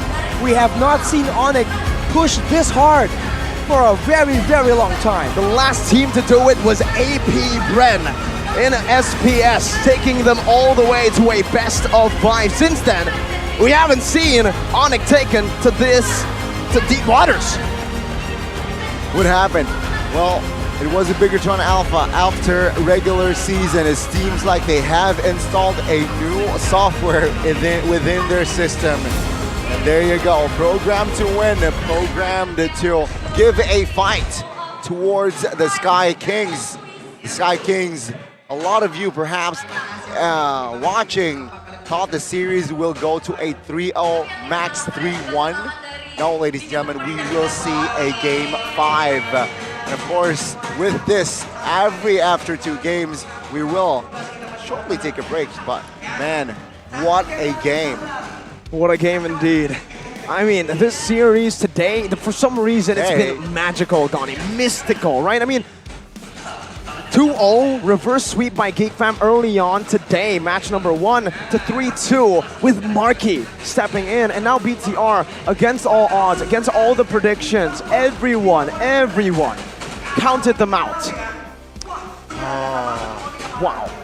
Ladies and gentlemen, this is going to be your POTJ of Samsung Galaxy A34, A54, 5J. It's He went from Chorizo to sorry, bro. 3, 2, 1. That's not me counting down. That's actually his stat. Exactly. With the sprint as well, with the agility, the Festival of Blood. Man, that was so smart from Bigotron to just pull Onyx apart like that. And the 2 victories that Bigotron have, I believe was on the back of... No. The first time the Paquito was there, it was close. But they found a window right there. So Rizzo says, not this time, man. You fool me once, shame on me. Fool me twice, shame on you. Onyx. Actually, no, the other way around. Anyways, you know what I mean. Nice try. It's fine. Nice it's fine. You know? It's fine. Oh, my God. Take a look at the hybrid build as Yeah. well. Right? Hunter Strike, Bloodlust. And then the full Oracle. defense. Oracle also. I think the Oracle was what... No, the Oracle and the Blade Armor was what really saved him from that 1v1. Out of everyone that followed him through, it was the Blade Armor. The guy was countered by the Blade Armor. And again, the Bloodlust Axe helped, obviously, but the Oracle as well. That shielding that he got from skill 1, it was buffed in 2 patches ago when Paquito finally became meta again. But wow, just wow. The shields were insane. CW was confused. What are these shielding? What is the shield? That was a great win, but even in the top lane, Harry was a little bit late to the party as well, Rashi. Then Moreno gets the lore. That is where the momentum ball shifts towards the side of Bigotron again. And we always said that for Bigotron, what's their main strength? Is it just mechanics? Is it just Super Ken doing crazy things? A big part of it is the macro, the rotations in the early game, and the smart things that they attempt in the late game. We've seen it done with varying degrees of success, but when it's done well, even the great Onyx did not see it coming. They fall again, losing twice. We haven't seen this in a long time. Fortunately, it's a best of 5. I mean, technically it's fortunate for Bigotron as well. True.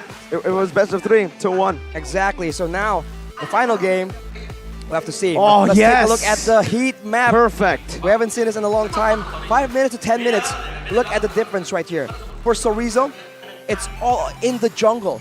He's in the bushes trying to find pickoffs, trying to find flanks. No, for Boots, at this point, he was just denying Kyrie with Key. He was following Kyrie around. For Boots, is the exact opposite. The jungle is pretty much done. He can't really push the Paquito and Hilda away. He just goes in the lane, tries to clear as much as possible, because if he's in the front, he does not get picked off. Both teams played for their composition so well, but in the top tier of Mobile Legends, it all comes down to one moment. Few single moments, and in this game, Bigatron surprised everyone. It almost played exactly the same way our game played last night, Arashi. The landslide into the Hilda. But BTR were able to just hold on to it. And wow. I mean, Onyx, they displayed a good defense. Not just good, a great defense. Phenomenal. 5-level gap at 1 point for Kyrie. That, and they were just, slowly but surely they're crawling up. Unfortunate, man. Shive and friends, they were able to find the nail in the coffin. There you go. The passion from Key, but also the crazy plays that were able to be made by Onyx, just these little pickoffs on the map, so that it doesn't end that fast, right? Because on paper, I feel like it should have ended much earlier with your jungler being 5 levels behind. Kyrie was laughing like, wow, what is this, man? This is just illegal. But keep in mind, the plays that Keyboy was able to make, man, and San still landing some of these spells in the heat of the moment. Everyone really played so well. Like, it really could have gone either way, technically. And Keyboy was also one of the reasons why it even went that far into the late game.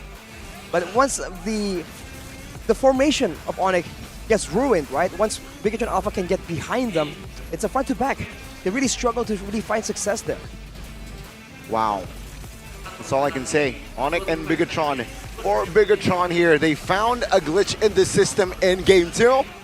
But in this game, they have proven us that it's not just a glitch, that they too can compete.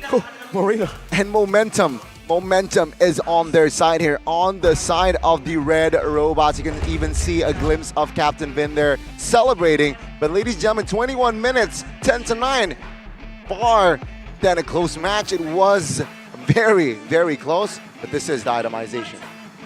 Looking at the items, I mean, Kyrie was going with the rapid boots right here, trying to make sure that he can get out of the sticky situations, buys enough time to just escape from the really speedy Hilda in the hands of Super Key.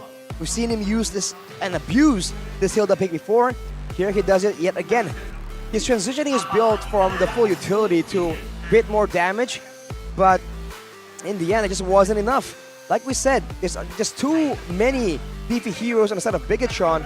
And unless Bigatron really make a big mistake, Onyx doesn't really have the same kind of all-in power potential, especially with CW and Sans constantly being pressured from the side lanes as well.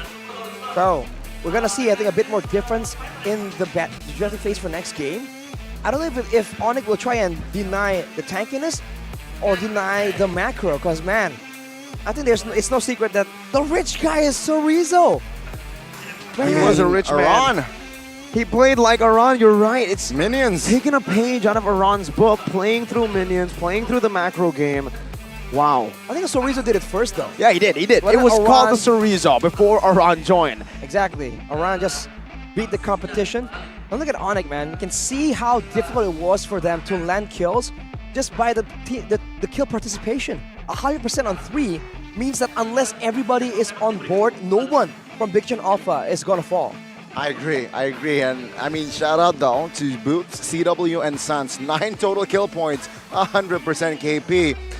As a mid, as an EXP, and a gold, a rare sight to see. But team-wise, they have to suffer a defeat. BTR, they were just too clean with it. They showed also composure in that game. They really did, because it felt like it was BTR in Season 10 all over again. Do you guys remember? Season 10, BTR, the I new think more revamp. sharper even. No, I'm talking about the throw, right? Because okay. having a lead, 9,000, okay. building up to a single point, and then almost every time, getting into the base, but then losing fights, and we saw that pattern there. It looked very, it was deja vu, but they basically proven that they have grown as players. And with these new players, Shiva even in the mix, players who have gotten so much criticism in just the last few weeks. The 2 weeks have helped them so much. Well, a big break and great competition is definitely the reason, man. Iron sharpens iron, player sharpens player. That's why a competitive region is just so important in developing the skill set of these players. And now you have to wonder, you have to start thinking like, if Onyx didn't go for that play and they just let go of the Lord and defended properly, right, with everything available to them, would that have played differently? That is the question that will linger in the minds of both teams. But for now, I hear we're going to take a break, Gani. Well, ladies and gentlemen, in case you missed it, it is still 2-2. Last game we will see after the short break. Gani, Mirko, and as well as Arashi will see you after the credits. The break, rather. Credits. Stay tuned. Credits of the break.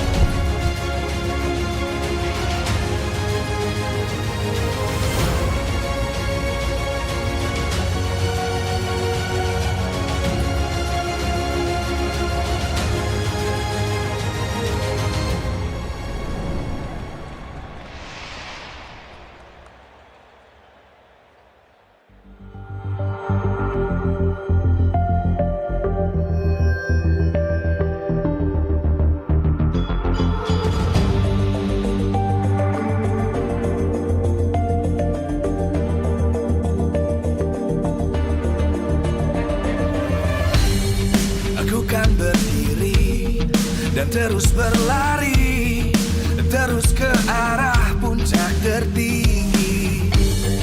Ku takkan berhenti, hanya sampai di sini. Kemenangan abadi menanti. You know we won't miss if we unite our focus. And if you haven't noticed, we all live. Nyalakan apimu, hadapi semua tantangan. Hadang semua serangan, jatuh bukan halangan. Bakar semangatmu, janganlah engkau menyerah.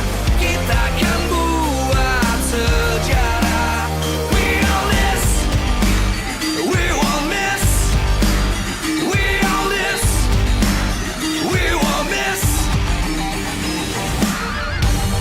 Saatnya beraksi, jalani ambisi. Aku kan menyawakan hari ini. You know we won't miss if we unite our focus. And if you haven't noticed, we all live. Nyalakan apimu, hadapi semua tantangan. Hadang semua serangan, jatuh bukan halangan. Bakar semangatmu, janganlah engkau menyerah. Kita akan buat sejarah. We all this, we won't miss. We all this, we won't miss. We all this.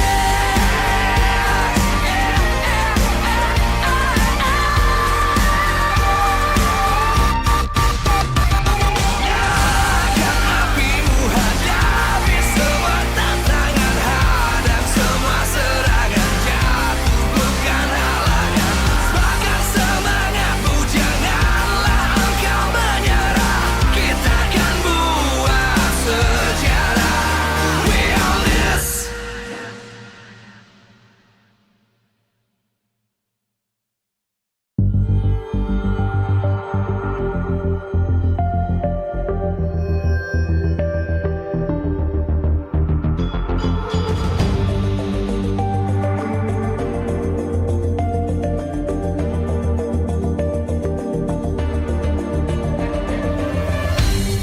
Aku kan berdiri dan terus berlari, terus ke arah puncak tertinggi. Ku takkan berhenti, hanya sampai di sini. Kemenangan abadi menanti. You know we won't miss if we unite our focus. And if you haven't noticed, we all live. Nyalakan apimu, hadapi semua tantangan. Hadang semua serangan, jatuh bukan halangan. Bakar semangat.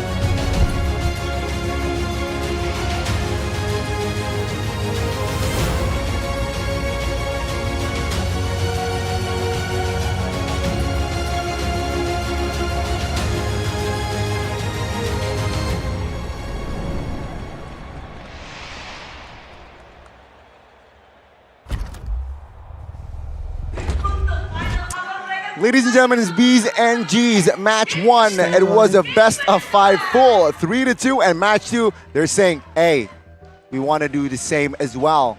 Let's give it a 2-4-2. Let's give it all. And there you go. 2-2, the scoreline for Bigatron and Onyx. Yes, I repeat, Onyx.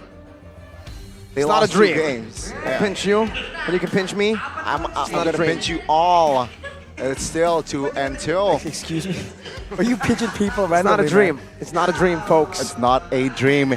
And seeing the development, seeing the evolution from Bigatron, I gotta ask from a Bigatron fan himself, what are your thoughts?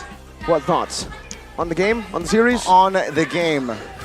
It's pretty good. Pretty good. Pretty good. All right, you know what's also pretty good? App, right? Because it will be beneficial. Indomaret Point Q has an app that you can have and of course download it to avoid what? Retri Indomaret. Just download the Indomaret Point Q app and use it every time you shop for anything in Indomaret. You get a special discount, you get a special member-only gifts, and of course, free product. And with that, special for our studio audiences here, if you want to book a flight, let's go. You've got to visit the Indomaret Point Q booth because there are free 37 diamond waiting for you for new members that register today. And of course, that's why you need to start downloading and use the Indomaret Point Q app to make you be legendary. Legendary. Okay. Hey, that was good. That was a good. Was it? It was pretty good. It but was, not as Arashi. good as Point Coffee, unfortunately, because you can't beat that, right? Specialty coffee with a made-to-order concept that serves you fresh, quality coffee, Yummy. made with 100% Grr. Indonesian coffee, and made by, if a chef in here, he would say a perfect barista, but I'll just say a professional barista with international standard brewing machines. This time, there's a special discount on the collaboration menu from Point Coffee with MPL ID Season 12. Insert the code DISCONPC Playoff on your Indomaret Point Q app and get a 30% discount on matcha latte, caramel macchiato, and lemon tea. So go ahead and get yourself the always on point taste and make your day be legendary. That was a 7.5. Not bad. Above average, but not there yet. Okay, Arashi. announcer connoisseur. Arashi, 10 you have for your 10. own? Go Hey, ahead. Arashi. What, you ain't drinking? Later, right? I'm gonna give you the stage. I'm gonna give the camera, Arashi. You do it. You do the tagline. Get yourself the always on point taste and make your day or your game be legendary. 100 out of 10. That's 1,000, bro. That's 1,000. You know what? Because of Season 12, that's 12. Times 12. Is that good? It's 12 out of 10, so Out of 10? it's Out of alright. 10. I'll take it. Like, I'll take this lychee Where's tea, by your the way. coffee? I ain't Where's the my but coffee? Hey, lychee good tea? question. Pretty All good. right. My goodness. I need Finish it, coffee. Arashi. You better finish it. Right now. Right Chug now. it. Chug it. Right now. Go. It's my coffee, ladies and gentlemen. Drink it, nerd. Arashi is the drinker. All right, we got. Arashi. World record. He's chugging, world he's chugging, he's chugging. record. This is how good Arashi. Point Coffee actually is. We're not making it up, actually. It's Bam. actually really good. That's a world record, ladies Done and already? I thought gentlemen. there was more. Man, That's Indomaret Point Q for next you. time, next time. That's Indomaret Point I Q mean- for you. Don't change the topic. You're the only one who didn't finish your drink. I can't. I concede. All right? Weakness disgusts me. I concede the battle of drinks, but I do not concede to witness Game 5. Onyx and as well as Bigatron, they will fight for the upper bracket finals. Why? To increase their odds to M5. The M Series 5th anniversary is an awards event celebrating the best of the best Cream of the crop. players. All right? Get ready to support and vote your favorite players when Players. open on November 4th. You can That's see the here 4th. every player or every supporter here Support. will vote on November 4th. Yes. You can see the fans still. It's 9:37 p.m. in Indonesia for our final game of the day. The day. 10 games in total.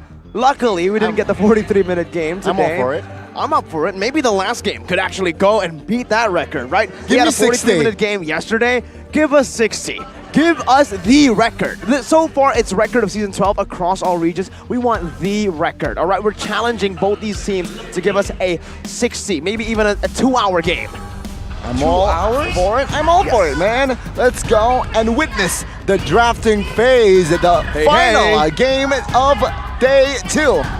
Season 12 playoffs. Bigatron will have the blue. Onyx will have the red. You can see here Bigatron already with the bands Kudita and Fredrin. Onyx with the bands as well. It's going to be the Baksha as well as the Paquito. I mean, if it goes 2 hours, man, I'm looking forward to that, 160-second death timer. Lord knows how that's going to play out. But for Onyx, a huge shift right here. There hasn't been a lot of changes, but now Paquito and Baksha, right? The two 100%ers -1 that Bigatron was able to pull out earlier. You can see now the real adjustment being made. But here's a problem. If they adjust now, right, there's a chance that since they've wasted so many times with the same bands, Bigatron can now do something yet again to surprise Onyx, and there won't be any adjustment period. So Coach Yep, Denver Miranda needs to be a bit careful here. Forgot it again, Arashi. It's Coach Yeb. But the Valentina will be banned out. A bit too much to handle. That first pick of BTR. But it does leave a few heroes open. Notably, the Angela is up for grabs. The Mathilda as well. The Joy also, a lot of heroes here up for trades.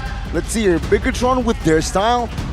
I think they should go for a Mathilda pick here, right? It really accentuates Key's play style here with the pick off and as well as the harassing Jerome style. Let's see though, will they commit it? All right, No. the Angela. Whoa. I mean, I prefer the Angela more than the Matilda, depending on what it's paired with. So, since Bigatron got the first pick, I guess it's, a bit more of a safe idea. But the Joy, we haven't seen in a long time, banned by Onyx themselves, picked up now with the Mathilda. And this is the problem, man. When you're a second pick, I think it's really smart for Onyx. You let them pick the one hero they really want, but then you leave a lot of picks open for yourself to pick 2 up, and then you can focus your bans to target specific power heroes. If you're going up against a team with signature heroes like the Paquito and Baksha, I think going second is such a blessing, but they are up against now the Erithel-Angela combo, and that is disgusting. The team synergy. That is very disgusting, and you can see here the Erithel and Angela. It seems like one hero has not been committed, but with the Joy and Mathilda, it seems like mobility is the name of the game here for Onyx for Game 5. And there you go, a solid hero for Cerizal. This time though, he will be more active towards the team fights instead of occupying the lanes. But Onyx, they respond with a hero that can burst you down, can burst Terizla down, especially if we're talking about mid and as well as the late. And you gotta remember that this Lilia pick was a signature for Sans. We don't see it often here in Season 12, but it is a signature for Sans.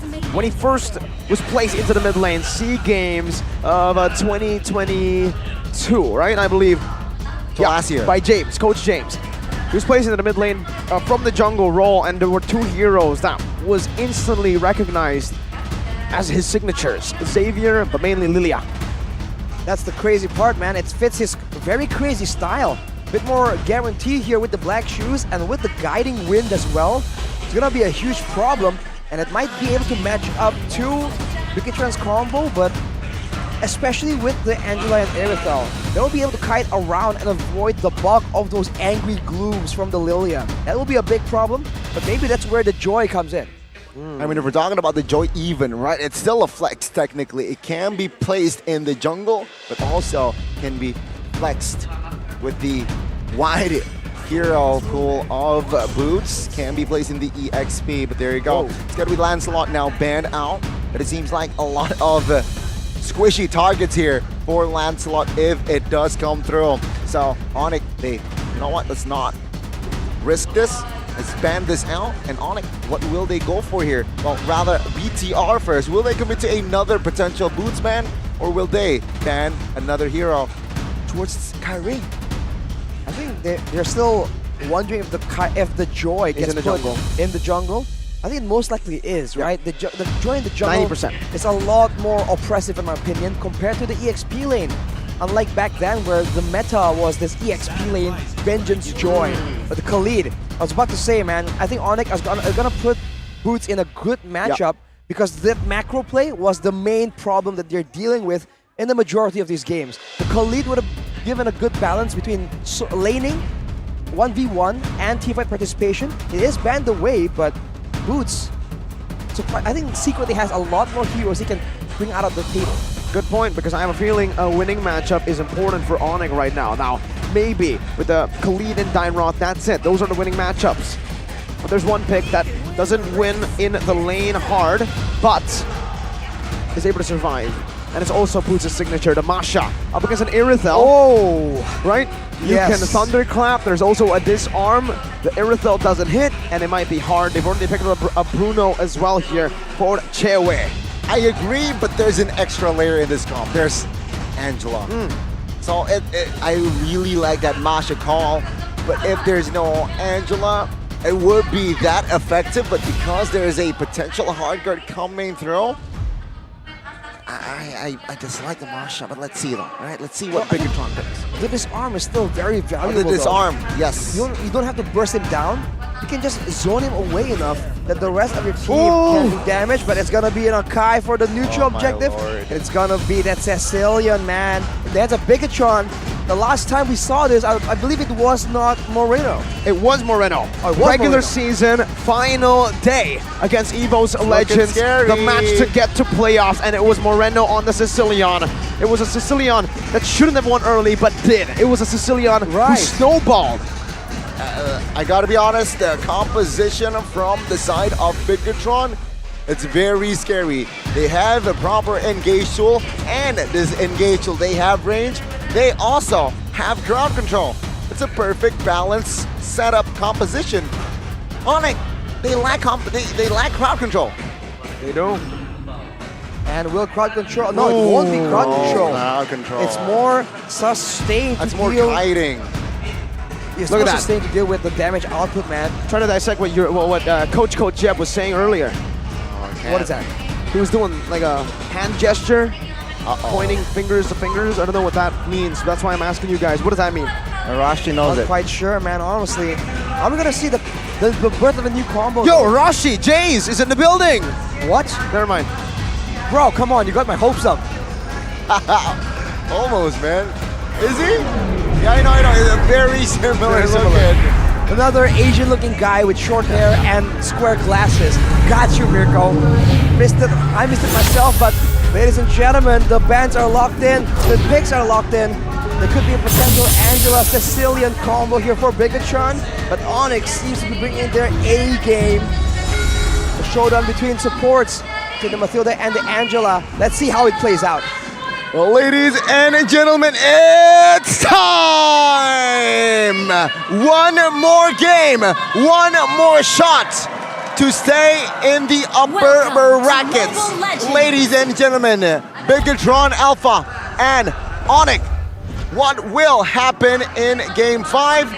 Let's wait and see. Oh my lord. You know what's crazy? Arashi's Samsung A345G ran out of battery with 10 games, and wow, that's how long Arashi didn't charge from yesterday, Connie. That's the 5,000 mAh power, think baby. even from the day before.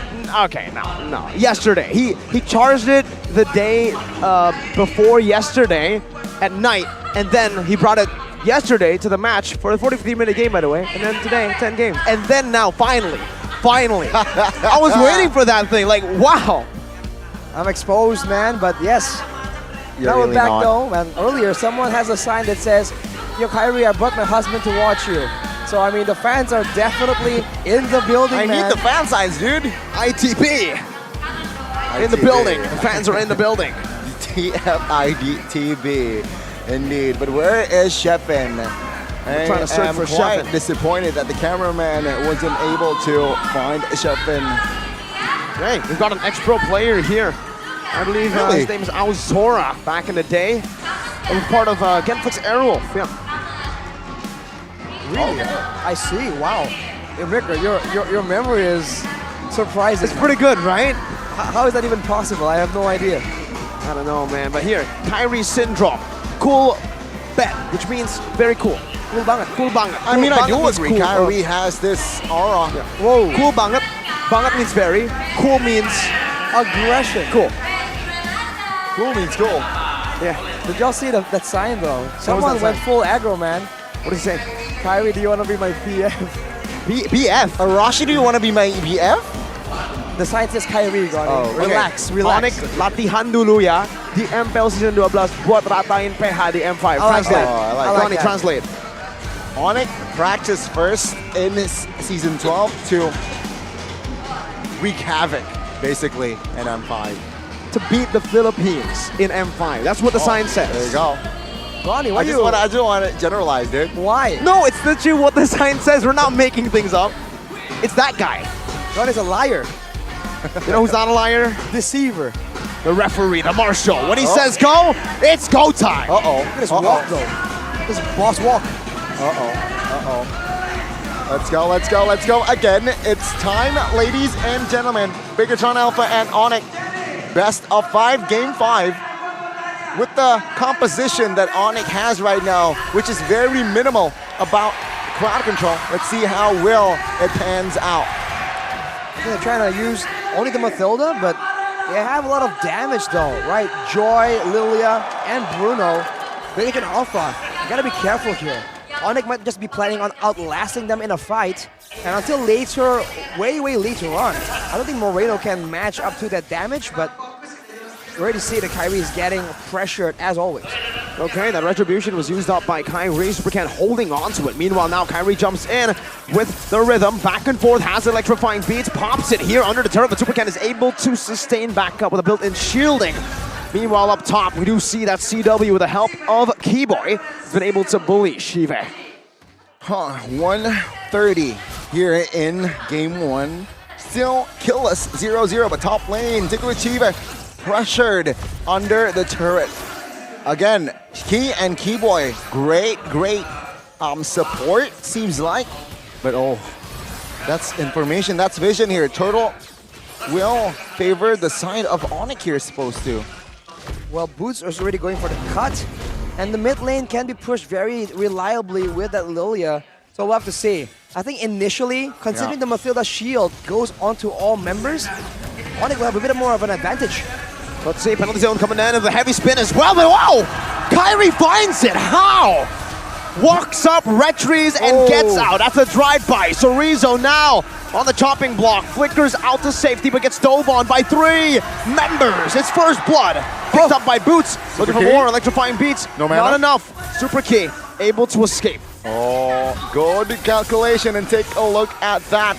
Even with Sorizo taken out, the orange buff, it's free. And no response, no answer for the side of Bigatron. For now, it's still aggression. Super K has no mana. But look at that cancel, man. That's why the Circling Eagle now is so much more versatile. It doesn't guarantee that you end up in a bad spot. And Kyrie is getting all the space he wants. He is out for a vengeance for what Bigatron did to him in the previous games. Let's see. Even here, 3 minutes already, 1,000 gold. That seems small, but significant, ladies and gentlemen. Hardcore now hovered around Super Ken's hero. But no commitments yet. 50 seconds towards the next turtle. Rotation-wise, they should focus down on the top side of the map. But hell, it seems like it's just that kill, that one kill that Onyx has here in play. Why do I get the feeling that we're building up to a double Uranus cut? But Super Key! It's heavy spin though into the box. Oh my god! Keyboy and Sans able to escape for now, but Super Moreno has rotated. One bad impact should do it right now, but Kyrie jumps in, able to get the guiding win with the zone. Perfectly done. 2,000 gold lead with a fast-paced game by Onyx. And they just caught it out, but there we go. Boots in the base, cutting 2 waves. If Bigatron wants macro, Onyx is going to give it to them. And Boots is oppressive, and he's a solo here against 4, technically. Doesn't care. And with that clear, Onyx can focus again on the top lane. And there you go, the first structure will fall in the first 4 minutes. Black Shoes Well calculated by Sans. And let's see here, they might go for the domino. After that turtle take, they might convince and just invade on the purple. Definitely. I mean, the turtle should be secured, so Super Ken will just use the retribution here to secure a purple buff. But that means giving the snowball over to Onyx. Look at Kyrie, 2 levels ahead of the Sakai. 2 levels is not as big as the 4 levels and 6 levels you saw earlier, but Super Ken now the target of an aggressive play, and Kyrie, I think, failed to get the orange. Kyrie got it. Yeah. He did get it. So Kyrie used a retry. Meanwhile, Ken, because he did and used a retry on that purple, it's still on cooldown. Again, it's looking like it's shaping up to be a clean game from Onyx. Right, 3,000 gold lead at minute 5. Bigatron Alpha 0, nothing on the board. Neutral objectives, even structures. So let's see here, can Onyx maintain this pressure? Circling Eagle just to escape. This is the pressure that Matilda has. Oh, wow! The audience prediction, I don't think that's quite right. I think 54-66 is proper math. You never know, man. What? No, like 54 plus 66 is 120. Well, maybe we're above 100, but now Season Super Marino baits with the hard guard and boots. Will be able to slide out of there. Way too tanky still with the regen. Okay, let's see here again, right? The structure in the bottom lane is quite exposed. But okay, Erythel and Angela, they're up for it. They will defend that. Poke though. And still 0 kills for Bigatron Alpha here. Let's see, it's going to be Kyrie jumping in under the tier 1, just trying to zone Super Ken. He's 3 levels ahead right now, but Boots just pops in. Oh my god, that's the burst damage from CW. Now Super Moreno going to be dove in. He finds a kill onto Boots, but he dies from the assassination of Kyrie in the back. CW stealing the purple buff away, and it is all Onyx here. Man, Onyx ain't letting Bigatron Alpha use the combo at all. Every single fight, the hardcore just isn't enough. Electrifying beats, but Super Key is still able to flicker out. Looking to be a fast game from Onyx. They are ruthless. Man, the guiding win from Keyboy has been on point this game, providing cover and as well as initiation. 6 minutes and 4 kills. Finally, Bigatron's kill board adds 1, but it is on towards Uranus. So it's still okay for the Yellow Porcupines. The Kings of Sea still in full control. That guiding wind is deceptively long, man. I thought it was going to be a bit shorter, but every single time, even when Kyrie jumps in, he just finds the way to get to the guiding wind. And now, ooh, heavy spin on the CW. Oh, that's a big pick to get. And Cerezo's the one who picks it up now with the hard guard. Super Ken will be able to sustain this burst, but in the back, Kyrie goes with the electrifying beats. Penalty zone connecting onto 2. And they're looking for more. The bad impact is starting to deal damage. There's 5,000 gold lead. It doesn't feel like a 5,000 gold lead. For some reason, Bigatron are dealing so much damage. Just depends on how the fight plays out. If Bigatron Alpha are able to get Onyx to just stick around together, which is quite simple considering how the guiding wind works, I think they can still get huge value from all the AoE, the penalty zone, the heavy crossbow even technically, and of course the bad impacts. But now Keyboy again making this obnoxious play, just spamming the circling eagle.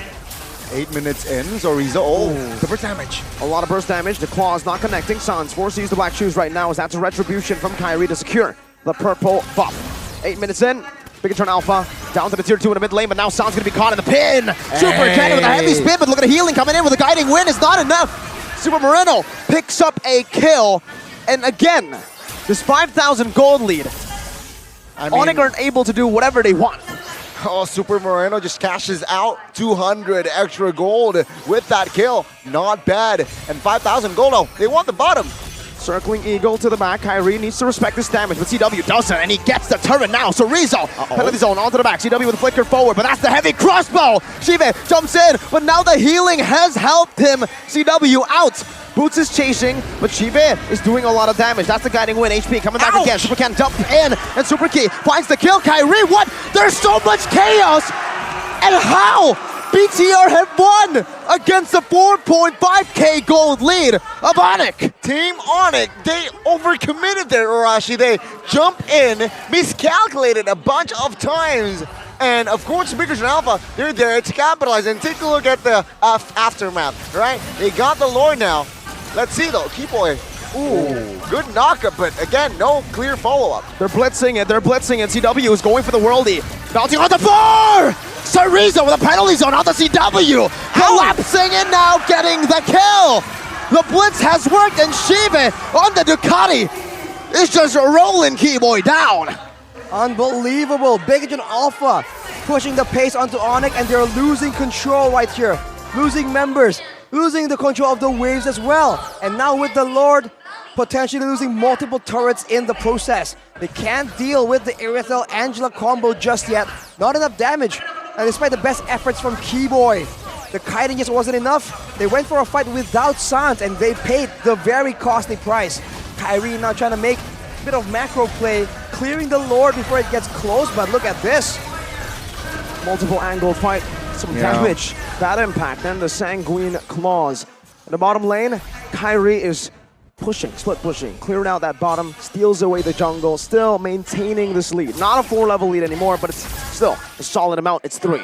A good display of defense on how to counter the First Lord, right? If you're even economy-wise, if you're slightly ahead even, that's how you control the Lord. Clear, send people multiple, send one top, send one bottom, and then just clear with it. And meanwhile, Big John Alpha, they fail to capitalize on that Lord here. 10 minutes, sure. Minute 5, it was 3,000 gold lead from Onyx, but Big John Alpha, they have equalized. Circling Eagle, just to, oh, wow, yikes. It's a lot of bad impact damage. What are the stacks on this guy? I think even Boots, he takes about a quarter of his health with a single bad impact. So now the execution becomes even more important for Onyx. They lack crowd control, but they need to try and find a way to pick Super Marino off. If they just try and wrestle with the healing, I think the Angela inside Super Marino or Sive will still win out over whatever Keyboy can do on this Matilda. It needs to be the positioning, the in and out that Onyx is so famous for. And technically, if they can maintain control right here, they can play that macro game. It's a Uranus against a Terizla. That's the retreat from Superken. Actually, both retreat. The Superken got it now. Jumps forward, forces the black shoes, but look at CW. Oh, look at the bad impact! Ouch.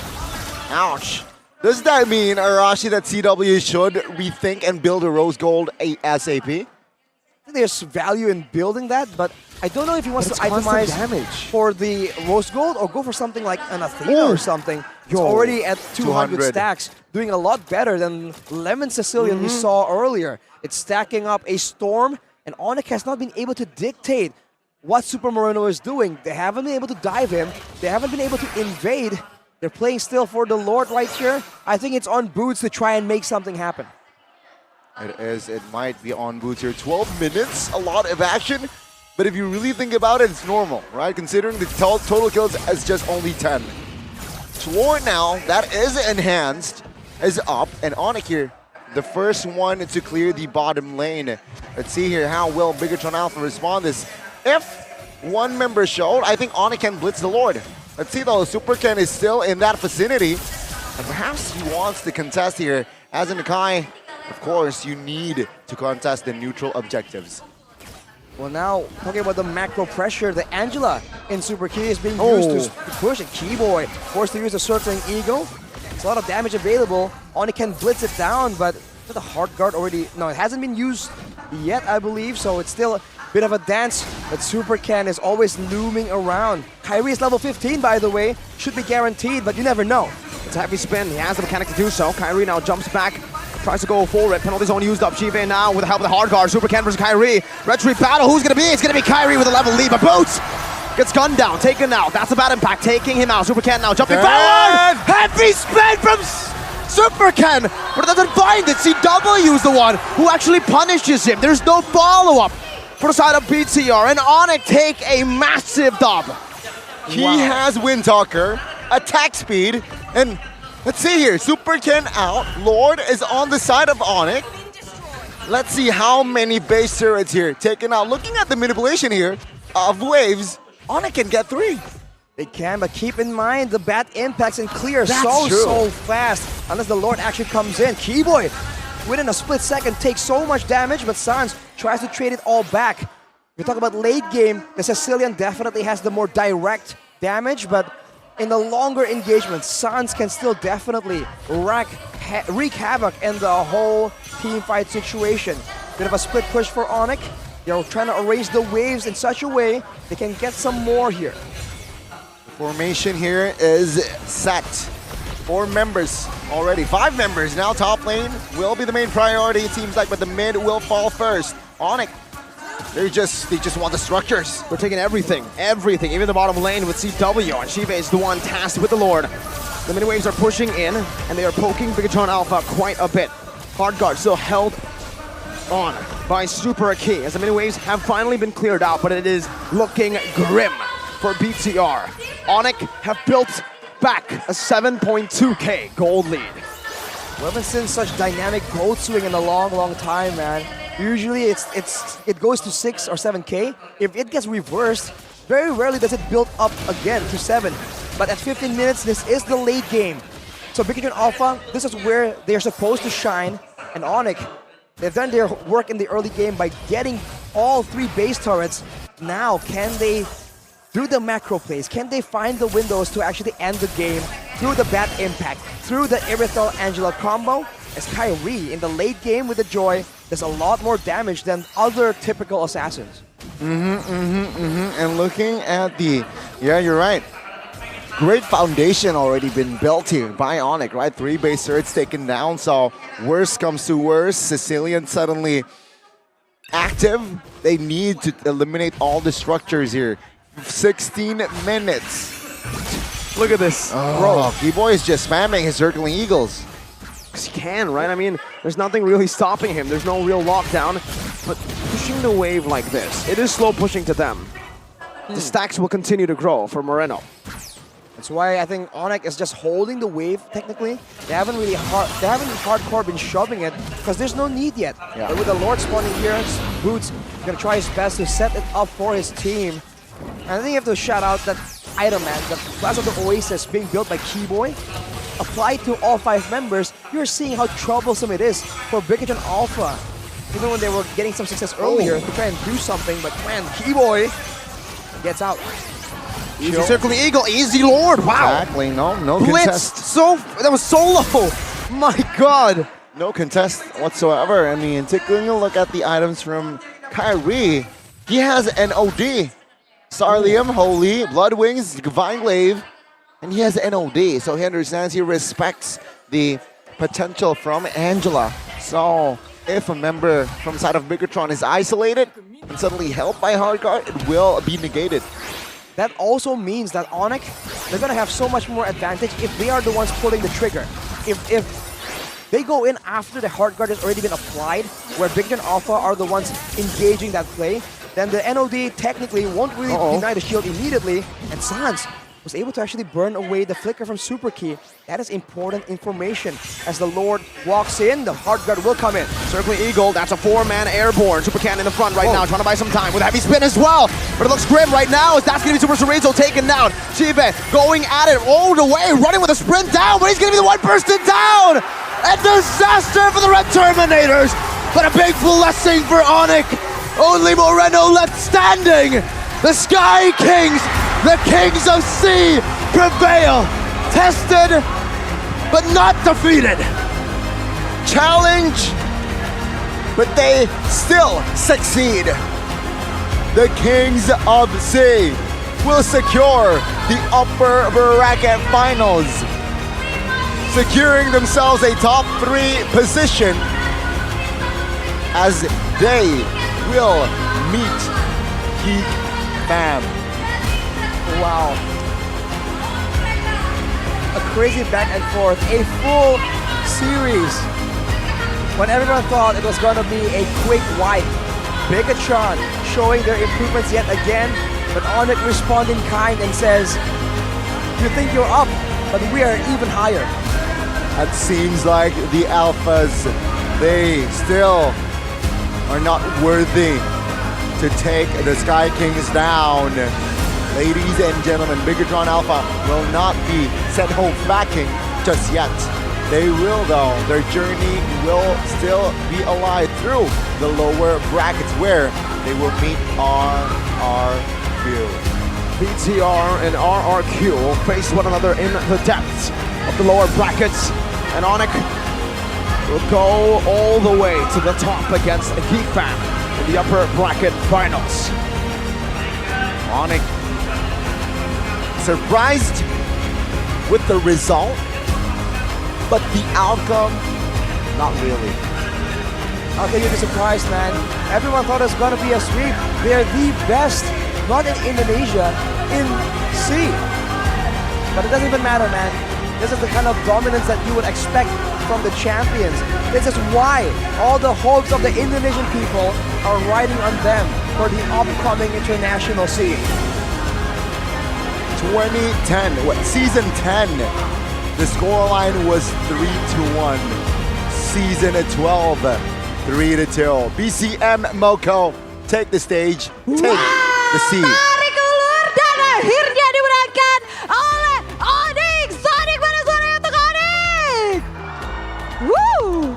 The expected winner mungkin ya bisa dibilang, karena nggak ada yang menyangka Onyx bakal kalah dan itu terjadi. Mereka membuktikan, namun di match kali ini begitu mendebarkan. Match pembukaan kalian di babak playoff menang dengan 3-2. Gimana kemenangan ini, Kapten Boots? Nggak tahu, capek. Capek? Capek. 5 game? Iya. Capek 5 game. Karena 5 gamenya atau karena lawannya nih untuk kali ini melelahkan? Karena lawannya bisa jadi 5 game. Karena lawannya makanya 5 game. Tapi kalau kita flashback ke belakang di regular season, sebenarnya kalian ketemu Bigetron 2 kali. Dan kalian gak pernah kasih poin kemenangan. Jadi hari ini kalian baru kasih kemenangan 2 game buat Bigetron. Apa yang berbeda saat kalian ketemu Bigetron pada saat regular season dan pada saat di playoff? Apakah di playoff mereka berkembang sangat jauh dibandingkan ketika kalian ketemu di regular season? Ya mungkin ya mereka kan ada waktu persiapan juga buat mereka kan kayak berapa 3 minggu ya, mungkin mereka ngeoptimalin persiapannya aja. Jadi mereka jago banget sekarang. Jago banget sekarang. Jadi dari 3 minggu ini maksimal. Tapi kalau dari kalian sendiri bagaimana untuk tim Onyx mempersiapkan babak playoff ini? Nggak tahu sih. Aku main-main doang. Main-main aja? Iya. Oh, main-main aja. Yang penting all in all out. Gue sebenarnya lelah. Namun tadi ada yang menarik banget. Mungkin jarang banget ya. Kapan terakhir kita ngelihat Kyrie kayaknya kesusahan. Kyrie, I think this is from a long time. We see you having a hard time on the game, on the fourth game. 5 different level happened that time. How do you feel about that moment and what do you think about the game? Game 4, ingat nggak? Iya, yeah. Yes. Tadi gue mau nangis. Nggak dapat buff. Nggak dapat buff, galak banget. Nggak galak banget soalnya. Hilda, gimana rasanya untuk this is maybe for a long time.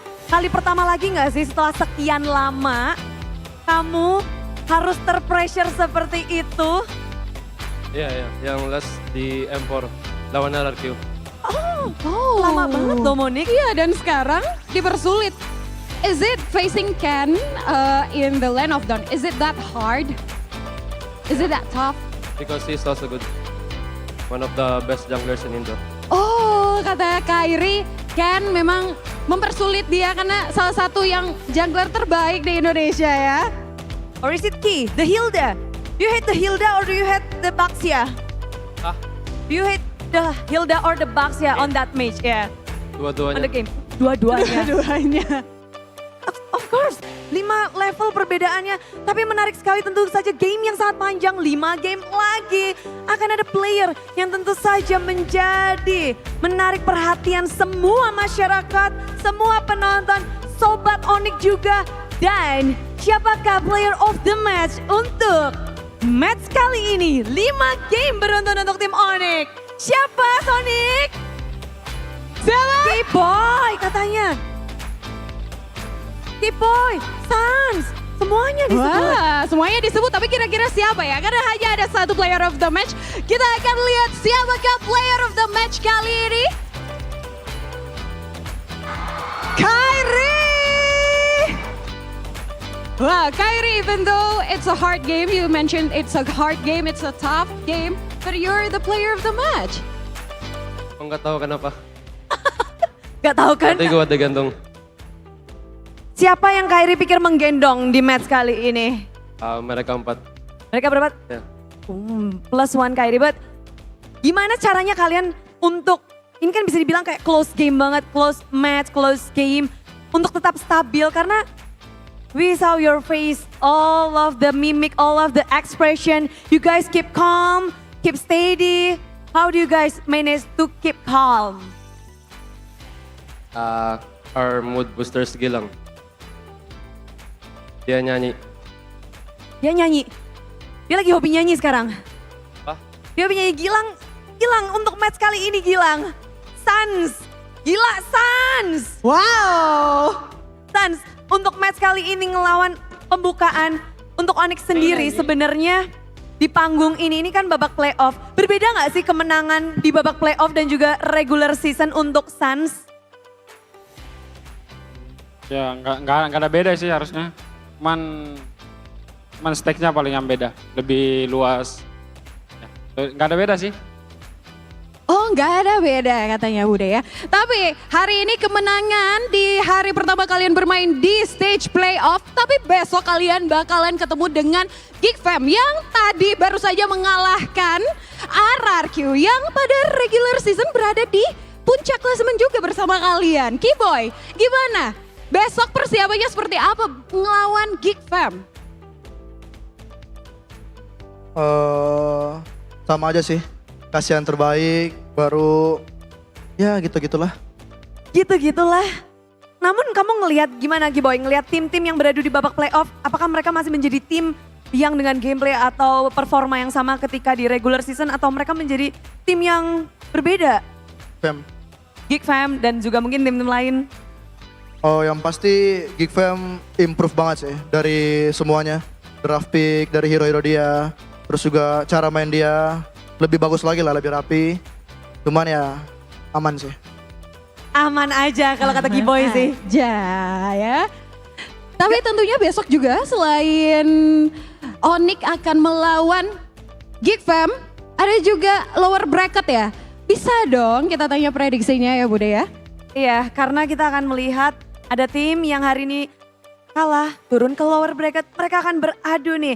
Onyx, kita akan minta mereka untuk memprediksi. Kiboy, baru saja kalian Bigetron Alpha kalian turunkan, tadi RRQ diturunkan oleh Geek Fam. Kira-kira dari dua tim ini, siapa yang akan melaju untuk final lower bracket? RRQ atau Bigetron? Apa Lang?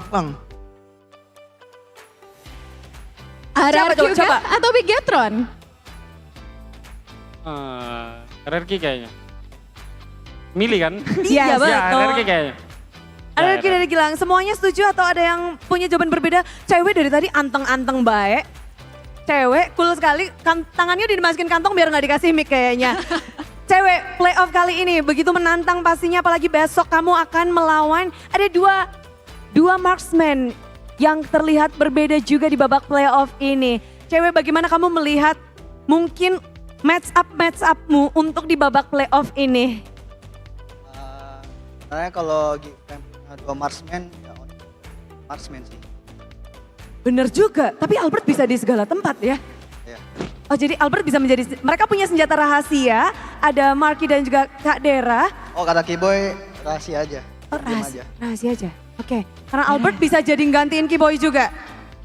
Bisa jadi, mereka juga punya senjata rahasia, mereka juga punya satu player yang bisa ditaruh dimanapun. Betul, dan itu masih rahasia ya Bude. Dan yang terakhir tentunya bisa dong Kapten Boots minta semangatnya Sonic biar lebih semangat dan tetap semangatin kalian besok hari. Ya buat Sonic ya, thank you banget yang udah support buat hari ini. Thank you.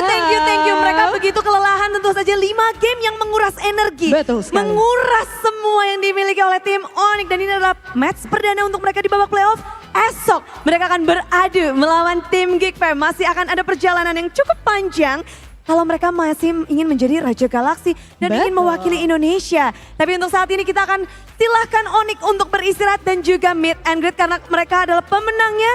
Jadi sekali lagi mari beri tepuk tangan untuk tim Onyx.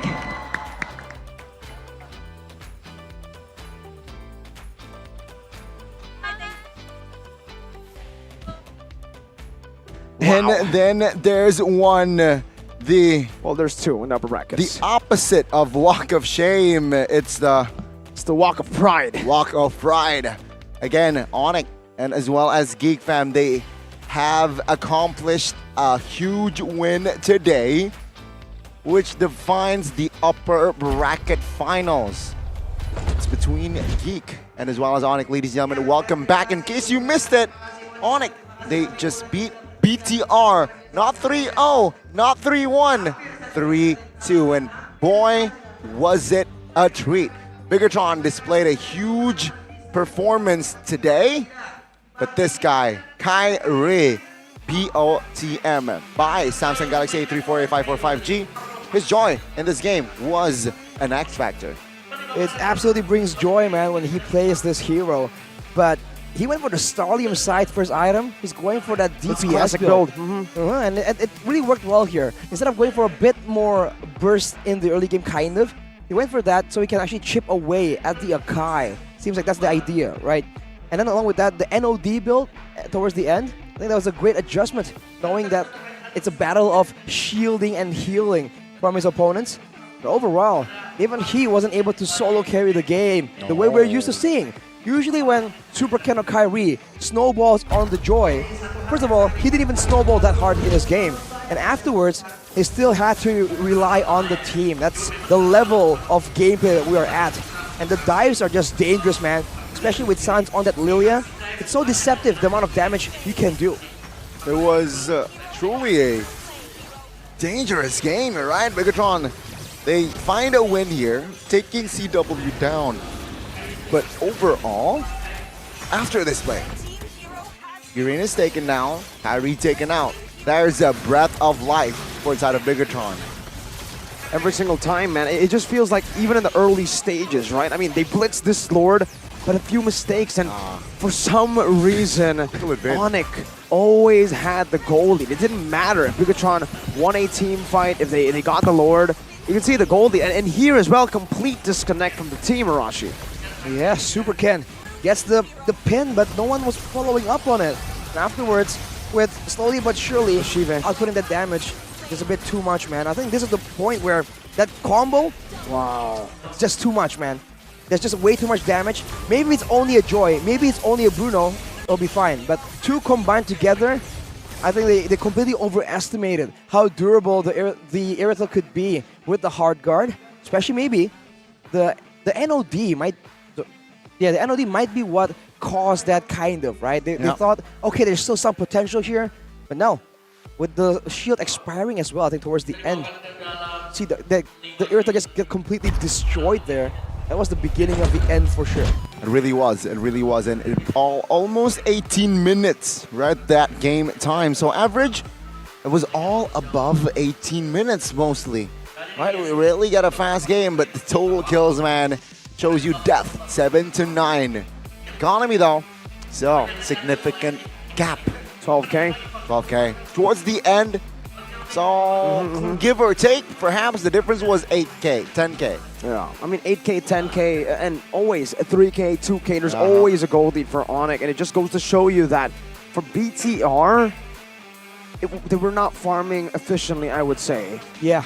Yikes. They had movements where they were trying to get places, but they weren't planning ahead and pathing through, finding gold while doing it. And I think at this point, it's kind of reflexive for Onyx, which is why even when they're behind, somehow, some way, they're able to keep up in the gold income. I think this illustrates again the difference between the Angela and the Mathilda as well. In the late game, I guess the Mathilda, especially when you can shield multiple members the way Kibo was doing this game, that's definitely a big problem. And the Angela, great for snowballing in the early game when items aren't in the picture. But at 18 minutes, the items are all completed, man. And the hidden carry here is so low-key. is Sans on that Lilia. Like we said, AoE, constant DPS, man.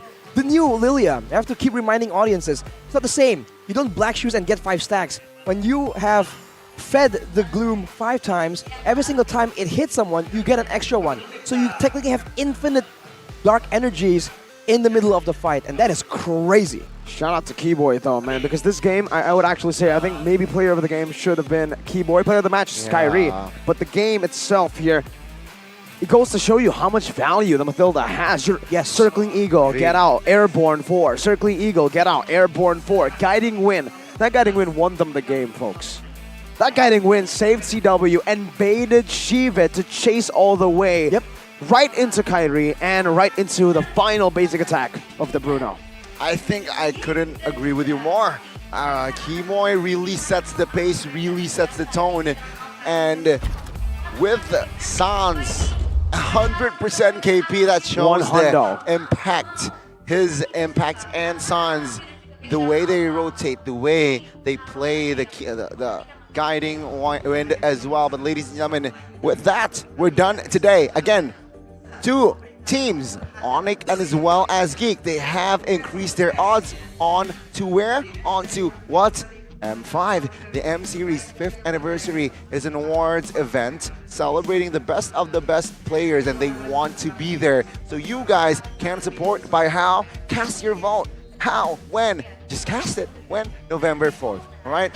More details later on, of course, we will definitely share. But please, ladies and gentlemen, M5, we will celebrate in PH. The Philippines. We will. They will host M5. The host country after M4 Indonesia, M3 and M2 Singapore, and M1 Malaysia. Can't wait to see exactly who goes to M5 first though, before we actually get to the Philippines to watch it. Because, man, looking at it now, Onyx, everybody thought it was, including me, that it was just Onyx League. This is Onyx, one slot is confirmed by Onyx. But now looking at that game, a match that everybody thought it was going to be 3-0. The fact that it was 3-2, I was happy with just one game. The fact that it went all the way, it shows you that all the teams have improved. It's not just Onyx at the top. BTR are slowly improving. Geek Fam beat RRQ. RRQ are also improving. And oh my god, the top 4 couldn't be closer. Again, ladies and gentlemen, we have 4 teams left. Tomorrow, 4. We got 2 matches, and we have to say goodbye to 1 team. Oof. It's between Arashi and as well as Mirko's team, of course, tomorrow. But Arashi, final thoughts before we close out of the day today. Oh, what a great series, man. What, 10 games total today? 10. Every single game getting closer and closer. But now, it's a bit of a deciding moment here. The English Desk Civil War. It happened multiple times throughout the season. But Mirko, it can only be one. Square up. Unfortunately, this Square guy, up, square up, this guy's Arashi. taken Square up. one already. But we ain't going nowhere to fight, boy. We'll I'll see be you the tomorrow. referee. I'll be the referee. I'll be the good boy. He's Dana in this White. match. They'll be the bad boys. He's Dana White. Exactly. I am. But ladies and gentlemen, that is Player All Stay 2 Season 12 again. Boy, what? 10 games. 10 games.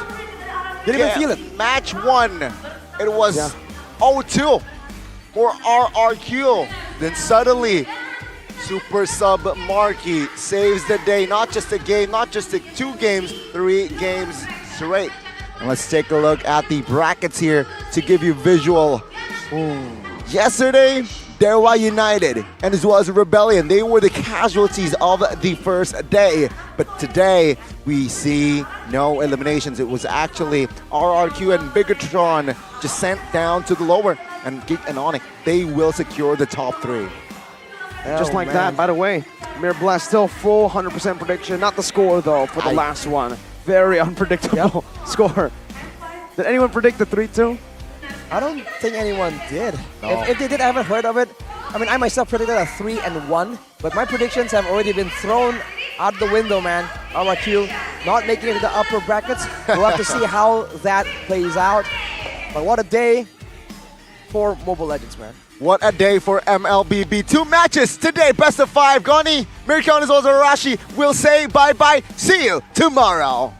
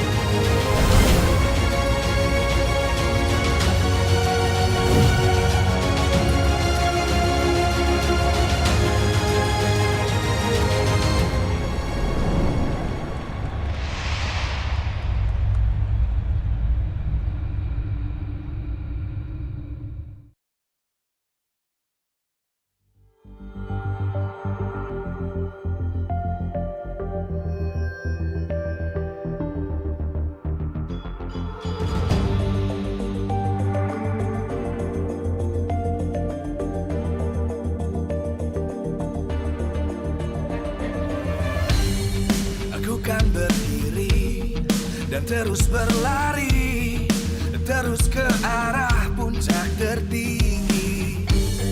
Ku takkan berhenti, hanya sampai di sini.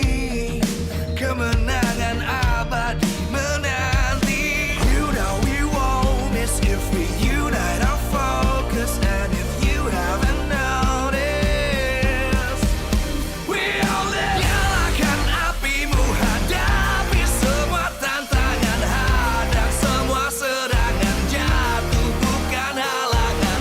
Bakar semangatmu, janganlah engkau menyerah. Kita akan buat sejarah. We all this, we won't miss.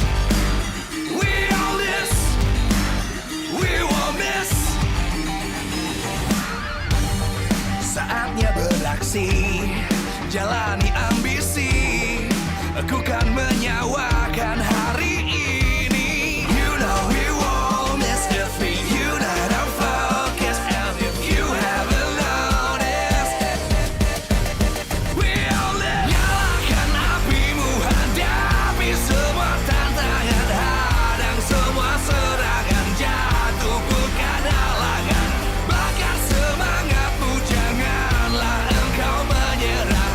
Kita akan buat sejarah. We all this, we won't miss. We all this, we won't miss. We all this.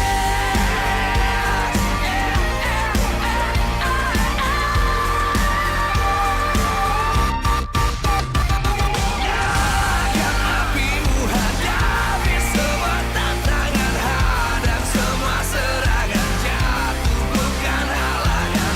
Bakar semangatmu, janganlah engkau menyerah. Kita akan buat sejarah. We all this.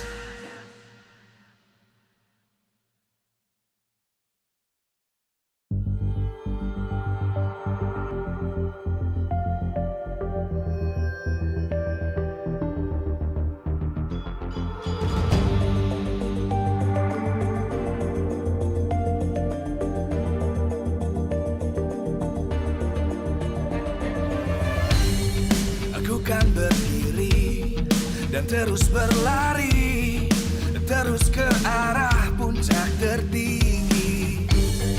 Ku takkan berhenti, hanya sampai di sini.